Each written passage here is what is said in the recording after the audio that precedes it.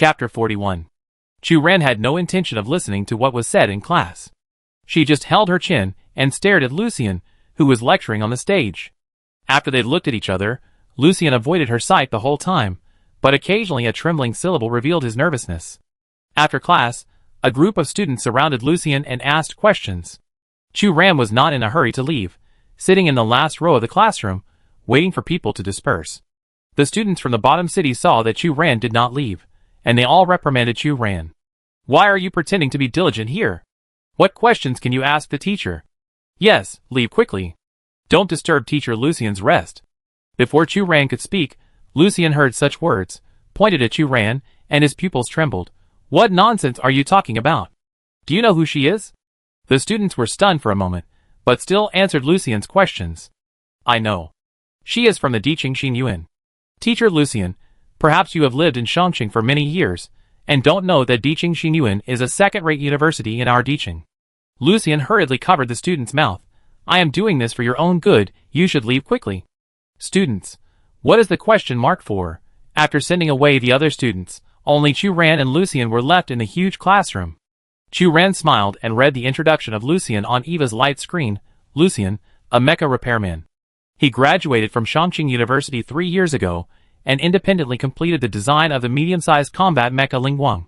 The Lingguang mecha, due to its smooth movement lines, high-precision system structure and wide coverage, the Chongqing Military District sold out the design manuscript of this mecha and mass-produced it, and applied it to various military operations, achieving remarkable results. For this reason, Lucien is known as the most talented mecha designer in Chongqing in the past 20 years. Currently, Lucien works at Chongqing Research Institute, specializing in the field of mecha design and development. In addition, he also serves as a visiting professor at Chongqing University, and is the youngest honorary professor in the history of Chongqing University. Chu Ran turned on the light screen, and pointed to Lucien's latest research results on the Star Network.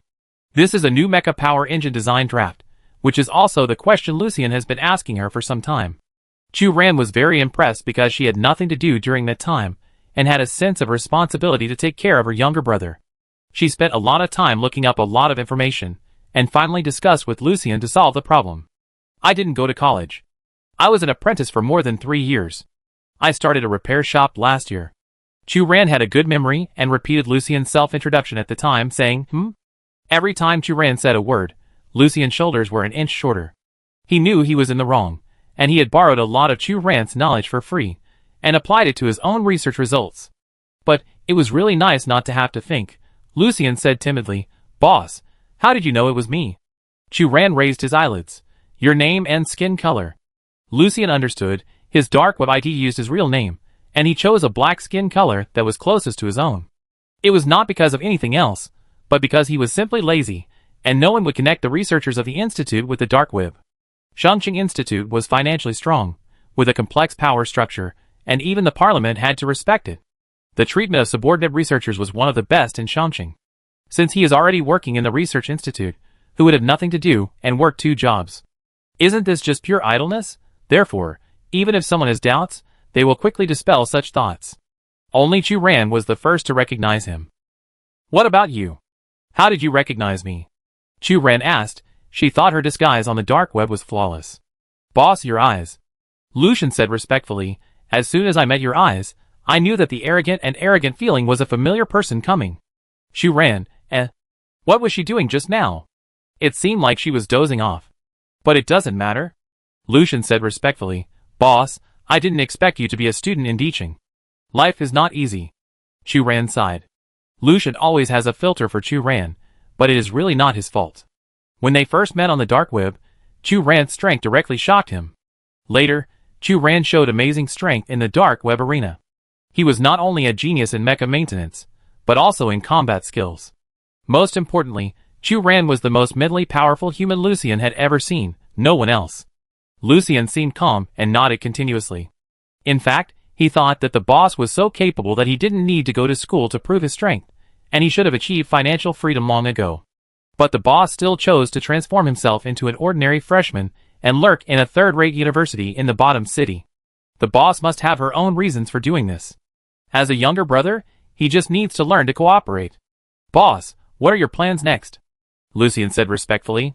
"Complete the training, then participate in the competition, Churan said. Lucian became more and more certain of his speculation in his heart. The boss must have received a very important special investigation mission, so he decided to go to the upper city and participate in this childish competition among students. Also, don't call me boss. Churan corrected, it doesn't have a good influence. Then, just call me Churan. Okay, boss. Lucian made a gesture of grasping, and secretly swore in his heart that he must fulfill his duties as a younger brother and escort the boss's mission. The 1-week training course adopts a closed training mode, and the content is mainly divided into 2 parts. On the one hand, teachers from major well-known colleges and universities are invited to teach, introduce the projects of previous year's competitions, and teach various professional knowledge in them.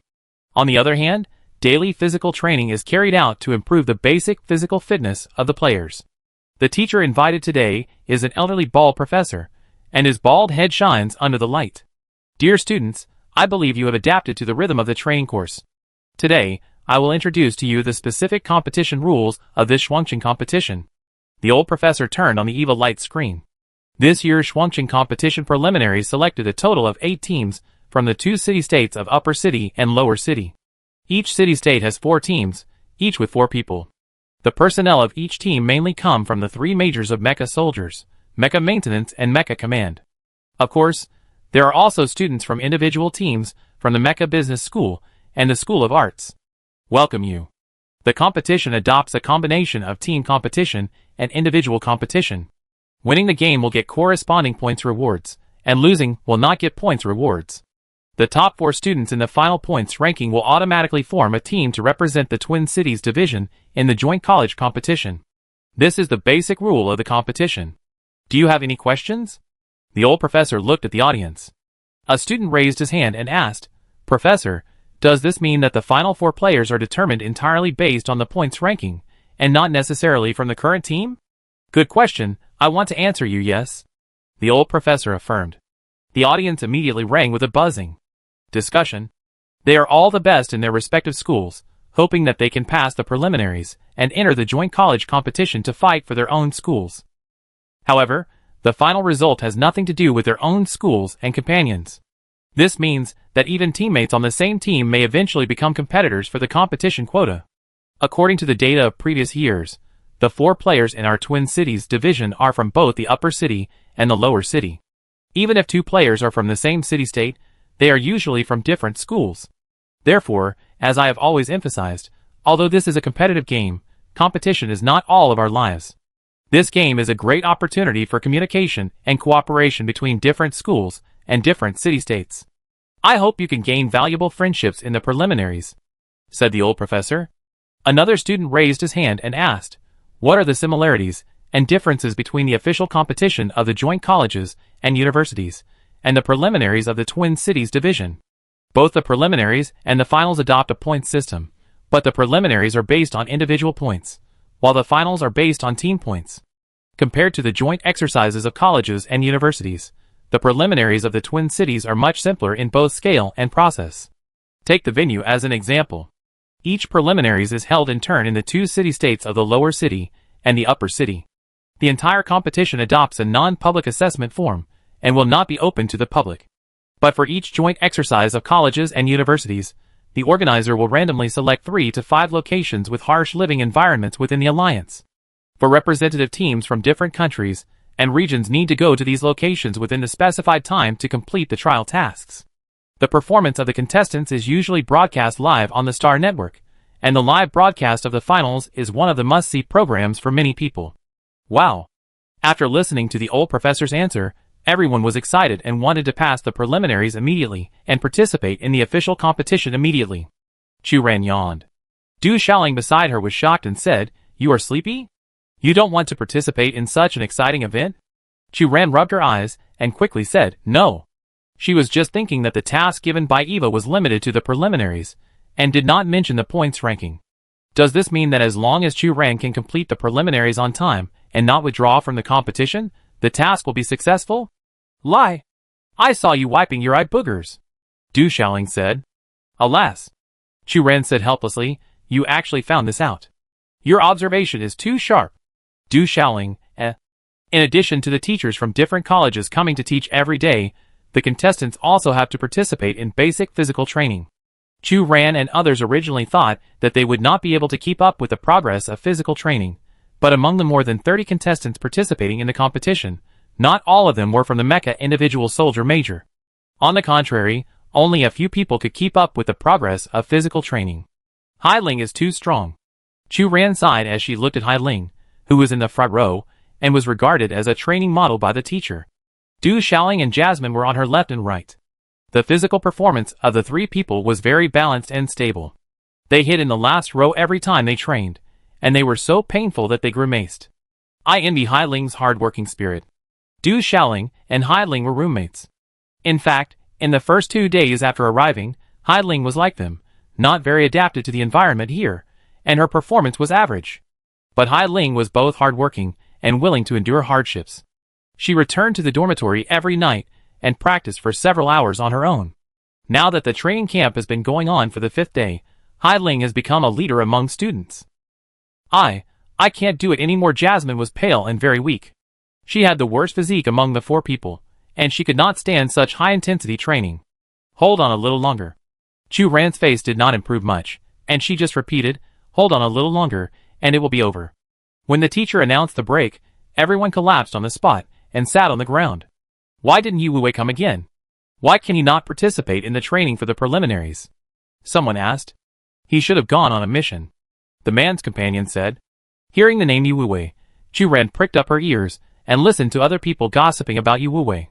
Yu Wei is from the First University of Upper City and is the first contestant selected by Eva, but today's training is the second to last day, and this person did not show up throughout the whole process. Chu Ran remembered that Yu Wei did not attend the registration ceremony at that time. Her eyes unconsciously stayed on a corner, which was the location of the team of Shangqing No. 1 University. Yu Wei's companions, 2 men and 1 woman, were sitting on the ground to rest. People around were still gossiping about Yu Wei. I have a friend who is in the same major as Yu Wei, and we have a good relationship. A boy said, I heard from my friend that Yu Wei is the recognized No. 1 in mental power, and the strongest mecha soldier in their class. He is different from us. I heard that he was directly recruited by the military district because of his strong comprehensive strength when he first entered school, so he often asked for leave and was not in school. Wow, is he so powerful? Too powerful. Do you know Indao? The boy asked. I know. I heard it was in the Ovido Galaxy. It is said that it is surrounded by fog and is covered by thunder and rainstorms all year round. There is no normal human life on the island. There are only countless souls and grievances of the dead. Maybe there are some black wizards there, refining those dead souls. Yes, it is very dangerous and not suitable for normal human life. My friend said that Yu Wei went to Ing Island last time and defeated several shadow beasts by himself and obtained the scale wing material from them. You know what scale wings are, right? The boy said. Everyone exclaimed. Chu Ran listened silently and said in his heart, no way. Scale wing material is a biological material with extremely high hardness and naturally formed. It is usually used as a weapon for combat mecha. Since this material can only be produced from the shadow beasts of Ing Island, not to mention the harsh natural environment of Ing Island, a shadow beast is nearly 10 meters long, with a pair of cold claws that can easily scratch the shell of the mecha, and has extremely strong combat power. Therefore, the scale wing materials currently circulating in the market are basically taken from the shadow beasts that died naturally, and only a few are peeled from the aging shadow beasts. The raw materials are so scarce that they are destined to be in short supply and hard to find. However, Yu Wei can easily get the scale wings from the shadow beasts. What kind of heaven-defying existence is this? Chu Ran is even more curious about Yu Wei. The scale wing materials are so expensive, Yu Wei can make a lot of money now. Someone sighed. Yes. Last time I saw someone offer an 8-digit price for scaly wing materials. That's nothing. The boy said again, my friend told me that Yu Wei has been earning bounties since middle school. He has so many good things that he can't even put them in his dormitory. For this reason, he even rented a warehouse at school to store his things. What else does he have? Every mission is a life or death struggle, so of course he has to leave some souvenirs. For example, last time, he left a pair of scaly wings, and the time before that, he left a rune treasure chest. Others exclaimed in amazement. Chu Ran fell into deep thought. Recently, her and Yulian's business had just opened, and it was the starting stage when they needed money the most. Yulian took an order for weapon modification for her yesterday. If she could find Yu Wei to buy the pair of scaly wings, the price of this order would definitely be higher. Chu Ran opened Eva and told Yulian about this. Yulian replied almost instantly. Blackheart Lotus, your classmate has scaly wings? Is he a smuggler? I haven't seen this material on the market for a long time. AAA Mecha maintenance and care. It seems that he collected it himself when he was on a mission. Blackheart Lotus, then this must be taken? Adding the ion cannon modified with scaly wing materials. Do you know how powerful any shot is? AAA Mecha maintenance and care. Of course I know. But the question is, how to get it? If this person doesn't come to the training camp, I won't see him in person. Blackheart Lotus. A pair of scaly wings is 3 meters long. He certainly won't carry it with him, right? AAA Mecha maintenance and care. That's for sure. Blackheart Lotus. Aren't his materials in the warehouse? AAA Mecha maintenance and care. Question mark. Perhaps Yulian felt that typing was too slow, so she sent a few voice messages directly. Chu Ran, what did I teach you? Don't be too rigid. Just find a way to get the key and go to his warehouse to borrow it. Anyway, Yu Wei is not in school now, and he can't find out what he lost in time. Even if he finds out, just don't admit it. Even if he wants to investigate this matter, we only use a small part of the size of a pair of scaly wings. If it doesn't work, you can return the rest. If you borrow and return, it won't be difficult to borrow again. Chu Ran, She is asking. Sister Lien, you are worthy of running a black shop. Chapter 42. To be honest, Yulian's proposal does make sense. Every school provides warehouse rental services to students. Many mecha soldiers in the Battle Academy are used to bringing their own mechas. For example, the Diching Information Academy also provides private warehouse rental services. These private warehouses are registered and managed by each school. The monthly rent is relatively low, and the security measures are naturally not comprehensive. Of course, ordinary people will not have any bad thoughts. On the one hand, the school environment is generally simple, and the college students' eyes are full of clear stupidity. On the other hand, private mechas are bound to personal mental power, unless the owner's mental imprint is forcibly erased. But those who can erase mental power do not bother to steal students' mechas. But it is obvious that Chu Ran is definitely not in the team of ordinary people. She is an absolute poor person. A small piece of scaly wing material can be sold for hundreds of thousands of star coins. The only price is to accept the torture of conscience. Chu Ran stroked his chin and fell into deep thought. Conscience doesn't seem to be that important. Yulian said again, by the way, do you know anyone from the Bragg family? Who? The Bragg family? What a strange name, Chu Ran asked in confusion. Yulian sent several pictures taken by the surveillance camera. At the door of the repair shop, the figure of the bandaged man appeared at different times. When Chu Ran saw the figure in the photo clearly, his pupils trembled for a moment. His first reaction was that something was wrong. Sister Lien finally wanted to know about her secret extra money. This man has been hanging around the door of the store for several days, and I have been pretending not to see him. But today, he suddenly came into the store and asked about your whereabouts and where you went. Yulian said. Chu Ran felt guilty. What did you say? Do you think I'm stupid? How could I tell such a person more about you? Yulian said, I said you were an apprentice I found to help look after the store, and now you have resigned and left. The man didn't continue to pester her, and left directly. Oh! Chu Ran's mood was very complicated in an instant. She was heartbroken that the big order that might have been in her hands flew away, and she felt guilty for Yulian's protection of her. This, perhaps, is the punishment for her secretly accepting orders, but Yulian's focus was not on this at all. She just reminded, the man with the bandages is a spy of the Bragg family. Spy? Chu Ran was surprised. The Bragg family is an old noble family in the upper city. Unlike those old noble families, who only know how to spend money, the Bragg family is one of the few surnames that still enjoy power in the upper city council today. I heard that the Bragg family recently replaced the new head of the family. Be careful over there. Yulian was concerned about the instability of Eva's communication, and could only remind her tactfully. I understand. Chu Ran looked solemn. The last time the bandaged man came to the store to entrust an outbound order, he accidentally dropped a copper eagle badge. Later, Chu Ran searched on the star network and found that this eagle pattern was the family totem of the Bragg family, an old noble in the upper city. But at that time, Chu Ran did not think too much about it, and thought it was just an ordinary commission order. Even if the other party is a noble in the upper city, what does it matter? In the chaotic Malin district, everyone has secrets, and the identity of the customer is not important at all. But then a series of events happened: the explosion of the mine in the bottom city, the encounter with the monster Hannah, and the self-awareness of the spore. Not only were there dangers everywhere, but there was also weirdness everywhere, and even Chu Ran and her friends almost died. Now that this man wrapped in bandages appeared again, Chu Ran had to be vigilant.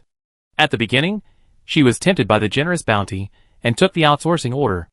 If Chu Ran knew that the original mission would be so dangerous, she would never risk her life to earn this money. In short, it is always right to be vigilant against such people. You are now in the upper city. It is better to be careful, and don't expose yourself. Yu Lian said. I know, thank you, Sister Lian. Chu Ran said. Soon, a week passed in the blink of an eye. On the last day of training, Jasmine finally couldn't bear it anymore. She opened her eyes in the dormitory in the morning, breathing weakly. Why can't I see clearly, and the world keeps spinning? Is the favor of the god of light finally leaving me? Jasmine's cheeks were red, and Chu Ran reached out to touch her. Jasmine's exposed skin was very hot. Nat stayed at the head of Jasmine's bed and said, Master, this should have nothing to do with the favor of the god of light. Since midnight yesterday, your body temperature has risen abnormally, accompanied by fever symptoms. You should go to the hospital for treatment in time. Jasmine, you are sick. Chu Ran said. I have common medicines in my suitcase. Do you need fever medicine? Du Xiaoling asked. Maybe she should go to the school hospital for diagnosis first, instead of taking medicine. Hai Ling touched Jasmine's forehead and said, Okay, I've taken care of the elderly at home, let me take Jasmine to the hospital. Du Xiaoling volunteered. In the end, the three decided that Du Xiaoling would take Jasmine to the school hospital for diagnosis, while Hai Ling and Chu Ran would go to class and visit Jasmine in the hospital after class. Don't worry, I will take good notes for you in class, so that your homework will not fall too far due to absence. Hai Ling said. Chu Ran and Du Xiaoling, To be honest, in the four-person group, except for Hai Ling who worked diligently and studied hard every day, they had already started to play sloppy. During class, Hai Ling sat in the first row of the classroom as usual, while Chu Ran sat in the last row to slack off. After adapting to the pace of life here, Chu Ran returned to his old job, blocking the table with a book, took out a bag of mecha parts, and secretly completed some small repair orders. It's just different from the original situation. Chu Ran used to work as a mecha worker for 80 yuan a day, working diligently every day to earn tuition fees. Now Chu Ran is opening a shop with Yu Lian, and is the boss himself to earn tuition fees. On the surface, it seems that there is no difference. He has to continue to take orders, and even the number of orders is more than before. But now Chu Ran's share is higher, and the amount of money he gets from each business is higher, so he is naturally more motivated. Chu Ran is doing 3 things at once. While listening to the class, he is repairing parts and thinking about Yu Lian's proposal. Do I really have to go to Yu Wui's warehouse to borrow materials? But after thinking about it carefully, there is no reason not to borrow. Chu Ran glanced at the classroom. There were more than 30 contestants in total. In just 1 week, she didn't know many people.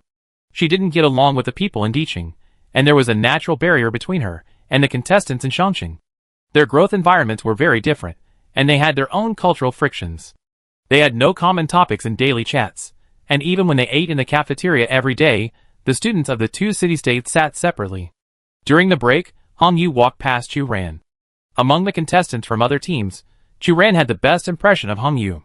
Although Hong Yu's teammates were serious about cliques and joined the teams from other schools in Diqing to exclude Chu Ran and others, Hong Yu did not go along with these people.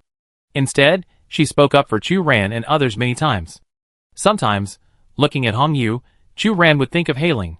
Both of them seemed to have a cold face and a warm heart. Seeing Hong Yu passing by, Chu Ran originally wanted to stop her and chat with her, and also ask about the warehouse situation here.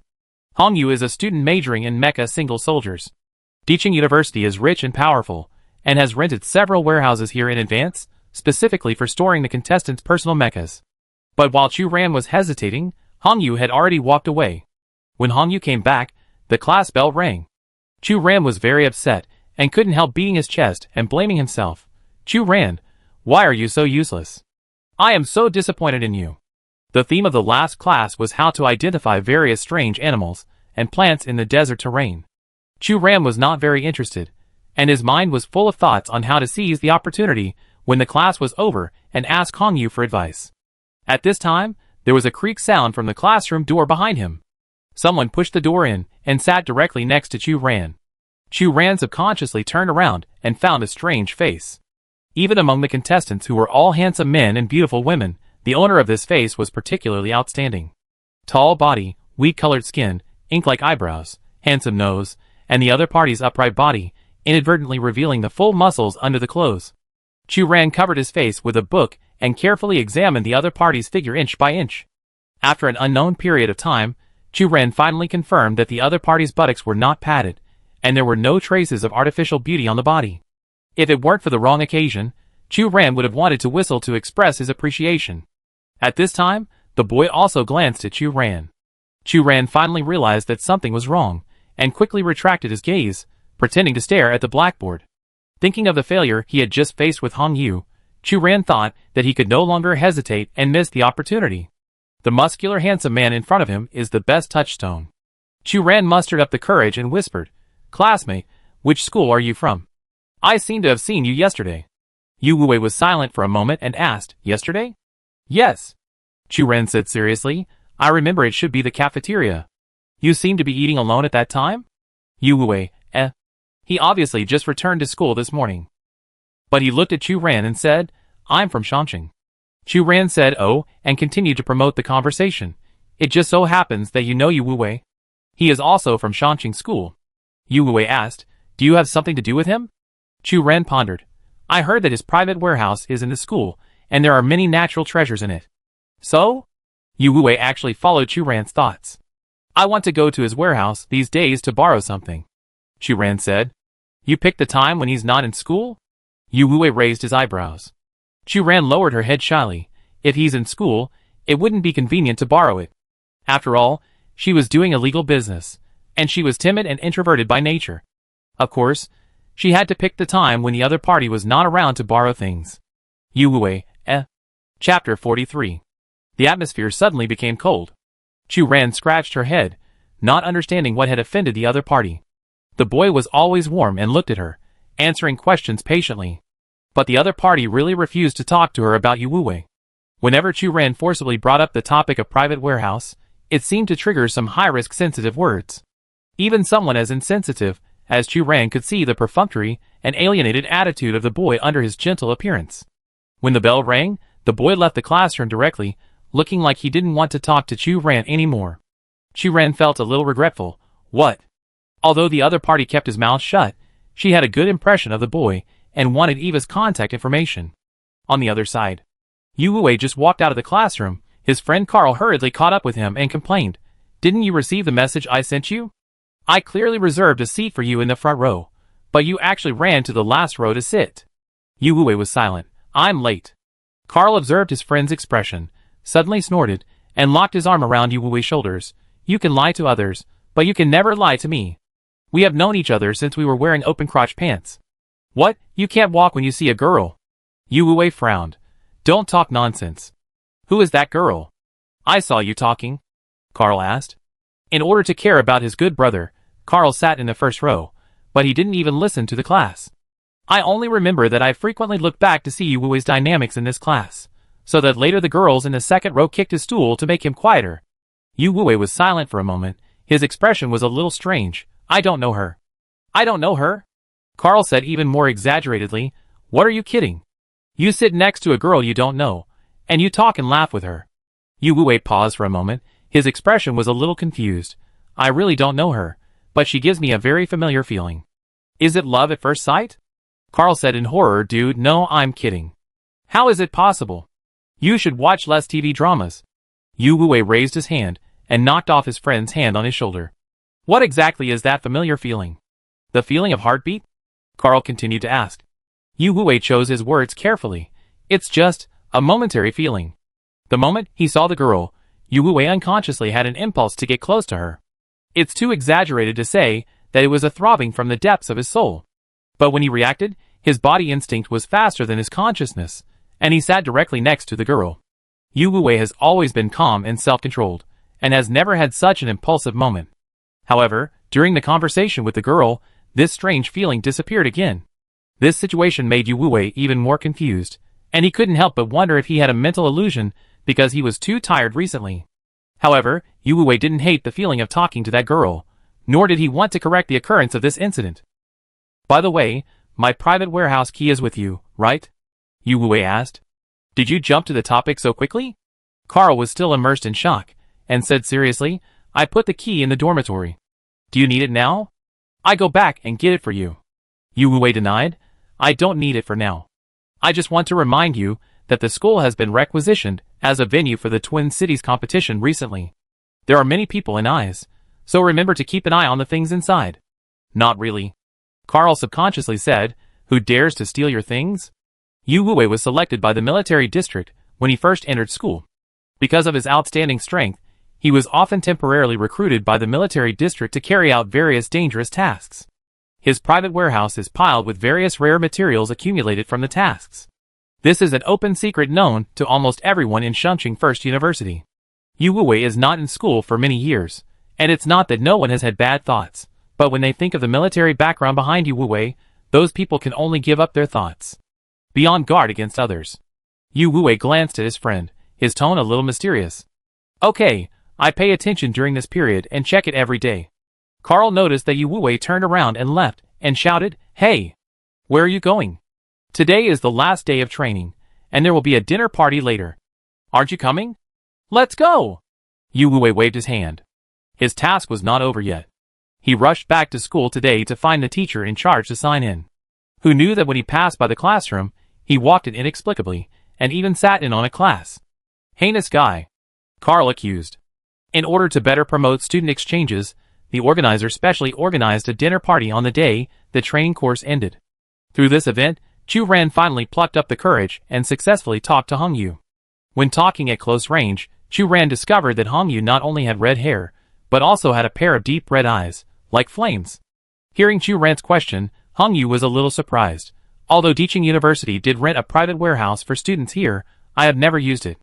I found another warehouse outside the school to place the Mecha, so I don't know the specific location of the warehouse here. Ah, so that's the case. Chu Ran was a little disappointed. But I will help you find out. Hong Yu said, I will tell you the result before the game starts next week at the latest. Or let's add Eva as a friend. Okay. Chu Ran was very moved. After seeing Hong Yu off, Chu Ran looked around and didn't find the boy who sat next to him in the morning. This event was non-mandatory, and some people didn't participate, but Chu Ran was not too surprised. Looking at the crowd, Chu Ran suddenly said, Huh? What's wrong? Hai Ling came over, holding 2 glasses of wine in her hand, and handed one to Chu Ran. Look, the girl at 10 o'clock. Chu Ran came close to Hai Ling and whispered. It was a girl with cat ears. The girl's ears were pink and tender, and there was a long black tail behind her. The girl was surrounded by her companions. They were talking about something happy. The girl laughed, and the cat ears and tail were shaking with her laughter. Is this some kind of novel cosplay? Chu Ran said. Breaking the thunder? What is this? Hai Ling frowned and said, although this kind of atavism is rare, it is not uncommon. Atavism? Chu Ran asked in confusion. She should have the blood of an orc, probably the blood of a leopard. Hai Ling said. Leopard? Chu Ran didn't believe it, staring at the cattered girl, confirming again and again. What orcs and leopards? This is obviously a kitten. Chu Ran stared at people for too long. Hai Ling coughed twice and changed the subject. By the way, how is Jasmine? Chu Ran looked at the time. Teacher Helena knew that Jasmine was not feeling well, and she had accompanied Xiaoling and Jasmine back to school in advance. Although Chu Ran had some complaints about Helena's forced request for the Battle Academy to join in the Diching Mine incident, Chu Ran had to admit that Helena was a very responsible teacher. Hai Liang didn't comment after hearing this. She is enthusiastic. After the training course, the players got a week off. Chu Ran didn't stay idle after returning to school. After packing his luggage, he carried large and small bags of nutrient solution earned by wool pulling, and took an airship to the repair shop in Malin District. As soon as he reached the alley, Chu Ran found a circle of people gathered at the door of the repair shop, all watching the excitement. The person in the middle of the crowd, the leader, was also an acquaintance. It was the person introduced by teacher Luke before, Boss Pete, who also opened a shop in Malin District. Pete was wearing a neat repair uniform, and applied a lot of hair oil, making every strand of his hair shiny. Behind him stood 4 or 5 thugs, who looked fierce and held a crowbar in their hands. What are you doing? Chu Ran squeezed out of the crowd and scolded. When Pete saw Chu Ran, he was concerned about Luke's identity and turned his face like turning a book, smiling and said, "Little friend, what a coincidence, I met you again. But today I have some personal grievances with the owner of this shop, so it is not suitable to entertain outsiders. Next time you come to my shop to buy materials, I will give you a 20% discount. I work here, of course it's a coincidence." Chu Ran said bluntly also, "What's the 20% discount? I give you a broken bone, okay?" Pete's face darkened. "Are you in the same group with Yu Lian? Then don't blame me for being too much." At Pete's command, the hooligans holding crowbars rolled up their sleeves and prepared to smash the repair shop. At this time, the onlookers spoke up. "Hey, aren't you guys going too far? Yu Lian has been running a shop here for so many years, and it's not easy to run a small business. Why do you have to do this? Yes. Yu Lian's child is not around, and I am now disabled. Why should I make things difficult for her? You can't say that. People in the same industry are enemies. Yu Lian has been making too much money recently. Her hands have spread from the East District to the West District. Not only Pete, but also the owners of other repair shops have been dissatisfied with her for a long time. Don't repairmen make a living by their skills? They take orders quickly and well, so what's wrong with making more money? That's true, but we do business, and we don't live in a vacuum. We always have to pay attention to human relationships." Through everyone's discussions, Chu Ran finally pieced together the truth. It turned out that since deciding to run a business together, Yu Lian changed her business strategy. Originally, she and Chu Ran mainly took orders on the dark web, and one person fed the whole family. The physical store just hung a sign of a repair shop. But now we adopt a partnership model. If we want to expand and become stronger, we must pay attention to the reputation of the physical store. Yu Lianhua invested a sum of money in advertising, and with her sharp vision, she can always grab some high-quality orders. Chu Ran has excellent technology, and always delivers orders quickly and well. With the cooperation of the two, Yu Lian's shop gradually gained a reputation in the Malin district. While attracting a group of high-quality customers, it also inevitably attracted the jealousy of peers. The rapid rise of Yu Lian's shop had the greatest impact on Pete's repair shop. His old customers left one after another. When asked, they all went to Yu Lian's shop. Pete was so angry that he gathered a group of gangsters and ran to make trouble. After smashing the glass door of the repair shop, the group rushed into the shop and smashed the counter. Yu Lian could only stand by, covering her broken left arm and watching coldly. If it was a business comparison, she had the confidence that she could easily beat Pete, but when it came to the ability to be a rogue and make trouble, she was helpless. Some people couldn't stand it and called the sheriff. Facing the mess, Peter pointed at Yu Lian and then at Chu Ran, sneering, "Try to take the order again. Next time I come, I won't smash the store." Before the sheriff arrived, Peter left with a gang of thugs. Chu Ran picked up the fallen cabinet and said angrily, "Sister Lian, I must make them look bad." "What can you do?" Yu Lian raised her eyes and said, "We are weak and women. We can't beat them if we want to fight them head-on." Chu Ran retorted, "If we fight head-on, we are certainly not as good as the other side, but this does not mean that we will just sit there and wait for death and let the other side show off so much." "What do you think?" Yu Lian asked. "You will know when the time comes." Chu Ran said, "You go home and rest for a while, and give me the rest." Yu Lian didn't believe it at all, but Chu Ran patted his chest and repeatedly assured that he would make Peter pay the price. She looked at the mess in the store. Even if she wanted to do business now, she could only suspend it for a while. She could only nod, "Protect yourself." Of course. After sending Yu Lian away, Chu Ran took out Eva and started to call people in the 4-person group. Chu Ran, "Sisters, my aunt's store was bullied. I need your help. Is there anyone willing to help?" The other 3 replied quickly. Hailing, 1. Du Shaoling, 2. Even Jasmine, who had just recovered from her fever and was still recuperating, replied. Jasmine, 3. Chu Ran felt better. Chu Ran was very satisfied and issued instructions in the group. Malin District, assemble. Chapter 44. Pete is the owner of a repair shop in Dicheng. As a gentleman who pays attention to his image, Pete always keeps himself and his shop very decent and tidy. For so many years, Pete has relied on the power of a big man in the Dicheng Parliament and his slick business methods to firmly root his business in the West District of Malin in Dicheng, and his shop is making a lot of money every day. In the past 2 days, Pete has been in a good mood, not only because he has negotiated another big deal, but also because he has finally shocked the newly emerging competitor, Yu Lian's shop. Yu Lian's shop is located in the East District of Malin. This is the slum concentration camp in the Malin district, which is far behind other areas. In that slum, in order to facilitate tax evasion, all small vendors share a postal code and address. This is very different from Pete's philosophy of always abiding by the rules and believing in legal operations. As for Yulian herself, Pete also knows. Yulian originally worked at New Hope Technology Company in Beijing. She was a mecha designer and personally designed the Miracle Mecha. This mecha caused a sensation as soon as it was launched. It claimed to be loaded with trace amounts of hydrocarbon crystal elements, opening up a new direction for the application of light mechas. Yulian's fame also rose with it. However, not long after the launch of this mecha, Yulian suddenly quit this seemingly promising job and opened a small repair shop in the East District of Malin. Yulian's strength and fame are there. After hearing that she quit her job to start a business, many people came to entrust repair orders. Pete also tried to recruit Yulian to work as a repairman in his store, but Yulian rejected his offer. It is said that in order to treat her daughter's illness, Yulian hardly picked orders. No matter how big or small, as long as she was paid, she would take them. Her desperateness was astonishing. At that time, Pete was still a new store owner. He had just established a relationship with the big man in the parliament and began to gradually gain a foothold in the Malin West district. For Yulian's behavior of not knowing what is good for her and taking orders crazily, Pete thought that she was not only stupid, but also lowered her status. After a brief regret, he threw Yulian and her store aside and continued to expand his power. Later, for some reason, Yulian suddenly gave up the mode of taking orders crazily. She hung a business sign every day, but never saw customers coming to the door. Only occasionally a robot came to pick up the express delivery. At this time, Pete had renovated the store.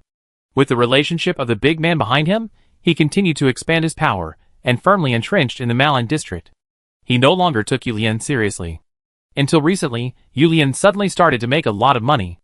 Not only did she spend money on advertising again, she also started to contact those old customers, and the quality of the orders delivered was fast and good. The original desperate Yulian seemed to be back.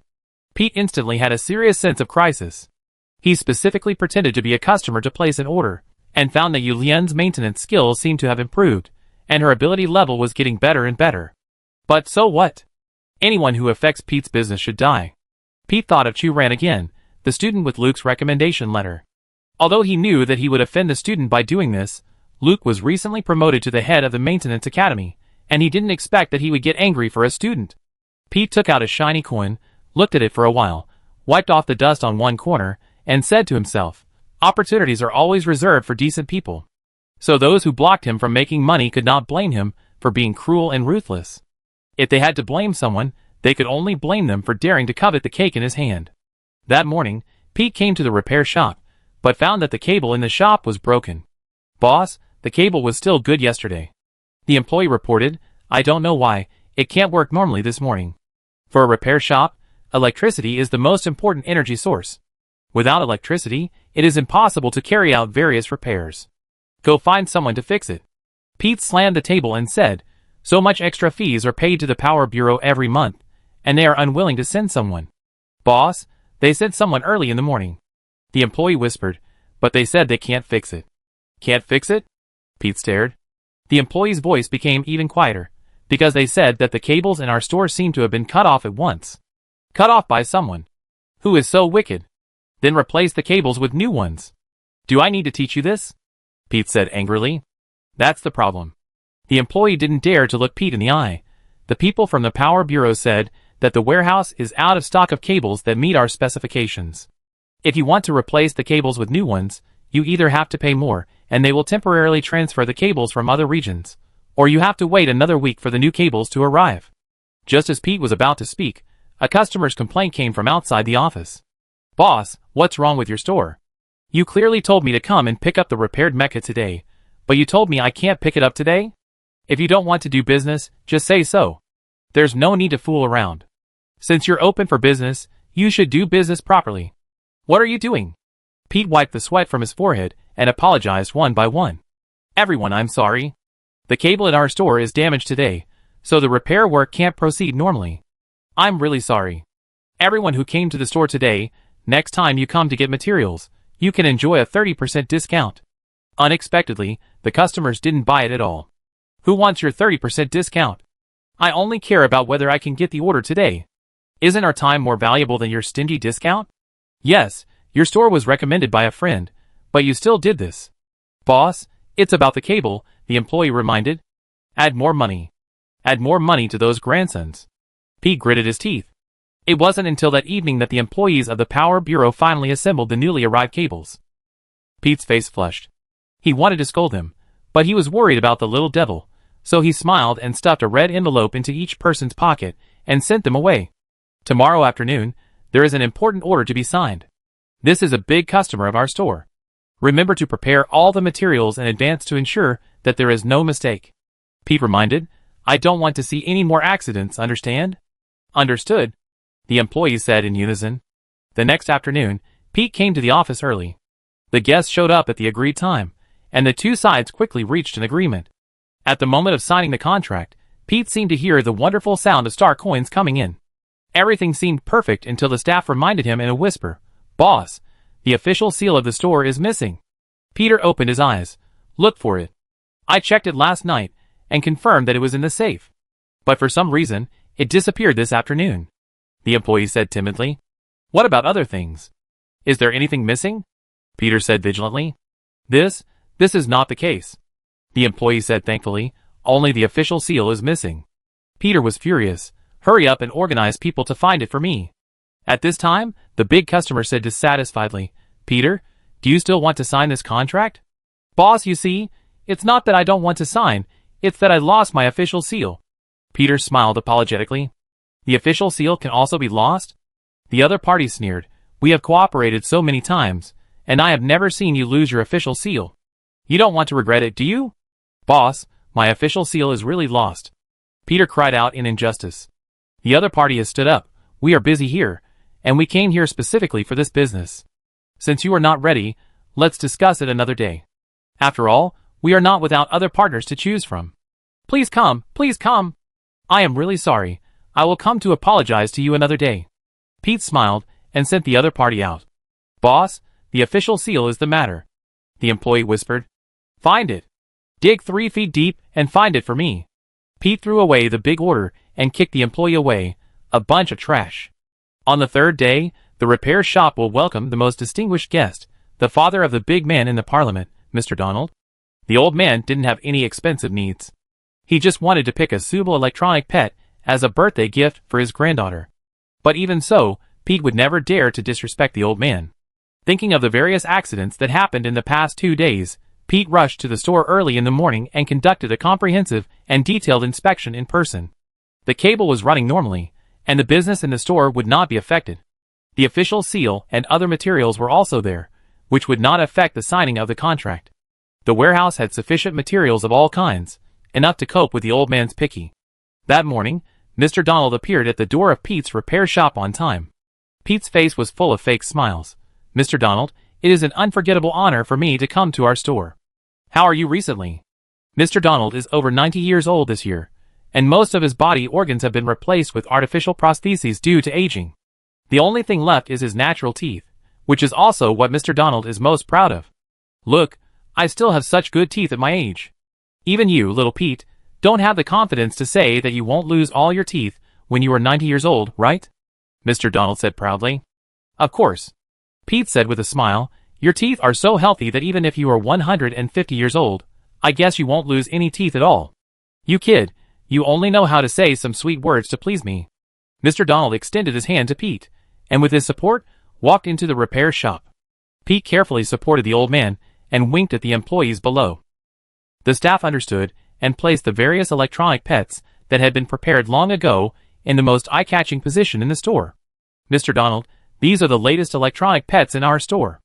Many models are the favorites of children now. Ouch, Mr. Donald, are you okay? Pete introduced while walking. When passing a display cabinet, Mr. Donald's feet suddenly slipped and he stumbled. Pete looked at the employees around him and felt like killing someone. Who was so tactless that he waxed the floor so much? Didn't they know that the other party was old and falling was not a trivial matter? No, it's okay. Fortunately, you are here. Mr. Donald touched his teeth and was glad that he grabbed Pete beside him so that he didn't fall. Then, shall we continue? Pete tried. After getting Mr. Donald's affirmative answer, Pete continued to explain the popular types of electronic pets to the old man. When passing a display cabinet at the corner, Pete was fully immersed in the explanation. He didn't notice it for a moment, and his feet suddenly slipped. Ah! As the world spun, Pete subconsciously grabbed the person next to him. Mr. Donald was standing well, but because of his age and weakness, he was dragged by Pete. Pig used the force to stabilize himself, and did not fall to the ground. Mr. Donald was thrown onto another display case. Bang! With a loud bang, Mr. Donald directly smashed the glass of the entire display case. Mr. Donald fell to the ground, but he was not unconscious. He lay on the ground and kept shouting ouch, ouch. Pet was terrified and hurried to the old man's side. Old man, are you okay? Mr. Donald covered his mouth and spat out a mouthful of blood foam with 7 or 8 teeth mixed in it. His voice was vague. My teeth. Seeing this, Pete couldn't speak clearly. Quick, send the old man to the hospital. After sending the old man away, Pete sat in the office and was furious. Who has nothing to do and waxed the floor of the store? Don't you know that I have to entertain Mr. Donald today? In the past 3 days, nothing in the store has gone smoothly. Pete must find the culprit and vent the anger that has accumulated in his heart in the past few days. The employees hesitated and dared not say a word. Tell me, who did it? I must make this person look bad. If no one admits it, then you all get out of here, Pete said fiercely. Boss, have you forgotten? Finally, the team leader said with courage, yesterday, after you learned that Mr. Donald was visiting, you gave us instructions to clean the store, and there must be no dust at all, and the floor must be clean enough to reflect light. You also said that if you found any dust in the store, and it affected Mr. Donald's mood, you must fire that person and make him pay for it. Other employees also said. In order to meet Pete's requirements, these employees specially pooled money to buy materials and tools for floor waxing, but Pete turned the tables on them, which was really bitter. For a while, Pete's face turned blue and red, and he couldn't speak. He realized what it meant to shoot himself in the foot. The employees looked at each other and spoke boldly. But boss, in my opinion, what happened in the past few days may not be an accident. When repairing the cable, I heard from the worker that such a neat cut could not be caused by aging of the wire. There was no recent renovation in the nearby shops that needed to modify the line. It could only be cut deliberately. The night before the official seal was stolen, the boss next door said that he saw a strange figure near the door of our store, which was very suspicious. And the floor waxing agent, I originally wanted to buy it from a nearby store, but at that time a peddler happened to pass by on the street. I bought a bottle of waxing agent from him at half price for a bargain. Normally, the floor waxing agent should not be so slippery. Boss! The employees all raised their heads and looked at Pete. It's not our responsibility, but someone wants to frame you. Chapter 45. This time, Pete came alone. When he arrived at the store, Yulien was not there. Only the apprentice was in the store, playing cards with her friends. They gathered around a small table, each holding a stack of playing cards. The rules of this mechanical playing card are very interesting. It will make a loud bang sound as the cards are played, which is very harsh. Only the person who plays the remaining cards first will receive a round of applause and cheers from the playing cards. Pete looked around and found that these people were very young and looked like students from the Teaching Information College. One of the girls dyed her hair navy blue, and there was a pale, sickly girl wearing a black dress, like a funeral dress, with a black crow on her shoulder. Students from a third-rate university are naturally third-rate. Pete just glanced at them casually and looked away. His sight finally fixed on Chu Ran. Seeing Chu Ran yawn, he could not help but feel a surge of anger in his heart. Peter specifically asked his employees to check the surveillance in his store, but the other party's method of committing the crime was extremely superb, and no camera captured the other party's figure. Fortunately, Peter usually had the habit of monitoring employees' daily work. He secretly installed a private camera at the door of the office. Only he knew about this, and other employees were not aware of it at all, so it did not appear in the design layout of the store. Through this camera, Peter found that every midnight in the past few days, there was always a person who covered his head and face. Judging from the trajectory of the action, the other party was the criminal who dug up the cable and stole the official seal. Combined with the height and figure of the man, as well as Chu Ran's attitude, Peter's sight almost became real and stuck to Chu Ran. Where's Yulien? Peter asked with gritted teeth. Sister Lien went home and hasn't been here for a while. Chu Ran threw out a poker card without even looking up, making a loud bang. If you have any urgent matters, it's the same if you tell us. Du Xiaoling said beside her, and also played a card. Don't be ungrateful. I warn you, I have someone above me. Peter stretched out a finger and pointed to the sky. Boss Peter, I heard that your store has not been doing well these days, and you even knocked out an old man's teeth yesterday, but what does this have to do with us? Chu Ran said innocently, I'm just a weak and introverted little girl. As Chu Ran's roommate, I can guarantee that Chu Ran never goes out alone at night, because she is afraid of the evil power of darkness. Jasmine played a card and added beside her. Yes, every night, Chu Ran would just hide in a quilt and cry. Hai Ling had a blank expression and played a card. Chu Ran wiped the corners of his eyes and cooperated very well. Pete, don't go too far. Pete pulled out the surveillance video and said viciously, I have evidence in my hand, but I don't want to make a big deal, so I came to negotiate with you. If you insist on doing so, don't blame me for being rude. Chu Ran and others looked up at the video and found that from the surveillance perspective, in the dark night, a person with his head and face covered sneaked into Pete's store. What does this mean? What a coincidence. We also have evidence of absence. Not only that, we also happen to be in-store surveillance. Chu Ran pulled out a surveillance video and handed it to Pete. It was also a dark night. The camera installed in the attic was aimed at the figure on the bed. Who else could it be but Chu Ran? Not only that, this video of Chu Ran was taken by regular surveillance. There was a timestamp on the upper left corner. It was registered with the Parliament and can be checked online in the entire Star region. Unlike Peter's surveillance video, it was installed illegally and was not very credible. This is impossible. Peter never thought that Chu Ran had such a trick and even found a helper to fake it. But he knew that the other party was committing perjury, but he couldn't produce any evidence. In the end, Peter pointed at Chu Ran and then pointed at Hai Ling, Du Xiaoling and Jasmine's faces in turn and said viciously, Little girl, you will pay the price for your remarks today sooner or later. In response to him, there were applause and flowers from the mechanical poker. Chu Ran fed Du Xiaoling a card, and Du Xiaoling directly played the last card in her hand. Oh, there is a fool. Hai Ling sighed. Indeed. Molly agreed.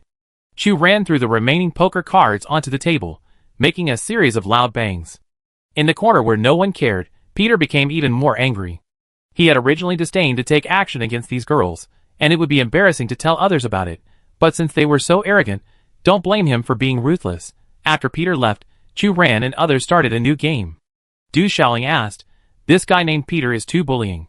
Chu Ran, is your aunt okay? Chu Ran said calmly, Nothing, she doesn't know what happened in the past few days. Yulian only knew that Chu Ran was going to take action to retaliate against Peter, but Chu Ran did not reveal his action plan to Yulian. Du Xiaoling praised, Speaking of playing tricks on people, Chu Ran, you are simply a genius. When Chu Ran called people, she had already thought of the detailed steps of action. She went out every night to dig cables, steal official seals, and waxing agents. When Chu Ran went out to act, the others were not idle either. Jasmine, who was closest to Chu Ran in height and figure, was responsible for lying on the bed, pretending to be Chu Ran and leaving an alibi for her. Du Xiaoling and Nat were responsible for investigation and leaking information respectively, providing cover for Chu Ran's actions. Hai Ling used her family's relationship in the parliament to get various useful props, including but not limited to the cable diagram of the Malin district, the decoration layout draft of Pete's repair shop, and waxing agents with special substances added. The most realistic business war often only requires the simplest operation. In order to prevent Pete from gathering other people to mess up the place, Chu Ran also contacted a gangster organization in the East District. As soon as she expressed her intention, and before discussing the reward, the other party agreed to help. How ridiculous. I've long disliked the West District gang. Bullying our East District people is just trampling on our brother's face. The gang leader patted his chest and said very righteously, I won't charge you for this order.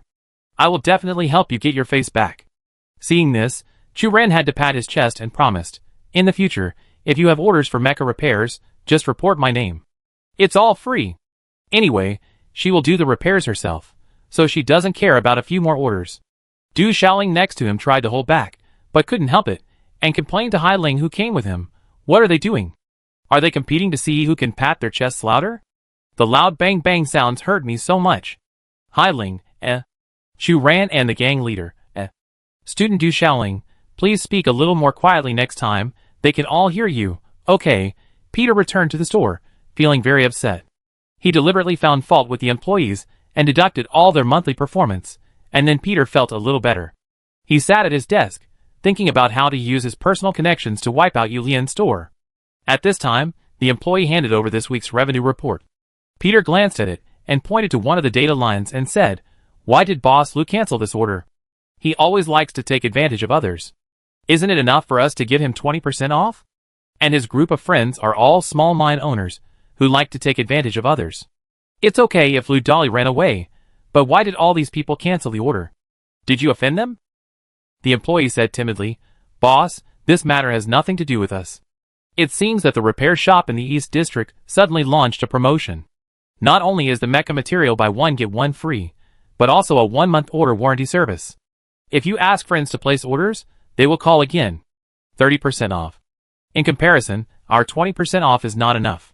"Idiot," Peter said angrily. "These poor guys like to take advantage of small things. Can't you open your mouth and explain it to them?" "Forget it, I do it myself." After asking the employees to get out, Peter found Lou Dolly's Star Network account and smiled. "Boss Lou, it's me, Peter. It's nothing serious. I just came to ask you. Recently, the store has a new batch of high-quality Mecha materials. Do you want to keep them?" "No." "Have you already ordered them from other stores? Can I ask which company they are from?" "The boss is Julien?" "Of course I know her. We are old friends." Peter was so angry that he almost gnashed his teeth, but he still pretended to be generous. "Boss Lou, we have been in partnership for many years. I am kindly reminding you of one thing. The price offered by the other party is lower than mine, but these are marketing traps. When you become a regular customer of her, you will definitely be charged a price hike." On the other side, Lou Dolly scratched his head. He is a straightforward person who likes to take advantage of small bargains and is never ashamed to admit this. "Boss Peter, don't you take advantage of the familiar? We have known each other for so long, and I don't want to care about the materials you gave me before. Now that I have encountered a store with a cheaper price, and the other party also offers a discount for old customers to bring in new customers, of course, I have to run away." "Boss Lou, you are overdrawing your trust by promoting that store so vigorously, and it is also irresponsible to your friend," Peter said sternly. "Oh, you can't have it all, right? I got the cheapest goods, so what if I overdraw my trust?"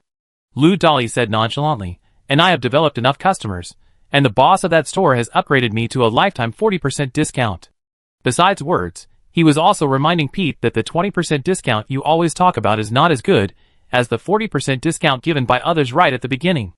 Pete was so angry that he understood why so many customers in the store had left inexplicably recently. It turned out that they were all stolen by Lou Dolly. It has always been competitors who try every means to steal customers, but I didn't expect that there would be customers who turned against us from the inside. Pete didn't even want to maintain the superficial courtesy and hung up the phone directly. However, as if it rained all night, Pete received another call from Luke that afternoon, indicating that he would cancel the cooperation with the repair shop. "Professor Luke, we have been working together for many years. How can you treat me like this? Every time there are good products in the store, I am the first one to keep them for you. And I have never neglected you at any of your usual commissions," Pete complained. Luke touched his nose and said embarrassedly, "Boss Pete, your attitude is really beyond reproach, but I have reasons to do this." "What reasons?" Pete said patiently. "Recently, the college has strictly investigated the improper cooperation between teachers and external contractors. All teaching materials purchased now are in designated repair shops. So it's not that I don't want to place an order with you again, but the regulations do not allow it," Luke said. "Then what is the designated store of your school?" Pete asked. "It's not convenient to disclose this." Luke hung up the phone in a hurry. Pete privately used his connections to check and found that among the suppliers designated by Teaching Information College, Julien's store was listed. Luke must have been too old to see clearly, and he actually chose to protect that ordinary student. Everything went wrong today, and Pete was furious and smashed the decorations on the office desk. Just at this moment, the employee knocked on the door and said tremblingly, "Boss, the secretary of that big shot just came to inform us that the cooperation with our store will be canceled." "Why?" Pete's face was distorted. "No, I don't know." The employee was terrified. "Forget it, I have to do everything myself." Pete took a deep breath and forced himself to calm down. "I have to do everything myself. You have nothing to do here." Peter dialed the contact number of the big shot. The other party agreed to the communication request. Peter held Eva and said apologetically, "Sir, I am very sorry. I will definitely contact the best dental hospital for the old man's matter, but our cooperation." The other party interrupted directly, "It's not because of this, but I was transferred by the higher-ups, understand?" "Transfer?" Peter was a little confused. This big shot has been in charge of the Malin district for many years. Otherwise, he would not have gone to great lengths to establish a relationship with the other party in order to seek protection. The higher-ups suddenly issued an order that the Malin district is no longer under my control. The other party said bluntly, I tell you this because we have been working together for so long. Don't tell anyone else. Peter clenched the EVA device in his hand. Also, the store you mentioned before. The other party said again, I don't have the authority to check it, so you'd better not act rashly. Why? Peter's heart sank. The other party was surprised at Pete's stupidity, and said impatiently, there are people protecting him. As far as I know, the East District has recently sent more security personnel. You just wish you good luck. I'm very busy, don't contact me again. The call was hung up, and Pete's anger reached its peak. Not only was he mixed with anger, but also disappointment, unwillingness and resentment. The other party was transferred away, and he patted his butt and felt relieved, but what about him?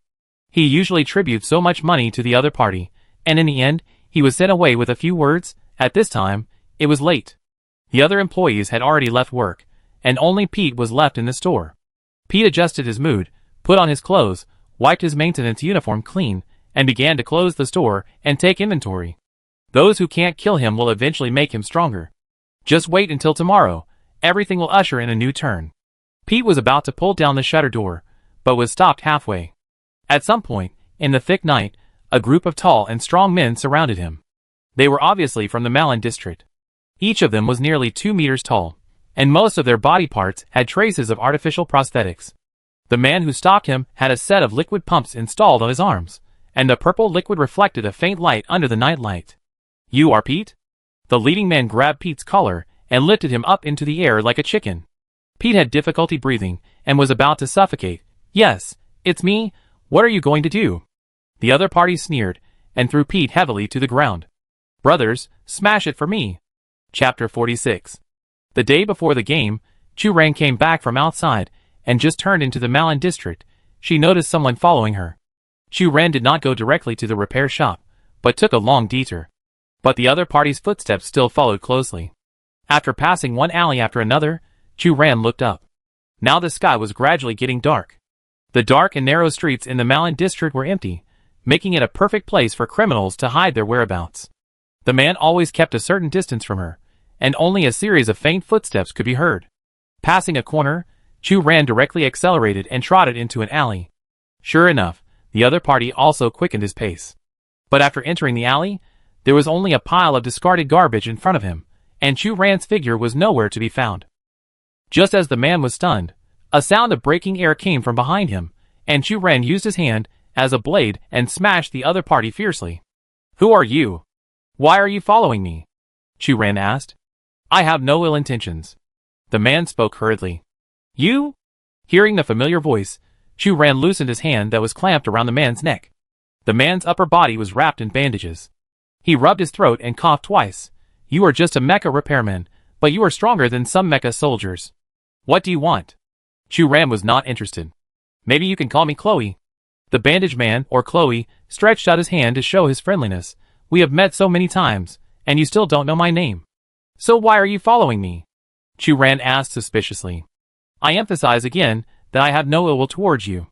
Chloe took out a box. I learned that you were selected for the qualifying competition in the Twin Cities division, and the head of the family specially asked me to come and congratulate you. Head of the family? Chu-Ran was a little confused. I am loyal to the Bragg family. Chloe handed the box to Chu-Ran. Open it, and you will know. The box was only the size of a fist, and a delicate EVA device was placed in the center. This is the latest popular EVA on the market. It has more functions, and is more expensive, almost as much as the price of a small mecha. The packaging of the gift box is printed with an eagle emblem. Chu-Ran was a little surprised. She knew that the other party was from the Bragg family in the upper city. She thought that the other party did not want to expose the identity of the old nobles, so he specifically asked her to place an order in the Malin district. But now looking at the other party's attitude, is this going to be a show of hands? Chu-Ran held the box. Thank you, but I don't need it. Why do you have to be so decisive and reject the good intentions of the Bragg family? Chloe didn't understand. Everything has a price. I still understand this truth. Chu-Ran thought of Yulian's reminder and said cautiously, if you still come to me to place a commission order, I won't accept it. That time in the bottom city mine, If Chu Ran hadn't been lucky and his mental power was just enough to suppress Hannah, they would definitely die at the hands of the crazy Hannah. Last time was just our test for you. Even though the process was a little dangerous, you still succeeded in the end and earned a valuable reward, didn't you? Chloe said, I must reiterate that both me and the Bragg family have always been kind to you, not malicious. Chu Ran, Sure enough, there is no such thing as a free lunch.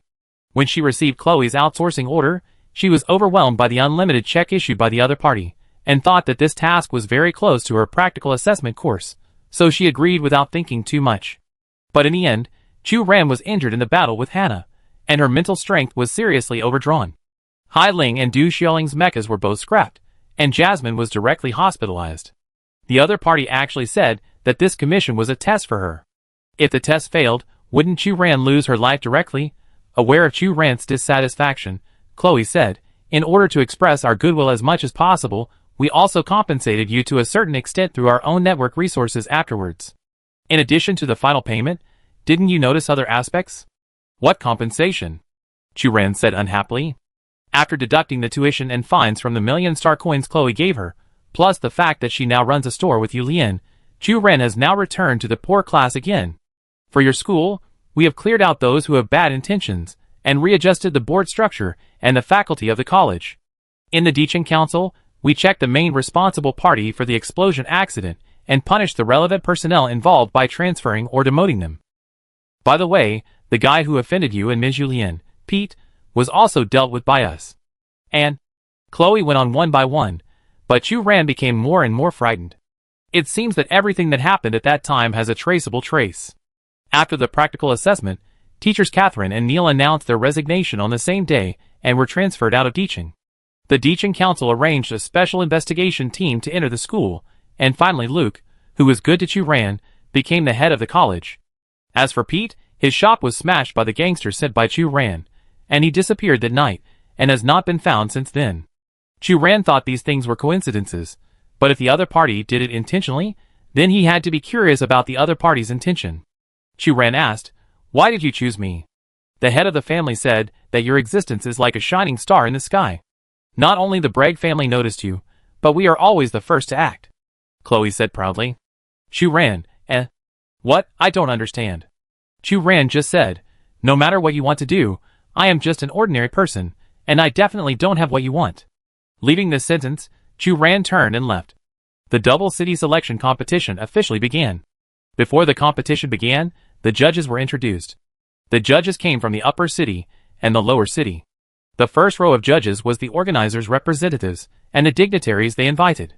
The next few rows were the public jury from the two city-states, mainly responsible for supervising the fairness and transparency of the competition process. Chu Ran sat in the contestant seat and saw Luke and Helena also appear in the public jury. The representative of the alliance, the organizer of the competition, gave an opening speech, and on his left and right sat the representatives of the upper city council. Chu Ran noticed that there was a blonde woman sitting to the left. The wrinkles at the corners of the woman's eyes made her look no longer young. She was serious and full of the majesty of a superior. Most importantly, under the woman's collar, there was an eagle emblem. This was the ruler of the Bragg family. Chu Ran looked at the woman, still a little confused, and didn't understand why the Bragg family was interested in her. At this time, the representative of the organizer finished speaking. Everyone applauded. Perhaps it was her illusion. Even at a distance, Chu Ran always felt that the woman was looking at her and nodding at her. There were contestants discussing today's judges in a low voice. Did you see that? The one next to the chairman of the upper city council. She is actually from the Bragg family. But how could it be her? The previous head of the family just passed away not long ago, and I clearly remember that the new head of the family seems to be a man. Do you know? She is Martha Bragg's aunt. Oh my God! Martha is also one of our contestants this year, and her aunt is on the judges, so doesn't she know the specific content of each item of the competition directly?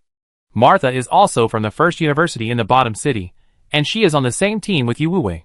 Yu Wuwei can fight, and now Martha has connections, so they are directly booked in the first place. It's so unfair. Why can Martha have such convenience?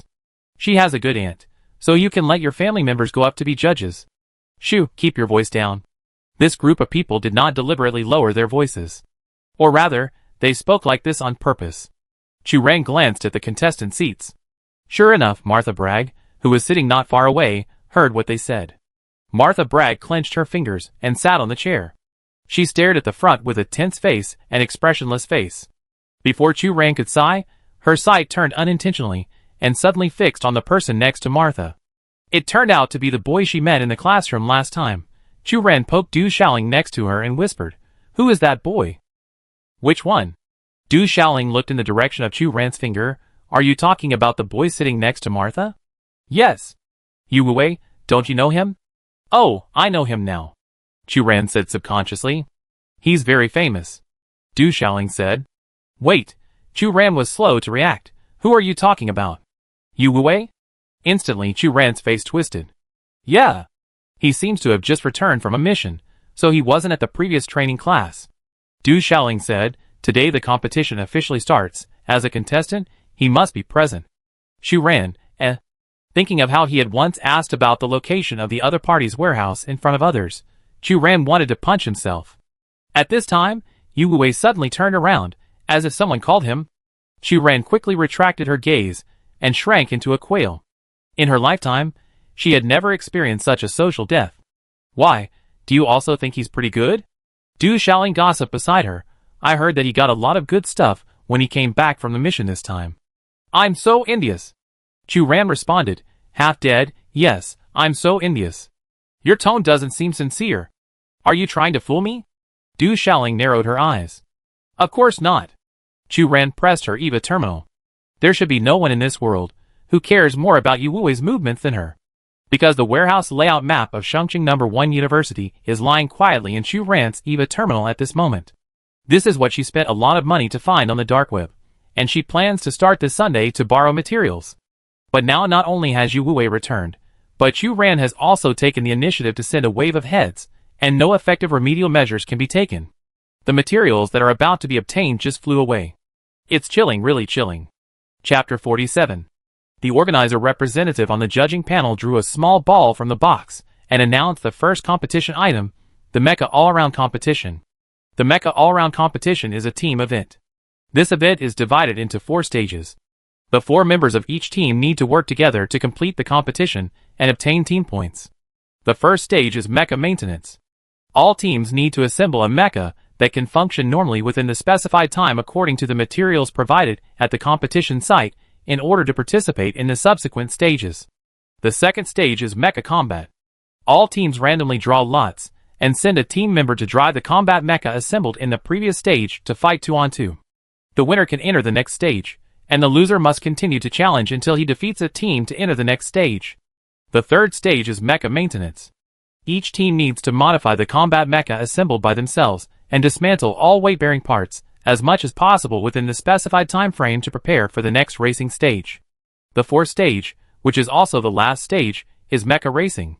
Each team needs to send a member to drive the mecha to complete a fixed distance sprint. Finally, the first to arrive at the finish line, the team with the shortest time will get 50 points for each member. The second team will get 40 points for each member. The third team will get 30 points for each member, and so on. For teams that fail to complete each stage, each player will get 0 points. Please note that the entire competition will be monitored by EVA, and each player cannot take off the EVA terminal device on his ear during the competition. During the competition, if a player violates the rules of the competition, uses unfair means to maliciously compete, the player's results will be invalidated, the team will be eliminated, and will no longer be eligible to participate in subsequent competitions. The Mecha All-Around Competition is not only a comprehensive examination of the contestants' professional knowledge required for mecha maintenance, combat, and practical application, but also a test of how the contestants can make their own contributions in teamwork and ultimately help the team win. This is a comprehensive test of the contestants' personal abilities. The representative of the organizer spoke eloquently on the stage, explaining the significance of the first competition item. After listening to the rules of the competition, the contestants began to discuss in a low voice. Assembling mechas on the spot? Are you looking down on us? Whether it is assembly or modification, every student majoring in maintenance has already mastered these basic operations. Not to mention others, I can't count the mechas I have modified with 2 hands. Mecha Battle, for students of the Battle Academy, isn't this easy to win? Other aspects are average, but I am quite good at mecha racing, and it shouldn't be a problem to rush to the top 3. At this time, a loud voice suddenly sounded in the crowd. We have Yu on our team, with SSS level mental strength. Not only can he fight and take the beating, but he can also repair the basic operations of mechas. I just want to ask you if you are afraid? Afraid or not? Chu Ran looked up and locked his eyes on the tall boy next to Yu, who was showing off to the students around him. What a fool, you are the only one who can do it. Du Xiaoling next to him became a mouthpiece for everyone and started sending telegrams directly. Chu Ran agreed very much. It's not that you are so strong, but your teammates are leading you. What's there to brag about? Speaking of teammates, Yu actually has the legendary SSS level mental power. Chu Ran glanced at Yu again. However, this time, by chance, Yu just looked up in Chu Ran's direction, and their eyes met directly. In an instant, Chu Ran's mind went numb. She wanted to lower her head and avoid Yu's sight. But she used too much force. Bang.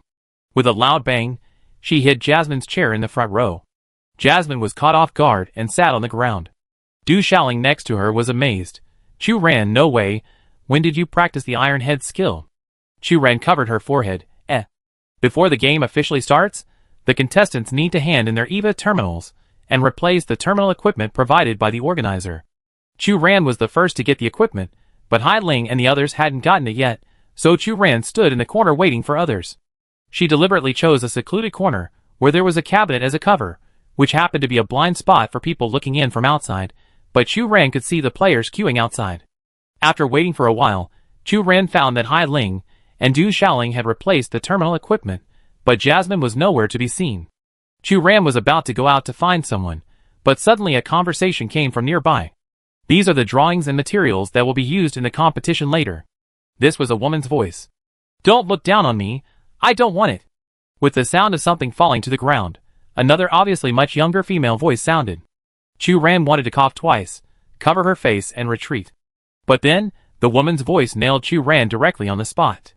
Martha, do you know how much money I spent and how many connections I had to get this? The woman seemed a little angry. If it weren't for the honor of the family, I wouldn't spend time on a fool like you. Chu Ran secretly looked out. The other party should not know that she was hiding here. The woman who spoke was the woman who appeared on the judge's seat not long ago, the head of the Bragg family, Cecilia Bragg. On the other side, it was Martha Bragg, one of the contestants in this selection, from the First University of Upper City. Thinking of the gossip of other contestants, could it be true that what they said was true? Would Martha really cheat by relying on family connections? Martha's face flushed and her breathing was rapid. And Cecilia, you don't understand at all, and you won't understand how other contestants talk about me. What do they say about you? Cecilia Bragg asked. They said I was selected into the school team because of my family connections, not my own strength. Martha said angrily, now even you asked me to cheat, doesn't this just confirm their guess? Cecilia said impatiently, that's because they are jealous of you. Jealous of your family background. Jealous of your family's ability to protect you. So they chattered, like flies flying around your ears. And, you know clearly that I was admitted to the #1 university in Upper City through my own efforts, and I was selected into the school team based on my strength. I never relied on any connections in our family. Martha suddenly said excitedly. Okay, Martha. Cecilia pressed her brows. Maybe I'm not suitable to talk to a little girl like you. Otherwise, why do I always feel that you are not only stupid, but also so naive that you are actually affected by other people's comments? Why do you care about what they say? Do you really want to prove your strength to those flies? Of course not. But I don't want to implement their speculation. Especially now, you actually asked me to cheat openly and violate the principle of fairness and justice in the game. Martha retorted. Cecilia looked at Martha, and after a moment, she suddenly smiled. But what they said is not wrong. What? If the Bragg family didn't protect you, how could you be selected for the Twin Cities Division competition? Cecilia said. Of course, it's my personal efforts. Martha said stubbornly. Miss Martha Bragg, let's calculate the cost of star coins to train a noble lady like you. You have been attending a private school since you were a child, and the annual tuition is more than 1 million star coins. There are also private teachers hired specifically for you, nannies who take care of your daily life, and mechas equipped for your school. Only a powerful family can afford the daily expenses of a noble. Cecilia paused and said, in front of the family, your little talent is not worth mentioning at all. Without these expensive expenses, you would not even be qualified to enter the First University of Upper City. With your S-level mental power? Wake up! Those children living in the slums, do you think they are really eliminated because of their low mental power level? Martha's face flushed. She was extremely angry, but she didn't know how to refute, because she knew that Cecilia was right. She was born in the Bragg family, a family name that originated from a noble bloodline in the upper city hundreds of years ago.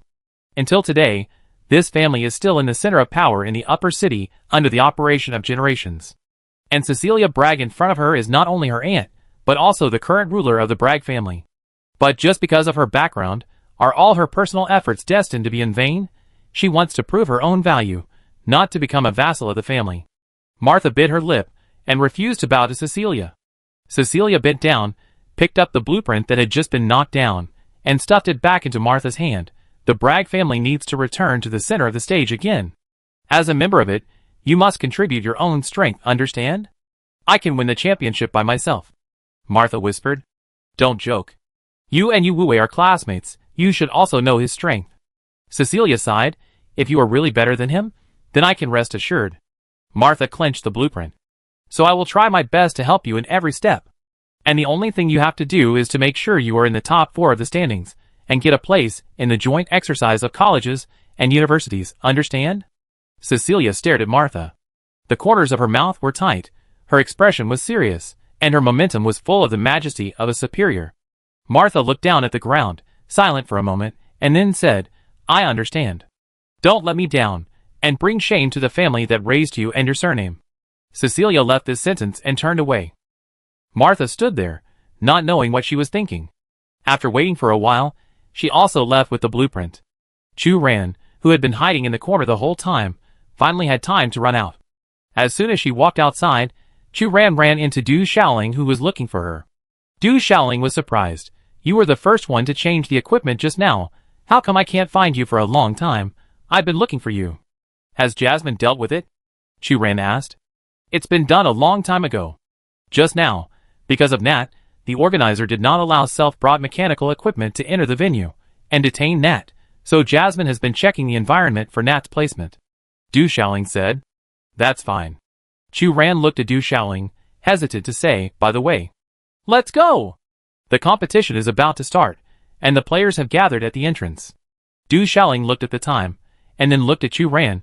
Do you have anything to say with this expression? Nothing. Chu Ran shook his head. It's not a big deal. Let's talk about it after the competition is over. Chapter 48. The entire Mecha all-around competition is based on the EVA system, and is conducted in a full-scale simulation. The contestants undergo mental power identification in turn. After passing the certification, each team will be teleported to the competition venue. The first event is Mecha maintenance. Chu Ran and others opened their eyes, and found themselves standing in a white space. All they could see were scattered mecha parts. Next to them was a common assembly workbench. Just above the workbench was a light screen projection. The time displayed on it is 30 minutes. What does it mean? Du Shaoling asked. It may be the countdown for the first stage. Hailing speculated. If the time is up, do we have to stop the maintenance and assembly work? Jasmine asked. Maybe it's like this, Chu Ran said. At this time, the voice of the organizer's representative suddenly rang out at the competition venue. Dear contestants, welcome to the Mecha all-around competition. Now we are going to have the first competition, Mecha Repair. This session will last for 30 minutes. When the 30-minute countdown ends, the competition will automatically start the next session, Mecha Battle. In the Mecha Battle session, each team can freely choose their opponent, but only the winner can enter the third session. The loser needs to continue to challenge other teams until they win before they can enter the next session. Now, the competition officially begins. As soon as the organizer finished speaking, the light screen in front of each team began to count down. That is to say, each of our teams has 30 minutes to assemble, and during this period, we will not be disturbed by other teams. Is this considered a protection period? Du Shaoling said. Yes. Chu Ran affirmed, but once more than 30 minutes, the team that finishes assembly first can challenge other teams and start the battle phase. This rule is not conducive to those teams that are weak in assembly. Hailing frowned. Those teams that are not good at mecha assembly will definitely take longer. Under the same time requirement, their mecha completion is bound to be lower. So, we should choose those teams with more mechas. Molly said decisively, this is their weakness, but it is our strength. Others agreed deeply. Chu Ran clapped his hands and said, Molly and I will be responsible for the first phase. Let's start quickly. Each team is about 30 meters apart. This distance not only ensures the privacy of each team, but also allows them to see the progress of other teams at any time, which is convenient for advancing the subsequent phases. When each team completed the task assignment and really started to work, everyone saw the materials scattered on the ground and was completely dumbfounded. No, where did you buy these materials? Why are they all scattered parts? There is not even a complete shell. Why don't the organizers let us go to the mine directly and build mechas from mining? I seriously suspect that these scattered parts should not be bought on purpose, but disassembled from complete mecha parts. Someone picked up a metal part. Wow, why are the things here still broken? During the preliminary inspection of the materials, everyone's exclamations came one after another, echoing in every corner of the competition venue. With the existing mecha technology in Shuangqing, the welding and casting of mechas are already very mature. Unlike hundreds of years ago, a mecha needs to be manually produced and assembled with hundreds or even thousands of mecha parts. Now, the main body of a mecha often only needs 2 or 3 large integrated parts to assemble. Each part is precisely controlled by the robot on the assembly line. After filling with the appropriate materials, it often only takes a few minutes to complete the production and assembly process. Modification of other parts, such as customizing weapons or modifying operation lines, is where a mecha repairman can play a role. Of course, the current education system in Shuangqing has not completely deleted the relevant knowledge of manual production and manufacturing, but this technology is too old, and it will not be emphasized in the practical maintenance exam. Even only the mecha history course will emphasize this history. Chu Ren observed the mecha materials provided by the organizer and lamented the malice of the organizer. Based on the existing production technology, the machines that produce mecha parts have long been eliminated. These scattered materials in front of him should be the organizer who asked someone to dismantle them one by one from the integrated materials. Chu Ren even saw that one of the parts had traces of violent demolition on its surface. The people doing this job were probably speechless, forcing the maintenance technology to regress to the level of 100 years ago. Isn't this just being bored and having nothing to do? Chu Ren bent down to look for suitable materials, and found that not only were all the parts of the mecha inside, but in terms of the quality of the materials themselves, all of these materials were substandard, some rusted and some corroded. Jasmine was beside him, trying to disassemble a metal plate. Who knew that this layer of board was filled with a green-smelling mucus, which directly splashed on the unsuspecting Jasmine's face. Ugh. The smell of the mucus was so disgusting that Jasmine retched directly. What should we do? What should we do? Du Xiaoling said. Maybe there is something we can do? Hailing asked. They are both students of the Battle Academy. They can help carry materials and do heavy work during maintenance, but they are basically useless in this process of identifying materials and assembling them separately. However, their uselessness does not mean that they have no basic judgment. Du Xiaoling and Hailing can both see that these materials are of poor quality and are basically no different from scrap metal. They want to assemble a qualified combat mecha within 30 minutes to complete the subsequent battle and racing stages, which is almost impossible. Don't panic. Chu Ren looked through the materials and comforted them. What's the use of panic? Compared to the other 3 people who were anxious, Chu Ren's mentality was very stable. It was not because she didn't want to win, but because she was that kind of person. She might sit up in her usual mentality, but when it came to important things, Chu Ren was very calm. Do you have any good ideas? Du Xiaoling said worriedly. She looked at the movements of other teams, and found that most teams were worried about this pile of broken materials. No, but I'm thinking. Chu Ren stared at the materials in front of him. Maybe, what we make only needs to be able to fight, run and jump, instead of being limited to the word mecha? How can this be? When the rules were read out before, the organizers clearly mentioned that a combat mecha had to be assembled. Du Xiaoling said. Yes, I remember that the weight of the mecha had to be removed in the 3rd stage. Hailing also said. If it's not a mecha, what would it be? Jasmine asked. Is your idea an auxiliary device like Nat? This should be judged as not meeting the requirements of the competition. Of course not. Chu Ren denied. It is a mecha, but not completely a mecha. Chu Ren pressed the EVA device on her ear. This is the unified device that the organizer forced them to change. In order to prevent cheating and violations, this terminal device will monitor the behavior of each contestant throughout the process. Chu Ren stated his idea. Eva did not respond at all, which proved that Chu Ren's idea was feasible. Everyone, listen to my command, Chu Ren said. Hailing and Du Xiaoling, please go and handle the alloy plate on the right side of the operating table, and complete the basic work of rust removal, grinding and cutting. Molly, I need your help. Please find materials suitable for use as weapons, and classify them accordingly. Hailing and others naturally had no objections, and followed Chu Ran's instructions completely.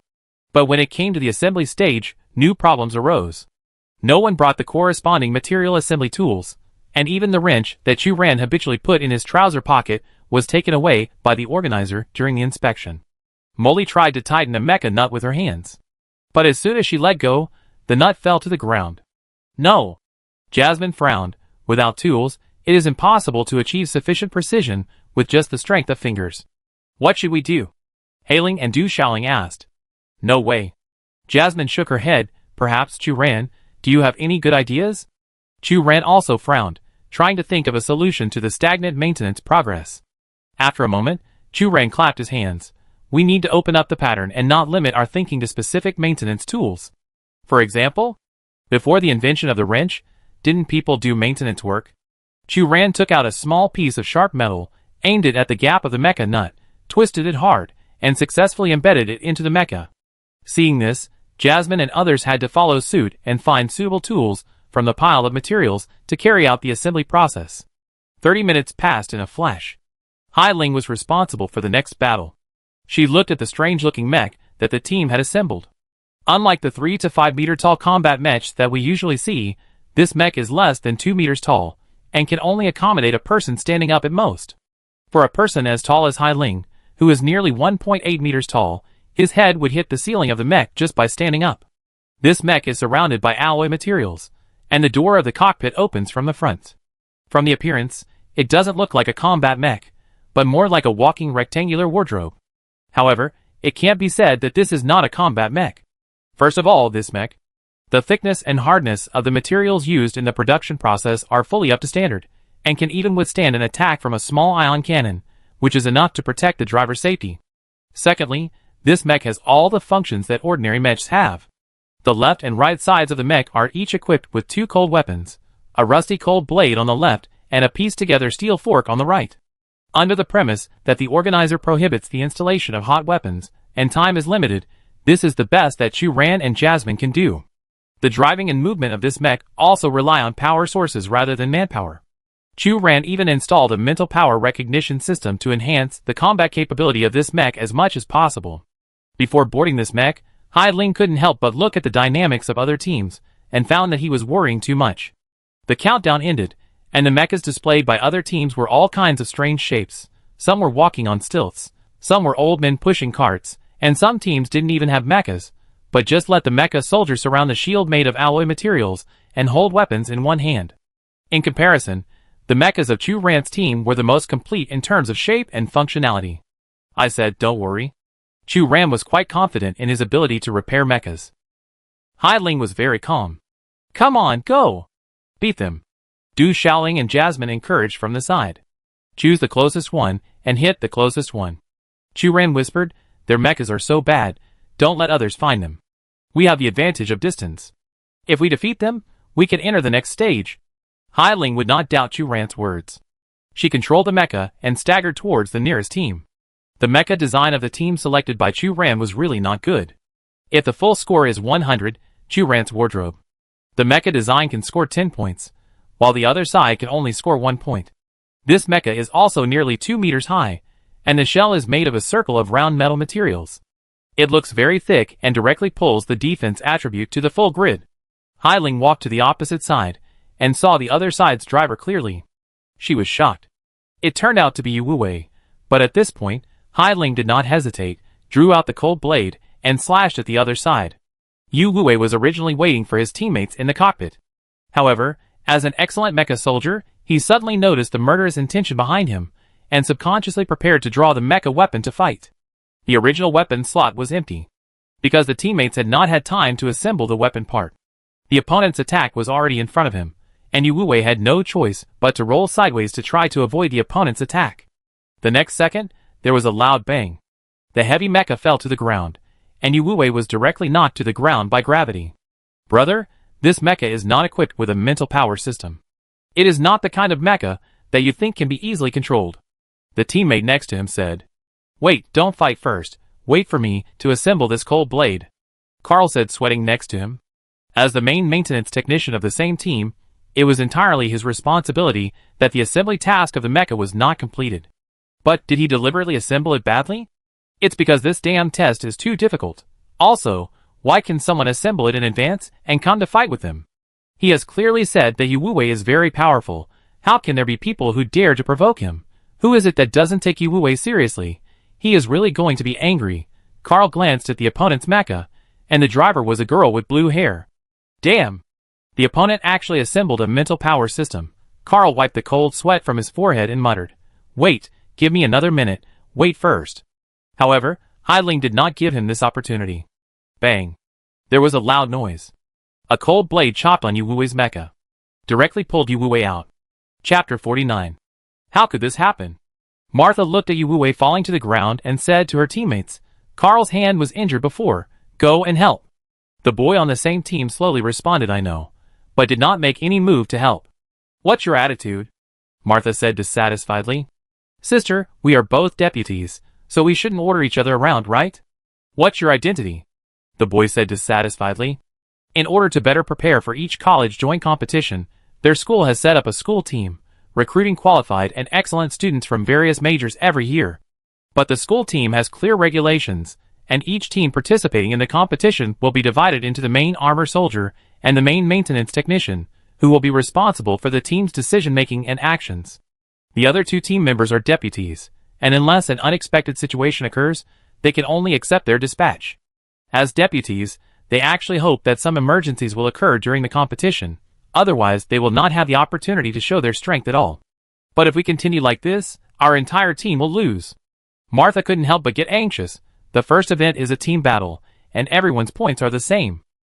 "Martha, I'm not saying anything bad about you, but this competition doesn't just have one event, don't you know?"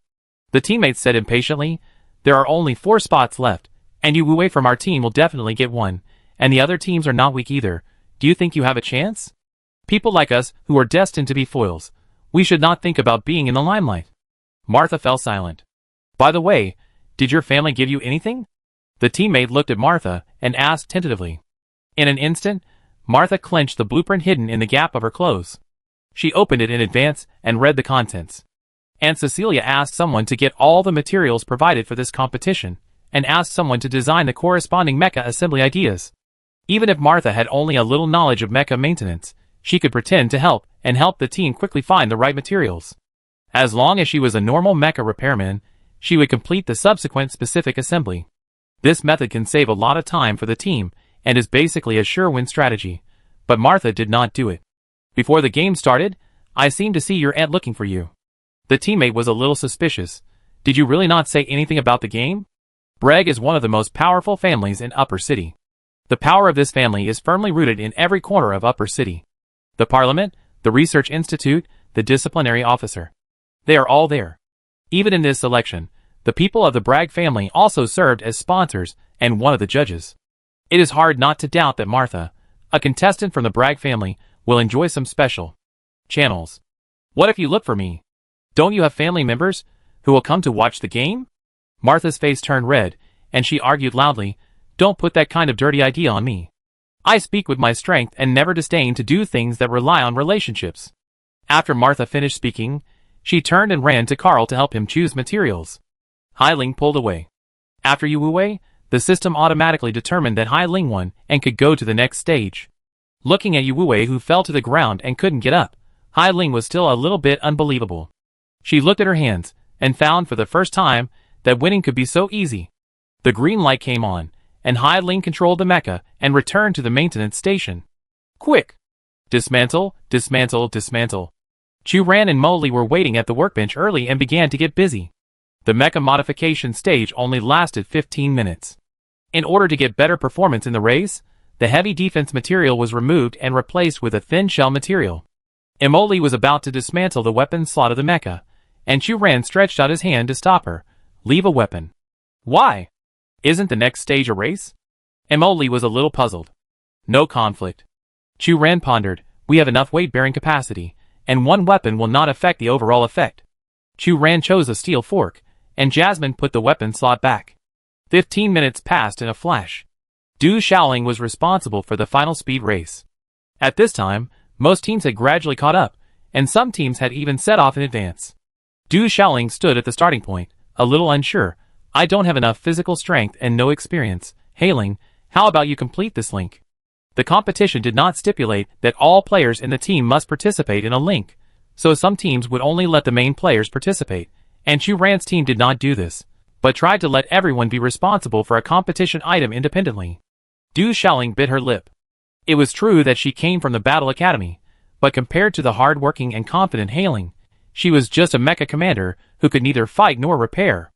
Unlike cheering for others, when she really stood at the starting point of the competition, Du Xiaoling realized her timidity and helplessness. You can do it, no problem. Come on! Chu Ran and Jasmine cheered for Du Xiaoling beside her. Believe in yourself. Hailing also encouraged.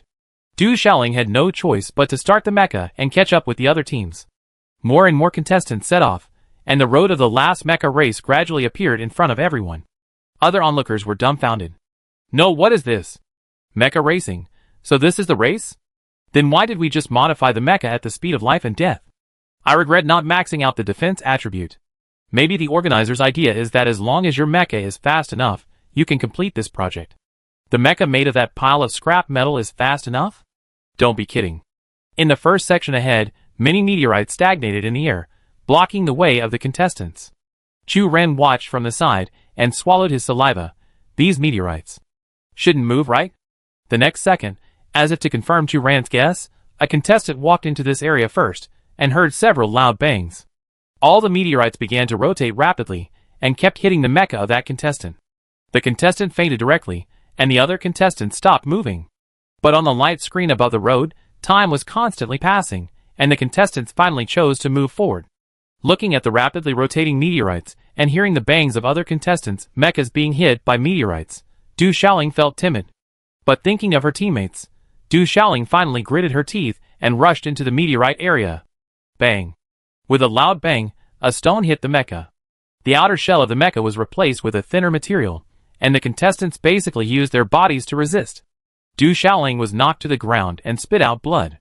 Du Xiaoling thought she would cry and shed tears, but she found that she just wiped the blood, quickly got up, and continued to move forward. After passing through the meteorite area, there is a gravity anomaly area in front. As the name suggests, the gravity environment in this area is very unstable. This step may encounter heavy resistance, and the next step may be as light as a swallow, floating directly on the spot. If you want to maintain a normal walking speed, the mecha driver must constantly adjust the gravity anchor point of the mecha. As soon as Du Xiaoling entered this area, she saw a contestant's mecha floating in the air. The other party's voice of collapse came. Our maintenance technicians don't have any gravity anchor points installed. How can we compete? Du Xiaoling, Chu Ran did install this system on the mecha. The course on gravity operation is a compulsory course for freshmen in the Battle Academy. But this is a practical course. Du Xiaoling is not proficient, and is far from being able to use it freely. Du Xiaoling tried to take a step, but found that she was blocked by a very strong resistance and couldn't take a step at all. She suddenly felt very frustrated. Why can't the competition specifically test the knowledge she has mastered? Now these tests are all areas she is not proficient in. Obviously, she has her own comfort zone, but these competitions make her constantly doubt and question her abilities, which hits her confidence. For a moment, Du Xiaoling actually had the idea of giving up on herself. At this time, the heavy footsteps of the mecha came from the side. Dong dong dong dong. The sound was regular and fast. Du Xiaoling looked up and found that a mecha was walking forward not far away, as if there was no gravity abnormality on it. It's Yu Wuwei. Oh my god, he is so strong. Du Xiaoling was shocked when she heard the voice of the contestant next to her. What a fast speed. In the previous stage, Yu Wuwei's team was so far behind. Du Xiaoling became more and more panicked, frustrated, lost, resentful. All kinds of negative emotions suddenly broke out, and Du Xiaoling couldn't even see the buttons on the console clearly. Calm down, calm down. Du Xiaoling took a deep breath and cheered herself up. You can't stay in your comfort zone all your life, right? If you want to make progress, you must challenge those impossible things. If you choose to give up just because of difficulties and timidity, then the options you have next will only get worse and worse, and you will regret why you didn't choose to face this difficult challenge bravely at that time. Now, as long as you complete the journey in front of you, you are the best. Du Xiaoling pressed the mecha button and took the first step. After leaving the gravity anomaly area, The mechas of other teams appeared in front one after another. Du Xiaoling even saw the mecha driven by Yu Wuwei, but after experiencing 2 areas in a row, Du Xiaoling was a little tired and could only bury her head and hurry on. After walking for a while, Du Xiaoling finally realized that something was wrong. Quiet, this journey was too quiet. Not only were there no weird assessment items, but there were no obstacles, as if this was really just an ordinary mecha racing challenge. Could it be that this was the last leg of the journey, and the organizers decided to let them compete in the speed of the mechas? Du Xiaoling couldn't help but guess, and silently accelerated her pace. Suddenly, a thunderous roar sounded in front of her. A mecha that was originally running in the front fled in a hurry. Accompanied by billowing smoke and dust, a genetically modified beast with a body length of more than 3 meters appeared in front of everyone. Other onlookers gasped, "Genetically modified beast? Am I seeing it right? The organizer actually took this thing out as an assessment item. Aren't they afraid that the contestants will really get hurt? Look at its metal claws and laser eyes, and its size. This is unfair. It's simply cheating. Usually only B-level combat mechas can beat this kind of genetically modified beast. Now each contestant has a mecha assembled from scrap copper and iron. How can they beat it? This genetically modified beast is nearly 3 meters long, and its body trunk looks like a wolf, covered with gray and white fur. But every muscle on its body is so bulging that it is about to burst. This beast has silver-white claws with a metallic luster, leaving traces on the ground. The position of the pupil is replaced by a red laser artificial eye, and no one can recognize it as an ordinary wild wolf. Chu Ran and others couldn't help but sweat for Du Xiaoling on the stage. Help, help! The boy who escaped originally wanted to take advantage of the leak, so he rushed to the front. But just as he was about to run to the finish line, a genetically modified beast suddenly rushed out from the side, roaring loudly, scaring him to turn back. Du Xiaoling pursed her lips. She knew this contestant, who was from Diching University. During the training course, he often recruited people from other Diching schools to jointly exclude her team. She didn't like this person. But the other party kept shouting for help, so Du Xiaoling chose to step forward and help resist the attack of the genetically modified beast. However, as soon as Du Xiaoling took a step forward, the other party seemed to have seen a savior and directly swung Du Xiaoling down. Caught off guard, Du Xiaoling was pushed to the ground, her eyes widened, and she was extremely shocked. Thank you. The other party tried to use Du Xiaoling to delay time, and turned around and ran away. Chu Ran and Jasmine saw this scene and shouted. Chu Ran cursed. Bitch. Jasmine screamed. Hai Ling didn't say anything, but punched angrily and smashed the materials in her hand. The genetically modified beast pounced on her, and the smell of saliva was close at hand. Du Xiaoling subconsciously closed her eyes. The next second, a harsh metal friction sound was heard, and the expected pain did not sound. Du Xiaoling opened her eyes. Let's go! Yu Wuwei blocked the attack of the beast's claws. Under the limited conditions of the mecha equipment, such an operation was a bit difficult for him. Oh! Du Xiaoling reacted and quickly rolled up.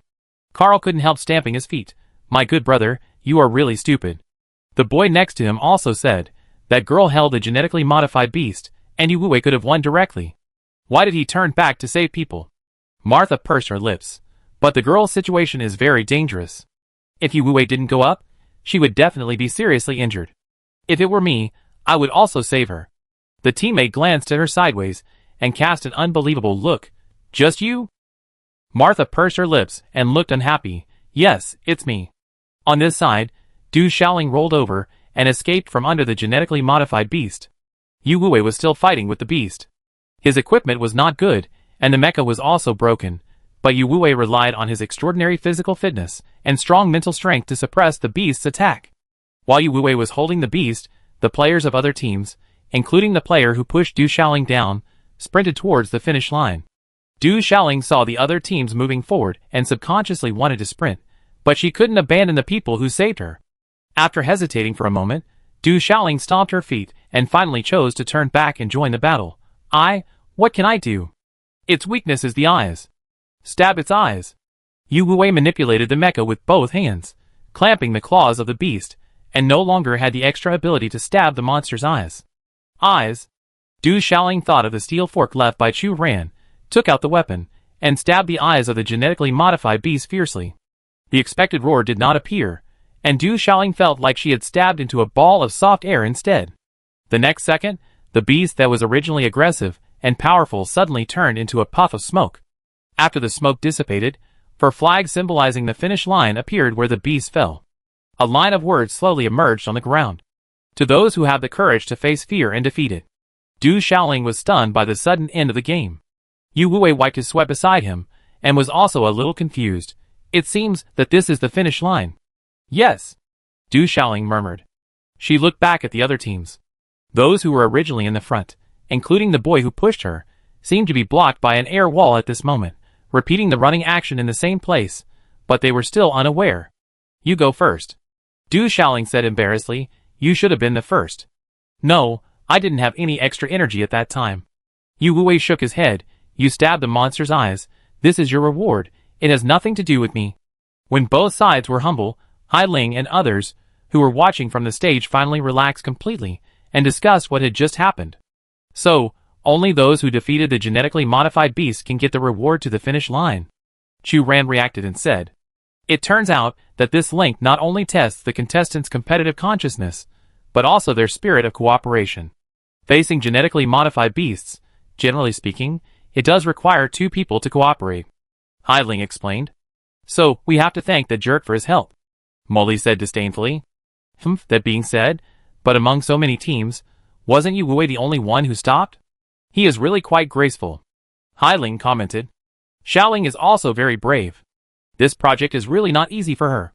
Chu Ran was proud of her teammates. In the end, Du Xiaoling was the first to pull down a flag. All illusions disappeared instantly, and the players were teleported back to the original competition venue. The system broadcast sounded. College Joint Exercise Twin City Division Trials. The first event, the Mecha all-around competition, the competition is over. Congratulations to Chu Ran, Hai Ling, Du Xiaoling and Jasmine's team for winning the championship, 50 points each. Chapter 50. The final result of the first competition was projected onto the light screen. Chu Ran's team ranked first, with each member scoring 50 points. Yu Wei's team ranked second, with each member scoring 40 points. The Diqing University team ranked third, with each member scoring 30 points. Shangqing University ranked fourth, with each member scoring 20 points. Chu Ran and others were a little surprised when they saw the final results. The Diqing University team ranked third? Du Xiaoling's voice was the loudest. No way, are they worthy? After that boy pushed you down, he was blocked by the air wall for a moment, but after you and Yu Wei pulled the flag, he used the same routine to trip another player who wanted to help him and grab the third place. Hai Ling said. Chu Ran and Jasmine both explained wow, refreshing their three views. Du Xiaoling's expression was as if she had swallowed a fly, and became extremely exciting.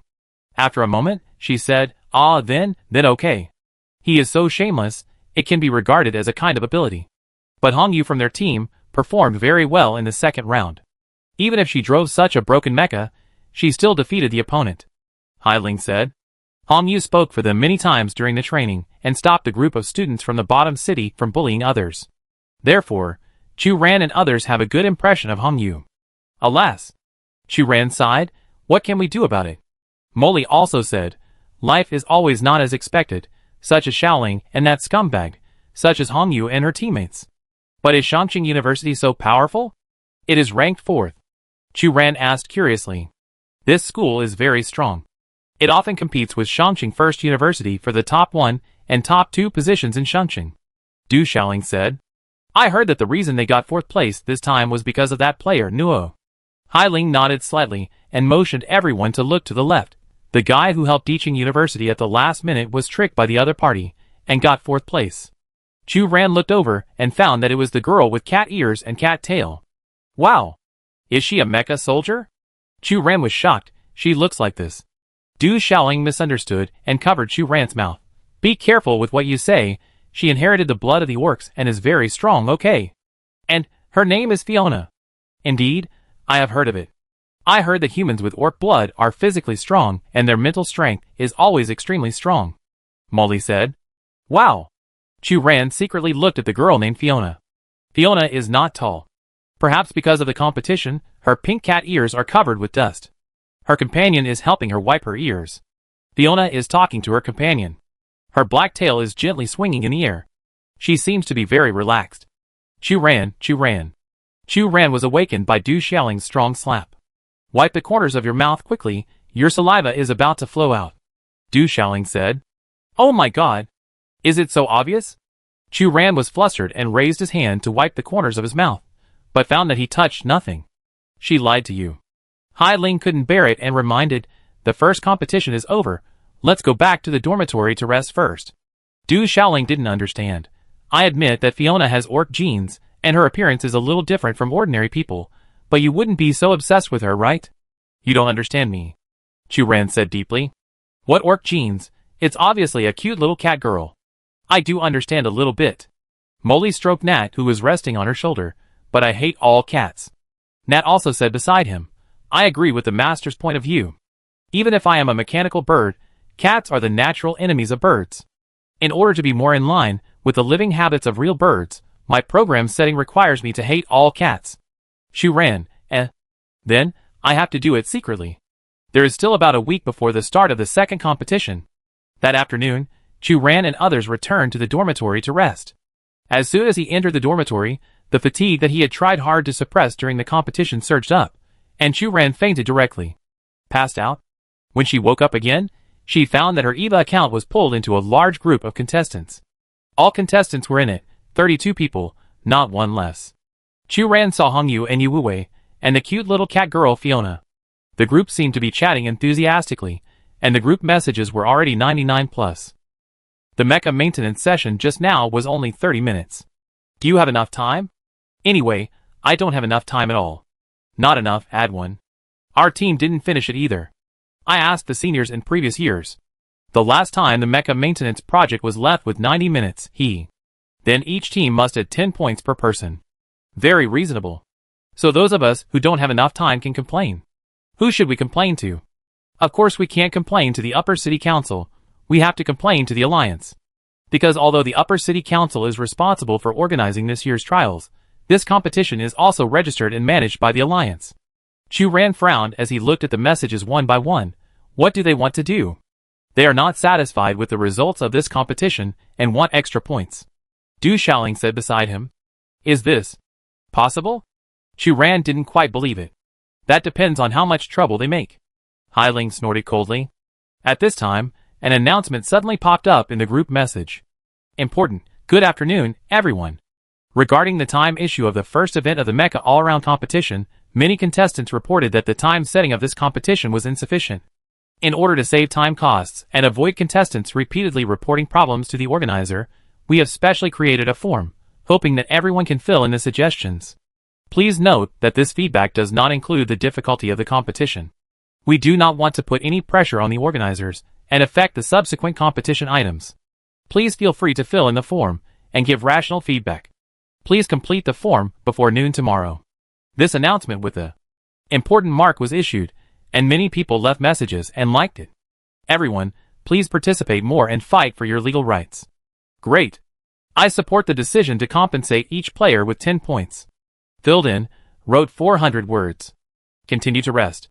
Chu Ran, Wait, what is this? Wait, with all the fuss they're making, the organizers won't hold the first event again, right? Du Xiaoling suddenly asked. It shouldn't be that serious, right?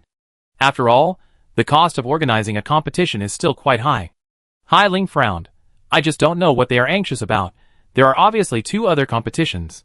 A few people in the group raised questions. Everyone should stay rational. The time for the competition is not enough, and our team did not complete the task of repairing the mecha on time, but I only think it is a problem of my own inability, and I can't blame the competition system itself. Yeah, then how can the top 4 teams complete the competition on time? What if the organizer gets angry and simply deducts points? The person who issued the announcement replied, No, the problem we reported this time is just focused on the unreasonable setting of the competition time, not the difficulty of the competition, nor did we directly ask the organizer to modify the scoring criteria. Others supported the organizers. If the Mecha all-around competition project uses the time spent on screening materials as part of the assessment content, then I have nothing to say. +1, now that artificial intelligence is so advanced, it is unreasonable to let us pick and identify materials by hand. Add 2. In the beginning, opponents and supporters in the group could still communicate politely and maintain face-saving etiquette. But as more and more messages appeared in the group, the tone of both sides began to become intense, even rising to the level of greeting the whole family, starting a melee mode. Chu Ran saw a person with a kitten avatar speaking. You guys, you said you were just giving feedback about the time you spent on the exam, but isn't it just that you don't have enough ability, and you're thinking about getting extra points by protesting together? No matter whether it's the upper city council, or the lower city council, or the alliance, they shouldn't care about you noobs. Hee hee. This message was sent out, and a new round of melee was triggered directly. As the first place in the competition, whether or not there was extra points had no effect on Chu Ran and others, so they chose to eat melons and watch the fun. Huh? Du Xiaoling held the Evo Light screen and clicked twice. Wait. Why is this group collectively banned? It shows that it has been disbanded directly here. Chu Ran said. The organizer sent a notice email. Hai Ling said. At this time, all contestants received a statement email from the organizer. It turned out that during the melee in the group, someone directly reported this protest feedback activity to the organizer. The organizer found out that the contestant who posted the announcement was from Dicheng University. This contestant was at the bottom of the list and had insufficient points, so he chose to incite other contestants in the group. In order to curb this unhealthy trend, the organizer has deducted 10 points from the contestant's personal points to serve as a warning to others. Fortunately, the next two competitions are individual competitions, and other contestants on the same team will not be affected. Du Xiaoling said. Indeed. Hai Ling nodded. For the remaining two competitions, only the top 4 in the standings will be selected. Chu Ran and the other 4 looked at each other, and the same thought flashed through their minds. Fortunately, this person's series of actions would not affect Hong Yu's points. Late that night, 2 figures, one tall and one short, climbed over the dormitory gate of Shangqing First University and sneaked out of the school gate. The shorter one among them was carrying a bag on his shoulder and looked a little tired. Half an hour later, Chu Ran was standing outside a residential building, carrying a bag of mecha repair parts, looking at Eva's navigation, and was a little confused. I remember, it should be here. Are you sure? Hai Ling looked at the empty street with some doubt. The map shows that it is here. Chu Ran looked around for a possible connection point. Since she participated in the mecha competition, in order to cooperate with Yu Lian's order, Chu Ran's delivery point was changed from Malan District to Shangqing. Although the two city-states have been resentful for a long time, they still maintain a certain degree of trade. Especially the business of Malan District, the largest black market. Almost half of the customers come from Shangqing, which has many restrictions on the development and application of mechas. This delivery point was found by Yu Lian, and it is the only delivery channel that can directly lead to Malan District. Found it. Chu Ran finally found the button for docking registration at the bottom of an abandoned wooden wardrobe. Chu Ran put the repaired materials into the wardrobe, scanned and registered, and heard a swoosh sound. The heavy bag of mecha materials was sucked away by an invisible force and disappeared. Chu Ran, what kind of business is your aunt doing? Hai Ling, who was helping to look out, saw the scene and couldn't help frowning. Illegal business. Chu Ran lowered his head to check the delivered order information. Are you kidding? Hai Ling asked. Of course I'm kidding, Chu Ran said with a guilty conscience. In fact, Du Xiaoling and Mo Li knew that she worked in a black shop, and they also knew that Chu Ran's orders were not obtained through legal channels. Chu Ran didn't hide it from Hai Ling on purpose, but Hai Ling's usual performance was simply possessed by a model student. In the occasional test, Hai Ling also firmly expressed her disgust for illegal business. However, although Hai Ling was a bit upright and hated evil, she was really good to her friends.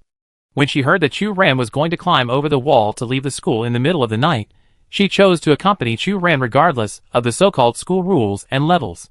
So, Chu Ran could only wait for a suitable time to confront Hai Ling. Hai Ling noticed Chu Ran's guilty conscience and frowned. She usually didn't care about some things, but it didn't mean she was a fool. She was about to talk to Chu Ran when a gunshot suddenly came from the other side of the street. A tall man appeared on the other side of the street. He was tall, but his clothes were tattered, and his left arm was completely replaced with an artificial prosthesis. He panted and struggled to run forward. Chu Ran then realized that the other person's foot seemed to be injured, and he ran with a limp. At this time, another gunshot rang out. A bullet hit the man's left hand. The man fell to the ground and cried out in pain. What are you doing? Hai Ling whispered beside him. Will this happen in Shangqing as well? Chu Ran shook her head. Hai Ling didn't know about the materials related to the mecha, but from her perspective, she could see clearly that the bullet must have been mixed with special metal materials. Because the man's entire left-hand prosthesis was not only pierced by the bullet, but also exploded into pieces of debris. Chapter 51. On the other side of the street, a woman appeared. The woman was thin and tall. Under the bright street lamp, the woman was wearing a dark blue uniform, with short black hair, holding a long-handled sniper rifle, aiming at the man struggling to escape in front of her. Bang! Another gunshot. The bullet hit the man's knee accurately. This wound was fatal, directly making the man lose his ability to move, and he could only fall to the ground and cry. But even so, the man insisted on crawling forward, leaving a winding bloodstain on the ground. The woman put away her weapon and walked to the man at a leisurely pace. "Samuel, I admire your willpower. It's just a pity that my shooting skills never deviate from the target. Perhaps you should save money to replace a knee made of artificial prosthesis." The man fell to the ground and glared at the woman. "You dog order officers." The woman squatted down and slapped the man's face with the barrel of the gun. "Arresting criminals is natural. On the contrary, you bugs who destroy order and fairness, shuttling between the gray areas of the two city-states, are the ones who really deserve to die." The man looked tense. "I just want to feed my family. What's more, I just smuggled a bag of mecha parts from the bottom city. Is this considered a violation of the law? It is obvious that the laws of the upper city are too harsh. Are you begging for mercy? Then you really found the wrong person. If it were another order officer, he might be soft-hearted and let you go. But unfortunately you met me. I have never been soft-hearted to criminals who violated the law." The woman used the strength of her legs to hold down the man's head. The man groaned and was chained, unable to move. The woman sent a message to her companion, and after a while, the law enforcement officer in the dark blue uniform came. "Thanks to you, Evelyn," the companion said, "you are worthy of being praised by the superior as the best among the law enforcement officers. You can even catch a cunning guy like Samuel." The woman named Evelyn did not respond, but just lowered her head to fill in the form. "By the way, Evelyn, aren't you on vacation? Why are you out on patrol again?" the companion asked again. Evelyn finished filling out the form, then shook her head and sighed. "For someone like me, the holidays are really boring. It's better to participate in the daily patrol work." "Ha ha. Hey, did you hear me?" The companion kicked the man who fell to the ground. "You are unlucky to meet Evelyn today, and you are destined to be caught." Watching the companion of the order officer escort the criminal away, Chu Ran and Hai Ling, who were hiding in the dark, breathed a sigh of relief. At this time, Evelyn turned the sniper rifle in her hand and suddenly said, "The two people hiding behind the wardrobe, do I need me to ask you to come out, or do you come out by yourself?" Chu Ran's heart, which had just fallen, was lifted up again in an instant. Hai Ling walked out first. "Madam, we didn't do anything. Are you, students of the bottom city?" Evelyn looked at the identical clothes on the two people. "Yes, we are contestants participating in this year's dual city trials, from Diching." Chu Ran then discovered that the other party actually had a pair of emerald green eyes. "Still wandering the streets so late?" Evelyn's eyes stayed on Chu Ran. "You two are from the bottom city. Are you doing any illegal business?" Hai Ling stood in front of Chu Ran and stared back. "As far as I know, even the order officer in the upper city does not have the power to search people." Chu Ran was deeply moved by this behavior that made him feel safe.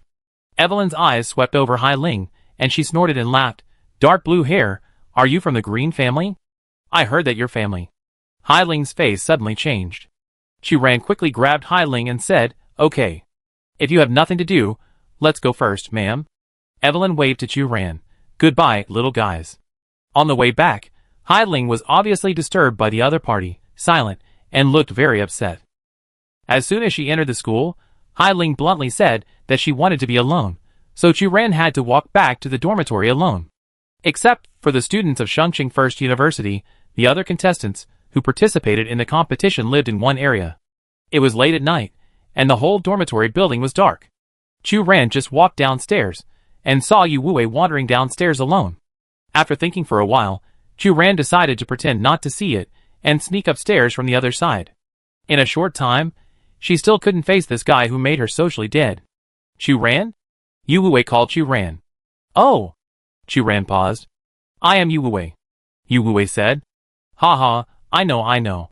Chu Ran smiled politely. "SSS mental power, Mecha single soldier, and command dual cultivation. Nice to meet you." Yu Wei touched his nose, feeling a little uncomfortable. He pointed to a large bag of things on the ground. "You are a maintenance professional, this is for you." Following the other person's line of sight, Chu Ran noticed that there was a large bag of scaly wing materials piled on the chair next to him. "Huh? Why give it to me?" Chu Ran asked directly the doubts in his heart. "Aren't you maintenance professional short of materials?" It just so happens that I don't need them, Yu Wei said. Chu Ran instantly became alert. Could it be that Yu Wei already knew her plan and came to hook her? As long as she said that it was true, Yu Wei would force her to take out the private warehouse drawings purchased on the dark web. The two parties were not familiar with each other, and the atmosphere suddenly became silent. After a pause, Yu Wei said again, "By the way, next week is the second project, and the clues should be released tomorrow. Are you ready?" "No," Chu Ran said with a guilty conscience. In fact, if Eva hadn't signed up for her and bound her friends, she wouldn't have participated in this selection. "Oh!" Both sides fell silent again. Even Chu Ran, who was slow to react, realized the strange atmosphere between them. She and Yu Wei were not close, not even ordinary friends, just acquaintances. The only chat between the two was in the training classroom before, when she didn't recognize Yu Wei and asked him about Yu Wei's warehouse information. Chu Ran was a little strange. Yu Wei was very famous among students, and basically everyone had heard of his name. But Chu Ran herself came from a third-rate college in Dicheng, and was unknown. She was just a little famous among the contestants because she won the first place in the first project. How did Yu Wei know her name? And why did he appear here in the middle of the night? Chu Ran looked at Yu Wei and couldn't help but have a lot of questions in her mind. "It's okay, keep going." Yu Wei avoided Chu Ran's sight, and sat on the chair next to him. "Thank you."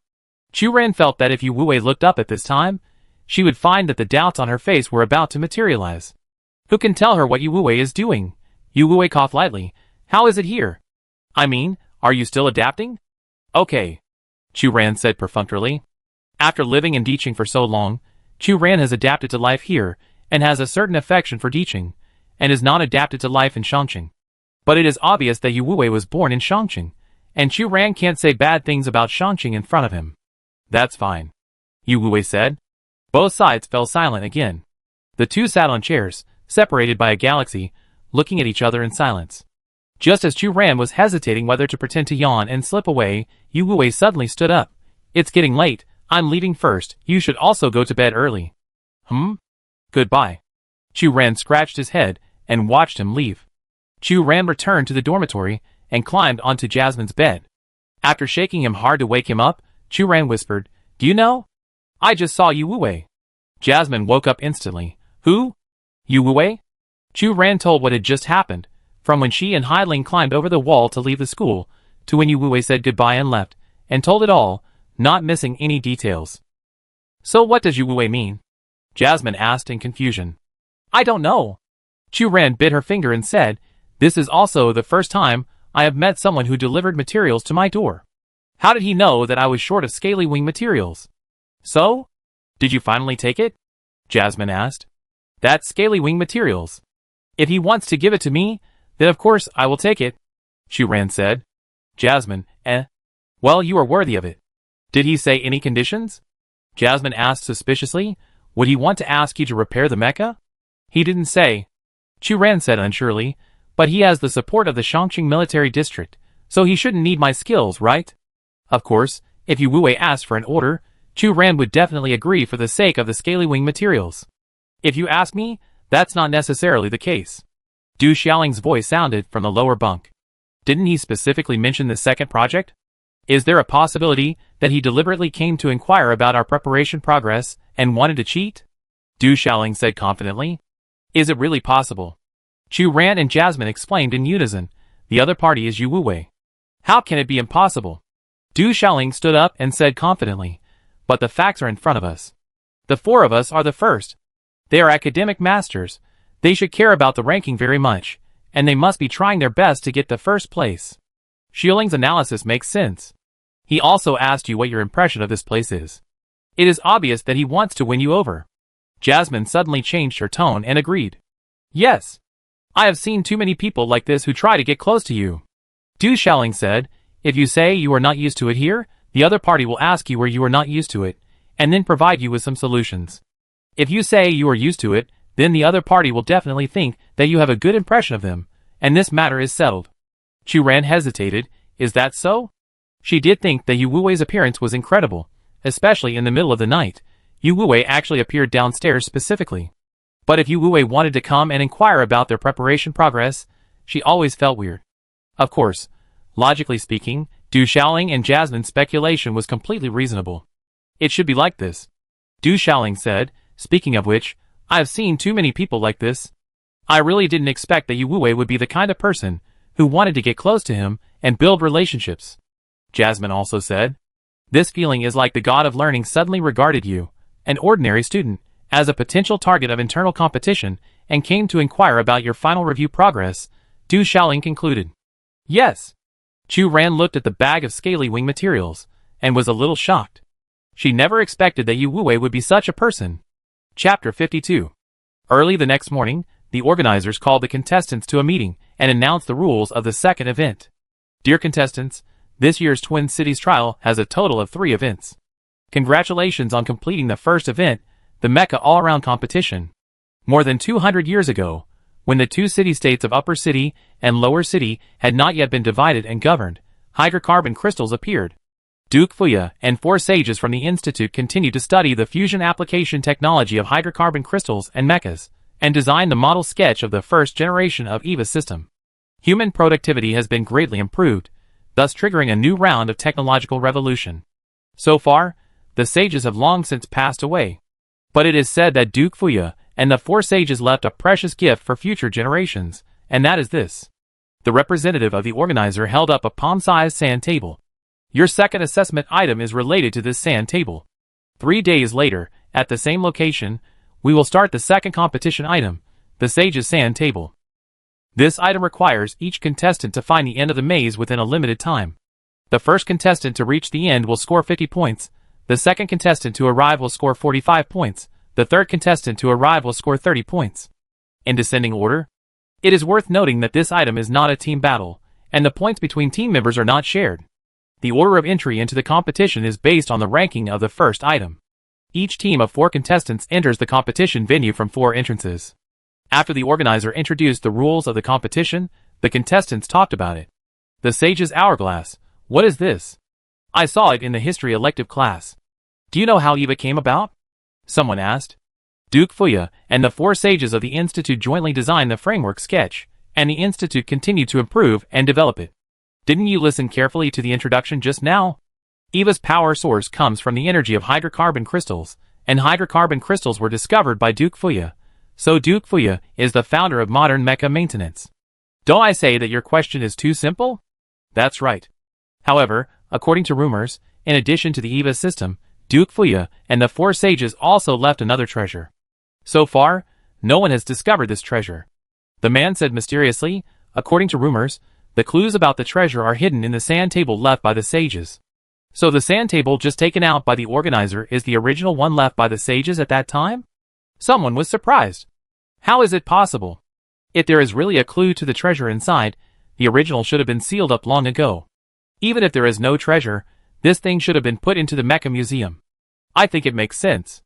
The competition should have adopted this form. It is impossible for us to use the original. Chu Ran listened to the heated discussion of the contestants next to her and blinked, revealing clear stupidity in her eyes. Unlike the Mecha Maintenance Professional course with full marks, Chu Ran always flew low over the Mecha History course. She only knew that Duke Fuya was the exam god that students must worship at the end of the semester. So what are the Research Institute, sages and sand tables? Chu Ran looked at Jasmine, the seed player, who was most proficient in Mecha literature and history among them. Jasmine said uncertainly, as far as I know, the Sage's Sand Table is just an unconfirmed rumor. Neither the Upper City nor the Lower City Council officials have ever acknowledged the existence of this rumor.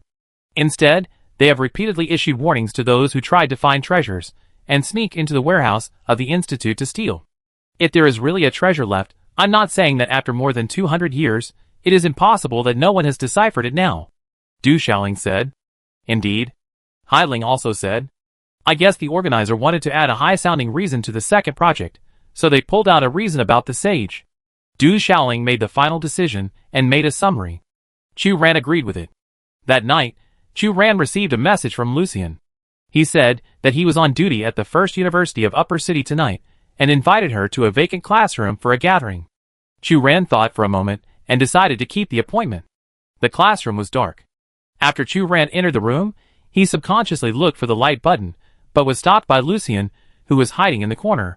Boss, you must not do that. Chu Ran, ? Lucian looked at Chu Ran, who entered the room calmly and was shocked. Boss, For something like our private meeting, don't you make some necessary disguises? What if someone finds out? That's right, it's not that bad. Chu Ran then discovered that Lucien had a turban wrapped around his head, revealing only a pair of eyes, and his clothes were changed into a strange black beige shirt, and the whole person looked sneaky. One of the organizers of this competition is the Research Institute in Chongqing, which is also the unit where Lucien works. In addition, Lucien was the teacher in charge of this training course. It was normal for Lucien and the contestants to know each other and exchange Eva's contact information. It was just that Lucien was guilty of being a thief and turned an ordinary online meeting into a stealing meeting. Okay. Lucien took off his headscarf and looked at Chu Ran. Boss, how are you doing recently? He knew that with the boss's strength, he must have a purpose to participate in such a competition between students. Look, the boss easily led the team to win the first place, which is the best proof. It's okay. Chu Ran scratched his head. By the way, do you have any ideas for the second project? Lucien said eagerly. Chu Ran, Such a familiar question made her think of an old friend. Chu Ran said frankly, no. In fact, I heard this rumor for the first time today, the treasure of the sage. This year's situation is indeed rare, not the boss's problem. Lucien frowned. What's going on? Chu Ran reasonably suspected that Lucien had a very thick filter for her. In each two-city selection competition, the organizer randomly selects 3 events from the event pool before the competition begins.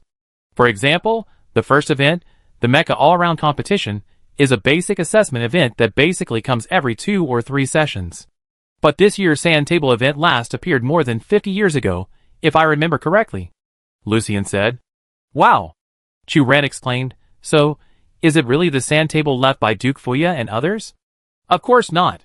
Lucien cast a condemning look, as if blaming Chu Ran for asking such a stupid question as a big boss. Chu Ran coughed lightly and changed the subject. I'm just asking. It's just a name. Lucien said, as far as I know, this is a large maze with a full-scale simulation. There should be some assessment levels in it, and the points will be calculated according to the order in which the contestants arrive at the finish line. Wait!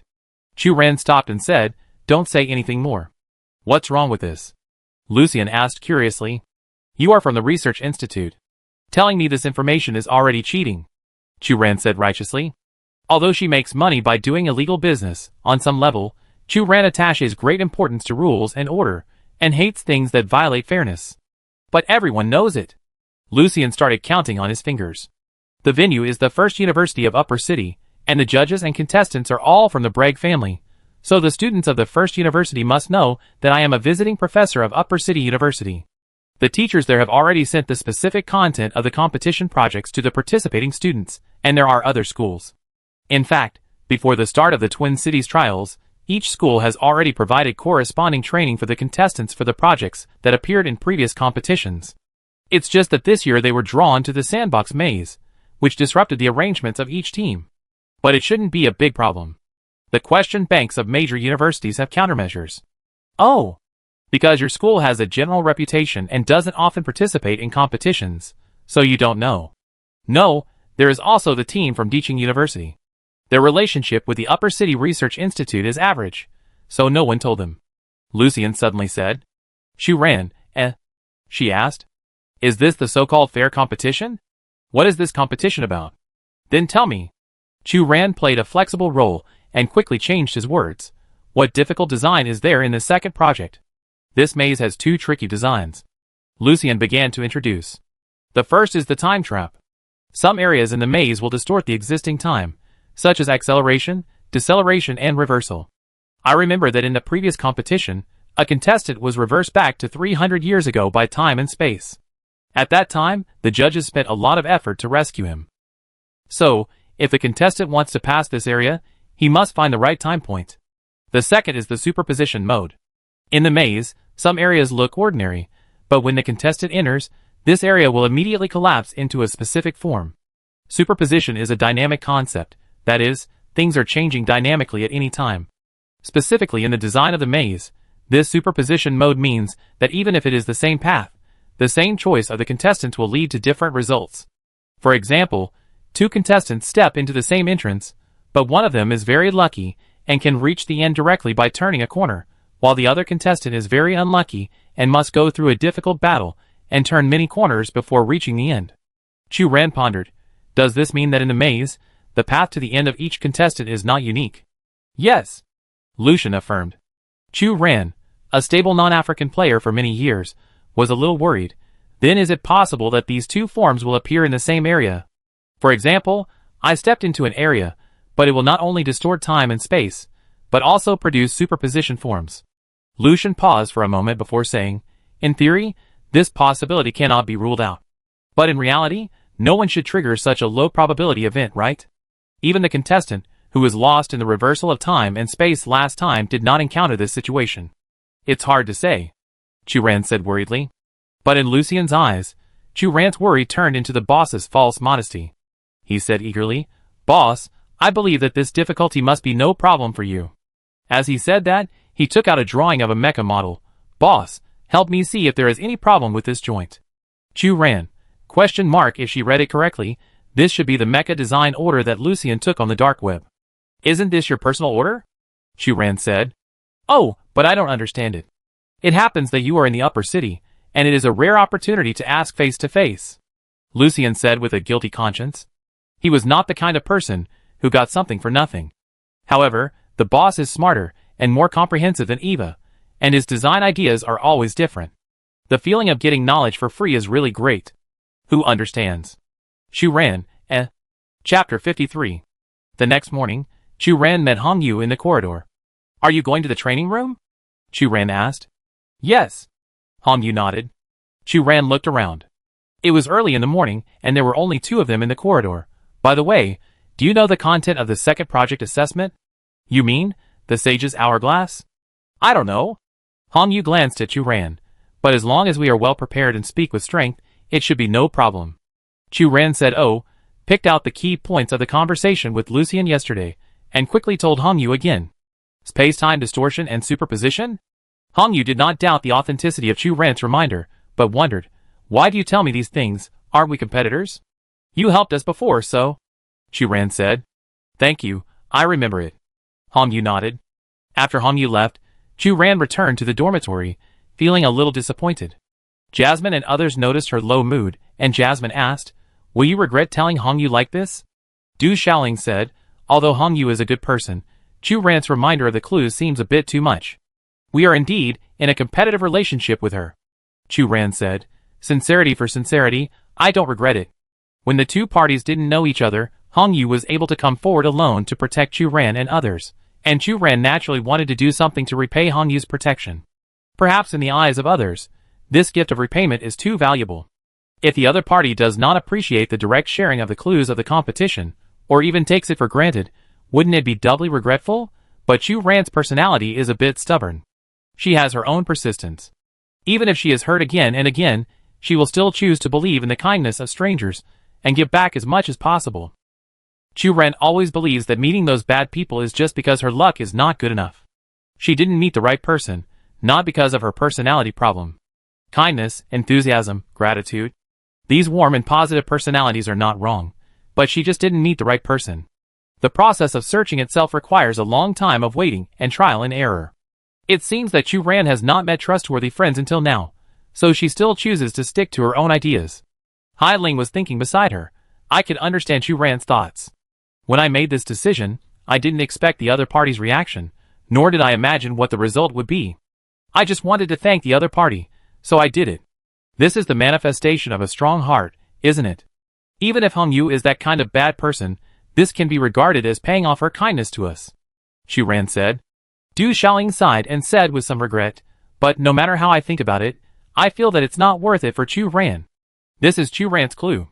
Anyway, Chu Ran is strong enough and can enter the next round of the competition. She did it if she wanted to. Jasmine comforted, unlike us, we can prepare to be eliminated directly after the team battle is over. Hey! We are now the top 16 players after all. The second project has not started yet. Why are you discouraged? Du Xiaoling said dissatisfiedly, what if we rush into the top 8 directly? That's the truth. We were at the bottom of the rankings. Molly shrugged. Ms. Du, we have to learn to lower our expectations, so we don't get hurt. Nat also said. Hey! Du Xiaoling rushed to Molly and Nat, although I agree with what you said, I don't allow you to say that. On the day of the second competition, Relying on the Super Artificial Intelligence System EVA, the competition adopts a full-fledged simulation. The 16 contestants connected their mental power with the EVA host, turned into light spots, and entered the competition site. The towering maze walls rose into the air, blocking the view of the contestants. On the other side, the judge's seat. The representative of the organizer held a loudspeaker and passionately explained the detailed rules of the competition. On his right sat a short old man who was obviously a dwarf. In addition to his short stature, the old man also had a striking big head and a white beard. In the public screen projection, the contestant's mental power was connected to the EVA terminal. The old man looked at one of the light spots and said to the woman next to him, "Cecilia, such mental power is really rare, isn't it?" "The first place contestant?"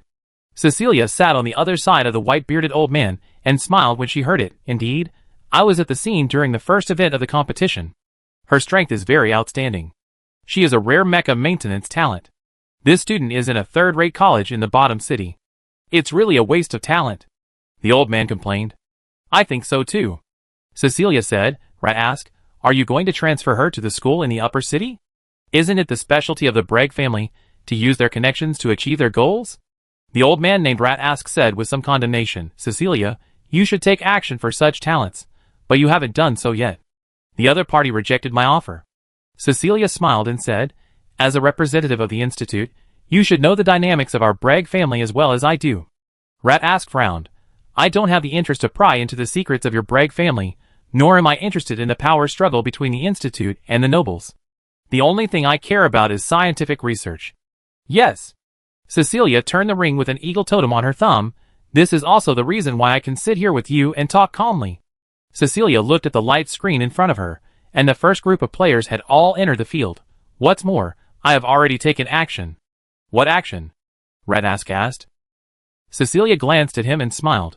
"Rat Ask, this is the secret of our Bragg family. You people in power always like to be mysterious." Rat Ask exhaled heavily, and his white beard curled up. In the competition venue, the Sage's Sand Table, Chu Ran drove a black mecha provided by the organizer and entered from Gate 1. As the first team to set off, Chu Ran and the other 4 entered the competition venue from 4 different corners of the maze, which meant that it was almost impossible for the 4 to meet each other in the middle of the game. The hedges here are towering and very thick, and the ordinary attacks of the mecha cannot penetrate them at all. Even though she was driving a medium-sized mecha that was nearly 2 meters high, Chu Ran had the illusion of walking in a primeval forest. However, this was not a real forest. The hedges formed paths, and only by going deeper could she find the destination. Chu Ran walked alone for a while, and heard the starting gun from outside. It should be the team of Yu Wuwei, who ranked second, entering the maze. After a while, Chu Ran looked up at the sky, thinking that all the contestants should have entered the maze. But why was this place completely different from what Lucien said? Not only did she not encounter any strange levels, but it was terribly quiet here, and she could only hear the sound of her operating the mecha. Chu Ran operated the mecha and turned the corner of the hedge again. "What are you looking for?" a male voice sounded in front. Chu Ran looked up and saw a giant spider nearly 3 meters long, looking at her. "Hello, lady." The spider was shining with metallic luster, and its energy core was placed in the center of its abdomen, which was constantly flashing red light. It had many slender mechanical legs, with sharp metal barbs at the end, firmly rooted in the ground. It had 8 eyes on each side of its head, and below the eyes was a row of huge mechanical mouthparts, covered with metal teeth and sliding tentacles. Chu Ran swallowed her saliva. She had learned in the maintenance class that this was a giant mecha spider, which combined biological genetic modification and mecha forging technology, and was usually used to carry heavy objects and mines. But judging from the sharp mouthparts in front of her, Chu Ran did not think that the other party was an ordinary mecha spider. "Hello, hello," Chu Ran reluctantly said. The spider blocked her way. "My name is Zell, what's your name?" the spider asked. Chu Ran said. "Nice name," Spider Zell commented. It crossed the middle of the road and sighed. "I haven't smelled this kind of freedom for a long time, right?" Chu Ran had nothing to say, but just held the control handle of the mecha tightly. "Huh? Strange."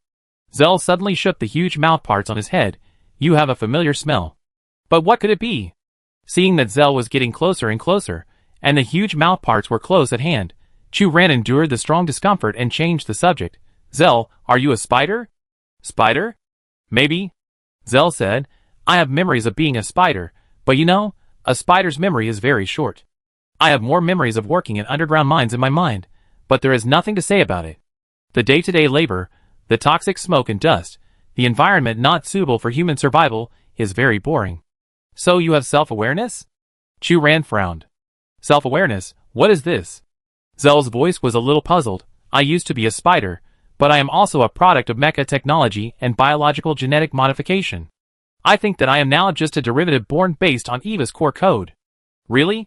But your answer is so fluent, it doesn't look like it. While asking questions, Chu Ran quietly approached the hedge, ready to turn around and run away.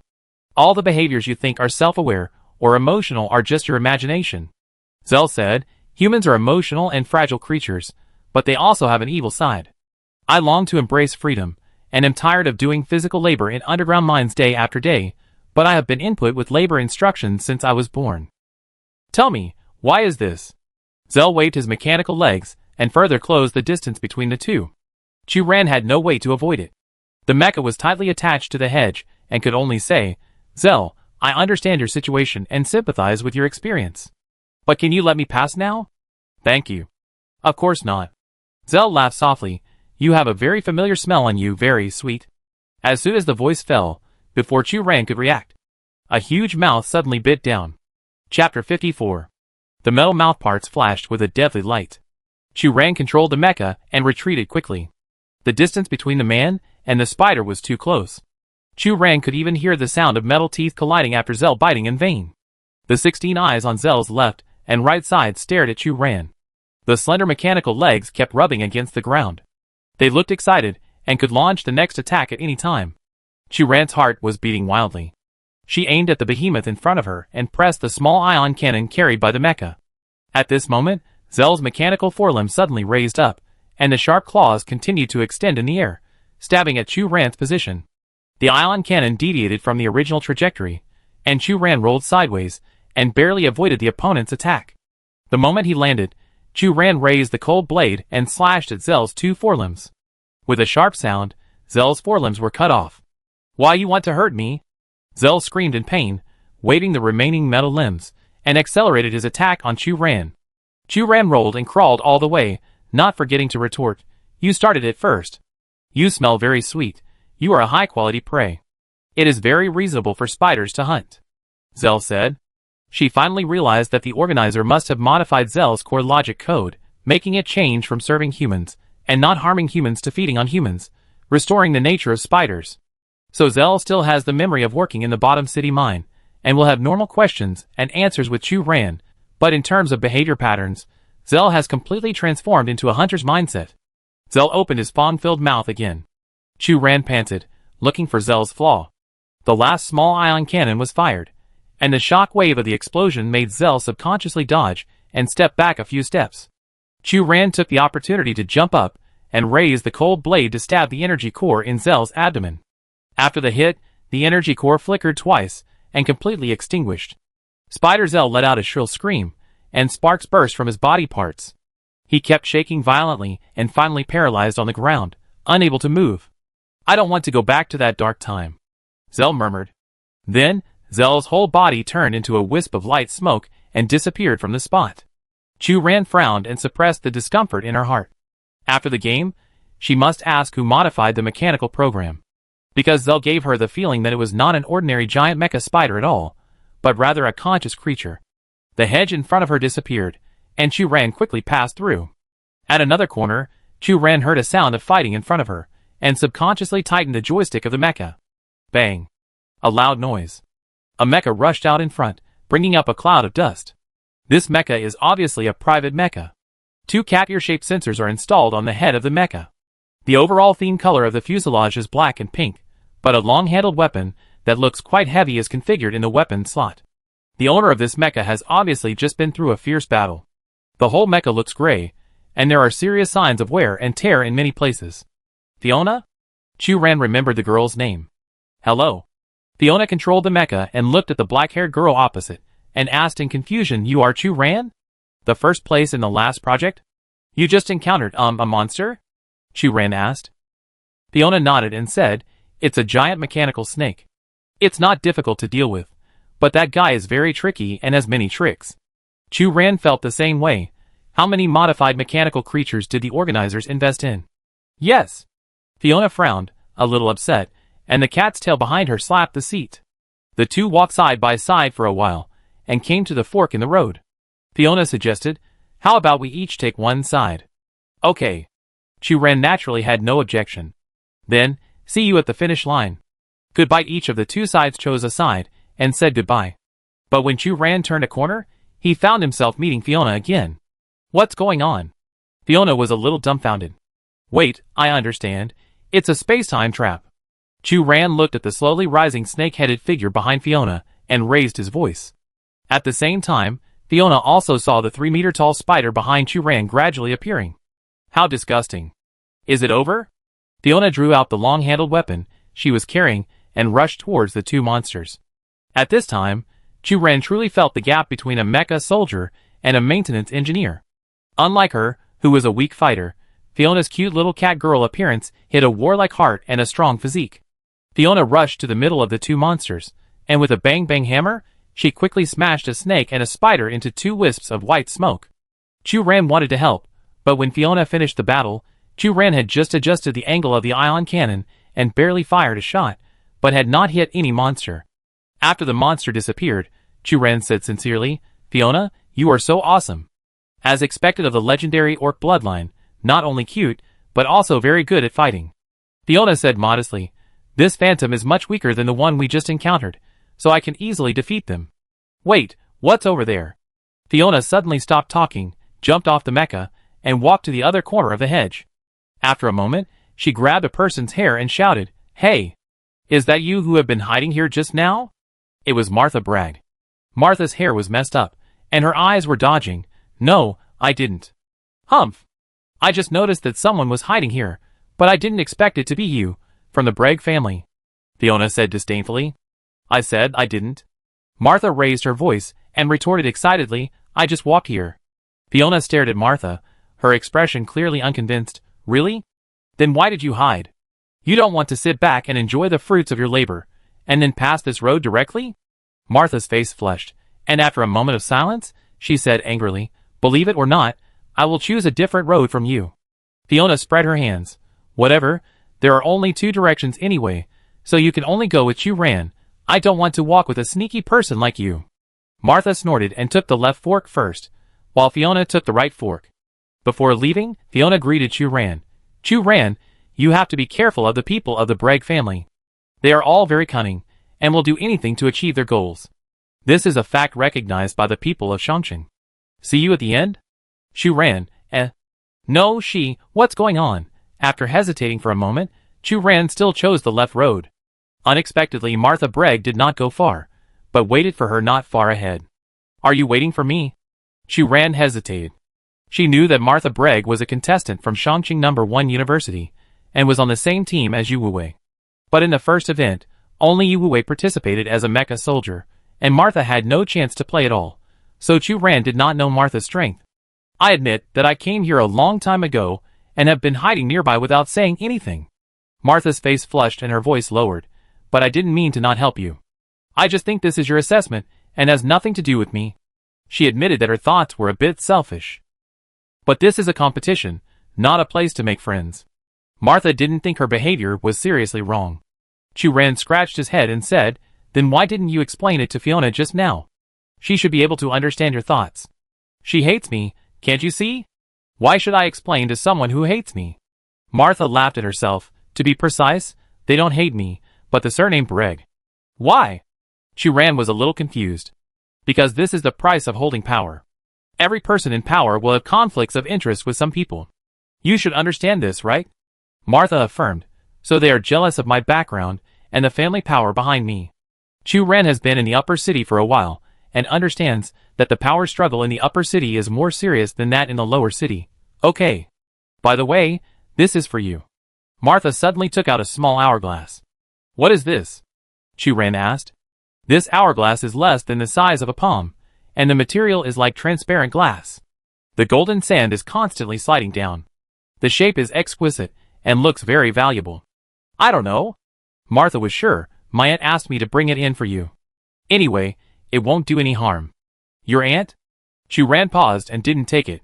She thought of the man wrapped in bandages, Chloe, who claimed to be a spy of the Bragg family and also expressed his goodwill to her. My aunt is Cecilia. You should have seen her on the judges' panel, right? Martha's expression was a mixture of admiration and pride. You don't need to reject the goodwill of the Bragg family. It's your honor to be chosen by my aunt. Chu Ran, She suddenly understood why Fiona and the others hated the Bragg family. Okay, take it away. Martha curled her lips and stuffed the hourglass into Chu Ran's hand. I brought it in with great difficulty. I don't want to stay here for too long. Okay. Chu Ran was forced to take the hourglass and decided to return it to Martha after the competition was over. Martha turned and left. Chu Ran held the hourglass and observed it closely. He found that it was not filled with sand, but tiny pieces of gold. A circle of dazzling diamonds was also inlaid around the shell of the hourglass, but these small diamonds were hidden in the inner wall of the shell and were difficult to be discovered. Wow! Chu Ran observed for a moment and was amazed at the extravagance of the nobles in the upper city. Such a valuable gift was given away without any hesitation. Then, Chu Ran prepared to drive the mecha away. Suddenly, the world spun around. Chu Ran lost his balance and fainted. Chapter 55. Chu Ran was awakened by the smell of burning incense.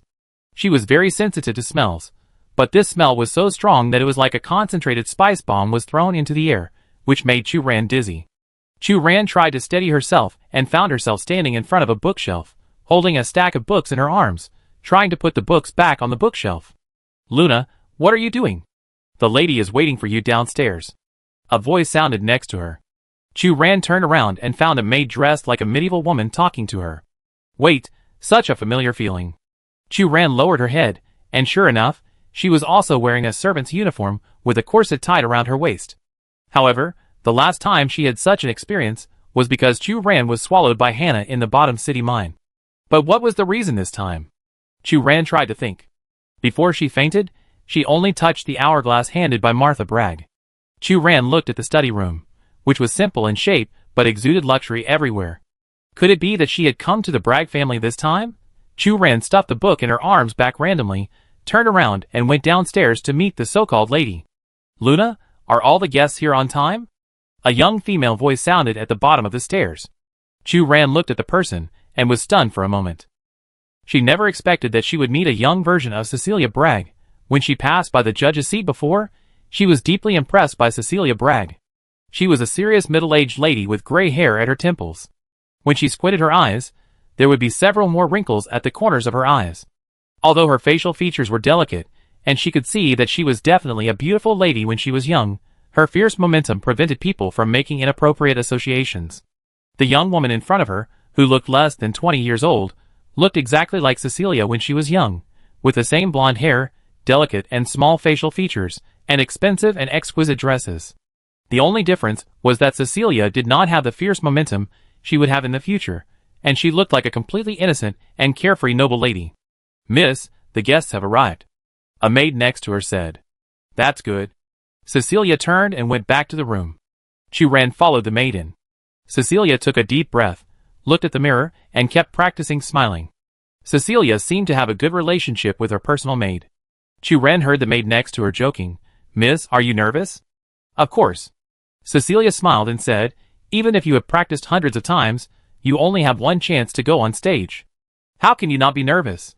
Chu Ran heard the voice of herself praising her. Miss Cecilia, not all noble ladies can hold a cello recital on their 20th birthday. All the respectable nobles in the upper city will come to attend this recital. You are already very remarkable. Cecilia's face flushed slightly. Lucy, you always like to say these exaggerated words. Chu Ran, She forget it. She has to accept the fate of becoming an NPC. The maid next to her said, Miss, not only the nobles from the upper city, but your family members are here too. Is Ball here too? Cecilia frowned slightly his body. The young master said that after the performance, he will be the first man to present you with flowers. Chu Ran heard herself say this. I hope he's well. Cecilia's brows relaxed, and she regained her relaxed look. After everything was done, Cecilia wore a complicated and gorgeous dress, and prepared to go on stage. Chu Ran had never seen such a complicated dress before, and it took 6 maids to put this dress on Cecilia. During the performance, as a personal maid, Chu Ran stayed backstage and paid attention to Cecilia's movements throughout the performance. From her perspective, She could just see the heads of the audience in the first row under the stage. Those sitting in the first row should be members of the Bragg family. They have the same blonde hair and high-nosed bridge. Among them, the young boy sitting on the left, with a bouquet of flowers next to him, should be Cecilia's younger brother, Master Bar. His face was unusually pale, and he would cover his face and cough once or twice from time to time, but he was unaware of it, and just cast a dazed look at Cecilia, who was performing solo on the stage. Hey, you saw it too. The young lady is very good, right? Someone touched Chu Ran's arm. The other idol maids gathered together and chatted in a low voice. I have never heard such a pleasant piano sound. The level of the young lady's cello solo is really comparable to that of the performers of the Uptown Music Theater. The young lady not only plays the cello, but also is proficient in multiple languages. She can communicate with foreign visitors without any obstacles. I heard that the young lady was selected to intern in the Alliance for a period of time last year because of her excellent academic performance. It's amazing. The young lady's mecha maintenance skills are also outstanding. The first small mecha she designed in cooperation with New Hope Company will be released next month. I must buy one. The young lady is kind and kind. She treats us without the arrogance and prejudice of those nobles. She is also very sympathetic to our hard work and even thanks us. Miss Cecilia is so perfect, what a pity. Someone suddenly said. What a pity? Chu Ran asked. Although there are examples of women inheriting the position of the head of the noble family, generally speaking, men are given priority. Although Master Ball is weak and sickly, and his strength is far less outstanding than Miss Cecilia, he is the son of the Bragg family after all. Yes, what's the use of being excellent? You still have to retreat to the second line and stay away from the center of power. But you say, Master Ball is in such poor health. What if he gets sick? Someone said boldly. Hush. Miss Cecilia and Master Ball have always had a good relationship, so don't talk too much. The most experienced maid stopped the chat and dispersed the crowd. Girls, the show is about to end. You should get busy. Chu Ran opened her eyes again and found herself sitting in a crowd of people wearing top hats, clapping their hands. People around her were talking in low voices. As expected of the Bragg family, the succession ceremony has to be held on such a large scale. As nobles who have been passed down in the upper city for hundreds of years, they certainly care about these things. It is said that they have some connection with the lineage of Duke Fuya. It's better to say that they are now in the power center of the upper city. They have connections in the parliament, the research institute, and the order officer. Who would not give this face to come to participate in the succession ceremony? Hush, the ceremony is about to begin. Chu Ran looked around and found that the people of the Bragg family were still sitting in the first row. Compared to the last cello recital, they all looked more mature. Cecilia sat next to her father. Her facial features became more charming and beautiful, with a standard aristocratic lady's smile on her face, constantly responding to other people's greetings. The current head of the family, Cecilia's father, publicly announced that Bar Bragg was selected as the next heir to the head of the family. Everyone applauded, and Chu Ran also clapped twice. Her eyes involuntarily looked at Cecilia. Cecilia's expression did not change, and she still had a noble lady's smile on her face. She seemed to be very happy for her brother. So what happened later? Why did Cecilia become so cold and majestic? Chu Ran was a little confused, and finally became a little curious about the story of the Bragg family. After the succession ceremony, Cecilia's conversation with her father, Old Bragg, answered Chu Ran's doubts. Old Bragg called Cecilia to his office. Cecilia, you should know what is the most important thing for our Bragg family, right? Of course. Cecilia said, devotion, absolute dedication to the family and self-sacrifice are the reasons why our Bragg family can still stand at the center of power in the upper city today. Very good. Old Bragg looked at his eldest daughter and said with satisfaction, today I chose your brother to be the next head of the family. Are you dissatisfied? In terms of strength, your ability is actually far better than your frail brother. Cecilia looked at her father. Since you have chosen Ball, I will naturally not have any dissatisfaction. Because our family is one, everyone must do their best for the family. I believe Ball will become a good leader. Really? But I don't quite believe your soft-hearted brother. Old Bragg said, the tradition of our family is that in addition to the head of the family, a chief spy must be selected to assist the head of the family. Spy? Cecilia frowned. Aren't Chloe and the others already working for the family? Of course it's different. The chief spy needs to be the knife in the hands of the head of the family, rather than doing simple errands or intelligence investigations. Old Bragg said, you are stronger and more suitable to be a chess piece in the dark than your brother. So, Cecilia, "My daughter, are you willing to make sacrifices for the family?" Cecilia said without hesitation. "For the glory of the family, I am willing to dedicate everything I have." "Will you not regret it?" the father asked. "Of course not," Cecilia said firmly. Leaving her father's office, Cecilia met Ball, who was just about to come in. "Sister, I'm very happy today, how about you?" Ball looked at Cecilia and asked. He and Cecilia were nearly 8 years apart in age, and he had been weak and sick since childhood, so the relationship between the siblings was not very close, but even so, he admired his excellent elder sister very much. "Me too," Cecilia said. "I thought my father would choose you to be the head of the family, but I didn't expect." A faint blush rose on Ball's face. "You have to fulfill your duties well to maintain the glory of our family, understand?" Cecilia urged. "Of course. I won't let you down," Ball said with confidence. For a period of time in the following period, under the instruction of their father, the two siblings embarked on completely different paths. Cecilia replaced the courses related to noble ladies and started training related to spy work, including but not limited to interrogation, lurking and assassination fighting skills. Ball began to participate in the etiquette training of nobles, negotiation skills, and in-depth understanding of the structure of the political system of the upper city every day. Everything was progressing in an orderly manner. Until that day, Old Breg was assassinated by an assassin sent by a competitor. The opponent hit him with one shot, and Old Breg died on the spot. After a brief mourning, Ball became the new head of the family. Cecilia faked a perfect accident as her father had told her before his death, and faked her death to get away. Seeing her brother Ball crying at her funeral, Cecilia sighed. She has changed her name to Sol, and become the chief spy of the Breg family. She has inherited all the underground forces of the family, and helped to eliminate all potential risks and obstacles of the Breg family. Some people live in the light, and some people are destined to live in the dark, right? For a period of time, Chu Ran did not possess a specific human being. She was more like Cecilia's eyes. Sometimes she would become Cecilia's personal maid, sometimes she would become her subordinate, and sometimes she would even possess the weapon she carried with her. As rumored, the Bragg family is not only at the center of power in the upper city, but also operates a huge intelligence force in secret. All competitors who oppose the Bragg family will suffer heavy revenge from this force. Cecilia quickly locked on the enemy, who killed her father. Due to the dispute over the ownership of a mine, facing the powerful Bragg family, the other party was desperate and chose to take Old Bragg as the object of revenge. Cecilia personally put an end to the enemy. As the chief spy of the family, Cecilia's strength has become stronger and stronger in a series of cold interrogations. At this time, Chloe only had his left arm wrapped in bandages. He congratulated Cecilia. "Miss Cecilia, you are making faster and faster progress." He is Cecilia's teacher, and a loyal servant of the Bragg family.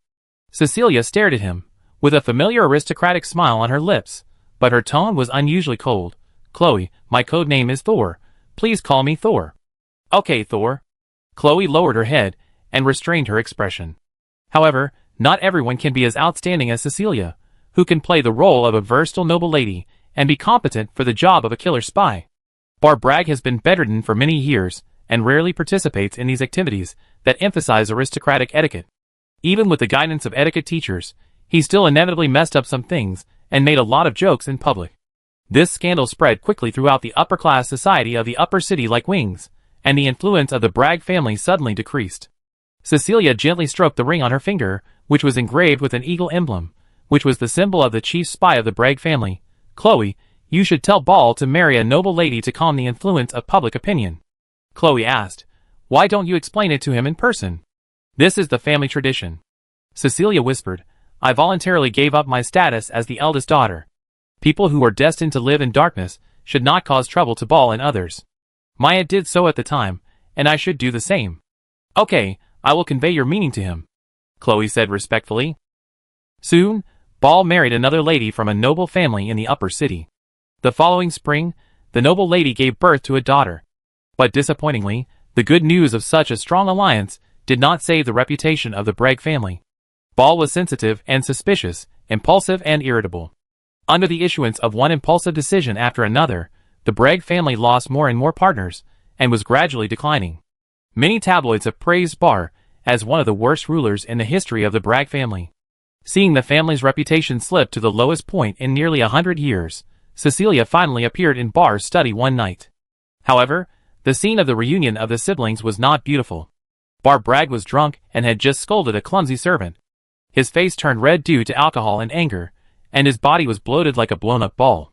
Bar, why did you become like this? Cecilia said, very displeased. You're not dead? Ball didn't look too surprised, just smiled bitterly. I knew it. You knew? Cecilia was a little surprised. Father likes you so much. How could he let you die in a car accident so easily? But I didn't investigate it at that time. Ball burped. Sister, you are still so good, just like before. He looked at Cecilia. After not seeing her for a long time, Cecilia lost the arrogance and fragility of a noble lady, and became tall and straight, with muscles under her clothes showing full strength. You are good at everything, unlike me, who can't do anything well, and is laughed at by that group of people. Ball said. You have to work hard. Cecilia frowned and said, if you can't do it once, repeat it 100 times until you have the confidence to do it well. I tried hard. Bar suddenly raised his voice, but I can only do this much. Did I want to make those jokes? No, they want to find fault and target me. You are sitting in the position of the head of the family, representing the face of the Bragg family, so of course you will be targeted. Cecilia said. Sister, in fact, you want to be the head of the family more, right? Bar said in a tart tone. Now you suddenly run out again. Isn't it just because you see that I messed up everything and come to test me? Bar, you don't know anything. Cecilia said dissatisfiedly. For the reputation of the Bragg family, you and I must work harder and work together. Since you are drunk, I will come again tomorrow. Okay. Bar sneered. After watching Cecilia leave, Bar smashed the bottle in his hand heavily to the ground. Dark thoughts continued to grow in his heart. He envied his sister's strength and confidence, and resented the people around him, including his parents' obvious preference. Everyone regarded him as the head of the family, but gave respect to Cecilia. From childhood to adulthood, he had heard gossip more than once, saying that Cecilia was the most suitable head of the family. So when the news of Cecilia's death in a car accident came, Ball was sad, but also vaguely fortunate that his sister's death prevented the brothers from killing each other in the future. But now Cecilia has returned. She looks stronger than before. And why? Ball clenched the broken bottle and let the glass pierce his fingers. A small stream of blood flowed down, but Ball seemed unaware, and there was a hint of viciousness in his eyebrows. The glory of the family? Ridiculous. There is no such selfless person in the world. Power is like poison. Once you have tasted it, no one will choose to give it up voluntarily. He must guard his position firmly. Chapter 56. For the rest of the Bragg family, Cecilia's existence is a secret. Only Ball knew that his powerful sister was still alive, and secretly maintaining the family's operation. But it turned out that the lessons learned by the ancestors always made sense. Cecilia was destined to get into trouble when she decided to show up in front of Ball. Because even the closest blood relatives cannot completely retreat under the temptation of power. The siblings spent a period of time working together. Ball was in the open, Cecilia was in the dark, and they planned together to maximize the interests of the Bragg family. If anyone dared to offend or humiliate Ball himself and his family, it would not take long for Cecilia to personally deal with the enemies who opposed the family. As for the competitors of the Bragg family, Cecilia used iron-blooded tactics, threats, intimidation, and even kidnapping of the other party and their confidants to force the other party to withdraw from the competition in the business territory. Through the monopoly of Mecha development and operation, the Bragg family returned to the center of power in the upper city. Even though this honor and power are accompanied by well-known assassinations and intimidation, Ball Bragg doesn't care. He is known as one of the youngest and most promising heads of the Bragg family, and no one dares to mention the jokes he made when he just succeeded as the head of the family. Power is a good thing that can make everything go smoothly. However, whenever he thought of Cecilia's existence, Ball Bragg felt like a sharp thorn in his heart. This thorn not only did not fade away with time, but instead pierced deep into his heart. Whenever Cecilia eliminated another rival of the family, Ball felt happy at first, but then a faint fear. This fear became more and more clear when Ball suddenly realized that under the influence of time, his already weak body was aging faster, while his sister Cecilia was still strong and powerful. It was as if someone had grabbed his heart tightly. Those memories that he didn't want to mention in the past, the contempt and ridicule of people when he was young, the admiration and respect for Cecilia, his weakness and incompetence. These painful memories made him unable to breathe. Perhaps Cecilia had already noticed his thoughts, and had been prepared. After all, she was so smart and excellent since she was a child, wasn't she? Or perhaps Cecilia had always coveted the position of the head of the family, and had long been ready to replace him. It was time to take action, and eliminate the biggest nightmare in his heart. Ball Bragg made up his mind. It's just that fate always seems to play tricks on people in unexpected places. The day before he decided to get rid of Cecilia, Bar was attending an aristocratic dinner when a killer disguised as a waiter used a laser gun to lock his forehead and killed him in one shot, just like his father. The guests screamed in fear. Bar Bragg looked terrified, his eyes wide open, and lying on the floor was photographed by reporters.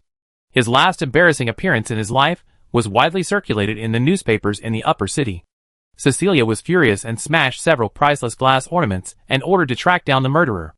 At this time, Chu Ran was ejected from this memory. When he opened his eyes again, Chu Ran heard a familiar voice. "Luna, what are you doing?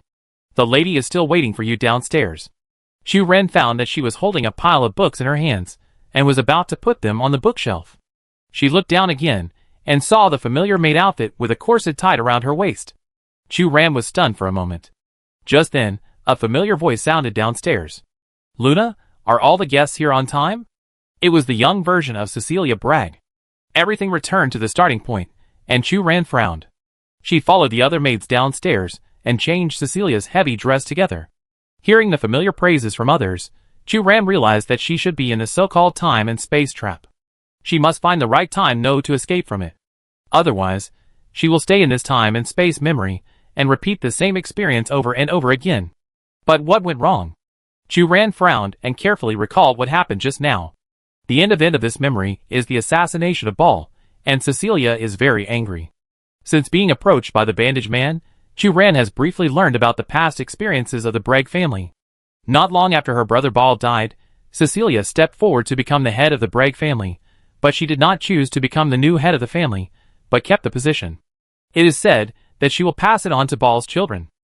Some people speculate that the murderer was sent by Cecilia, and the news of Ball's children's disappearance will come soon. Some people claim that they have seen the appearance of the murderer with their own eyes. The other party is just a victim of the iron-blooded wrist of the Bragg family.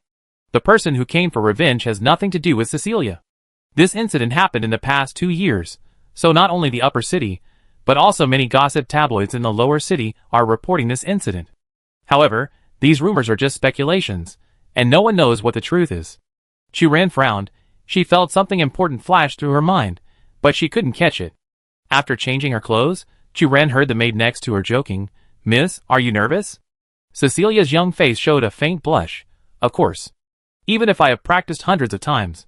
Chu Ran stared at her face unconsciously. The time span of the memory just now was very large. In the later period, Cecilia was very similar to the cold look in reality, but there were fewer wrinkles at the corners of her eyes, and she looked younger. Wait, younger? Chu Ran reacted suddenly. In the real world, Bar was stabbed to death in the last 2 years, but in the memory just now, Bar's death time was earlier than in the real world. Cecilia's appearance that was different from the real world was the best proof. In this way, protecting Ball Bragg, or at least preventing him from dying prematurely, is the key to finding the right time node. But how can we do it? Cecilia's cello solo performance ended. Chu Ran stood aside, but did not listen to the maid's gossip like last time, but paid attention to Ball's movements. Ball took the bouquet of flowers and walked backstage. Chu Ran realized that Ball had heard all the comments about him being weak and sick and giving way to the eldest lady. So Chu Ran decided to start by cultivating Ball's confidence. Perhaps if Ball was confident enough, he could move freely among the nobles in the upper city, thus avoiding making many enemies because of his sensitivity and suspicion. Sensing Ball's approach, Chu Ran drove away the other servants, who were chatting, and strangled the bad public opinion about Ball in the cradle. As a servant in a noble family, and a personal maid of the eldest lady, Chu Ran can play such a role perfectly. As Chu Ran wished, in this life, during Ball Bragg's growth, he was hardly troubled by rumors, gradually became cheerful and confident, and his relationship with Cecilia became more harmonious. According to the established historical trajectory, Ball inherited the position of the head of the Bragg family, and Cecilia chose to become a secret sentry of the Bragg family, as in the previous life. In this life, the relationship between the two siblings is very harmonious, and the cooperation is seamless. The Bragg family quickly became stronger than before. But at that dinner, Ball was still locked in the center of his eyebrows by a killer's laser gun and died on the spot. Chu Ran's action failed. When he opened his eyes again, it was still the familiar study. Chu Ran stood there for a long time before he was sure that his plan had failed. As the Bragg family continued to expand their business territory, there would always be competitors of one kind or another. It seemed that changing Ball's own character to avoid making enemies would not work. This time, Chu Ran was no longer in a hurry to protect Ball, but decided to start with Cecilia. On the day of the family succession ceremony, Chu Ran threw a note to Cecilia, saying that Ball would be shot to death by an assassin who broke into the banquet like their father in the future. Cecilia did not doubt the authenticity of the information on the note, and secretly strengthened her protection for Ball. In fact, the assassin did not appear at the banquet that day. However, one day 2 months later, when Ball was out, a new killer appeared and ended Ball's life. Woke up in the familiar study again. Chu Ran realized that although the last attempt failed, and she returned here again, it proved that Ball was indeed the key to the problem. After Cecilia received the hint, Ball lived more than 2 months longer than at the beginning. This proves that as long as Ball Bragg can be protected to live to a smooth real-time point, then she should be able to return to the real world. In this life, Chu Ran is determined to fundamentally change the problem and help Ball Bragg become a truly capable head of the family, rather than pinning her hopes on Cecilia. In the head of the family inheritance ceremony, Chu Ran induced Cecilia to reject her father's proposal to become a family sentinel and become a real noble lady, completely avoiding the future fratricide. Afterwards, Chu Ran transformed into Ball Bragg's tutor, taught Ball Bragg all the planning skills he had seen from Cecilia in the previous 2 lives, and faked his death at a suitable time to escape, quietly waiting for that day to come. This method was effective. When the killer appeared, the well-trained Ball Bragg's first reaction was to fight with the other party. With his strong physique and rich fighting skills, he caught the murderer and only suffered a little skin injury. But unfortunately, Chu Ran still did not get out of this visual cycle. Ball Bragg still died in an accident half a year later. Chu Ran woke up again, but found that he did not appear in the familiar study, and the scene in front of him was not the day when Cecilia was preparing for the recital, but the night before Ball Bragg was assassinated. Chu Ran was dumbfounded. This time, she hadn't had time to make any preparations. Cecilia and Ball, the siblings, had already grown up and lived according to the original trajectory. So how to save people? Chu Ran even wanted to start on the spot. But Chu Ran immediately realized that this might be her last chance. Because the time note of waking up this time was the night before Ball was assassinated, and this time memory that kept repeating and looping ended at Ball's assassination. Chu Ran didn't even know whether Cecilia finally caught the murderer. She only remembered that she was very annoyed. If this is really the last chance, if human intervention fails again, where will she go? Thinking of Lucien's previous hint, there was a student who got lost in a time trap hundreds of years ago, and it was not until the organizer sent professional rescuers that he was rescued. Lucien did not specify the specific length of time the student was trapped, but Chu Ran could not help but worry. What if she collapsed before being found by the rescue team? Calm down, calm down. Chu Ran took a deep breath and tried to calm down. Chu Ran, you can do it. She only had 1 day left, and it was no longer possible to interfere with Ball's choice. Chu Ran calmed down and suddenly thought of another way she had never tried before. Perhaps, protecting Ball Bragg was not a way to break the deadlock, but death was his end. No matter how many times he tried, there was one objective fact that remained unchanged, that is, Cecilia Bragg's strength was far better than Ball Bragg. However, due to the male-first inheritance rule and the existence of Bar, when selecting the heir, everyone ignored Cecilia's excellence, and at most they just sighed if she were a man. Chu Ran was also misled by such thoughts, so she subconsciously chose to protect the weak, sensitive, and suspicious Bar Bragg instead of the more outstanding Cecilia Bragg. If Cecilia had been chosen to be the family heir from the beginning, it is very likely that the subsequent story would not have happened at all. Cecilia is far more reliable than her useless brother, and has more potential to become an outstanding head of the family. It can be seen from this that the traditional concepts and stereotypes in social cognition are really an invisible blade, which subtly strangles countless outstanding women and forces them to become invisible people. Chu Ran no longer wants to save Bar Bragg. She doesn't know where she will go after this cycle ends, but this time she just wants to obey her heart and clear the only obstacle for Cecilia Bragg herself. She walked into a grocery store and wanted to buy a weapon that was easy to carry. "Do you want a machete?" The owner said. The last one was sold out yesterday, but the store still has laser guns suitable for hunting birds or pheasants. The power is enough to injure an adult. Do you want to consider trying it? Chu Ran accepted the owner's proposal. After paying, Chu Ran looked at the laser gun in her hand, and was a little dazed for a moment, with multiple cycles of memories overlapping. Could it be that she was the murderer who killed Bar Bragg? Everything went incredibly smoothly. The security of that dinner was not very diligent, and Chu Ran easily found a loophole to sneak in and lurked in the grocery room. When Bar Bragg appeared in Chu Ran's sight, Chu Ran aimed at his heart. Bang! There was a loud bang. Bar Bragg fell to the ground. The guests screamed in fear. The familiar dizziness came, and Chu Ran realized that she had finally returned to the right time. Chapter 57. Chu Ran opened her eyes and found that she was not back to the familiar hedge maze. On the contrary, all the scenes disappeared and Chu Ran was in an endless black space. Suddenly, footsteps sounded and someone approached her.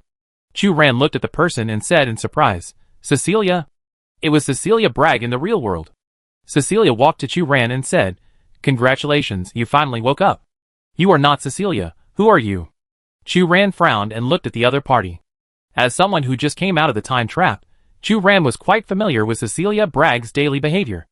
And the Cecilia in front of her only had the same appearance as Cecilia Bragg in the real world, but both her body shape and the tone of her speech were quite different from Cecilia herself.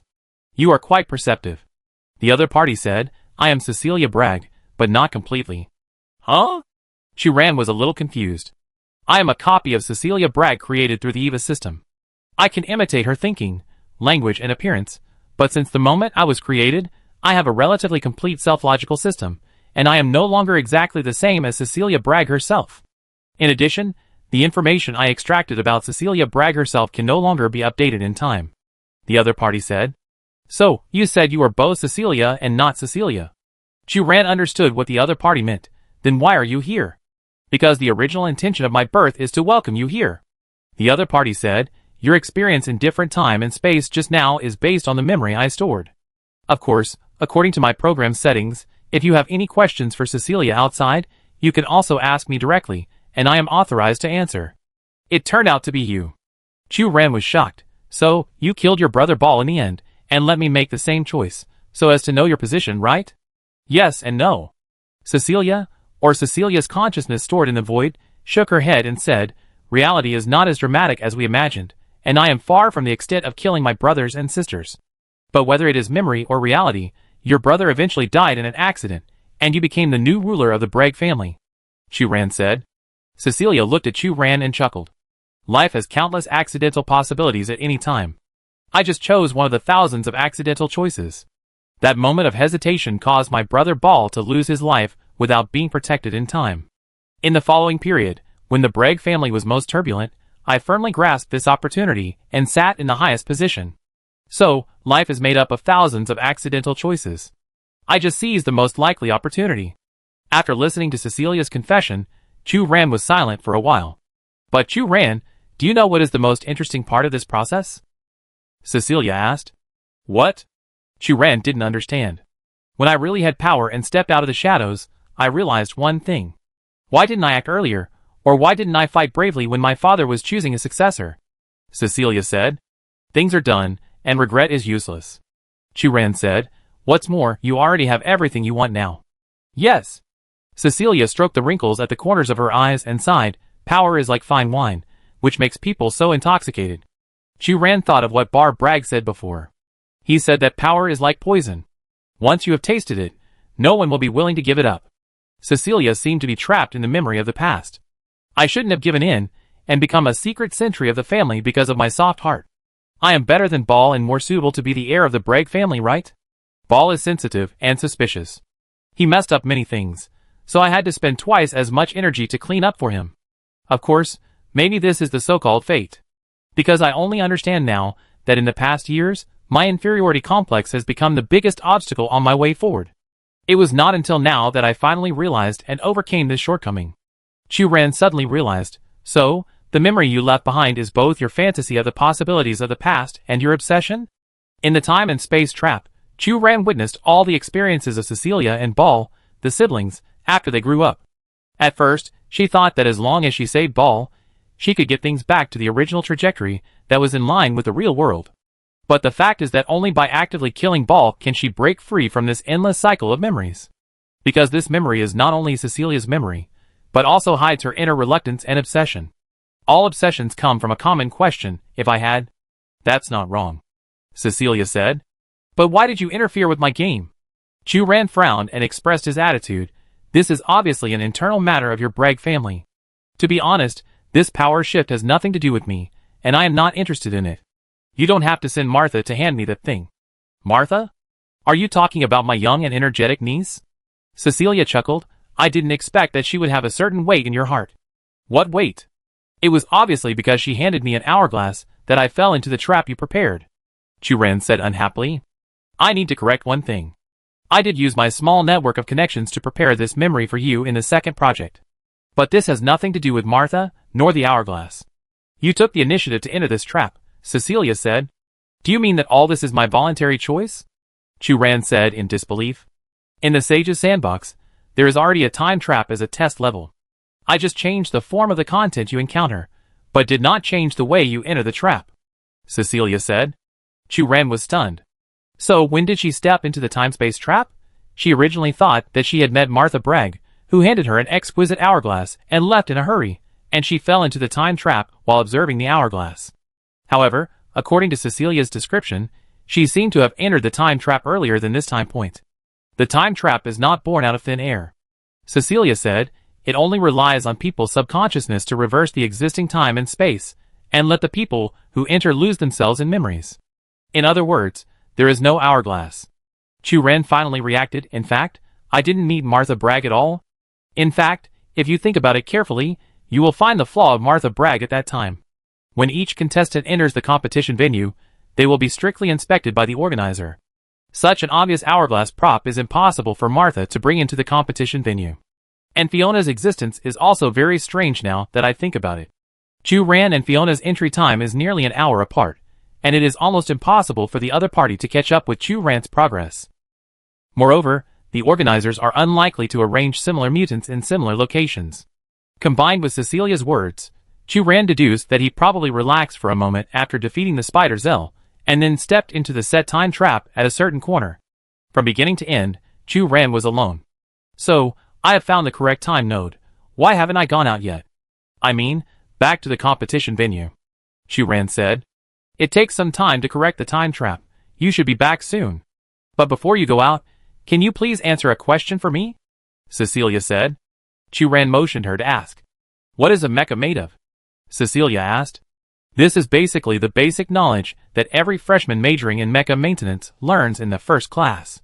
Chu-Ren said without hesitation, design drawings, materials, and power sources. The first two are easy to understand. So what is the power source? Cecilia asked again. Chu-Ren couldn't help but frown. In the beginning, the power source of the mecha was electricity, then atomic energy, and then later, that is, now, hydrocarbon crystals. What are hydrocarbon crystals? Cecilia asked. Chu-Ren thought that the other party seemed to treat her as a newbie who knew nothing, but she still said patiently, this is a highly concentrated energy substance. The energy contained in a hydrocarbon crystal the size of a fingernail is enough to maintain the daily operation of a large city-state for 3 months. Cecilia smiled. Have you heard of a mecha called Miracle? What is this? It is said that this is a mecha designed by Duke Fuya, but due to the lack of suitable materials, the corresponding assembly materials were not completed until Duke Fuya died. Lack of suitable materials? Chu-Ren didn't understand. A sufficiently tough skeleton, suitable power energy, weapons with lethality, large area composite materials, and high-precision central control processors. Cecily listed. As for the power source, hydrocarbon crystal is not okay. Chu-Ren asked. Now the power source of mecha basically comes from hydrocarbon crystal. There is no hydrocarbon crystal that meets the size requirements. Cecilia replied. Chu-Ren was silent for a moment. Just a small piece of hydrocarbon crystal the size of a button is already worth a fortune. The assembly of ordinary combat mecha only needs hydrocarbon crystal powder. She couldn't imagine how much hydrocarbon crystal material this mecha called Miracle required. Chu-Ren couldn't help asking, so what is the function of this mecha? Just like its name. Cecilia said, when it is assembled, maybe a miracle will come, just like your appearance. Chu-Ren's heart jumped suddenly, just like her appearance? Could it be that someone had predicted her crossing? Chu-Ren had a feeling of faintly touching the truth in her mind, but this feeling was fleeting, and she couldn't grasp a clear idea at all. The right time is coming soon. Cecilia suddenly said, I will help you and do you a favor. Who? Chu-Ren hadn't finished speaking yet. Cecilia's voice came, now get out. The next second, a golden light flashed, and the world in front of her began to distort. The sky spun, and the earth spun, and a familiar feeling of weightlessness came. Chu Ran smelled the unique smell of hedge plants in the air. Bang! With a loud bang, Chu Ran fell directly from midair to the ground. It was a soft landing.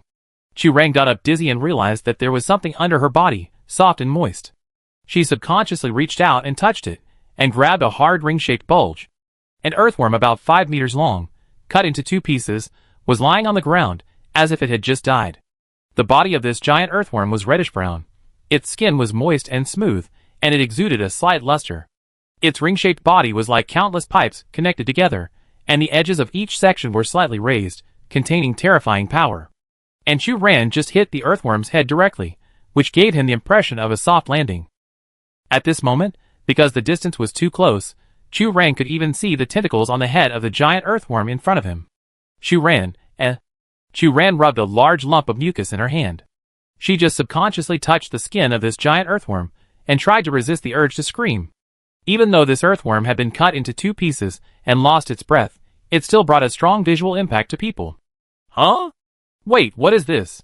Chu Ran shook off the mucus in her hand, and found a small black flag mixed in it. Chu Ran picked up the black flag. The next second, the whole venue was broadcasting. Congratulations to Chu Ran from Teaching Information College for successfully finding the coordinates of the finish line of the Sage's Sand Table project in this year's joint college exercise, and the Shuangqing competition area preliminaries, and won first place. Chu Ran, ? Chapter 58. As the system announcement sounded, Chu Ran realized that there were other people at the scene. Not far away, it was Yu Wuwei himself. It was not difficult to see that a fierce battle had just taken place here. Yu Wuwei chose a mecha of uniform specifications provided by the organizer. And now the surface of this mecha is modeled, and the shell is covered with mucus left by the earthworm. The nerves in the left arm were bitten off by the giant earthworm and have been basically broken. Chu Ran reacted and realized that the earthworm that was cut into 2 pieces should be the work of Yu Wuwei. If nothing unexpected happened, Yu Wuwei should have won the black flag and become the first in this project. However, it is obvious that Chu Ran is the biggest accident. Yu Wuwei jumped off the mecha. He looked a little embarrassed, and his combat uniform was wrinkled, but his figure was still straight. He walked to Chu Ran's side. Chu Ran tried to maintain a calm expression, suppressing her instinctive impulse to hide her head. Suddenly, the first place was snatched away. Normal people should feel angry or upset, right? Yu Wuwei bent down and took away another white flag next to Chu Ran. The system broadcast sounded again. Congratulations to Yu Wuwei from Shuangqing No. 1 University, who successfully found the finish line coordinates of the Sage's Sand Table project of this year's joint college exercise, and the Twin Cities division qualifiers, and won the second place. Chu Ran looked at Yu Wuwei, scratched his hair, and said awkwardly, sorry. What? Yu Wuwei looked at Chu Ran. I just cut in, Chu Ran said. Although this was not her intention, she did appear out of thin air, and snatched the first place that should have belonged to Yu Wuwei. From a subjective emotional point of view, Chu Ran did not want Yu Wuwei to misunderstand and hate him. Of course, if Yu Wuwei was angry, Chu Ran could understand his position and thoughts. You were in the time trap just now, right? Yu Wuwei asked. That's right, but Chu Ran didn't finish his words. Yu Wuwei had already said to himself, the location of the time trap is random, and you didn't do it on purpose. Why am I angry? What's the reason for being angry?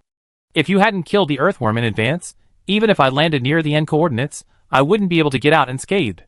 Chu Ran couldn't help but explain seriously. But the next second, Chu Ran felt something was wrong.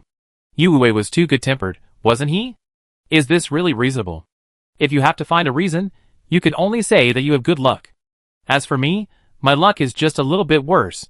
Yu Wuwei looked at Chu Ran and said, but being able to rank behind you, my luck is not too bad. Chu Ran agreed with the other party's words. No matter what, she really had a big burst of character this time, and she was the owner of good luck, and she landed directly in the first place. But wait, good luck? Chu Ran suddenly thought of what Cecilia said to her when she left the time trap. I will help you and give you a favor. Chu Ran reacted instantly, and she knew it. As a non-local for thousands of years, how could she suddenly have a burst of luck? This should be the landing place that Cecilia deliberately chose. For a moment, Chu Ran looked at Yu Wuwei with more guilt. Yu Wuwei, who was obviously a child of destiny, and a strong contender for the championship, seemed to be a part of Cecilia's play with her. However, Yu Wuwei didn't seem to think so. He raised the white flag in his hand, and touched the black flag in Chu Ran's hand. Congratulations. Shortly after arriving at the finish line, Chu Ran and Yu Wei were teleported out of the competition venue. As soon as they came out, Chu Ran saw Cecilia in the judge's seat.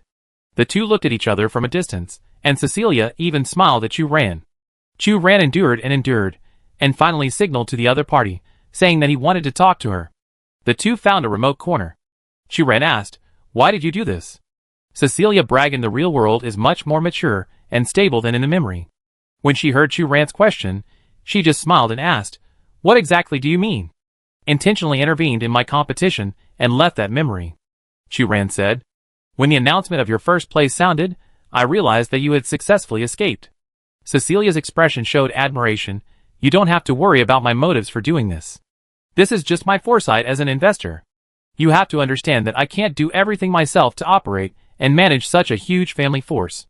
I must constantly discover new people with potential, train them, and then use them for my own benefit. Then I also said that I am not interested in your family's affairs, and I don't want to have any connection with you." Chu Ran frowned. "I am just expressing my attitude. The Bragg family welcomes outstanding talents like you at any time. As for your thoughts, I fully understand and respect them. The door of the Bragg family is always open to you." Cecilia smiled. These words were flawless, and Chu Ran's statement was like a fist hitting cotton. Chu Ran took a deep breath and asked, "So, what do you mean by the miracle mecha you mentioned?" "Miracle? Did I say that?" Cecilia asked in confusion. "Your memory. No, it was your consciousness that mentioned this mecha," Chu Ran said. "She is the embodiment of my consciousness, but not completely me." Cecilia said, "Perhaps it is because in that situation, my consciousness thought that I should tell you about the miracle mecha." "Is that so?" Chu Ran didn't understand. Cecilia looked at Chu Ran and chuckled. "So, the remaining consciousness is always just consciousness, which can't replace the truth, nor can it completely replace people to make important decisions. In the real world, I am not interested in what happened hundreds of years ago. But in the consciousness space at that time, my consciousness may think that discussing topics related to Mecha with you can attract your attention. Of course, maybe her judgment is correct. You really care and remember it, and then come to ask me, right?" Chu Ran frowned. In fact, she was not interested in the mecha called Miracle, but in the consciousness space, Cecilia mentioned her appearance and hinted that if she found the materials of the mecha Miracle, she might be able to explain the reason for her crossing. This matter is related to the main task that Eva once released, and it is also related to the reason why she came to this world. But it is obvious that Cecilia Bragg in the real world is more interested in the Game of Thrones than the boring and tedious mecha of Miracle. Chu Ran has already left the competition, and it is impossible for him to return to the maze and ask Cecilia about her consciousness. "I have recruited many new people with potential, but you are the one I like the most." Cecilia left this sentence and turned away. Chu Ran puffed up her face and stood there sulking. She was angry at herself for not seizing the opportunity in the consciousness space at that time and asked what Cecilia meant. Suddenly someone poked Chu Ran's cheek with a finger. Chu Ran turned back angrily and found that it was Evelyn, who had not seen her for a long time. Evelyn was wearing the dark blue uniform unique to the order officers of the upper city. Her short black hair seemed to be a little longer than the last time they met, but overall, Evelyn still looked smart and capable. "Little guy, what are you thinking about?" Evelyn asked. "Evelyn, why is it you?" Chu Ran exclaimed. "Such a large-scale event originally requires the security officers to escort." Evelyn said, "Just thinking of you, I specially changed shifts with my colleagues to be responsible for the security arrangement of this area and come to see what happened." "So that's it," Chu Ran suddenly realized. "I just heard that you are the first place." "It seems that you are quite good," Evelyn said. Hey, Chu Ran thought of Yu Wei, and his scalp tingled. This process is hard to describe. "Where is the girl from the Green family? Why didn't I see her?" Evelyn asked curiously. "Who? Green family?" Chu Ran asked. "See, blue hair, I was with you last time," Evelyn said. Late at night before, Chu Ran climbed over the wall to the meeting point outside the school to deliver the goods. Hai Ling was worried and decided to accompany her. It was because of this late-night outing that the two of them ran into Evelyn, who was arresting criminals on the street. "Oh, Hai Ling is still inside," Chu Ran said. "She should be out soon." Evelyn curled her lips. "Is her strength so bad? She can't even make it into the top 4. Chu Ran defended her friend. "Of course not." Evelyn obviously didn't believe it. "Really?" Chu Ran remembered what Evelyn had said before, and asked curiously, By the way, it was obviously our first meeting last time. How did you know that Hai Ling was from the Green family? Although it was the first time they met, Evelyn mentioned the Green family, which directly angered the usually good-tempered Hai Ling. Evelyn said oh, and said nonchalantly, every member of their family has blue hair, which is very eye-catching. It is said that this gene is related to the ocean and is a blood inheritance. Only the people of the Green family have such pure blue hair. In order to maintain the purity of this blood, the Green family can only choose close relatives to marry. Huh? Chu Ran exclaimed. She had never heard Hai Ling mention her family. Although close relatives marrying is not common now, it shouldn't be such a big reaction, right? Evelyn was a little surprised by Chu Ran's reaction. That's right. I read in the textbook that close relatives marrying may cause some genetic diseases or something. Chu Ran scratched his head and said tactfully. Evelyn looked at Chu Ran, and after a moment of silence, she said, Excuse me, are you reading a history textbook from hundreds of years ago? Or are you doubting the computing power of Eva, the super artificial intelligence? Gene technology is very mature now. The situation you mentioned did become one of the problems that troubled the old nobles. But since the birth of Eva, with the development of genetic engineering technology, this is no longer a technical problem. Evelyn said. Oh, that's it. Chu Ran scratched his head, a little embarrassed. In any case, the concept of close-kin marriage is still a bit too advanced for her. However, this concept of close-kin marriage is indeed not accepted by the public. Especially with the progress of social concepts, many noble families have long gotten rid of the influence of this concept, and the Green family is still one of the few old nobles who insist on implementing this concept.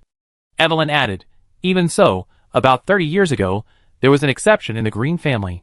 What exception? Chu Ran asked. The daughter of the Green family did not obey her parents' arrangements, but chose to flee the Twin Cities area with the man she loved and live in another country. Evelyn said that incident was very sensational at the time and once became the biggest scandal of the Green family. Their family was controversial because of their insistence on the concept of close-kin marriage. At that time, it became a synonym for outdated feudalism, and everyone shouted and beat it. Well, so what happened later? Chu Ran always felt that this matter would not end so easily. The woman was permanently expelled from the Green family, but unfortunately not long after, the man died in an accident, and the child they gave birth to was sent back to the Green family. Evelyn said. Chu Ran took a breath. Then, their children, have they been separated from their biological parents since they can remember? Especially since the mother is still alive in this world. Yes. But at that time, this incident was a sensation, and the reputation of the Green family plummeted. It was impossible to accept the daughter back home. Being able to raise the daughter's child may have been the biggest concession they made. Evelyn also sighed, speaking of which, the child should be about the same age as you. If he grows up smoothly, he should be in college. Chu Ran sighed. From this point of view, the child is very likely to be Hai Ling's cousin. No wonder Hai Ling reacted so strongly at that time. If it were her, she would also firmly defend the reputation of her family. Evelyn seemed to finally realize her mistake, and said belatedly, So, was your friend, Hai Ling, angry at that time? Well, maybe, Chu Ran said frankly. But it doesn't matter. Evelyn smiled and said, I like to see your friend angry. It's cute, isn't it? Chu Ran, she asked. What kind of weird hobby is this? Chapter 59. The results of the competition were finally revealed. In the Sage's Sand Table Project, Chu Ran won the first place with 50 points, and Yu Wei won the second place with 40 points. Surprisingly, Fiona was the third place. Chu Ran saw Fiona coming out of the maze, and the two looked at each other. Fiona didn't know Chu Ran, but just nodded slightly, and quickly looked away to find her companion. Chu Ran sighed. Sure enough, the conversation between the two in the maze just now was an illusion. It was really a pity. When will she have the opportunity to really get to know Fiona? Surprisingly, Martha Bragg actually got a good result of 4th place. Seeing Martha's name displayed on the light screen, the other contestants talked about it. Martha Bragg is actually 4th. How is that possible? It must be because of her family's connections. I heard that the Bragg family bribed the judges of this selection competition and got the sandbox maze drawings in advance. I heard from a student in the same school as Martha that in the first project, Martha got the assembly drawings of those materials. Humph! Martha and the Bragg family behind her are really despicable. I will always look down on those who destroy the fair and just atmosphere of the competition. TSK, Martha herself is just a double S level mecha soldier. This strength is excellent in ordinary universities. But in a top-level prestigious school like Chongqing First University, it can only be considered average strength. Yes. Their team only has Yu Wuwei alone. Martha Bragg doesn't really think she can be selected for the final team list? Of course, she seems to think so. The others laughed out loud. Martha Bragg sat alone in a corner, and her face flushed when she heard the undisguised ridicule of those people. But she did not choose to argue or explain, but stood up and left after seeing the final result. Chu Ran and Evelyn just came over. Evelyn noticed that a small pendant fell from Martha's backpack, leaned over to pick it up, and shouted, "That student, your things fell." Martha Bragg paused, turned back, and took the small pendant from Evelyn. "Thank you." Chu Ran accidentally glanced and unexpectedly found the bright tears in the other's eyes, and was a little surprised. "You." Martha Bragg did not give Chu Ran and Evelyn a chance to continue talking, and hurriedly turned around and ran away. Chu Ran looked at the group of students who were talking loudly, and couldn't help frowning. They were the contestants who were eliminated in the first project, and had the right to watch the subsequent competition projects. Evelyn said bluntly, "They are ganging up to bully the girl we just met, right?"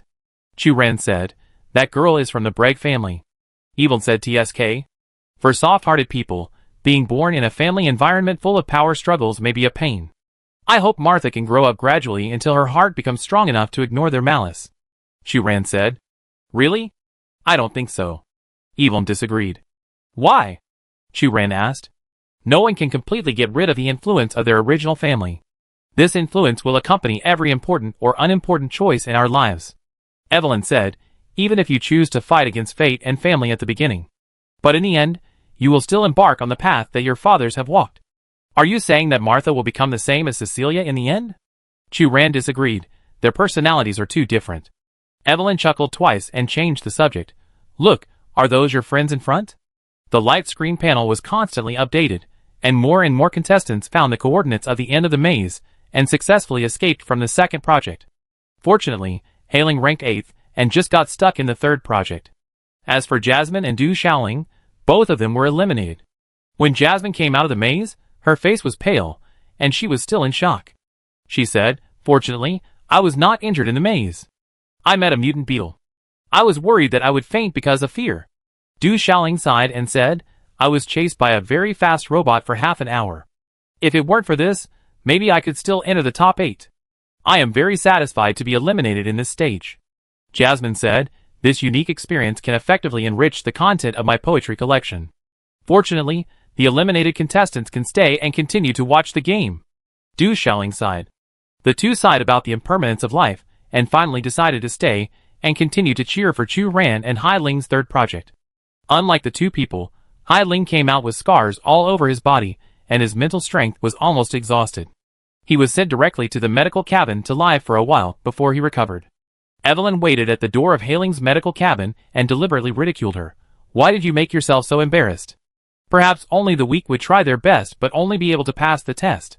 When your friend Chu Ran came out just now, she looked very relaxed." "Aw hey." Chu Ran hurriedly said, "Don't talk nonsense. I'm just lucky." Hailing glanced at Evelyn and looked away. "Hey, why are you so indifferent?" Evelyn said. "Then what should I say?" Hailing said coldly. "You should be angry after listening to me, and then refute me." Evelyn said. "So your pleasure is to mock others?" Hailing looked at Evelyn. "Of course not." Evelyn said seriously, "At work, I am a dedicated order officer, and an absolutely good person. I only say this to you, and look forward to your reaction." "You?" Hailing was a little annoyed. Chu Ran held Hai Ling and said embarrassedly, Okay, Evelyn took an afternoon off to wait for you. She just wanted to tease you." Hai Ling looked cold. Her jokes are not funny. Before Chu Ran could answer, he heard Evelyn next to him affirmatively. "Indeed, but you are really cute when you are angry." Chu Ran, Evelyn, please, be a human being." The second competition project ended, and the organizer announced the assessment clues for the third project on the spot.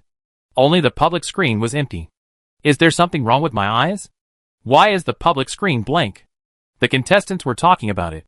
Strange. The organizers explained the rules of the competition in the previous two events, but why did no one explain the rules and assessment methods for the last event?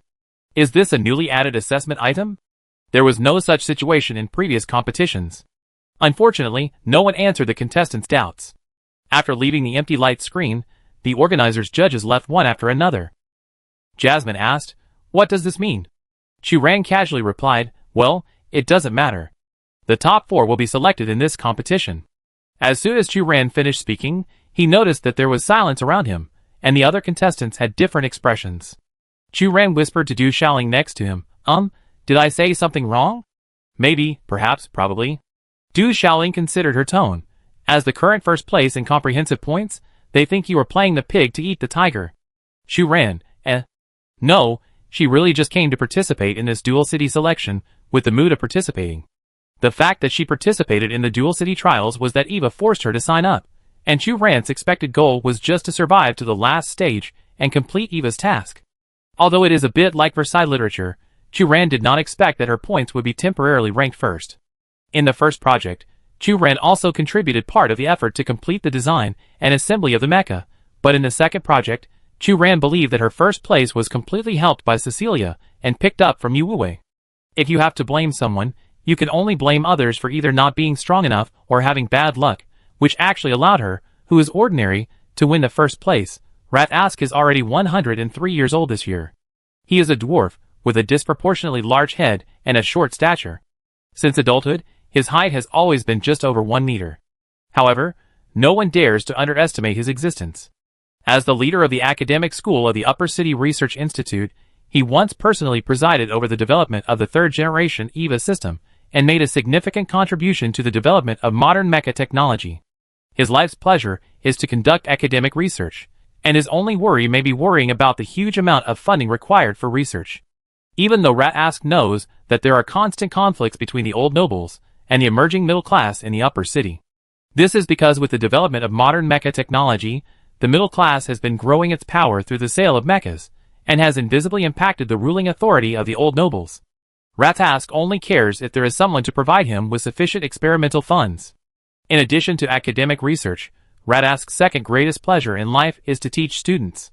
He likes to work with the best researchers and enjoy the fun brought by the collision of different ideas in the process, which is very beneficial to his personal academic thinking.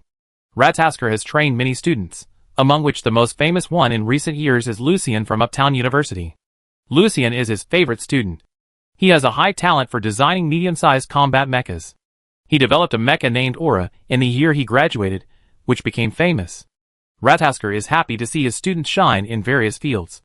In addition to Lucien, Ratasker has also trained many outstanding students in other fields, such as mecha materials, manufacturing technology, and production efficiency.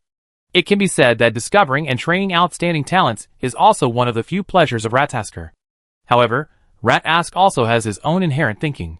As a person from Upper City, he always has prejudice against people from Lower City, who also have advanced mecha technology and highly similar cultural history. In his eyes, the word Lower City itself represents disorder and chaos, which is completely different from the prosperous and progressive Upper City. Therefore, Rat Ask never tried to get to know the researchers in Lower City, nor was he interested in training new students in Lower City. Until the mecha all-around competition, Rat Ask noticed the young player named Chu Ran. Rat Ask was attracted by the other party's excellent performance for the first time. She has a clear mind, a keen sense of innovation, and is very talented in mecha assembly and design. Chu Ran's design ideas even have some shadows of Lucien. More importantly, Chu Ran has a strong mental power, and can complete more complex and exquisite mecha designs. She is a rare maintenance genius. For many maintenance technicians, the level of mental power seriously limits their careers and paths. Although this player was born in Diqing, Rat Ask stroked his gray beard. Such an excellent player should belong to Shangqing. After the second project, Rat Ask took the initiative to find Chu Ran and said, "Little girl, I think you are very talented." Chu Ran originally planned to go back to the dormitory, but was stopped by a white-bearded old man on the way, who asked in confusion, "What are you talking about?" Rat Ask stroked his beard. "I heard that you are studying in Diqing?" "Yes," Chu Ran admitted. "Are you interested in studying in Shangqing?" Rat Ask said confidently, "You can choose the school you want to attend at will, and you don't have to worry about the school fees. I will talk to the school's director and waive your tuition fees. If you need it, you can also apply for a living allowance from my personal account." "Wait." Chu Ran interrupted the other party's speech, and the confusion on his face was about to become concrete, although it's a bit embarrassing to say this, but may I ask who you are? Why do you do this? "Little girl, who I am is not important, but do you still need to ask this reason?" Rat Ask said loudly, Of course, it's because it's a waste of resources for such an excellent talent like you to study in teaching.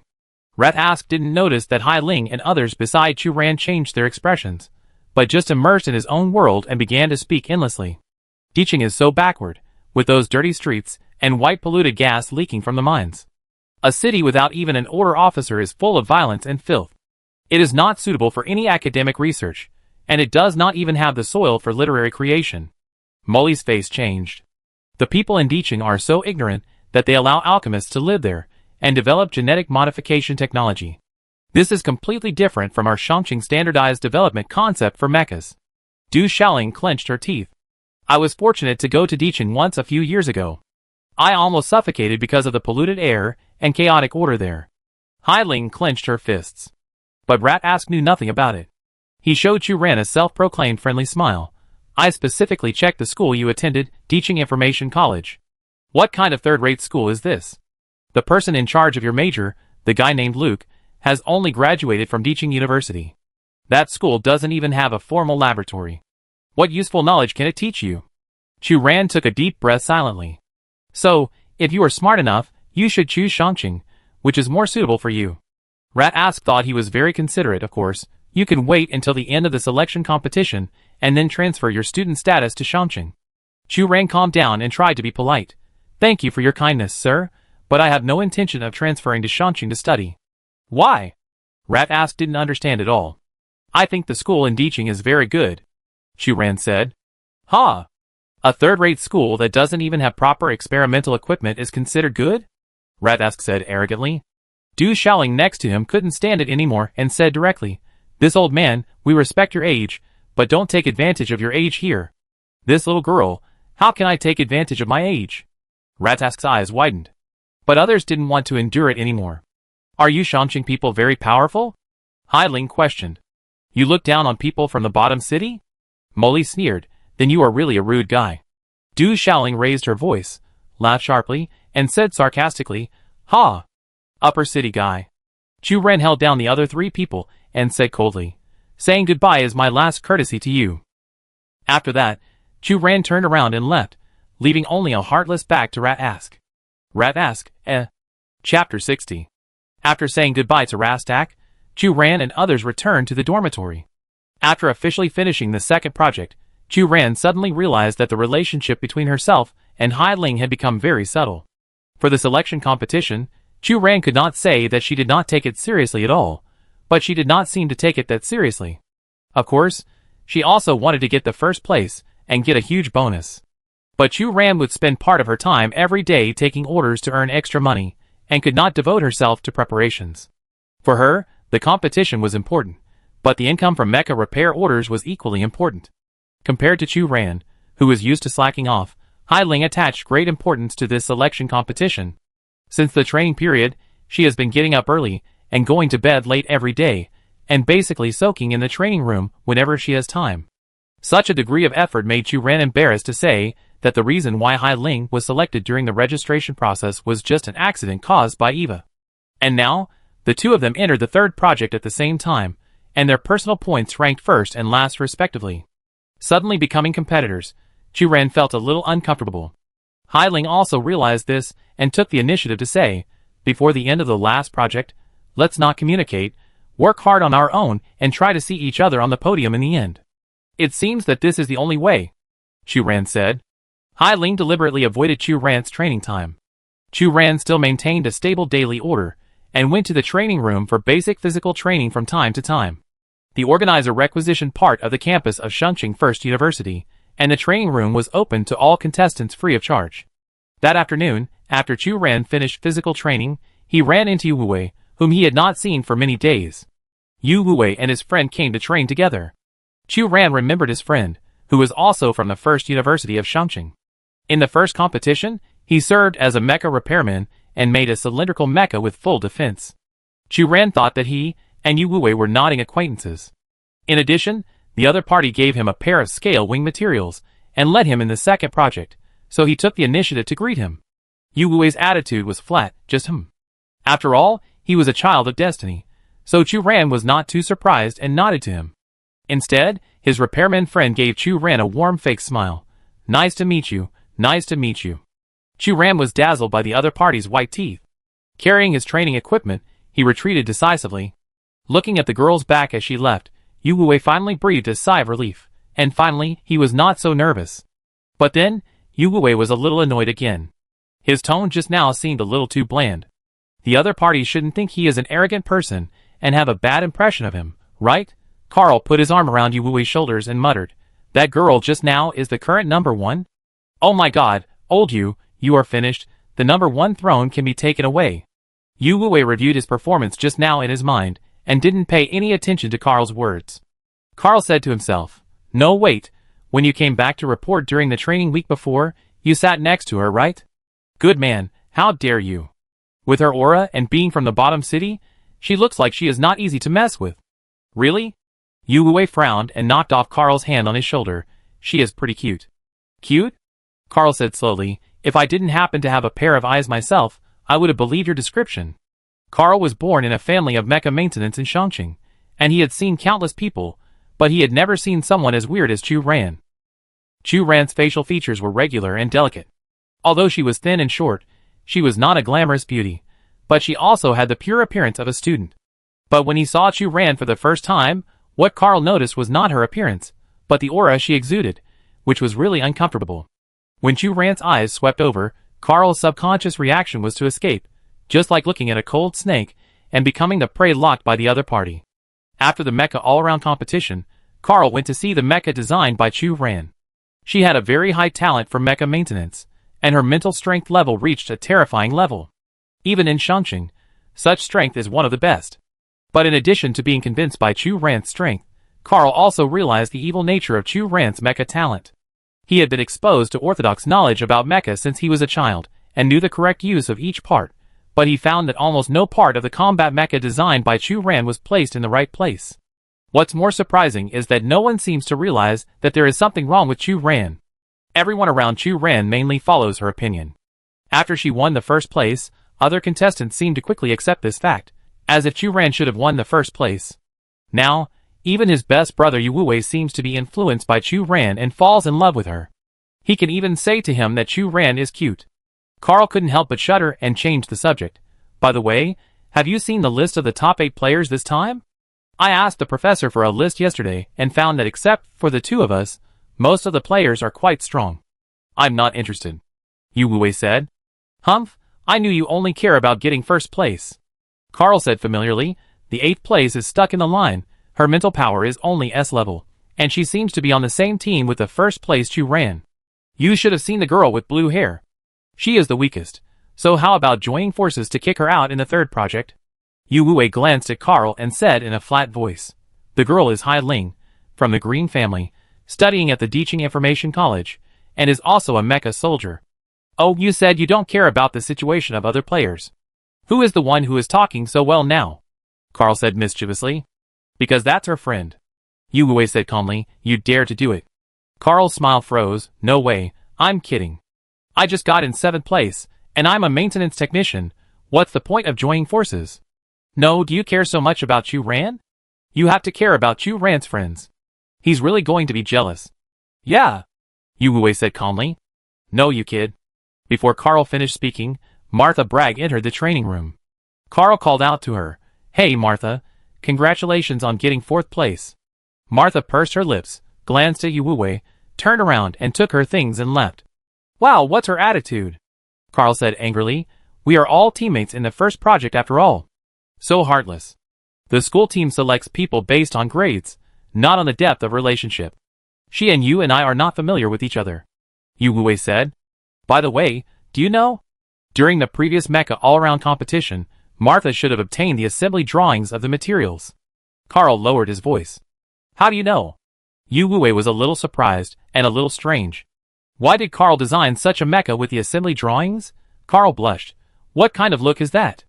"Of course, I accidentally saw it. But she didn't say anything at the time, and she didn't use it, so I didn't say anything," Yu Wei said. "The Bragg family has always valued the family's honor, and the current person in power is very capable and willing to use his connections. It's not surprising that he did such a thing. But in the 2nd project, is there a possibility that Martha also used the family's connections to cheat? After all, she was 4th. Carl said. Is there any evidence? Yu Wei frowned. Of course not, Carl said, but this is an individual competition. If she deliberately concealed it, it would be difficult for us to find out. The Bragg family is famous for caring about their honor. They must want Martha to be selected for the final list. Yu Wei slapped the towel on Carl with force, making a crisp sound of snap. What are you doing? Carl's skin turned red instantly after being hit, and he said dissatisfiedly. I don't know whether Martha Bragg cheated or not, but you are so frivolous to doubt her without any evidence. Yu Wei said. Hey! I'm just gossiping, Carl complained. Besides, I'm not the only one saying it. Everyone is talking about it recently. Martha herself should also know about the rumors about her. So what if everyone is talking about it? Yu Wei looked at Carl and said seriously, Martha Bragg is our teammate. We should give her enough respect and trust. If she is really found to have cheated, wouldn't you regret defending such a person who undermines fairness and justice? Especially since you are also a contestant and a stakeholder, Carl said. Don't think of me as so noble. I also envy Martha's last name. Yu Wei said self-deprecatingly, I just think that Martha Bragg is now in a weak position, and I always choose to stand on the side of the weak. Another week passed. This morning, Chu Ran was lying on the bed. Someone slapped her cheek hard. Hey, wake up. Get up. Chu Ran turned over and buried his head in the quilt. I want to sleep. The third project has begun. The man was still relentless and began to pull Chu Ran's quilt. Huh? Chu Ran opened his eyes. What did you say? Why didn't anyone notify me? Chu Ran then realized that Hong Yu was standing by his bed. Hong Yu was wearing a tight black combat uniform, with a solemn expression, and it looked like she was going to set off on the spot for a 5-kilometer training. Seeing Chu Ran wake up, Hong Yu urged, Come with me quickly. What? Chu Ran hurriedly put on a coat. As soon as she stood up, she felt dizzy. What's wrong with you? Hong Yu asked. You? Chu Ran suppressed the discomfort in her stomach and looked down at the time displayed by Eva. Yesterday, she worked all night to process the pair of scaly wings sent by Yu Wei. Now it was only an hour before she went to bed. You worked all night? Hong Yu frowned and disagreed. Now is the preparation period. We should be ready at any time. Chu Ran scratched his hair. Alas! Life is not easy. Making money is hard. Chapter 61. Chongqing No. 1 University, near the artificial lake. It is early morning, the sky is not yet completely bright, and there is not even a shadow of a person around the artificial lake. This artificial lake was built very early. It is said that it can be traced back to when the school was just founded. Later, after continuous expansion and renovation, it has such a large scale now. Chu Ran looked at the lake emitting sparkling golden light, and was stunned. What is this? This should be the third assessment project. Hong Yu said seriously, Last week I found that there were people constantly arranging something near this artificial lake. I suspect that it is the organizer staff, and they have been paying attention to the movements here recently. Chu Ran didn't know whether to marvel at Hong Yu's meticulous observation ability, or be shocked by the assessment method of the third project. After a long silence, Chu Ran said, So, should we go into the water? Chu Ran reached out to touch the water of the artificial lake. The surface of the water was sparkling, but the water was piercingly cold. Chu Ran couldn't help but hissed, We don't know how to dive. The oxygen stored in the Mecha is enough for the contestants to move around for 24 hours. Hong Yu said. So, we have to go into the water to find the coordinates of the end point? Chu Ran asked. I don't know the specific form of the assessment. Hong Yu said, but didn't you find that you have lost something important? Important things? Chu Ran subconsciously took out Eva, and found that his bank balance was still there. He said firmly, Then I shouldn't have it. The jade bracelet my parents gave me suddenly disappeared today. Hong Yu glanced at her empty wrist. Well, what important things do I have? Chu Ran tried to mobilize her brain after staying up all night to think. Wait, Jasmine is gone. The contestant's dormitory is a double room, and she and Jasmine are roommates. But Hong Yu entered her room in the middle of the night, and there was no movement on Jasmine's bed. Chu Ran followed Hong Yu out in a daze, and was blown by the cold wind before she realized, yes, so where is Jasmine? Hong Yu summoned her mecha. Wait, do other contestants know that the final assessment has begun? Chu Ran asked. Recently, I have been paying attention to the movements in the artificial lake. I saw Martha Bragg go into the water, and then I confirmed my speculation, so I came to find you. Hong Yu said, students in the upper city should have their own news channels. I see. Chu Ran responded and turned and left. Where are you going? Hong Yu stopped Chu Ran. My friend, Hai Ling is also a contestant. Chu Ran said, I go back and tell her. Hong Yu pursed her lips. The girl with blue hair? Yes. Chu Ran said affirmatively. She went into the water a long time ago, just after Martha bragged. Hong Yu said, in fact, if it weren't for reminding you, I would have set off a long time ago. Hailing has already set off? Chu Ran thought to himself, it's bad, then Du Shaoling must have been tied down there too. Hey, where are you going? Aren't you going with me? Hong Yu stopped Chu Ran again. I don't have my own mecha. Chu Ran said honestly, I have to go to the school registration place to get a mecha first. Hong Yu didn't expect that there would be such a poor contestant, so she reluctantly said, okay, I go down first. Thank you. Chu Ran said. No need. I'm also here to repay you for reminding me of the second project. Hong Yu drove the mecha and sank into the lake. When Chu Ran registered the rental procedures for the mecha and completed the corresponding preparations for launching, it was already an hour later. Plop. With a muffled sound, Chu Ran controlled the mecha to jump into the lake. The lake water was even colder than expected, and it also consumed more energy reserves of the mecha. The mecha provided by the school had average performance, and no coating materials were installed to resist the cold. Chu Ran roughly calculated in his mind that the underwater oxygen time that was originally estimated to be able to maintain for 24 hours should actually be less than 10 hours. The depth of this artificial lake is much deeper than expected. Swimming all the way across, the bottom of the lake was pitch black, with only water plants and vines swaying in the water. As the mecha continued to dive deeper, the last trace of light completely disappeared, and Chu Ran had to turn on the searchlight to illuminate the path below. Soon, Chu Ran saw a mecha in front of him. This mecha was obviously modified by a maintenance technician. Not only was a layer of fluffy thermal insulation material added, but the mecha arms were also replaced with flippers that were easier to swim in the water. The other party swam very fast, but kept spinning in place, as if it was fighting fiercely with some invisible creature. After Chu Ran approached, he found that the driver was Fiona. Fiona's state was very wrong. It seemed that she didn't notice Chu Ran's approach at all. She just slid her mecha's flippers quickly in place, and kept spinning. Chu Ran patted the other party's cockpit to remind them. But suddenly, Fiona seemed to be startled and stopped spinning in place, but swam forward at a high speed. Chu Ran's mecha performance was not enough, so he could only let Fiona drive the mecha and disappear from his sight. However, could the other party really be a cat? He actually modified the mecha to look like a cat. Chu Ran dispelled the messy thoughts in his mind, and continued to drive the mecha deep into the bottom of the lake.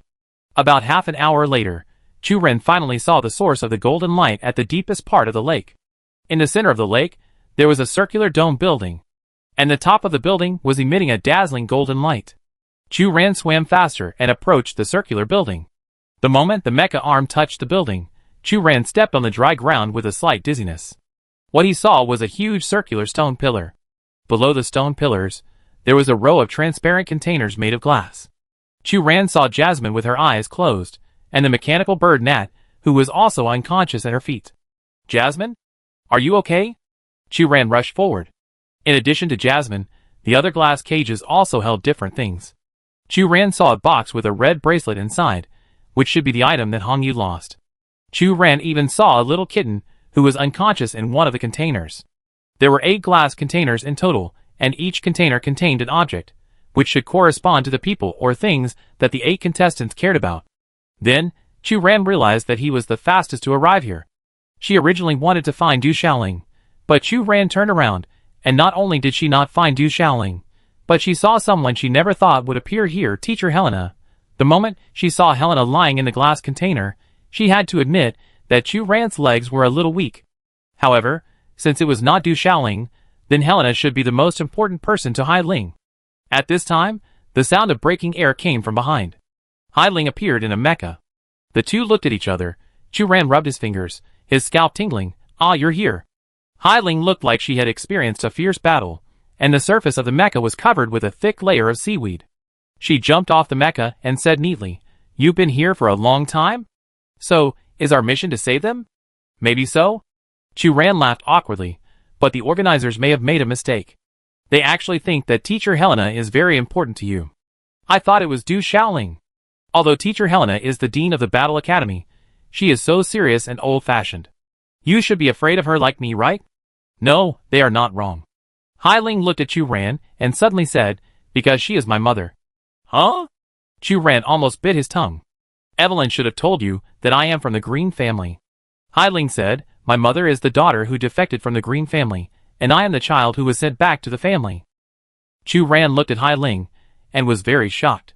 Hai Ling lowered her head, avoiding Chu Ran's sight, and laughed at herself. "Didn't you expect it? To be honest, this is the first time I've mentioned this to anyone." Chu Ran was a little messy. Hai Ling seemed to have finally found someone to talk to, and continued. "But unlike the rumors, it was not that the family was unwilling to accept us mother and daughter. Instead, my mother took the initiative to give up the Green family surname, left me to the family to raise, and went to the military district of the bottom city alone. Her hair color was originally sea blue, but now it is golden, which is a manifestation of giving up the Green family identity. She said that she yearned for freedom. She had touched true freedom, so she could no longer bear living in such a feudal and ignorant family. She also said that she loved me very much, but she was a selfish person, and was unwilling to give up her own freedom for me. So I can only stay in the Green family, which is the best choice for me.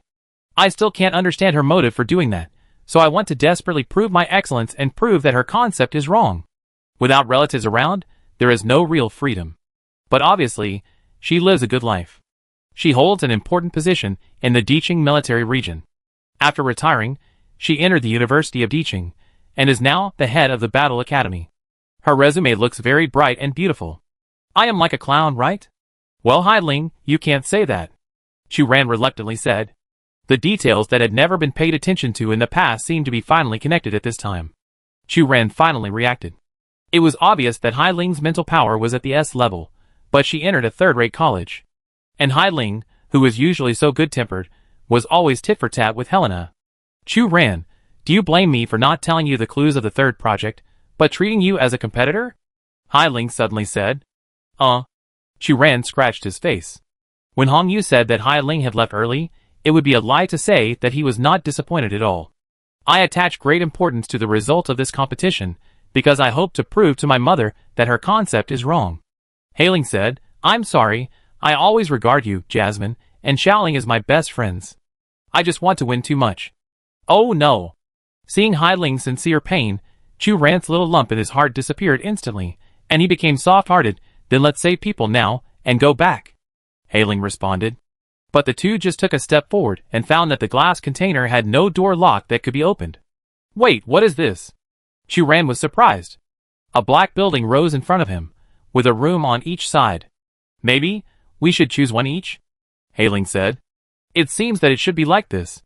Chu Ran randomly chose a door and pushed it open. The room was dark, with only a stool in the middle. Chu Ran sat down and found two buttons in front of him, one with yes and the other with no. A strange mechanical voice sounded from the air. 2 players from the same team, and the first to arrive at the mirror house. What a special fate, right? So who are you?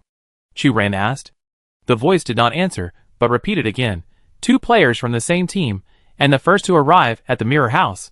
What a special fate, right? Chu Ran reacted and pressed the button next to him yes. The voice continued. I just heard the conversation between you and your teammates. You should also understand that this project assessment is very important to your teammates, right? Chu Ran pressed the yes button. Then, please allow me to use 2 minutes to introduce you to the assessment rules of this project. At this moment, your teammates are also making the same choice, and your choice will affect your final ranking in this project. The assessment standard of this project is that after rescuing the most important companions or items, they can return to the shore smoothly, and rank according to the length of time. The one with the shortest time will win the first place. When both of you choose to give up or continue the competition at the same time, you will both lose the qualification to compete. When one of you chooses to give in, and the other chooses to continue, the contestant who chooses to continue the competition can complete the corresponding rescue mission, while the contestant who gives up will be detained for 3 hours before continuing his mission. Do you need me to repeat the explanation of the rules of the game? Chu Ran pressed the no button. Well, now you have 5 minutes to make a decision. Yes means participating in the competition, and no means giving up the qualification and waiting for 3 hours. The voice said. Chu Ran scratched his head and pressed the no button without much hesitation. This contestant, you made such a quick decision. Are you sure you want to give the opportunity to your teammates and stop here? I have to remind you that if you wait for 3 hours, you are destined to miss the top 4. So you really won't regret it? The voice said. I'm sure. Chu Ran sighed. I'm not the reincarnation of a saint. She was so stingy with money and hesitated for a long time. How could she be the kind of selfless person? Besides, Chu Ran knew that her points were now ranked first, and she was the first player to arrive at the mirror house. If she chose to continue the game, she would be more likely to be the first in the final game than Hai Ling, who was ranked 8th. Who would hate the feeling of being the first? However, Chu Ran thought that Hai Ling needed this result more than herself to prove her excellence to her mother. So, Chu Ran pressed the no button to confirm the result again. Congratulations. You and your companions have made the same choice. Since you both voluntarily gave up your qualification for the game and chose to wait for 3 hours, you will have the qualification for the second re-election. The voice said. How could it be? Chu Ran spoke unconsciously. Only 2 contestants who give up their eligibility at the same time will be eligible for re-election, and only contestants who choose to continue competing at the same time will truly lose their eligibility for the competition. The voice revealed a hint of pride. Of course, this project is a test of human nature. Mirror House is naturally happy to see a tacit understanding scene where one party gives in and the other party competes. Only contestants who know how to cooperate and have kindness in their hearts are worthy of being selected for the final assessment list. Chu Ran retorted, that's not what you said just now. I am the owner of the Mirror House, and of course, I have the power to conceal or modify the rules of the game. The voice suddenly became close. Chu Ran looked down and found a small mirror lying between 2 buttons, speaking to her. What, are you dissatisfied with me? 10 minutes ago, Hai Ling stepped into the mirror room and sat in front of the selection button. You should know that your talent is limited, and your companion has always been better than you, right? Hai Ling pressed the yes button. In the process of contacting her, although you pretended not to care on the surface and tried to be open-minded. But in some moments when you are alone, you will be jealous of each other and resent your mediocrity, right? Hai Ling pressed the yes button. Then, please allow me to use 2 minutes to introduce you to the assessment rules of this project. The voice read out the assessment rules. That is to say, only if Chu Ran chooses to give in, can I continue the competition and get the top 4 places. If Chu Ran and I are not willing to give in, then we will both lose the qualification to compete. Hai Ling said, but why do we both choose to give up and lose the qualification to compete? Because excessive kindness will also cause unnecessary trouble, right? The voice said, I think your friend should be moved by your determination to prove yourself to your mother and choose to give up. Chu Ran? Hai Ling looked down at the 2 buttons and said, she is indeed a kind person. So, are you going to make a decision? The voice asked. Hai Ling said him. And pressed no. Seeing the result of Hai Ling's choice, the voice was unstable. Don't you understand the rules of the competition? No means that you voluntarily give up the competition ranking of this project and have to wait for 3 hours. I understand. Hai Ling said, it's just that I think Chu Ran is more capable than me, and she is the one who should continue to move forward. But from your point of view, you know what you want, so you should choose to continue the competition without hesitation, right? The voice asked back. It's true that I want to prove my mother, but I didn't finish. I just realized recently that she is really good, and I have been working hard all the time, not to prove anything to her, but just to be as good as her. Hai Ling smiled halfway through her words. What's more, I also care about my friends, and I am willing to give up for Chu Ran. Although I think she may be stupid and will choose to give up, what if? Paw with a crisp sound, something fell down. Hai Ling was quick-eyed and quick-handed, and caught it. Spreading her palm, she found a small mirror lying in her palm. Ah hey, you guys are doing this in the first group. How can I continue? The small mirror screamed. Faced with the opportunity to choose for the second time, Chu Ran did not hesitate and pressed the yes button. Hai Ling chose to give in and pressed the no button. When Hai Ling gave up her qualification for the competition, the transparent container holding Helena outside the mirror room was suddenly covered by a black curtain, and the transparent containers holding Jasmine and Nat disappeared on the spot. Hai Ling was imprisoned in a dark room. In front of her was a 3-hour punishment countdown. After she made her choice, the small mirror disappeared completely. Hai Ling slid down on the floor, watching the time pass by bit, hugging her head. This was not her opportunity. She knew it early on. It was just her obsession to prove herself that forced her to ignore those obvious clues again and again. In the end, she was just competing with herself and could not accept herself with such a mediocre talent. However, this time, she finally faced her true heart and gave up those obsessions that did not belong to her. It's not too late now. She will eventually have happiness and a hopeful future, right? On the other side. Chu Ran found herself coming out of the dark room, and Jasmine sat on the ground not far away, rubbing her head. Nat was squatting beside the master, and saw Chu Ran coming over, and flew to Chu Ran's shoulder. Dear Miss Chu Ran, the master doesn't seem to understand what happened. She was sleeping on the bed in the dormitory before, and lit her favorite aromatherapy. Indeed, but there is no time to explain to you. Chu Ran helped Jasmine up, and carried Nat, and took one person and one bird back to the Mecha, quickly entered the water, and swam desperately to the lake. At the same time as entering the water, across the rippling water, Chu Ran vaguely saw that Yu Wuwei and his friend entered the mirror house together. Chapter 62. Yu Wuwei and Carl approached the mirror house. The black building slowly rose in front of them. Yu Wuwei said without hesitation, Carl, you should voluntarily withdraw. Carl, ? Wait, it's fine to ask him to withdraw, but you have to add the word voluntarily. Is he a cheap person? This is the mirror house. There is a mirror spirit in each mirror house. I saw it when I was on a mission. Yu Wuwei said, mirror spirits have self-awareness and cunning personalities. It's hard to deal with them. I didn't expect there would be a mirror spirit here. You mean, the third level test is the mirror spirit? Carl finally caught up with Yu Wuwei's thoughts. Yes. The mirror spirit will ask people questions, and these questions often involve human choices. Its likes and dislikes are also very obvious. It likes those who choose companions and value friendship. Yu Wuwei lowered his eyes and analyzed. As for placing the mirror spirit in the assessment level, the judges should have transformed it. But no matter what, facing the mirror spirit, only one party can give up voluntarily, which is the best solution to the problem. Yu Wuwei looked at Carl. So, this time you give me the opportunity.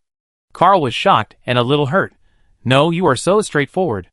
You don't even refuse. If someone wants to be on the same team with Chu Ran, it must be me, not you. Yu Wuwei said. Carl patted Yu Wuwei's shoulder. Brother, do you love it so much? I'm not saying. What if Chu Ran chooses to give in and leave the opportunity to her friends? Then I will give up too. Yu Wuwei said. You? Carl was speechless for a moment. Okay, the result of this game is all part of your play, right? Anyway, when you enter the mirror room later, you will voluntarily choose to give up and give me the chance. Yu Wuwei said, I owe you a favor. Hey! You kid, I don't know what to say. Carl said, my strength is not as good as yours. Even if I really face a choice, I should let you. Aren't you afraid that this will hurt our brotherly feelings? Yu Wuwei did not answer this question, but just looked at Carl as if everything was self-evident. Carl, ? Okay, brotherhood is precious, but love is more precious, right? His brother is really jealous. On the other side, Martha Bragg also entered the mirror room. But her luck was obviously not that good. Entering the mirror room at the same time as her was another contestant from the upper city. The two had an average relationship, and were not familiar with each other. Neither of them was willing to give up the qualification to compete in the competition. Under the judgment of the mirror spirit, both of them lost their qualifications, and could only wait for 3 hours. Seeing the black cloth slowly rising, another contestant couldn't help but slam the table and curse. Martha Bragg, I'm so unlucky that I met you at the last level. Why don't you choose to give up? You have enough. And this opportunity to participate is the only thing I can grab. I have clearly begged you for mercy, but you must let me die to be satisfied.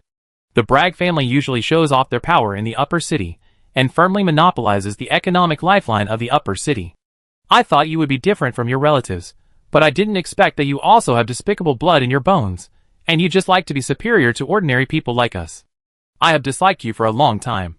You are obviously of noble birth, but you always like to pretend and put on airs, and disdain to be in the same boat with others. Bah! What are you pretending for?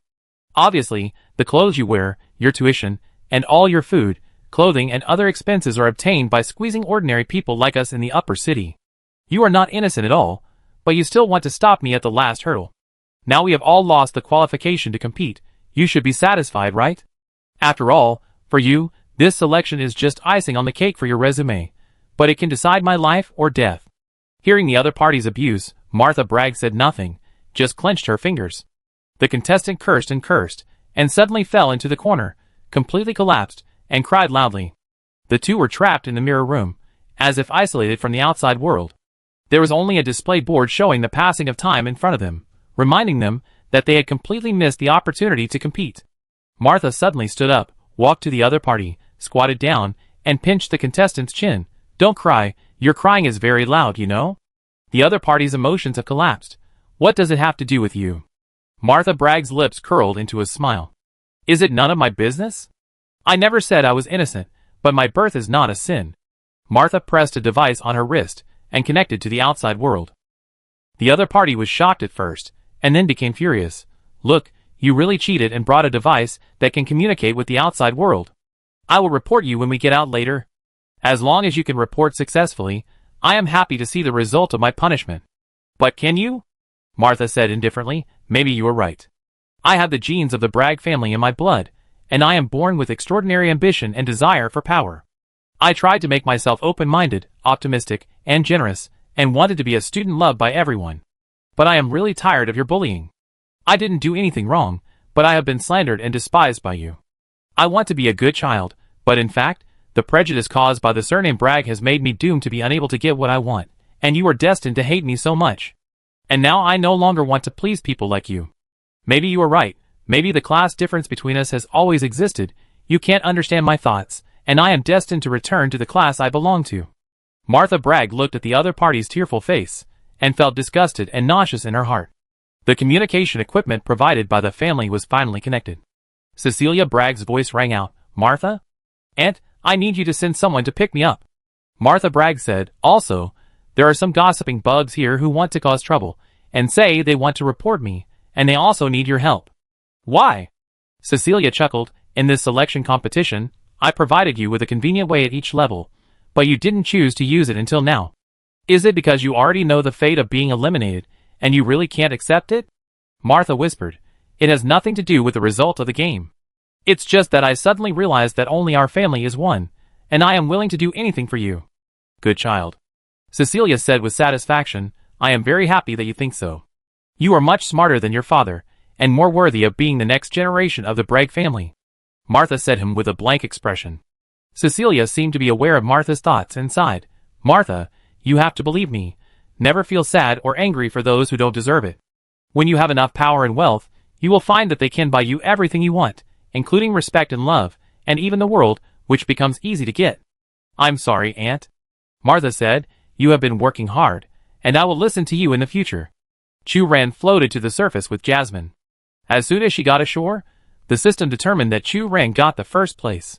Du Xiaoling immediately rushed over with the cheerleading team. Where did you all go? Du Xiaoling said, is the third project underwater? I just went back to teaching, but I didn't expect you to start the assessment directly. Du Xiaoling also brought other students from Teaching Information College.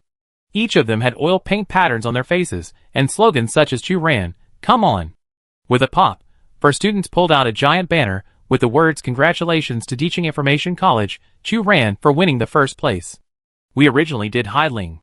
One of the students said, but she never came up, so Xiaoling asked us to withdraw.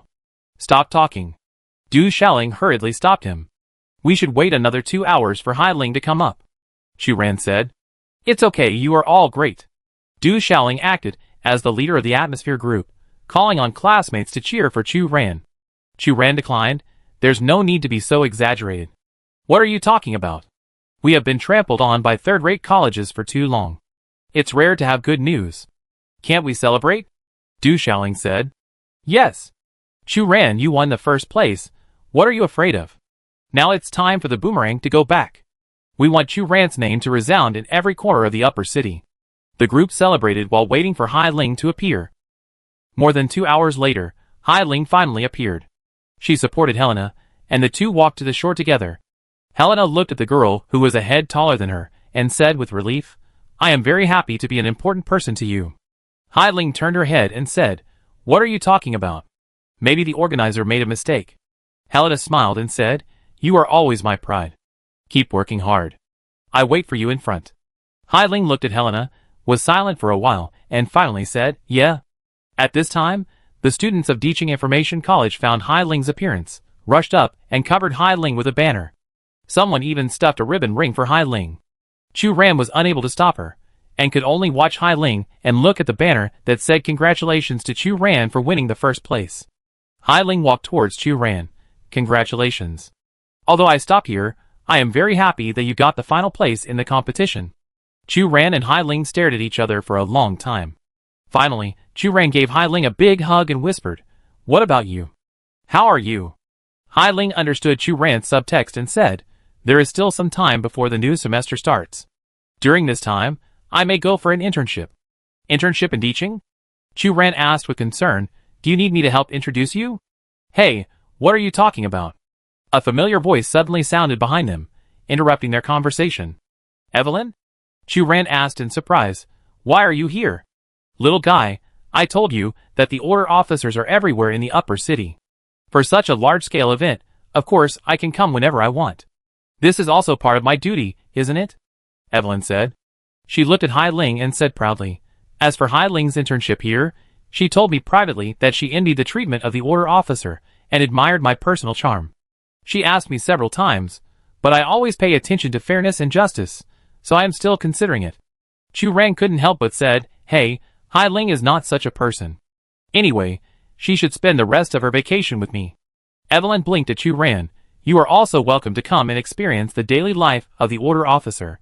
"No!" Chu Ran refused firmly. "I don't want it. One of the main tasks of the order officer in Shangqing is to arrest criminals who smuggle mechas. And Chu Ran is a criminal. Every day, she walks on the boundary between law and morality. She is not crazy and would be interested in this kind of undercover work. Speaking of which, Chu Ran is the first place. Why hasn't the final 4-person team list been displayed yet?" A classmate asked in confusion. "This is the last event, and we have to consider the scores of the first 2 events. The list should be released in the evening," another person said. "But no matter how you count it, Chu Ran will definitely be the first place." "Oh my god. 3 first places. What kind of shit luck is our school?" "Ahem, don't forget, it is a miracle that we have 4 students selected for this double city selection. Before, at most 1 or 2 students entered."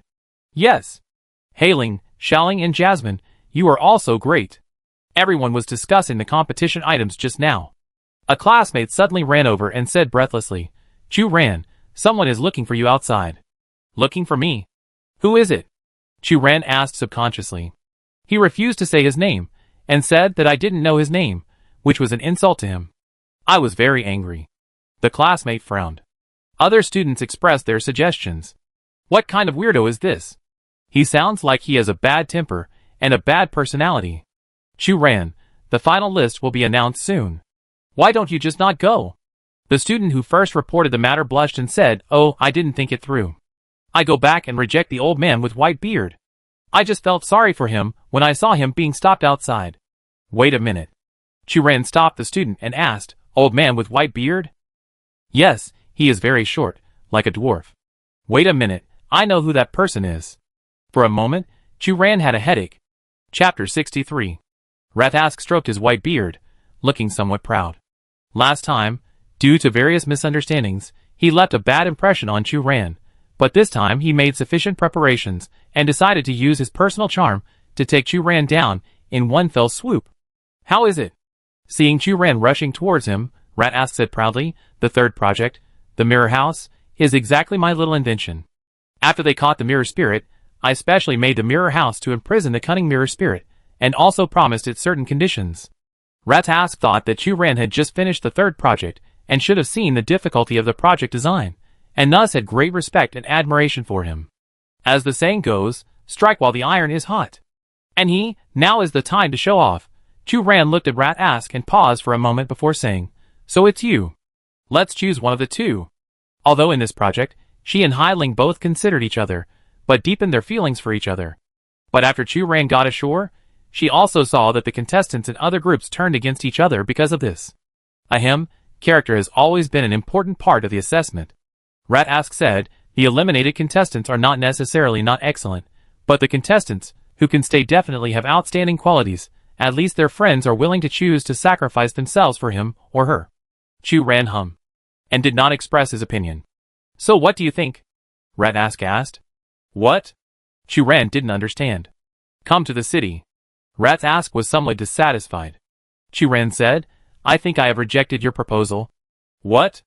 Rathask was like an old peacock with its tail spread out, straightening his chest and said, "Even though I have shown my little strength, you still want to stay in the bottom city? It has nothing to do with your strength." Chu Ran said sincerely, "It's just that my energy is limited now, and I no longer need any teacher's guidance." To be fair, if Rathask appeared when Chu Ran just came to the bottom city, Chu Ran might have followed him without hesitation. But now, Chu Ran has established a stable partnership with Yu Lian. She only needs to devote a small part of her energy every day to get a stable and generous remuneration. She no longer needs help or guidance from others. As for Rat Ask himself, he is indeed a leader in the current mecha design field, but between academic research and making money, Chu Ran is obviously more interested in the latter. Chu Ran has never been an emotional person. She is afraid of death, likes to make money, and lives for herself. She is far from being as pure as Rat Ask. Rat Ask obviously does not want to give up Chu Ran. Just as the two were entangled, Lucian hurried over. Professor Rat Ask, let's go back. Lucian wiped his sweat. No! Rat Ask was a stubborn old man. He raised his voice. Lucian, you don't understand. She is so similar to you. You should really go and see the student's mecha work. There are many similarities in your design ideas. Chu Ran, ? Lucian bowed his head and said, no, teacher. I look like her. What do you mean? Rat Ask asked in confusion. She has potential and talent, but Lucian, as my direct disciple, you don't have to be so self-deprecating. Listen to me, raise your head. Be a self-repair engineer. Chu Ran, ? Lucian quickly raised his head, glanced at Chu Ran, and lowered his head again. Teacher, she is not someone you can control, let's go back. Chu Ran, That night, the final list was announced. Chu Ran, Yu Wei, Fiona, Hong Yu. These 4 people ranked in the top 4 in points and automatically formed the Shuangqing Division team, and will represent the Shuangqing Division in the joint college exercise. When the organizer announced the result on the stage, Du Xiaoling and others shouted in celebration, Chu Ran, she is from our school. She is our person. The first place is a student from our Dicheng Information College. That's right, it's Chu Ran, who beat other players and won the first place. Even Yu Wei is not his opponent. Humph, our school is so strong. Other audiences saw the final list and talked about it. Today's first place in the selection competition is actually a student majoring in maintenance. It's really rare. In previous years, it was usually a mecha soldier or commander who won the first place. It seems that this student is indeed very outstanding. This year's list has 2 players from Dicheng and 2 players from Shuangqing, which is a balanced ratio. It's really surprising that Yu Wei didn't win the championship. I thought he was the favorite to win. I heard from other contestants that Yu Wei was seriously dragged down by his teammates in the first event, so his total points were at a disadvantage. Luck is also part of strength. I hope our Shuangqing division can get a good ranking in the big exercise, and not be defeated by teams from other regions and come last. The representative of the alliance organizer appeared and read out the next game process. Congratulations on the successful completion of our Shuangqing division qualifiers. The top 4 players in points will automatically form the representative team of the Shuangqing division. And 3 days later, this year's joint college exercise will officially kick off. The other 3 student teams from different divisions will come to Shuangqing at that time, and the 4 teams will officially meet. Under the joint witness of the 4 team players and the All-Star Network live broadcast audience, we will complete the draw ceremony and select 4 competition venues. The organizer representative was speaking on the stage, and Chu Ran was arranged to sit with Yu Wei and others. The 4 people who entered the final list took turns to introduce themselves. I'm Fiona, from Uptown University. I have orc genes, and I'm a mecha soldier. Fiona suddenly turned her head and yelled, Hey, what are you doing? Chu Ran took back the hand that was touching Fiona's tail, and his eyes wandered. What's wrong with your tail and ears? Are all orc genes like this? Of course not. Fiona's cat ears flicked unconsciously. My family all have orc genes, but only a few people will have this phenomenon of reversion to their ancestors. Like my sister, she looks completely normal, no different from you. So cute. Chu Ran couldn't help but praise. What did you say? Fiona frowned. I mean, it's pretty good. Chu Ran gave a thumbs up. In short, although I have a certain atavism, it is not rare and will not affect my actions. My uncle also has a similar atavism. I think this phenomenon gives us more powerful strength, agility and speed. Fiona said reservedly. Good. Chu Ran led the cheers. Mao Mao's words must be correct, no doubt. I am Hong Yu, from Dicheng University. Just like my name, I was born in a jade family. The members of our family are born with the ability to perceive minerals. Everyone has a guardian stone that has been with them since birth. Maybe this is what makes me different from others, but as a mecha soldier, I don't think I have any special features. Hong Yu said. Yu Wei, from the #1 university in Shuangqing, a mecha soldier. Yu Wuwei looked at Chu Ran and said concisely, "Nice to meet you." Yu Wuwei's words were concise, but everyone present knew Yu Wuwei's glorious resume, and thought he was just low-key and modest, and did not boast about his experience in the military. When it was Chu Ran's turn to introduce herself, Chu Ran suddenly felt a little unconfident. I'm Chu Ran, from Teaching Information College, majoring in mecha maintenance." Compared to the other three, Chu Ran suddenly realized that she was at the bottom in terms of school reputation and family background. The only mecha maintenance she was good at was taking orders in the black market in the Malin district of Teaching. Chu Ran scratched her head, feeling a little embarrassed. "Chu Ran?" Yu Wuwei suddenly said, "I've always been curious, but I don't have a chance to ask. How should your name be written?" Chu Ran's attention was diverted, and he took out Eva and demonstrated to Yu Wuwei how to write his name. Yu Wuwei seemed really curious and moved closer to Chu Ran. The two were too close, and the other's breathing was close at hand. Chu Ran frowned subconsciously, but Yu Wuwei looked serious next to him, and Chu Ran thought that he was definitely overthinking. Chu Ran suddenly sniffed and looked at Yu Wuwei. He seemed to have a faint floral scent, which was very nice. "Then you should also know how to write my name, right?" Yu Wuwei took the initiative and took the paintbrush without waiting for Chu Ran to answer, and began to demonstrate how to write his name. Fiona was sitting on the other side of Yu Wuwei. Fiona couldn't help but pointed to the label worn on the chest of each contestant. Each label was engraved with the contestant's name, and then spread her hands and rolled her eyes. Fiona's tail slapped the chair quickly and vigorously, which was enough to prove that she was very upset. Hong Yu witnessed all this, and her usually indifferent expression slowly revealed a smile. The organizer's representative announced the detailed process of the lottery ceremony in 3 days, and stated that it would be broadcast live, and all the viewers of the All-Star Network could watch it online. Chu Ran was a little curious. Is there a rough range for the selection of locations for the joint performance of colleges and universities? Is it really completely random? Hong Yu shook her head and said seriously, "Obviously there is a range." "Chu Ran, let me ask you, what is the significance of the joint exercise of colleges and universities?" Chu Ran wanted to say it was the bonus, everything for the bonus. But it was obvious that she was the only one who thought so. To select outstanding young talents? The so-called talents are destined the moment they are divided into universities of different levels. Fiona glanced at Chu Ran and added, "Oh, for someone like you, it's an accident." Chu Ran, Although, Teaching Information College is indeed a third-rate college, and no one would attribute Chu Ran's success to the school's training.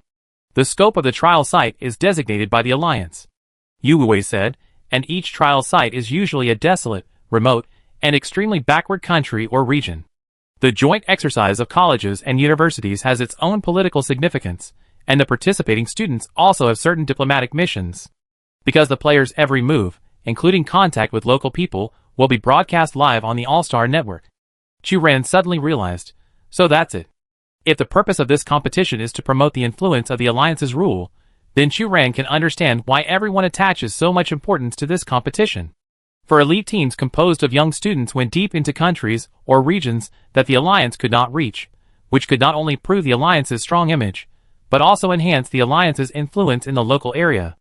No wonder so many people want to participate in this competition. After the selection competition officially ended, Chu Ran received the first place individual bonus, plus the team bonus for the first project. She received a total of 5 million star coins. Back to the bottom city, Chu Ran and Yu Lian settled the accounts. After paying off the remaining 2 years of tuition, Chu Ran found that he still had a large surplus, completely getting rid of the past poverty and repeated struggles on the poverty line. "If you ask me, you can buy some materials and design your own mecha," Yu Lian suggested.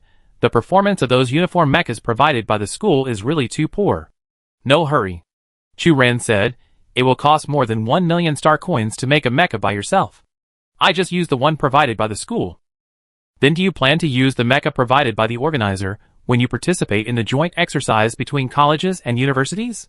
Yu Lian said in disbelief. "Other players should have their own private mechas. It depends on whether the organizer provides them."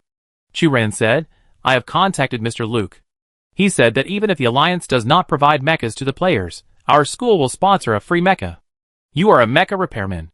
Shouldn't you design one yourself?" Yu Lian asked. "I design for myself, which costs money. I design for others, which makes money." Chu Ran said confidently. "Sister Lian, do you know how to count?" Yu Lian was shocked by Chu Ran's stinginess. After a moment of silence, she found her own thoughts. Now that you have won the first place, what are your next plans? Chu Ran rubbed her hands. Continue to participate. Oh, Yu Lian said. Didn't you say before that you would withdraw after this election? Sister Lian, the college exercises are broadcast live on the All-Star Network, and the prize money is even more generous. Chu Ran analyzed, and this competition cycle lasts for a whole school year.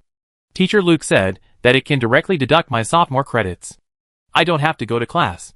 I can get money, and I don't have to go to class. No matter how you look at it, I should continue to participate. Yu Lian snorted and laughed. It's a good thing for young people to work hard. By the way, Xiaoxue, is there any news? Chu Ran asked. Yu Lian's expression suddenly dimmed. I heard that she went to travel to other countries and went south. How can she live after leaving the Shuangqing area? She is so weak. Chu Ran also sighed and comforted. Sister Lian, don't worry, Xiaoxue is very smart and can take care of herself. That night, Chu Ran lived in the attic of the repair shop. The competition ended suddenly, and returning to the familiar place, Chu Ran's tense nerves finally ushered in a long-lost relaxation. Lying on the small bed in the attic, Chu Ran fell into a deep sleep in almost no time. Half asleep and half awake, Chu Ran dreamed of her childhood. At that time, her parents were still alive. Her father lifted her up with his strong arms and held her tightly in his arms, while her mother was beside her, looking at her gently. But suddenly, her parents' faces became blurred. Chu Ran stretched out her finger, and it broke at the touch. All the memories she once had became false fantasies, and in the end, she was left alone. Chu Ran stood there, somewhat at a loss. On the small bed in the attic, Chu Ran lay on the bed, eyes closed, eyebrows furrowed. The EVA terminal she wore on her ear suddenly lit up. Beep beep. Program debugging completed. Username, Chu Ran. After scanning and testing, the user's body crystallization progress, 5%. According to the relevant provisions of Article 0 of the Artificial Intelligence Code, the system update is completed. If Chu Ran was awake now, she would definitely find that the EVA light screen panel she was wearing was refreshing, and the original main task panel completely disappeared, and turned into 4 slightly lit light spots. But Chu Ran knew nothing about all these changes. She just turned over and immersed herself in her sleep. Chapter 64. College Joint Exercise, Opening Ceremony Day.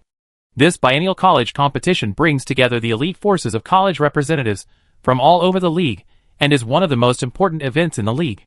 The entire process is broadcast live on StarNet. As the organizer of this competition, Shuangqing started rehearsing the process of the opening ceremony early. Chu Ran and others changed into uniform black and gold dresses, followed the arrangements of the organizers, walked around in the venue, and constantly adjusted the angle of the movement line. Very annoying. During the break, Fiona's tail slapped loudly. She pulled the collar of her dress. This dress is too stuffy in such hot weather. You must be careful. Yu Wuwei looked at Fiona's tail. Your dress has been modified by the tailor, and there is no temporary replacement plan. Got it. Considering that there is no replacement dress, the frequency of Fiona's tail wagging has indeed decreased a lot. Chu Ran looked down at the dress on her body. This dress is well made, with soft fabrics. The pattern of mecha gears is embroidered with golden silk thread on the lapel. Although it is not suitable for combat operations, it shows the mecha characteristics of Shuangqing as much as possible. Hong Yu pursed her lips and said, the original arrangement is unsatisfactory. At first, the organizer asked the girls to wear dresses, and only gave Yu Wuwei a set of pants.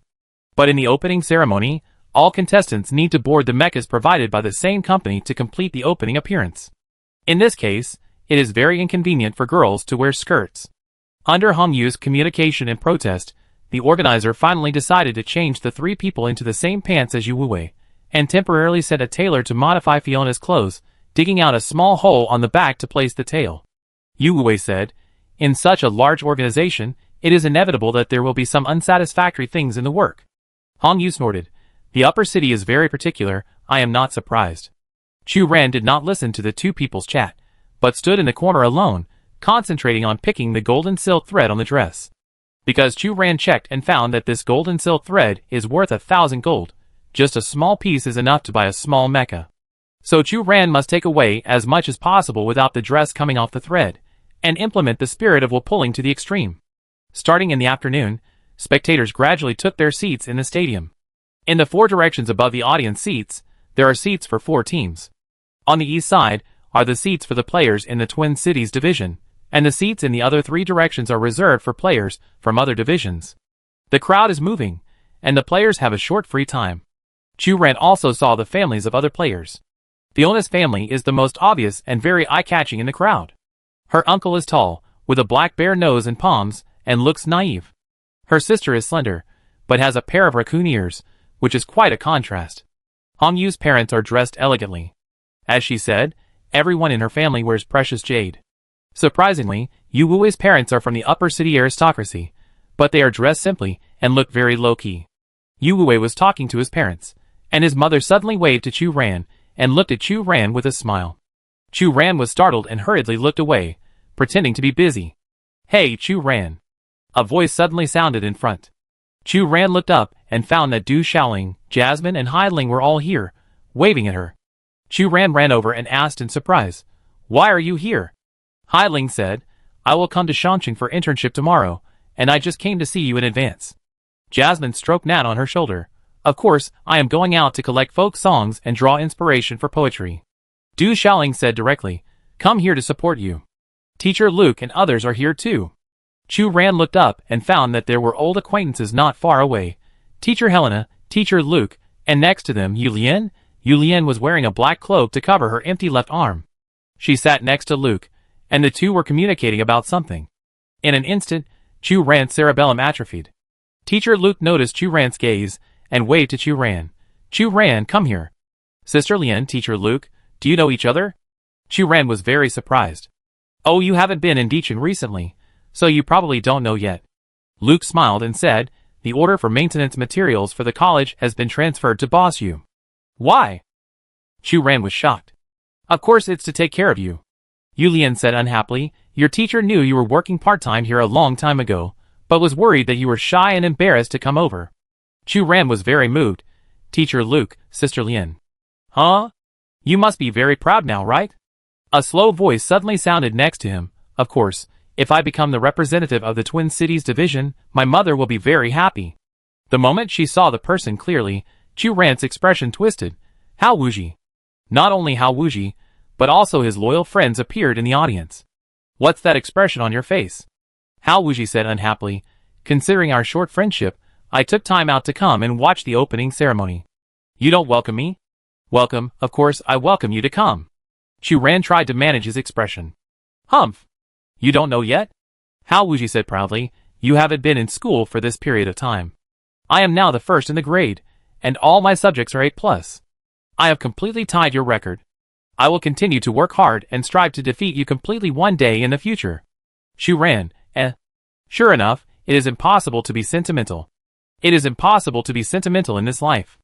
It was getting dark, and various equipment was set up in the venue. The staff kept debugging the signal, and started the live broadcast of the All-Star Network. But as time went by, and the opening ceremony was getting closer, only Chu-Ran and others were seated in the contestant seats, and the other 3 seats were still empty. The audience couldn't help but talk about it. Why haven't the other 3 teams shown up yet? What's going on? There's still 1 minute left, are they late? Don't I say, can they be late for such an important opening ceremony? I'm curious, how did they get here? When I checked the tickets just now, I didn't see any transportation from other competition areas, not even an airship. TSK, the organizers are in a good mood, and they're not in a hurry now. There was a buzz of discussion, and suddenly, someone shouted, "They are coming." The crowd instantly returned to silence. At some point, a huge circular rune pattern slowly emerged on the ground in the center of the stadium. This pattern emitted a golden light, gradually becoming brighter and brighter from dim and inconspicuous, and finally bursting into a dazzling golden light. When the golden light went out, a group of people appeared in the center of the rune pattern.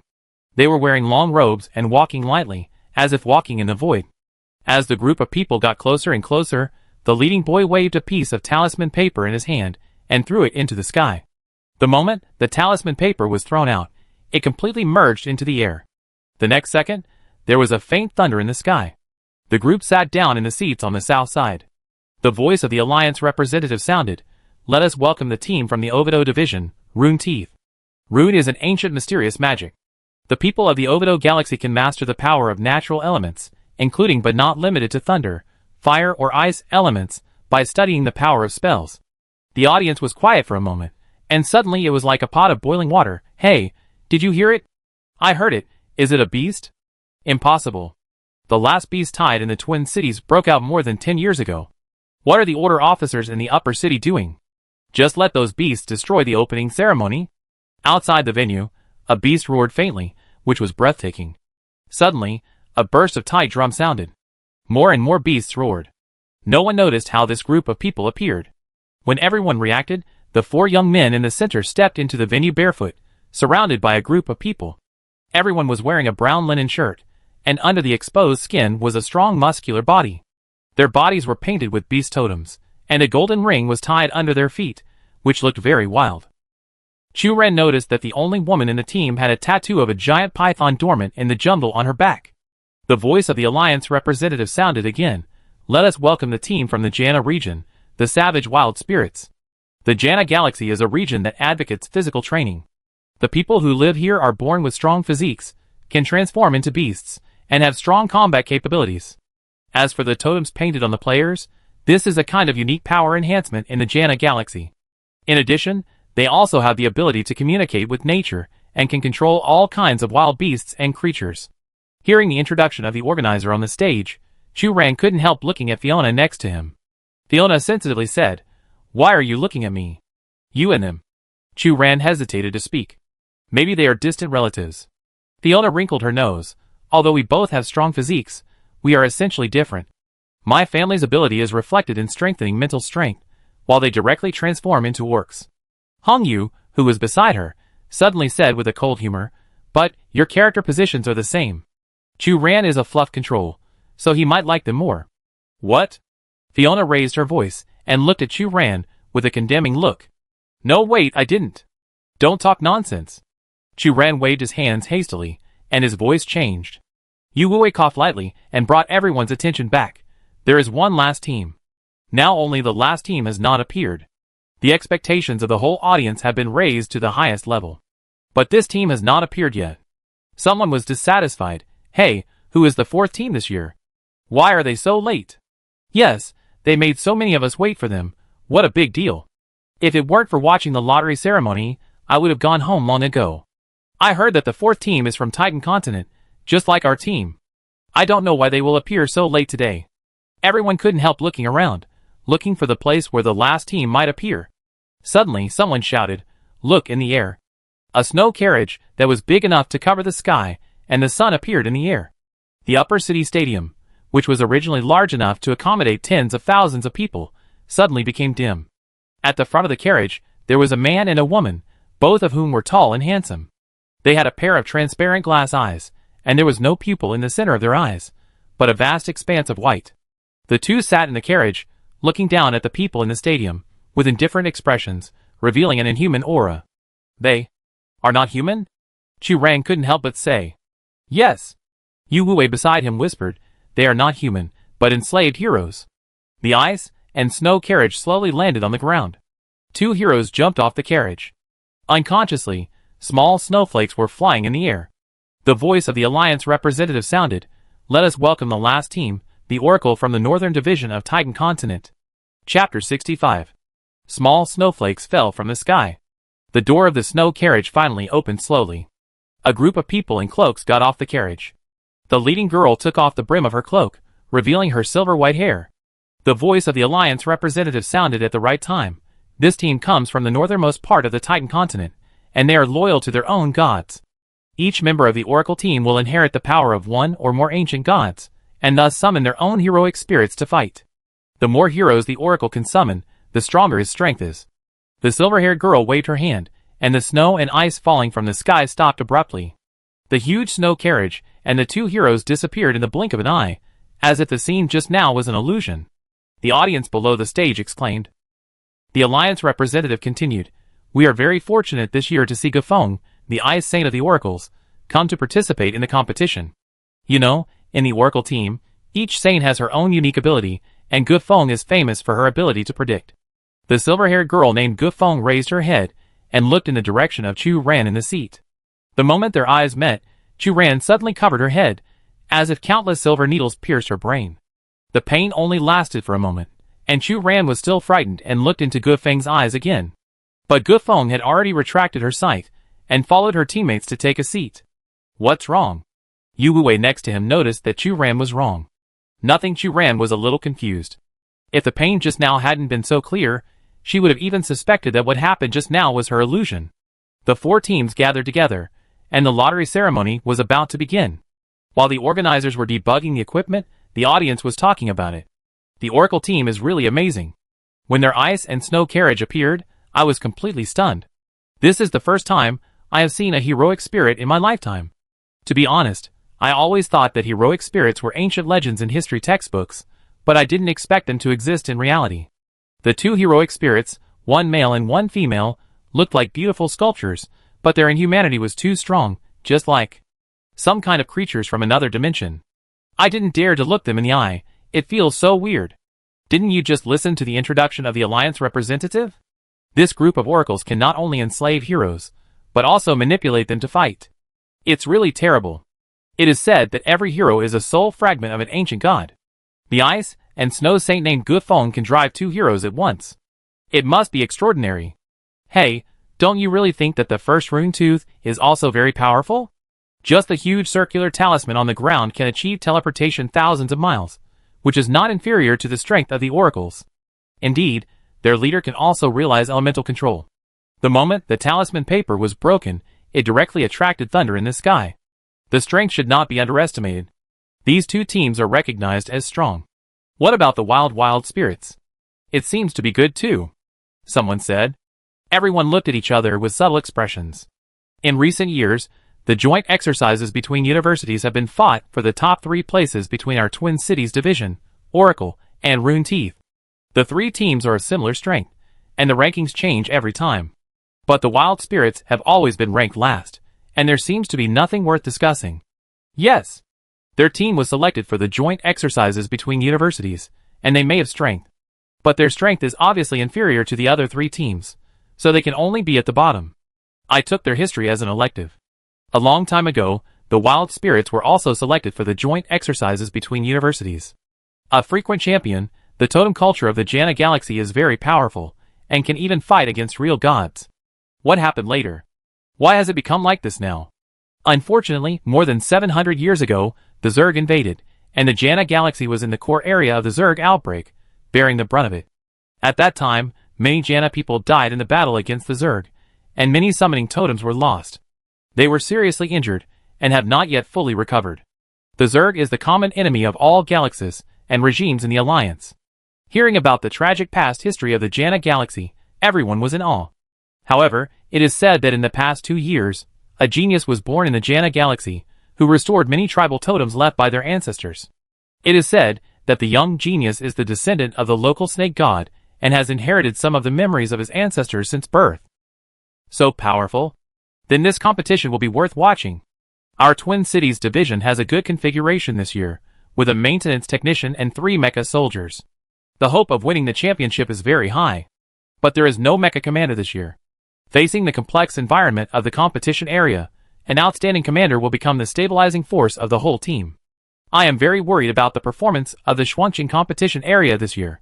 Yu Wei minored in Mecha Command. The overall strength of the first place in this year's competition is very strong. Both of them can take on part of the command role. There is no need to worry too much. In the last competition, our Xuanqing competition area had 2 mecha commanders, plus a maintenance technician and a mecha soldier. The final result was that we were picked up and beaten by the teams in other competition areas. It was really unbearable to watch. We finally got 3rd place, which is really annoying. If it weren't for the fact that the Savage Wild Spirit team was too weak in the last competition, we would have become bottom. Yes. I was watching the live broadcast at home at the time. When I counted the points at the end, I was angry all day. Our taxpayers' money actually cultivated such a bad team. Fortunately, this year's team is very strong in terms of personnel configuration and overall strength. It seems that there is hope of winning the championship. Otherwise, I really have to complain to the parliament. Humph. The venue for this year's joint college exercise is set in Xuanqing. The Twin Cities division must select some students who are strong enough to become the favorites to win the championship, otherwise it will really slap itself in the face. The equipment for the draw ceremony was laid out, and a huge EVA terminal device was placed under the stage, projecting images that were clear enough for the audience in the entire stadium to see. The Alliance representatives and the Twin Cities Council representatives walked onto the stage together. Chu Ran asked with some doubts, "Is the Alliance representative important?" "He is actually responsible for the draw ceremony." Fiona glanced at Chu Ran and said, "Of course. Now all registered galaxies and national regimes are under the jurisdiction of the Alliance.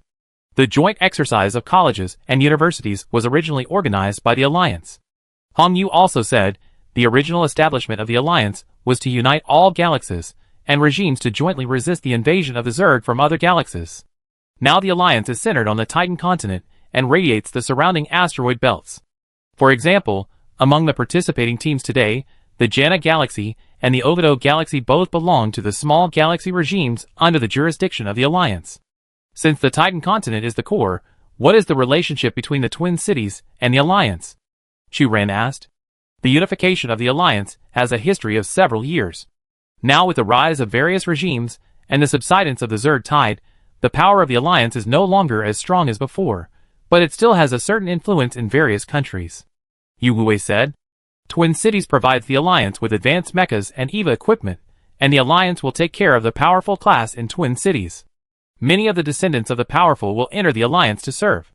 As far as I know, other civilized regimes also have more or less cooperative relations with the Alliance." Chu Ran understood. A lean camel is bigger than a horse. Even if there is no invasion of foreign Zerg tides, the Alliance and the regimes of various countries cannot be completely untied. Unless the Zerg are completely eliminated, the Alliance will continue to exist. At this time, Eva in the center of the venue suddenly made a sharp buzzing sound, calling back everyone's attention. The lottery ceremony officially began. The Alliance representatives and Twin Cities representatives pressed the start button together. In the EVA light screen projection, countless small light spots began to roll and shake, and finally 4 small light balls rolled out in sequence. The final result was produced, the rest of the light balls disappeared completely, and the first selected small light ball appeared on the screen. In an instant, everyone felt the sudden rise in temperature in the venue, and the surrounding air suddenly became dry and hot. A strong wind blew, and fine yellow sand rushed into the nasal cavity. Some audience members coughed subconsciously, and looking at the white handkerchief, they realized that everything they felt in front of them was an illusion. Looking closely, there was no yellow sand and high temperature, it was just Eva's virtual projection. Oh my god! Is Eva's projection technology so mature now? It's enough to be real. It is said that for this opening ceremony, the Research Institute in Chongqing specially upgraded Eva's visual projection technology. It is still in the testing stage and has not been widely used. The virtual scene is understandable, but this simulated high-temperature environment is too powerful. Yes, our brains have been deceived. I really thought I was in a desert environment just now. Everyone was amazed. Someone tried to reach out and touch the yellow sand in front of him, but his fingers shuttled through Eva's virtual projection. At this time, the yellow sand scene just now disappeared. A line of words slowly appeared on Eva's light screen. Helios is in a desert area, where the climate is hot, high temperature, and no rain all year round, and it is a country of yellow sand. Then, the second small light ball appeared. Unlike the heat just now, everyone felt as if they were suddenly in a tropical rainforest, and the air was filled with suffocating humidity and stuffiness. Chu Ran unconsciously pulled at his collar, trying to make his breathing better. The name of the second location appeared on the screen. Ige, the humid rainforest area. Next, the third small light ball appeared. The dazzling sunlight, thin air, and towering peaks became the keywords of the third assessment location. Kumbanawa, the country of mountains and valleys. The last small light ball slowly appeared. At this moment, the venue was filled with lightning and thunder, and the salty smell of seawater was everywhere. Poseidon Island, the draw ceremony officially ended. At the same time, the live broadcast camera of Star Network was aimed at the players of the 4 teams, trying to capture their inner thoughts. The expressions of the players of the 4 teams were different. One of the cameras was aimed at Chu Ran, the first place in the Twin Cities division. Chu Ran looked confused, and netizens left messages to speculate. What? Was this contestant shocked by the draw location? Is this the first place winner of the Twin Cities division? The rumored strongest mecha soldier? I have a friend in Upper City. I heard about her performance throughout the competition. She is indeed quite strong. But isn't this girl a little short? She's the second shortest on the team, only a little taller than the Catwoman next to her. Are the height requirements for mecha soldier so low now? The strongest player in the Twin Cities division is only so strong. Just because of this dwarf's height, he will definitely not win the championship this year. Ad 1, the Oracle team is the strongest. Wait, family members, I just searched and found that the first place in the Twin Cities division this year is Chu Ran, a mecha repairman, not a mecha soldier you are talking about. The rumored mecha soldier, who is very strong, is called Yu Wei, who only won second place this year. A mecha repairman can win first place? Don't bully me because I don't understand mechas. Wait, if a repairman is so strong, then the ability of the mecha soldier is even more amazing? Let's just say, is there a possibility that this player named Chu Ran is really strong and has nothing to do with the fame of others? Ad 1. In fact, the team configuration of the Twin Cities division this year is quite strong, with the strongest mecha repairman and mecha soldier, as well as a member of the Orc bloodline. Another member is also from a noble family, and is suspected to have his own unique abilities. The Twin Cities division is the organizer of this competition, so it must be full of energy to bring out its elite forces. Yes, you can't be the organizer of this competition, and let the team from other divisions stand on the first place podium, right? Oh no, this year the Twin Cities division actually got it. Chapter 66. In the live broadcast, compared to other contestants with different expressions, Chu Ran lowered her head and did not move, as if she was really frightened by the result of the draw. The live broadcast barrage kept guessing Chu Ran's true thoughts. Suddenly, Chu Ran moved her wrist, and a mysterious smile slowly appeared at the corner of her mouth. The audience was even more dumbfounded.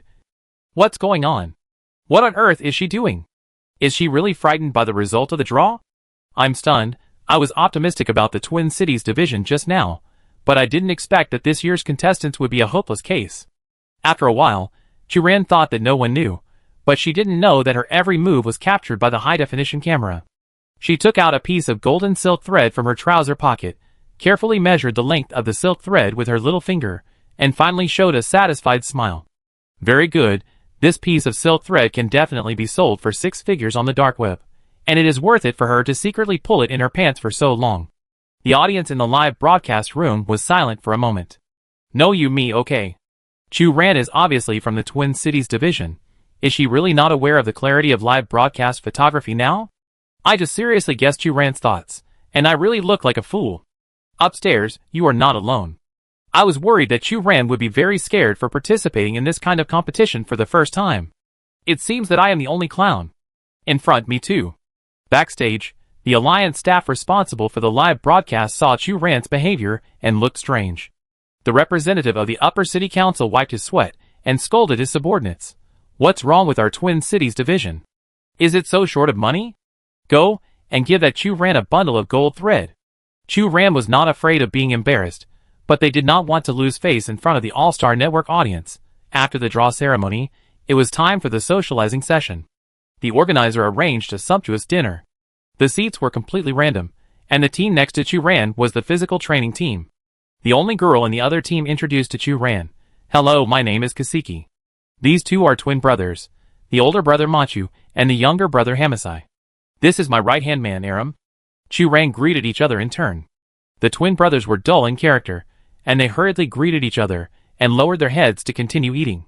On the contrary, the boy named Aram had a pair of hawk-like eyes, and his sight was very aggressive, which made Chu Ran a little uncomfortable.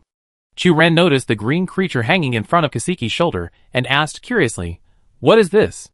Kasiki's skin was bronze, and she was stunned for a moment. "You can see it?" "What? I shouldn't be able to see it." Chu Ran was a little surprised, "But each of you has a little thing like this on your lapel, green, round, and can breathe." Kasiki reached out, and took the little creature hanging on the lapel, and played with it in his hand. "This is our Jana Galaxy's specialty floating spirit. Everyone has it. Do you want it? I can give you mine." No, I'm embarrassed." Chu Ran waved her hand quickly. "You're welcome." Kasiki handed the green little creature in his hand to Chu Ran. "Since you can notice it, it proves that you have a fate with it." "Really, I'm just asking." Chu Ran swore to the sky. "Besides, I have no experience in raising pets. It would be a waste to give it to me." Kasiki gave up.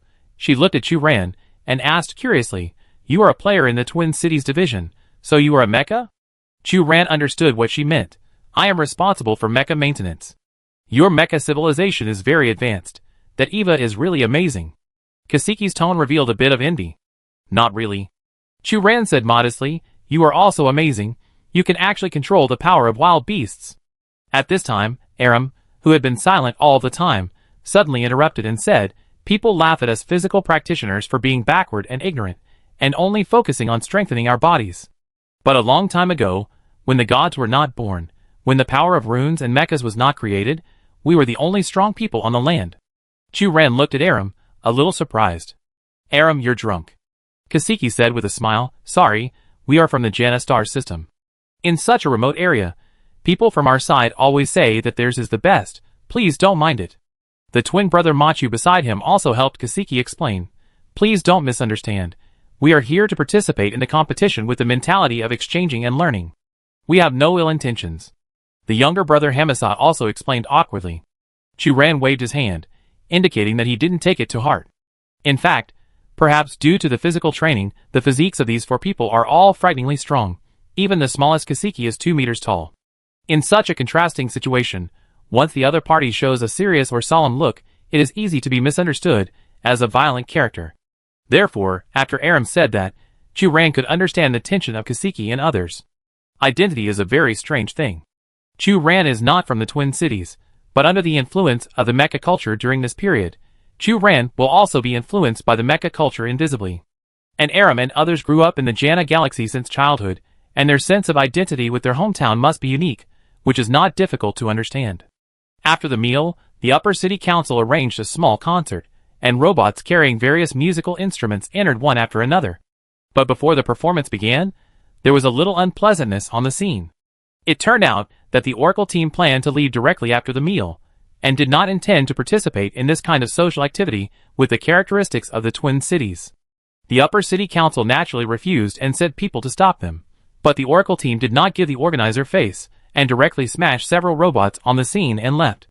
The team members that Chu Ran was in gathered together, and whispered about what had just happened. Wow, what are they bragging about? Fiona exclaimed, sending 2 heroes to stand directly in front of the Alliance representatives. Are they provoking the Alliance? Hong Yu snorted, it's really rude.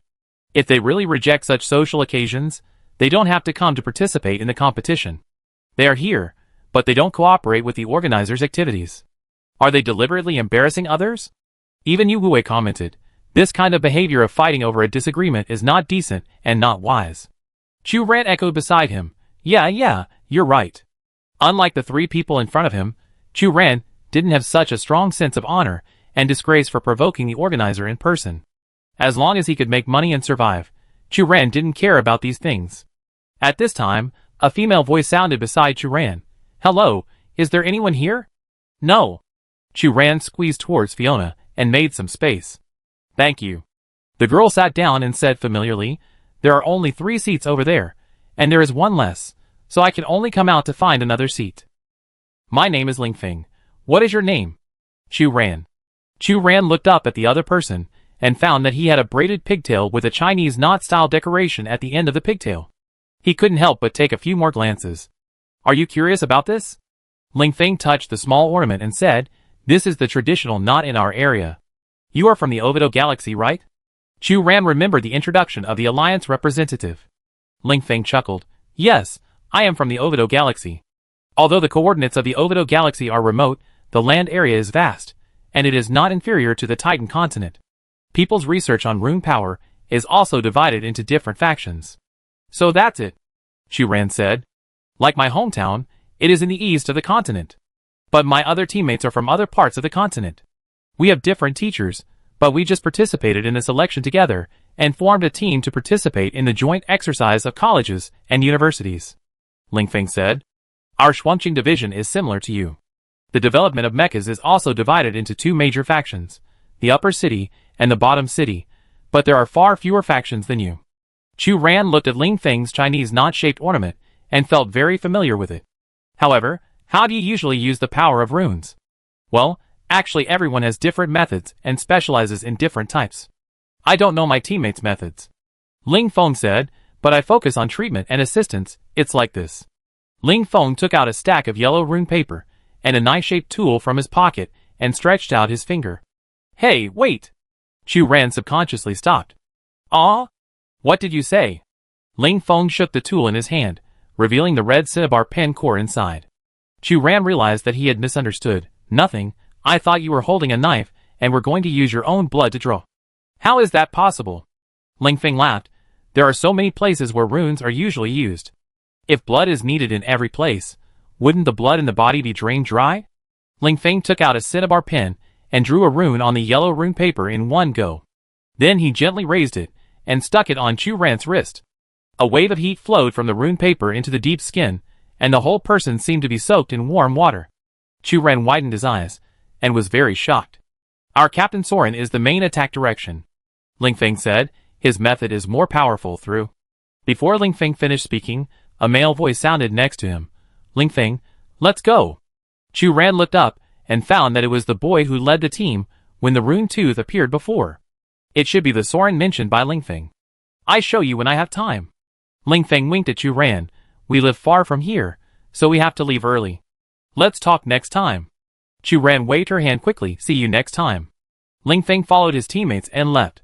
After walking 2 steps, he turned back and stuffed a piece of talisman paper into Chu Ran's hand and said, This is a peace talisman. It has no practical function, but in our hometown, we usually give it to our friends or relatives to pray for peace.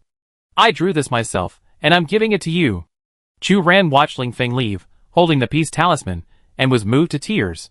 If she hadn't said it, Ling Feng's hometown and her hometown culture were too similar. Chapter 67. After the dinner, the Upper City Council arranged for the contestants to visit the interior of the Upper City Council Hall, focusing on experiencing the local culture. Hong Yu walked beside Chu Ran and said, I heard that the Upper City Council Hall has a history of nearly 1,000 years. It existed before the lower city was separated. Aren't there a lot of good things in it? Chu Ran's eyes lit up. It should be. Hong Yu agreed. Although the lower city and the upper city both have advanced Mecha culture, in terms of historical and cultural heritage, the upper city is better. Entering the number 1 exhibition hall of the council hall, what comes into view is a detailed exhibition of the history of Mecha evolution collections. Power energy has evolved from electricity at the beginning, to nuclear energy, and then to today's hydrocarbon crystal energy. Mecha materials have also evolved from the initial steel alloys, to biochemical materials, and then to today's precious gold materials. The exhibition hall displays representative Mecha collections of each era, which is dazzling. Chu Ran saw a portrait of Duke Fuya in a corner. This is a half-length portrait. Duke Fuya has short black hair and brown eyes. Her skin is fair and her cheeks are rosy. She looks full of energy. In the picture, Duke Fuya is wearing a dark military coat and holding a sword, exuding a majestic temperament. Chu Ran never expected that Duke Fuya would look so young. She always subconsciously thought that Duke Fuya should be an older version of Teacher Helena, a serious white-haired old lady.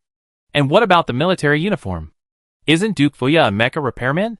Chu Ran asked. Did you ever enter the military area when you were young? Hong Yu beside him was replaced by Yu Wuwei at some point. Yu Wuwei said, Duke Fuya's contribution to the field of mecha design and maintenance is indelible, the discovery of hydrocarbon crystals, the sketch design of Eva. So much so that most people ignore that Duke Fuya was born into an upper city noble family, and is also a well-known explorer. Explorer? Chu Ran was a little confused. When Duke Fuya was young, she followed the upper city army to fight in many regions, and she also organized and participated in several expeditions. It is said that this experience also became the source of inspiration for her later design of the Eva structure. So that's it. Chu Ran fell into deep thought. History textbooks have never mentioned these things, but as long as you think carefully, you will find that all great inventions and creations are often accompanied by colonization and war. This is the inevitable result of the advancement of productivity. Although it may be a bit offensive to say so. Yu Wuwei smiled and said, but hundreds of years ago, when Diqing had not yet separated, Shangqing did not seem to have a good reputation in other countries and regions, and always appeared as a plunderer. Wow! Chu Ran never expected that the ordinary residents of Diqing were actually the descendants of the former overlords. Thinking of the weird lower-class residents in the black market of Diqing, Chu Ran thought that they were now in a miserable state, but then, as if to confirm Yu Wuwei's words, the exhibits in other exhibition halls had nothing to do with the theme of Mecha. Instead, they were all characteristic collections of other regional cultures, bronze cat sculptures, tiger-shaped human-face stone statues, exquisite naked human sculptures, 5 dragon murals. Chu Ran was a little disappointed. She knew nothing about literary appreciation, and could not understand these precious collections from foreign countries at all. Passing by a glass display case, Chu Ran saw Kasi Kue and others whispering around the collection. Chu Ran glanced at the text annotation next to it, and found that this collection came from the Jana Galaxy, A broken giant stone tablet. Chu-Ran walked over and asked curiously, "What is this? Is it something unique to your place?" The twin brothers were silent for a moment. Aaron replied, "We don't know it either, we are still identifying it." "Oh." Chu-Ran touched his nose and was a little embarrassed. "Okay. This should be a souvenir from the previous cultural exchange." Kasikue said, "In our Jana galaxy, there are also many mecha artifacts from the upper city, which are displayed in our local museum." "Really?" Chu-Ran was a little surprised. "Of course." Kasikue smiled. "Since the invention of the galaxy migration technology, the remote Jana galaxy has also welcomed many guests. After all the exchange activities were over, everyone could finally rest." At the end of the show, Fiona accidentally drank too much. When she saw the python tattoo on Kasiki's body, she got angry and shouted that she wanted to fight with Kasiki. For a while, the scene was quite chaotic.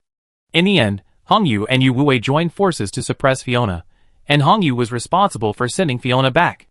After Chu-Ran and Yu Wuwei dealt with the aftermath, they walked back to the dormitory together. On the way, Yu Wuwei looked at Chu-Ran. "We are leaving tomorrow morning, right?" "Yeah," Chu-Ran responded. "I heard that the Oracle and Rune Teeth teams have their own means of transportation, and only our team and the Savage Wild Spirit team will take the airship provided by the Alliance," Yu Wuwei said. Chu-Ran suddenly felt a little melancholy. "Have you been to Helios?" "No," Yu Wuwei said. "Me neither." Chu-Ran sighed. "I heard that it is a desert area, very hot. I don't know if we can adapt to it."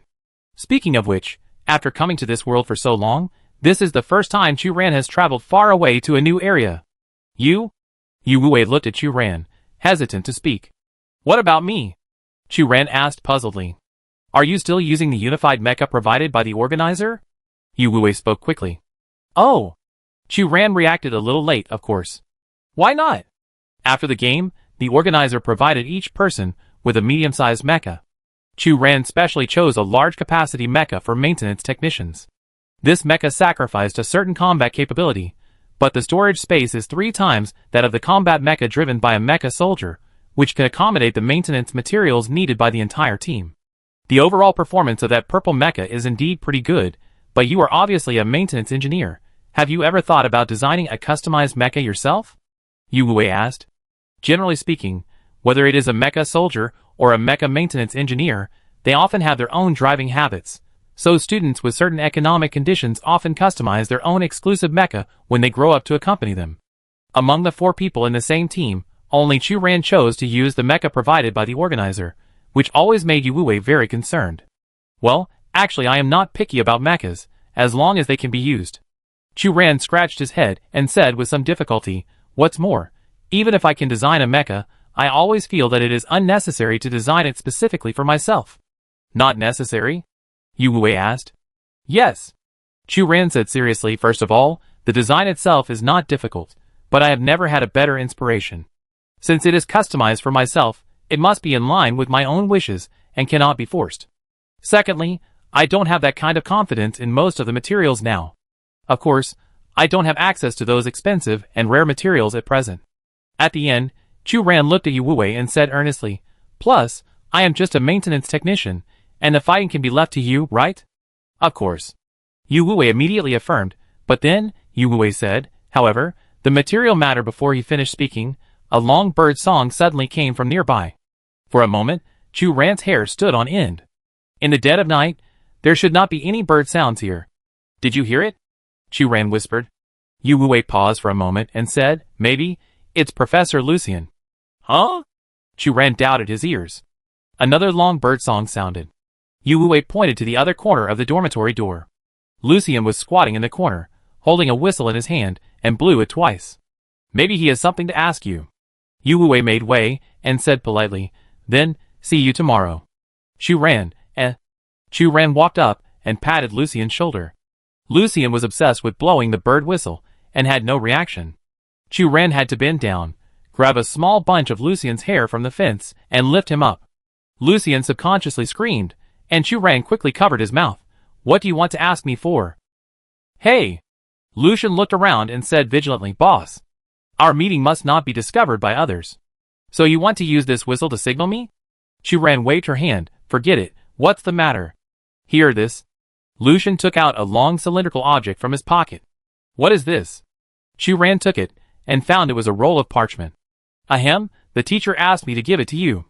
Lucian coughed lightly to cover up his embarrassment. He was heartbroken by you, and didn't want to come to see you, so he had to entrust me to make a trip.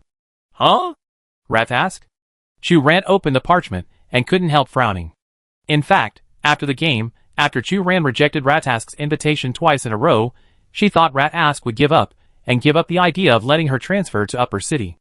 After being rejected in public, Ratask did say so.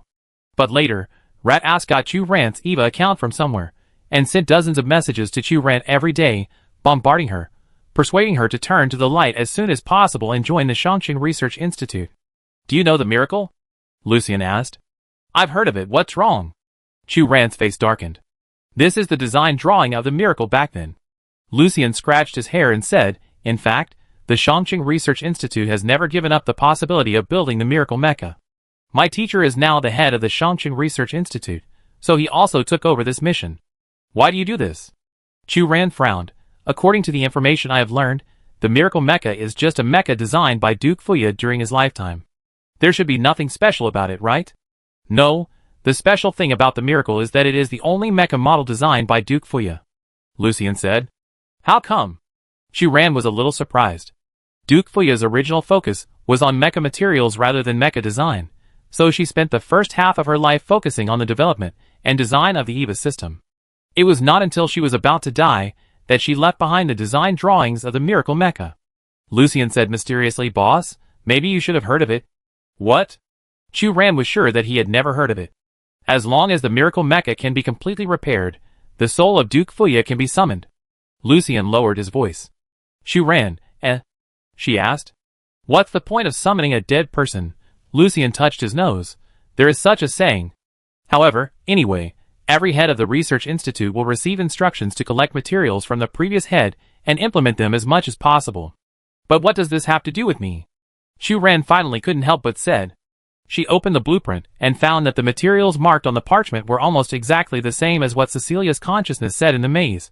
A sufficiently tough skeleton, a suitable power source, weapons with lethality, a large area of composite materials, and a high-precision central control processor. I don't know why, the location of these materials just happens to coincide with the location of this year's college exercise. Lucian said. Such a coincidence? Chu Ran was a little suspicious.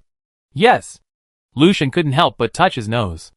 Ratask's original words were actually that the other team's mud-legged foreign inferiors, who didn't understand mecha, shouldn't be given a bargain, but this kind of speech was too provocative and suspected of racial discrimination, so he could only say euphemistically, so the teacher specifically asked me to come and ask you to collect the appropriate materials. There are 4 stations in total. Do we have to take first place in each station?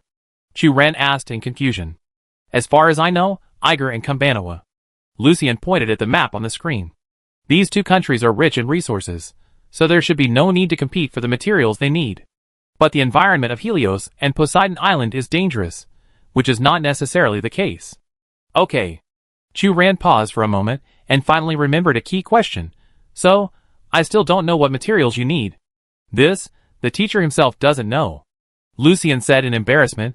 The teacher said that as long as you see the material as a mecha repairman, you should understand that it can only belong to the miracle. No, this is not what the teacher said, but what the teacher's teacher told him back then. Lucian said solemnly, so, big brother, I believe that with your strength, you will definitely understand. Chu Ran, please, be a human being. Chu Ran thought of the previous conversation with Cecilia. To be honest, she was also somewhat interested in this miracle mecha. She accepted the parchment and said, don't worry, I will do my best.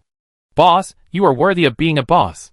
Lucian completed the task successfully, and he was almost kneeling on the ground and shouting Chu Ran's name. Oh, no need to do that. Chu Ran was a little embarrassed.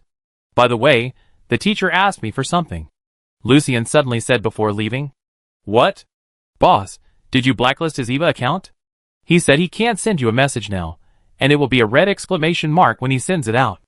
Lucian looked at Chu Ran's face and said cautiously, Boss, for my sake, can you pull him off the blacklist? The teacher will celebrate his 100th birthday next year, and it's not easy for him. Chu Ran, Chapter 68. Early the next morning, the 4 teams gathered and headed for Helios. When the other teams arrived at the scene, They found out that the Oracle team had already set out early this morning. The members of Rune Teeth were ready to set off. Chu Ran met Ling Feng and asked, "Would you like to take an airship with us?" Ling Feng waved his hand and said, "No need." Ling Feng pointed to the front, and Chu Ran saw that the members of Rune Teeth had drawn a huge rune pattern on the ground, which was very similar to the pattern when they first appeared. "I wanted to ask before, what exactly is this? Is it the power of runes?" Chu Ran asked curiously. Runes have many functions. This rune can shrink the earth into an inch and travel 1,000 miles a day. Ling Feng said, "People on our side are used to using runes, just like the oracles are used to using the power of the heroic spirit." Chu Ran suddenly realized, "So you don't plan to take the airship?" "Yes, but there are some other reasons. We are not so conservative that we don't know how to adapt." Ling Feng wanted to say more, but the rune on the ground lit up with a faint golden light. Ling Feng hurried to the center of the rune and waved to Chu Ran. "The rune is about to start. See you in Helios."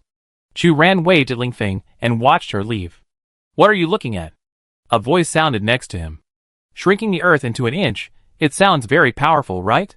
Chu Ran said, "To be able to withstand such a long distance from the upper city to Helios, the strength must be very strong." Yu Wei did not comment. Chu Ran narrowed her eyes. "What kind of reaction is this? Do you disagree with what I said? I just think that there is only one word difference between self-esteem and arrogance. There is no harm in showing weakness moderately." Yu Wei said. "Are you saying that Rune Teeth doesn't have the strength?" Chu Ran asked. "Such a big loss may not be worth it," Yu Wei admitted. "When they first appeared, they always had to fully demonstrate their strength. It was a live broadcast on Star Network. I can understand the approach of Rune Teeth members." Chu Ran did not agree with Yu Wei's point of view. "Are you a person who is used to showing weakness?" Yu Wei looked at Chu Ran, but unfortunately Chu Ran did not look at him. "For the people I care about, I am always willing to give in." Chu Ran snorted, thinking that this was Yu Wei's prejudice because he was born in Chongqing, and he was very self-righteous, stubborn and arrogant.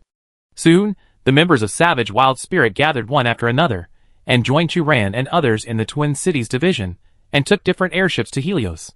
The 4 teams set off one after another, and the audience in the live broadcast room discussed the different performances of the 4 teams. The Oracle team is really aloof.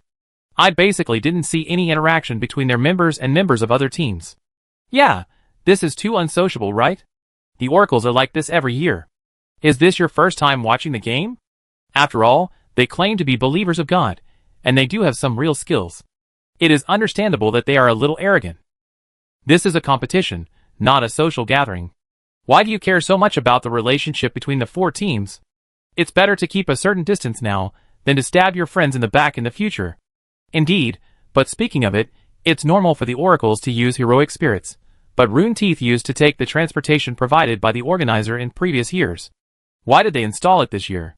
I have this question too. I heard that the Ovido Galaxy has not been doing well in recent years. I don't understand why they have to spend such expensive runes. Can't they keep their strength for the battle?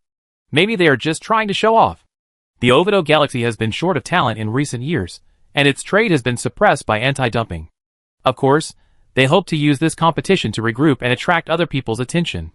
Since both the Twin City Mech and Savage Spirit teams took the airship provided by the organizer, their performance was mediocre, and the audience continued to wait and see, without much discussion. Helios is located in the central part of Titan continent. After about half a day, the airship finally arrived in Helios.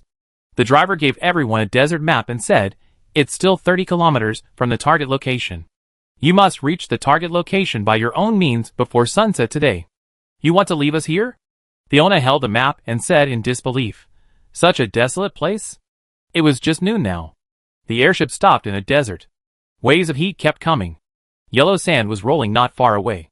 Under the high temperature, the air was distorted. "Sorry, according to the rules of the game, the airship cannot continue to go deep into Helios, and can only stay here." After the driver finished speaking, he turned around and boarded the airship, ready to set off for the return trip. Fiona was very dissatisfied. Just when she wanted to jump up to protest, she felt dizzy. Hong Yu next to her quickly supported her. "The temperature here is over 50 degrees. It is easy to dehydrate. It is not suitable for long-term exposure." Yu Wei said decisively, "Get on the mecha." Chu Ran said him. Before the departure, she had already overhauled the mechas of the entire team and replaced the coating of each person's mecha shell with a high-temperature and cold-resistant material, which was enough to cope with such extreme hot weather. After boarding the nearly 3-meter-high medium-sized Mecha, the cockpit was isolated from the hot weather outside, and Chu Ren finally breathed a sigh of relief. At this time, a rustling sound suddenly came from nearby. Chu Ren subconsciously looked for the source of the sound, but found a yellow-brown giant python next to it. This giant python was huge, nearly 20 meters long, and almost invisible at a glance. Its body was covered with thick scales, which could effectively block the invasion of the hot summer. The giant python had a wide and flat head, a pair of amber snake pupils, and a white mark around the eyes. Chu Ren stared at the giant python's eyes, and found that the giant python seemed to be looking at her too. Perhaps it was Chu Ren's illusion. The giant python raised its head, and nodded to the Mecha where Chu Ren was, and then plunged into the yellow sand, like a flowing sand river, with amazing power. At this time, a shrill cry came from the sky. A vulture with a wingspan of nearly 3 meters took off, and followed the figure of the yellow-brown giant python closely. Chu Ren finally reacted. It's Kaseki and Aram. It turned out to be a member of the savage wild spirit. They can actually transform into ferocious beasts. What about the twin brothers? Chu Ren asked curiously, what kind of beasts can they transform into? As far as I know, one is a tiger and the other is a lion. Hong Yu's voice came from the team's communication channel. Perhaps in order to save energy, they did not transform, but were taken away by the snake and the vulture respectively. Fiona said with some discomfort, I hate all snakes. That girl named Kaseki is very strong. Yu Wuwei said. I really didn't expect that she, with such a warm personality, could actually turn into a terrifying python. Chu Ren murmured. Chu Ren and his group of 4 drove mechas through the yellow sand. Until the evening, the heat wave in the desert subsided a little, and a city-state building finally appeared not far away. A long queue formed at the city gate, and Chu Ren and others drove mechas and queued up to enter the city. But looking around the team, Chu Ren frowned subconsciously. Theoretically, these men, women, old and young people queuing to enter the city should be local residents, but most of them were pale and thin, with no clothes to cover their bodies, and looked a little pitiful. Fiona's voice came from Eva's channel. Wow, don't these people have enough food? How come they all look like they came from a refugee camp? Is Helios so backward? At this time, a carriage suddenly wanted to cut in line and squeeze in front of Chu Ren and others. Yu Wuwei and Hong Yu, who were standing in the front, tried to stop them. The leader, wearing a burlap shirt, jumped down and shouted, Stones are given priority to enter the city. Do you understand the rules? If you don't want to die, just get out of the way. Why should I give way? Hong Yu choked. The leader saw Yu Wuwei and Hong Yu's mechas and realized that they were from foreign countries. He softened his tone. Are you all foreigners? In order to welcome the new king, we are now building a temple. But since you are from foreign countries, let's go to another city gate. Temple? What is this? Fiona asked. The man refused to say anything more, only saying, in order to ensure the smooth construction of the temple, all resources inside and outside the city are now prioritized for the temple. After that, the man drove a carriage and turned to another city gate. Strange, Fiona muttered. Chu Ren was also confused. After queuing up to enter the city, as soon as he entered the city gate, Chu Ren saw a man pressing the timer.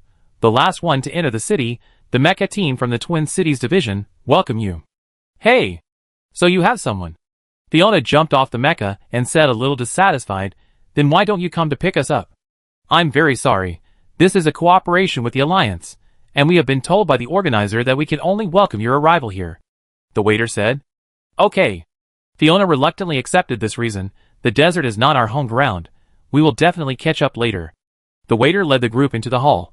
In order to welcome all the contestants who came from afar, the host specially arranged a sumptuous dinner. The other 3 teams have already taken their seats, and you are the only one missing.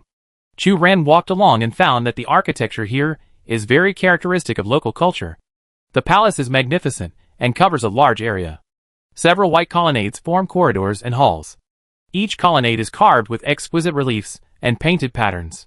All kinds of exotic flowers and plants are planted on both sides of the palace, exuding a refreshing fragrance, which is in sharp contrast with the desert outside the city wall. At this time, a broad young man walked out of the hall. Hello, contestants who came from afar. Chapter 69. I am Uther, the current ruler of Helios. The young man said, welcome. Chu Ren and others sat down one after another. The waiters arranged the exquisite tableware and brought plates of local delicacies. After a day of running around, Chu Ran couldn't help but sip his saliva when he smelled the aroma of food. Don't be polite, Uther said. This is a dinner specially prepared for you. Chu Ran looked around and found that the other 3 teams had already started eating. Some players had even finished their meals and were chatting with Uther, so he stopped being polite and ate heartily.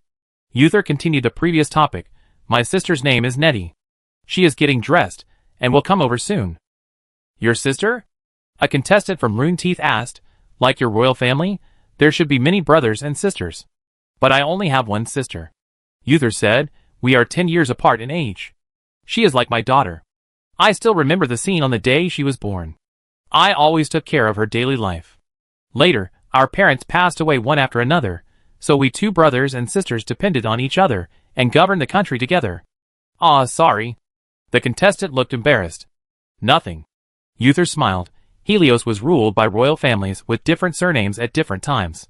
Our rule over Helios lasted only 100 years, and the royal family hundreds of years ago was indeed incompetent and chaotic, and there were constant struggles over the issue of children's inheritance. But obviously, Nettie and I only have each other, and there will never be such a problem between us. The contestant looked embarrassed, obviously thinking that he had asked a particularly stupid question. At this time, the curtain in the hall was lifted. A noble girl about 16 years old walked in. She had a slender figure, fair skin, and thick black hair. Her hair was braided into small braids, and delicate, and small gold beads were woven into the ends of her hair, swaying in beautiful arcs as she walked. The girl wore a fine linen robe, and the gold thread outlined the complex patterns unique to the royal family on the robe.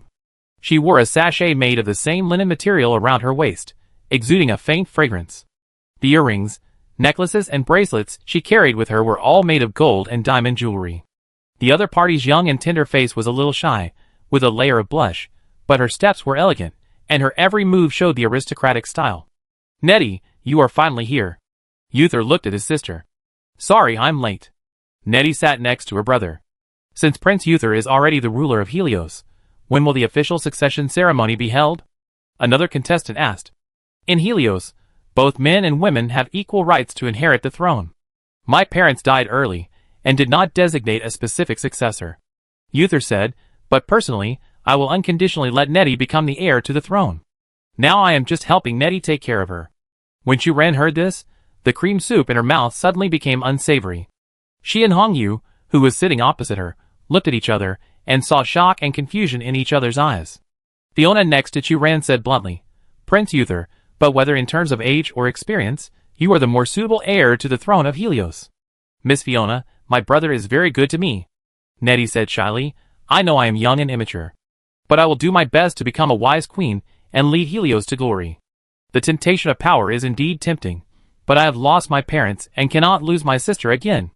Uther said, so I chose to give in and protect my family. Hearing such remarks, others were greatly moved. Lingfeng praised, I know that Prince Uther is very good to his only sister, but I never thought that Prince Uther could do this. What an enviable brother-sister relationship. I also have a sister, and we have a good relationship. But when faced with such a choice, I don't think I can be as open and selfless as Prince Uther. Yes. But Prince Uther has been involved in the management of various matters of Helios since he was a child. I believe that even after Princess Nettie succeeds to the throne, Uther will continue to assist his sister. That's right. Uther smiled and affirmed. Even Hong Yu next to him praised, Princess Nettie is so generous, it must be inseparable from her brother's dedicated training. The atmosphere of the dinner was joyful. I don't know who took the lead and proposed to applaud the brother and sister. Chu Ran also clapped twice. What's wrong? Chu Ran found that Fiona next to him was indifferent, and just chewed the food on the plate. Are you in a bad mood? Of course not. Fiona forked a piece of fish fillet. The food here is very tempting. I have never eaten grilled fish with this taste. Fiona looked at Uther and Neat, who were sitting at the top, and said, I am just a little confused. What? Chu Ran asked. Is what he said true? Fiona wrinkled her nose. I don't believe it. Why not? Uther doesn't seem to need to lie about this kind of thing. From Chu Ran's point of view, she can fully understand Uther's words. Not long after Neat was born, their parents passed away one after another, leaving only the 2 siblings to depend on each other. Uther raised Neat from childhood to adulthood, probably with the mentality and sense of responsibility of an old father, so he was willing to let his sister become the heir to the throne. And his sister Neat's performance was generous, which was enough to prove the stability of their brother-sister relationship. In the face of power, not all brother-sister emotions cannot withstand the test.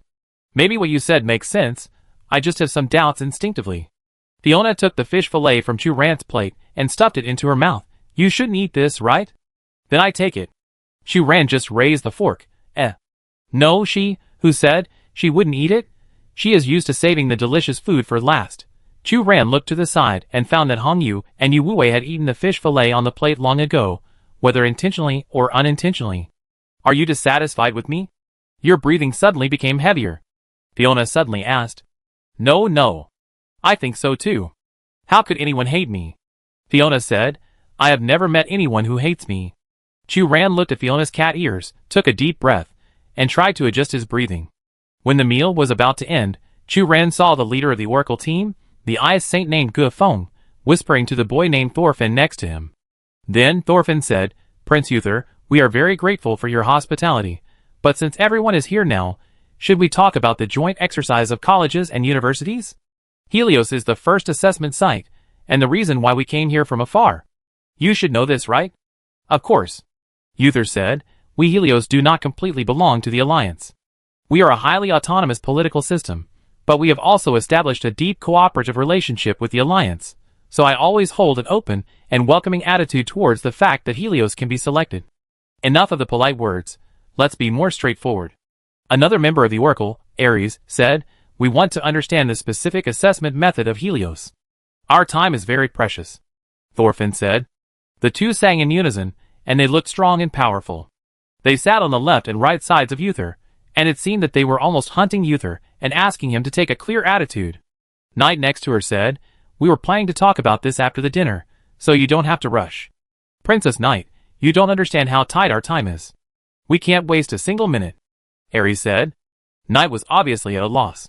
Uther put down his wine glass and said slowly, I understand your urgency for the game, but many things are beyond our control.